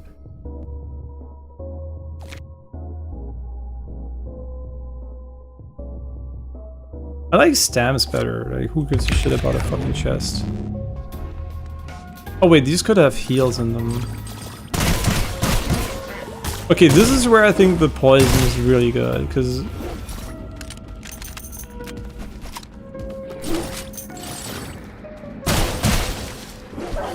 there's obviously a lot of opportunities for AoE.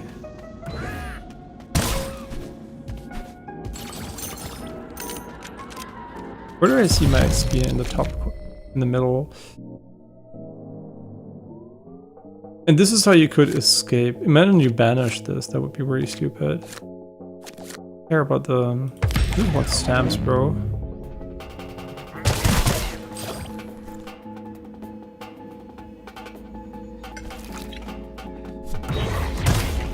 Okay, they can also drop something. That's nice.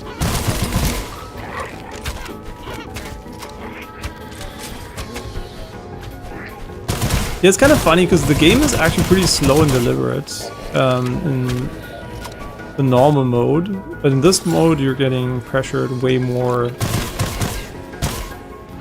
by the enemies. Okay, penetration or something like the poison cloud seem to be incredibly important though.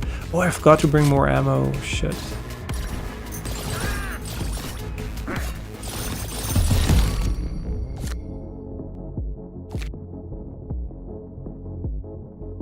Oh, that's just during the stage? I'd rather have this one. Oh wait, don't we deal like double damage in the air?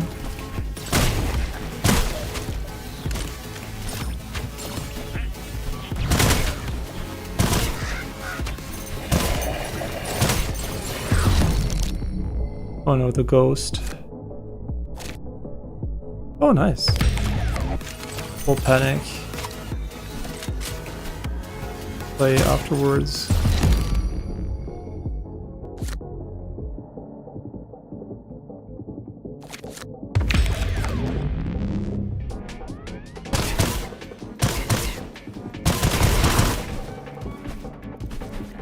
Okay, I can already tell you that I like the mode. Like it's way different than I thought it would be. I thought we would just play the normal game endlessly, but it's a completely different style of game.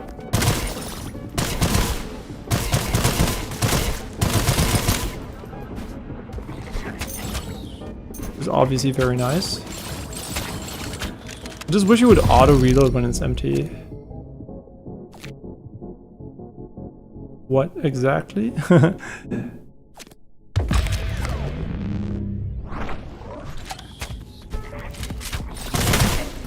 I do think a stage with these many platforms without the double jump would probably be a weird choice for a first stage, in my opinion, though. Because navigating this stage without double jumps is probably not the easiest.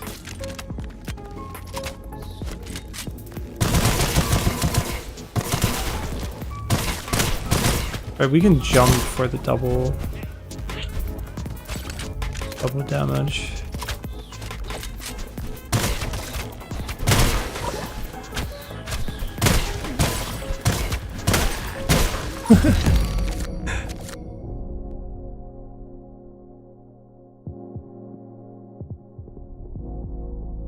Sure.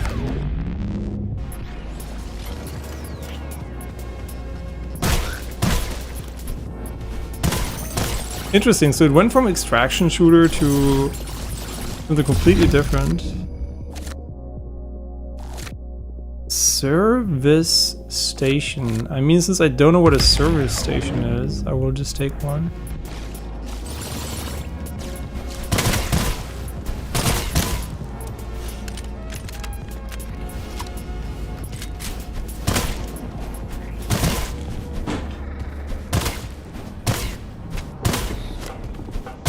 I wonder if the bullets have to hit while I'm in the air, or if the bullets have their damage calculated while I'm shooting them.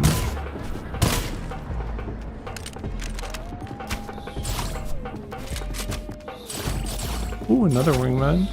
Wait, now we can see the base damage. Yeah, it's a really high base damage, so I think we made the correct choice there.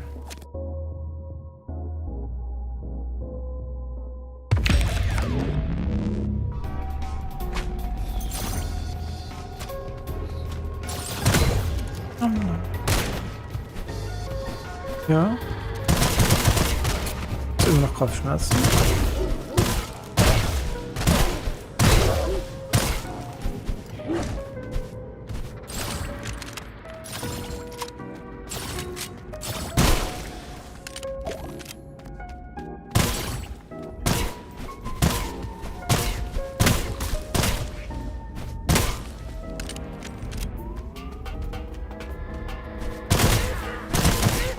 Yeah, the dangerous part is they can spawn where you are.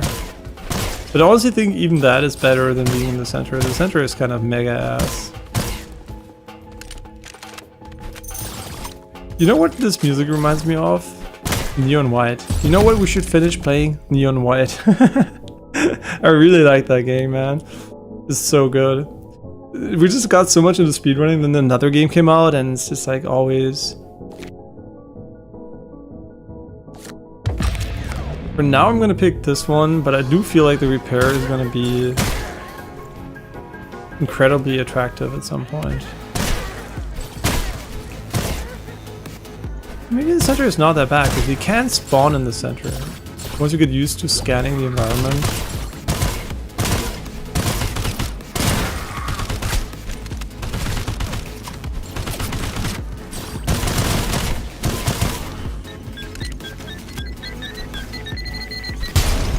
Oh, we didn't get it. I wanted to get the...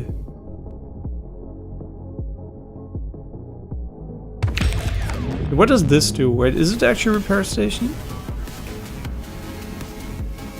Oh, no, it just literally does this, huh?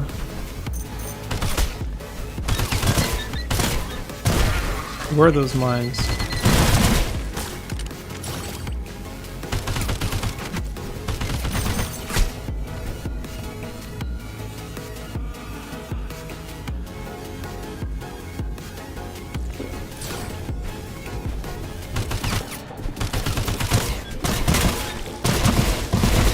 Wait, I thought they can't die. Am I stupid? Can they die?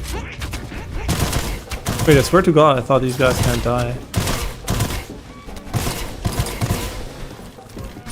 Wait, can you kill them? If so, how?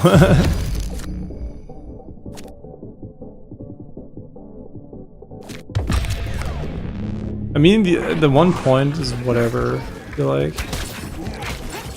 No! Oh, that's dangerous.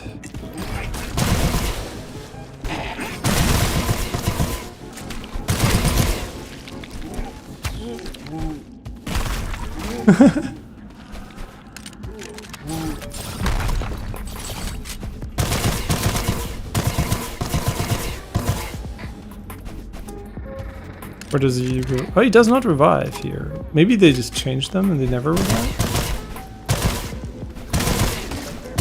Anyway, never mind, he does revive. Wait, do we have to melee them when they're down or some shit? Or will he be active for the entirety of the rest of the stage?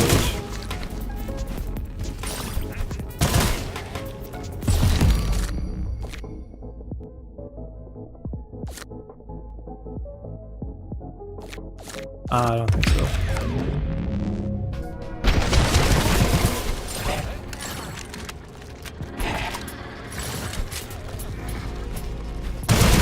Like, how does this guy work?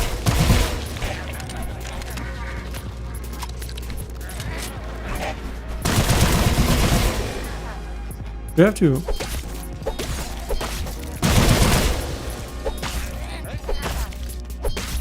I don't think you can actually kill him. I think he's there forever.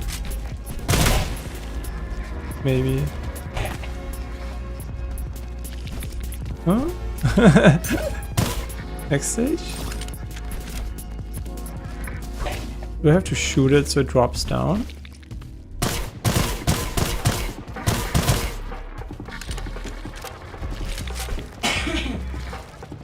Hmm.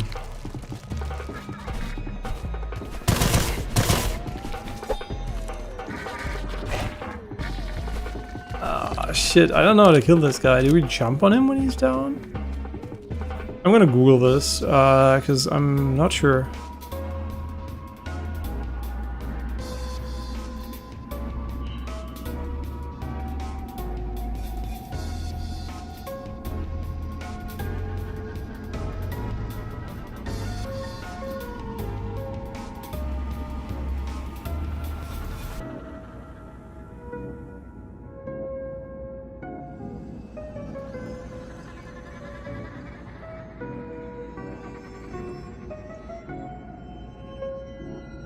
Grenades.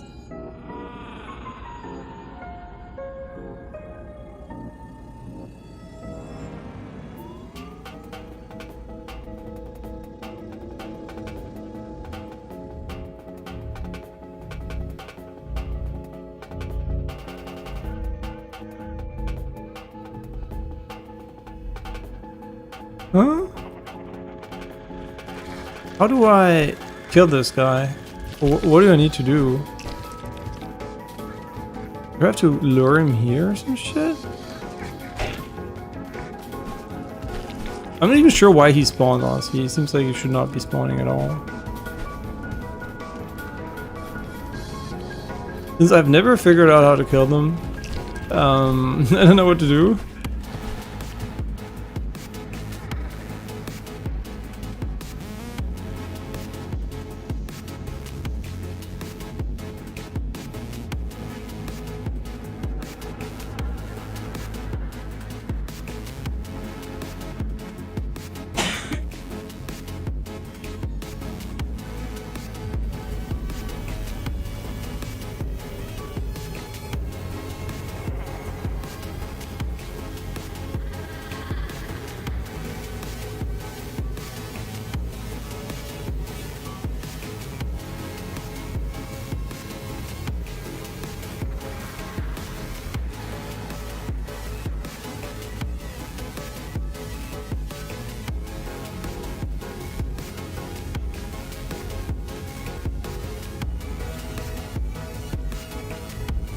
Huh?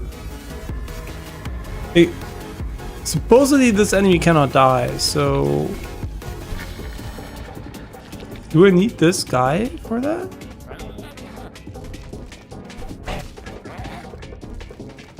Or do I just need to kill him? Huh? Okay, I guess I needed to kill him to spawn the next wave, but... That is not intuitive. I'm just gonna say that was not intuitive.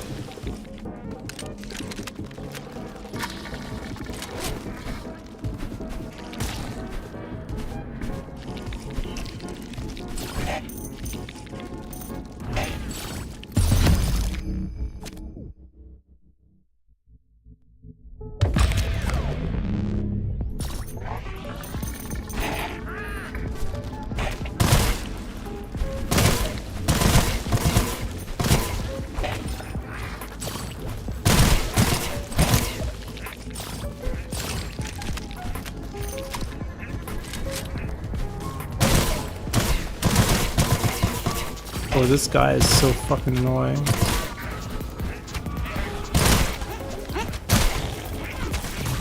Like, is that intended? I feel like it should not be the case. Like, if this is intentional, I think they should change it.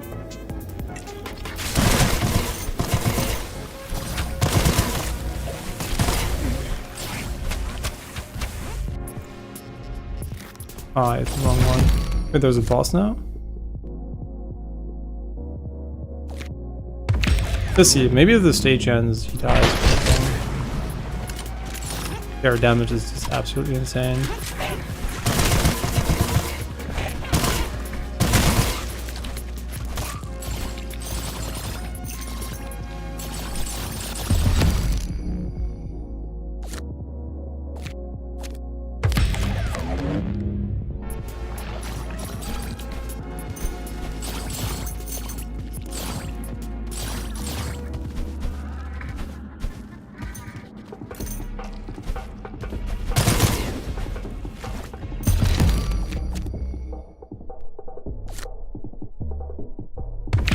You could get the repair stuff, but...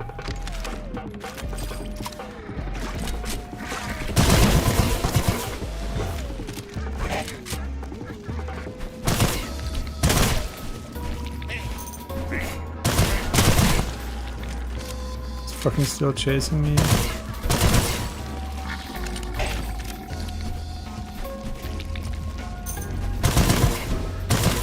Wow, our damage is insane.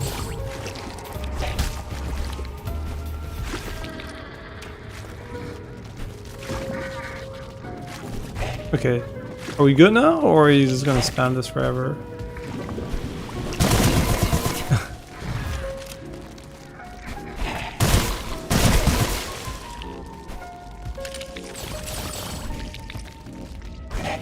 Okay, now we would need a cooking station.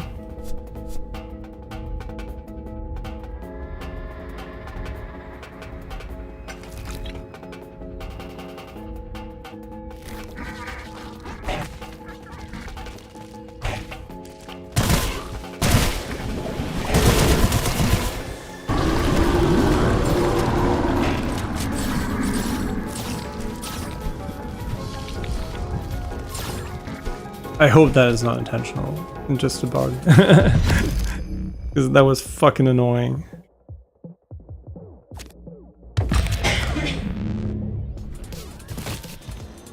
Wait, where's my...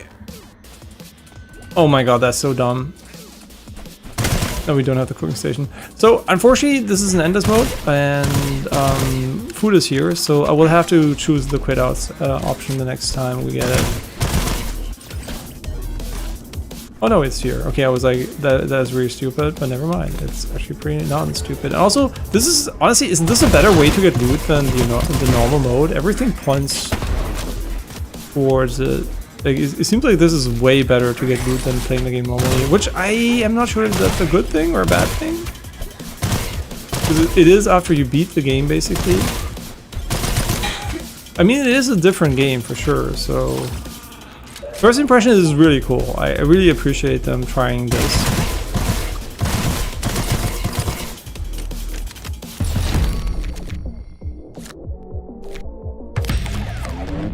Okay, you can really get a lot of movement speed, huh? At some point there will be diminishing returns, because it's just going to be annoying to use it, but... So much healing!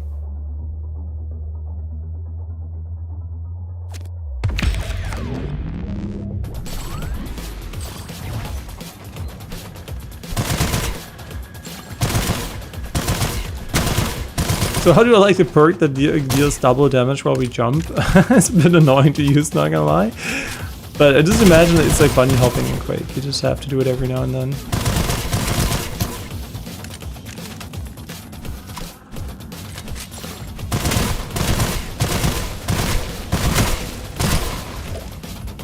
Yeah, but I think Sulfur Air might be legit the best fucking item in the game. Because the double jump is so helpful.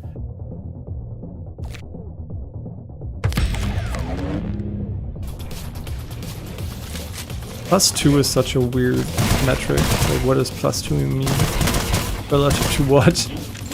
2 meters? Like, there's no unit behind it, so it could be anything.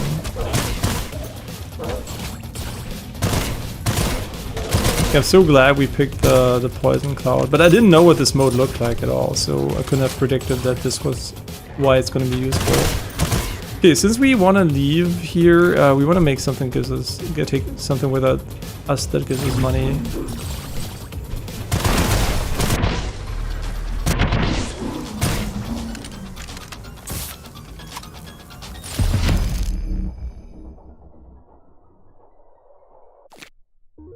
We could get the repair station. We still have a lot of repair stuff anyway, so. Wait, no, is it even a station? Probably not.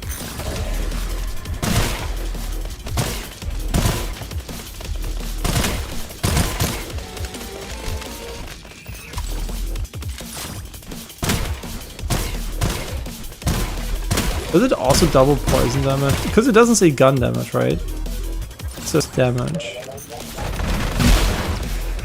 Oh, these guys are going to be quite annoying when they spawn randomly and just shoot you in the back.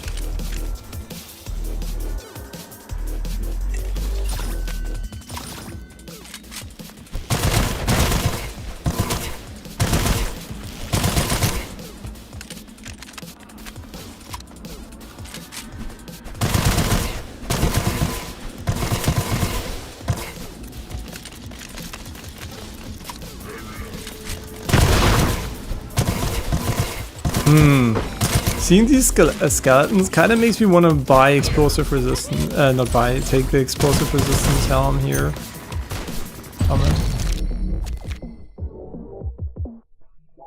One random oil, I mean, that sounds miserable.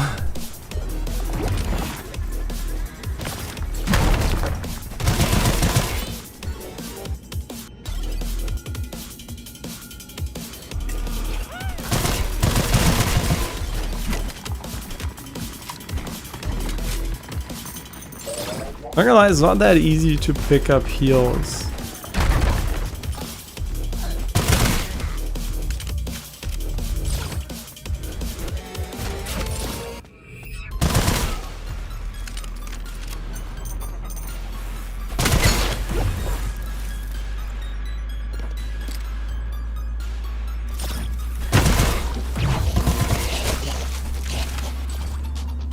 Again, I almost didn't realize we almost died.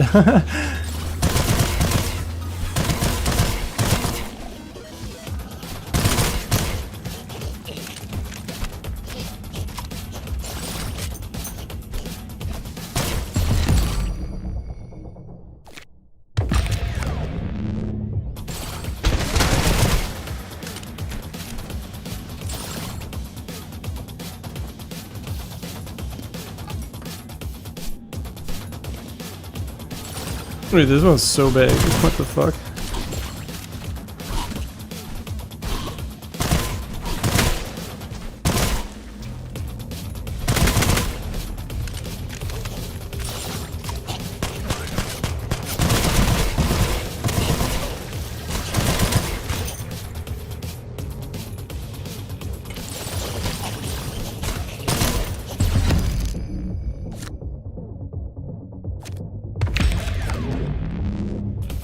You never realize. I don't think they ever told you that the base value is 100. So it's like suddenly all these values you don't know as a player.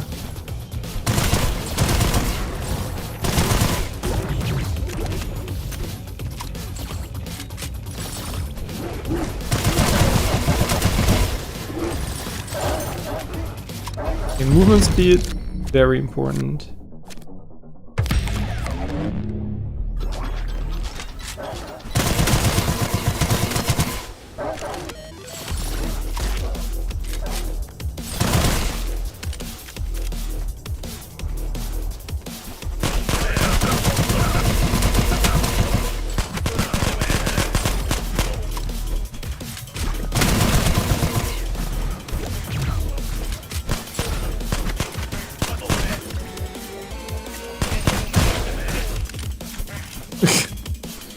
What are we doing?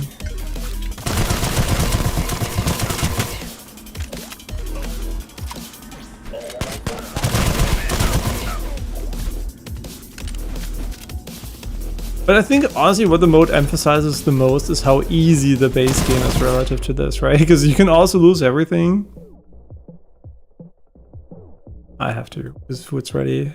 I wish I could take the dark lamp. I have no idea what it is. Maybe summons a genie or something. Yeah, really cool mode. I mean, the first impression is super fun, and since the base game already offers so much content, this is more like a cherry on top than anything. And yeah, no idea if it's a cherry or an actual meal, but the first impression is really good. So yeah, I'm definitely going to be spending time in that mode for sure. Yeah, the difficulty is way higher than the base game though, and it also requires like different skill sets because it's obviously more of an arena shooter than a slow-paced, like you progress at your own pace extraction shooter. But yeah, I mean, what can I say? Like, just buy the fucking game, man. Like if you enjoy this, what you see, it's good. It's good, man. All you have to know is that it is a game where it's first of all a roguelite, so dying like I guess like resets your progress, quote unquote. Doesn't really because you have shortcuts, but you have like this meta stash and everything. But yeah, it's like an extraction shooter mostly too because you lose all your shit here. Like this part, like this, when you die, is everything's gone, so you want to put it in your stash. But otherwise, if you don't mind this, and I don't think it's a bad thing in this game because obviously you can build a huge stash of items and it just gives you reasons to use them. And there's also gun insurance which you can put on if you don't want to lose your gun and everything. It's it's like it's still super fun. So unless you really have a problem with roguelites and the mechanic of losing gear permanently, and you're a person that just has to save everything and really can't handle not being able to save scum, because that's basically what roguelites do, right? They prevent you from save scumming, and this game also prevents you, like from saving your gear basically, unless you're a person that really has an issue with that. And I think the game otherwise is super well balanced in general, so you don't die a lot to bullshit, right? Unless you have like a game breaking bug or something, but you can also at any moment you can tap out with the amulets. So yeah, unless you really have a specific reason you really dislike this, I don't know what I would say against this game, right? Like it's really, really fun. Yeah, it needs a few tweaks here and there for some detail stuff, and obviously some more. I mean, seem to be more trinkets I didn't know of. Maybe they added them, but yeah, there could be a bit more of everything. Like not necessarily levels. I think the game has a lot of levels. Just like a bit more gear, a bit more like maybe variety in this department here. There's still like a room for definitely more content in that way, but I think the general loop is really, really solid. I'm literally playing with a bug that prevents me from saving coin, right? So I'm literally playing the game with a handicap, and I'm still having a lot of fun because I don't want to reset my entire save right now. But I'm pretty sure that doesn't affect the minority of people. It's because I have an old save. I'm pretty sure if you buy the game and make a new save, you're probably not going to run into that issue.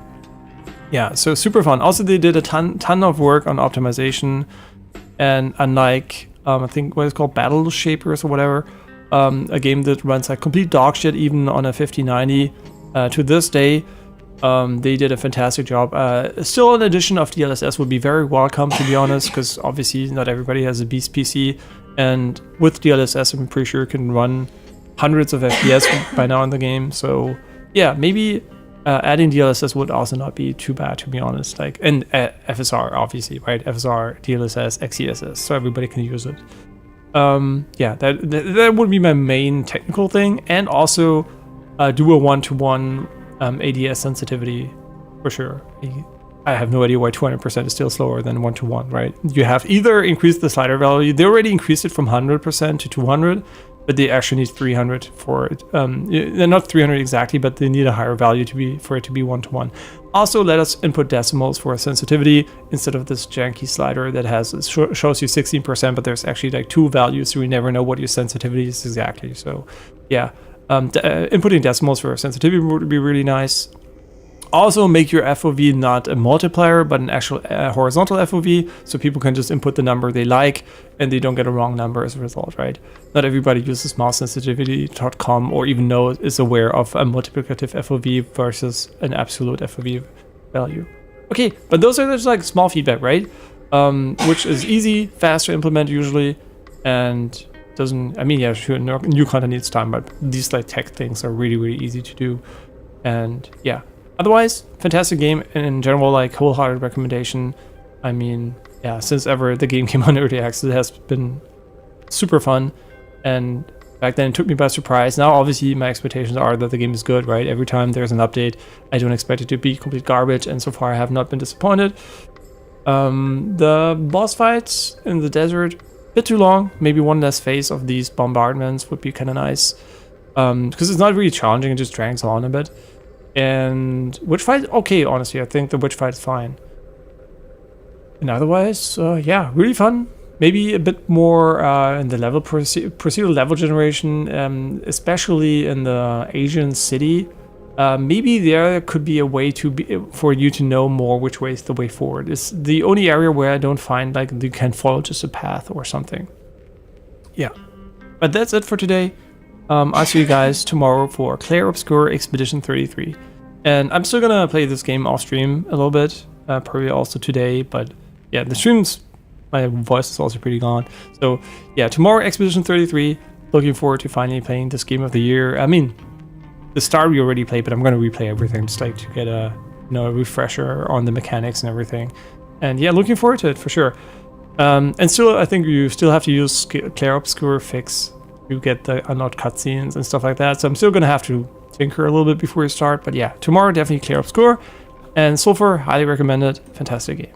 Yeah, thanks for watching. I'll see you guys tomorrow. Bye bye.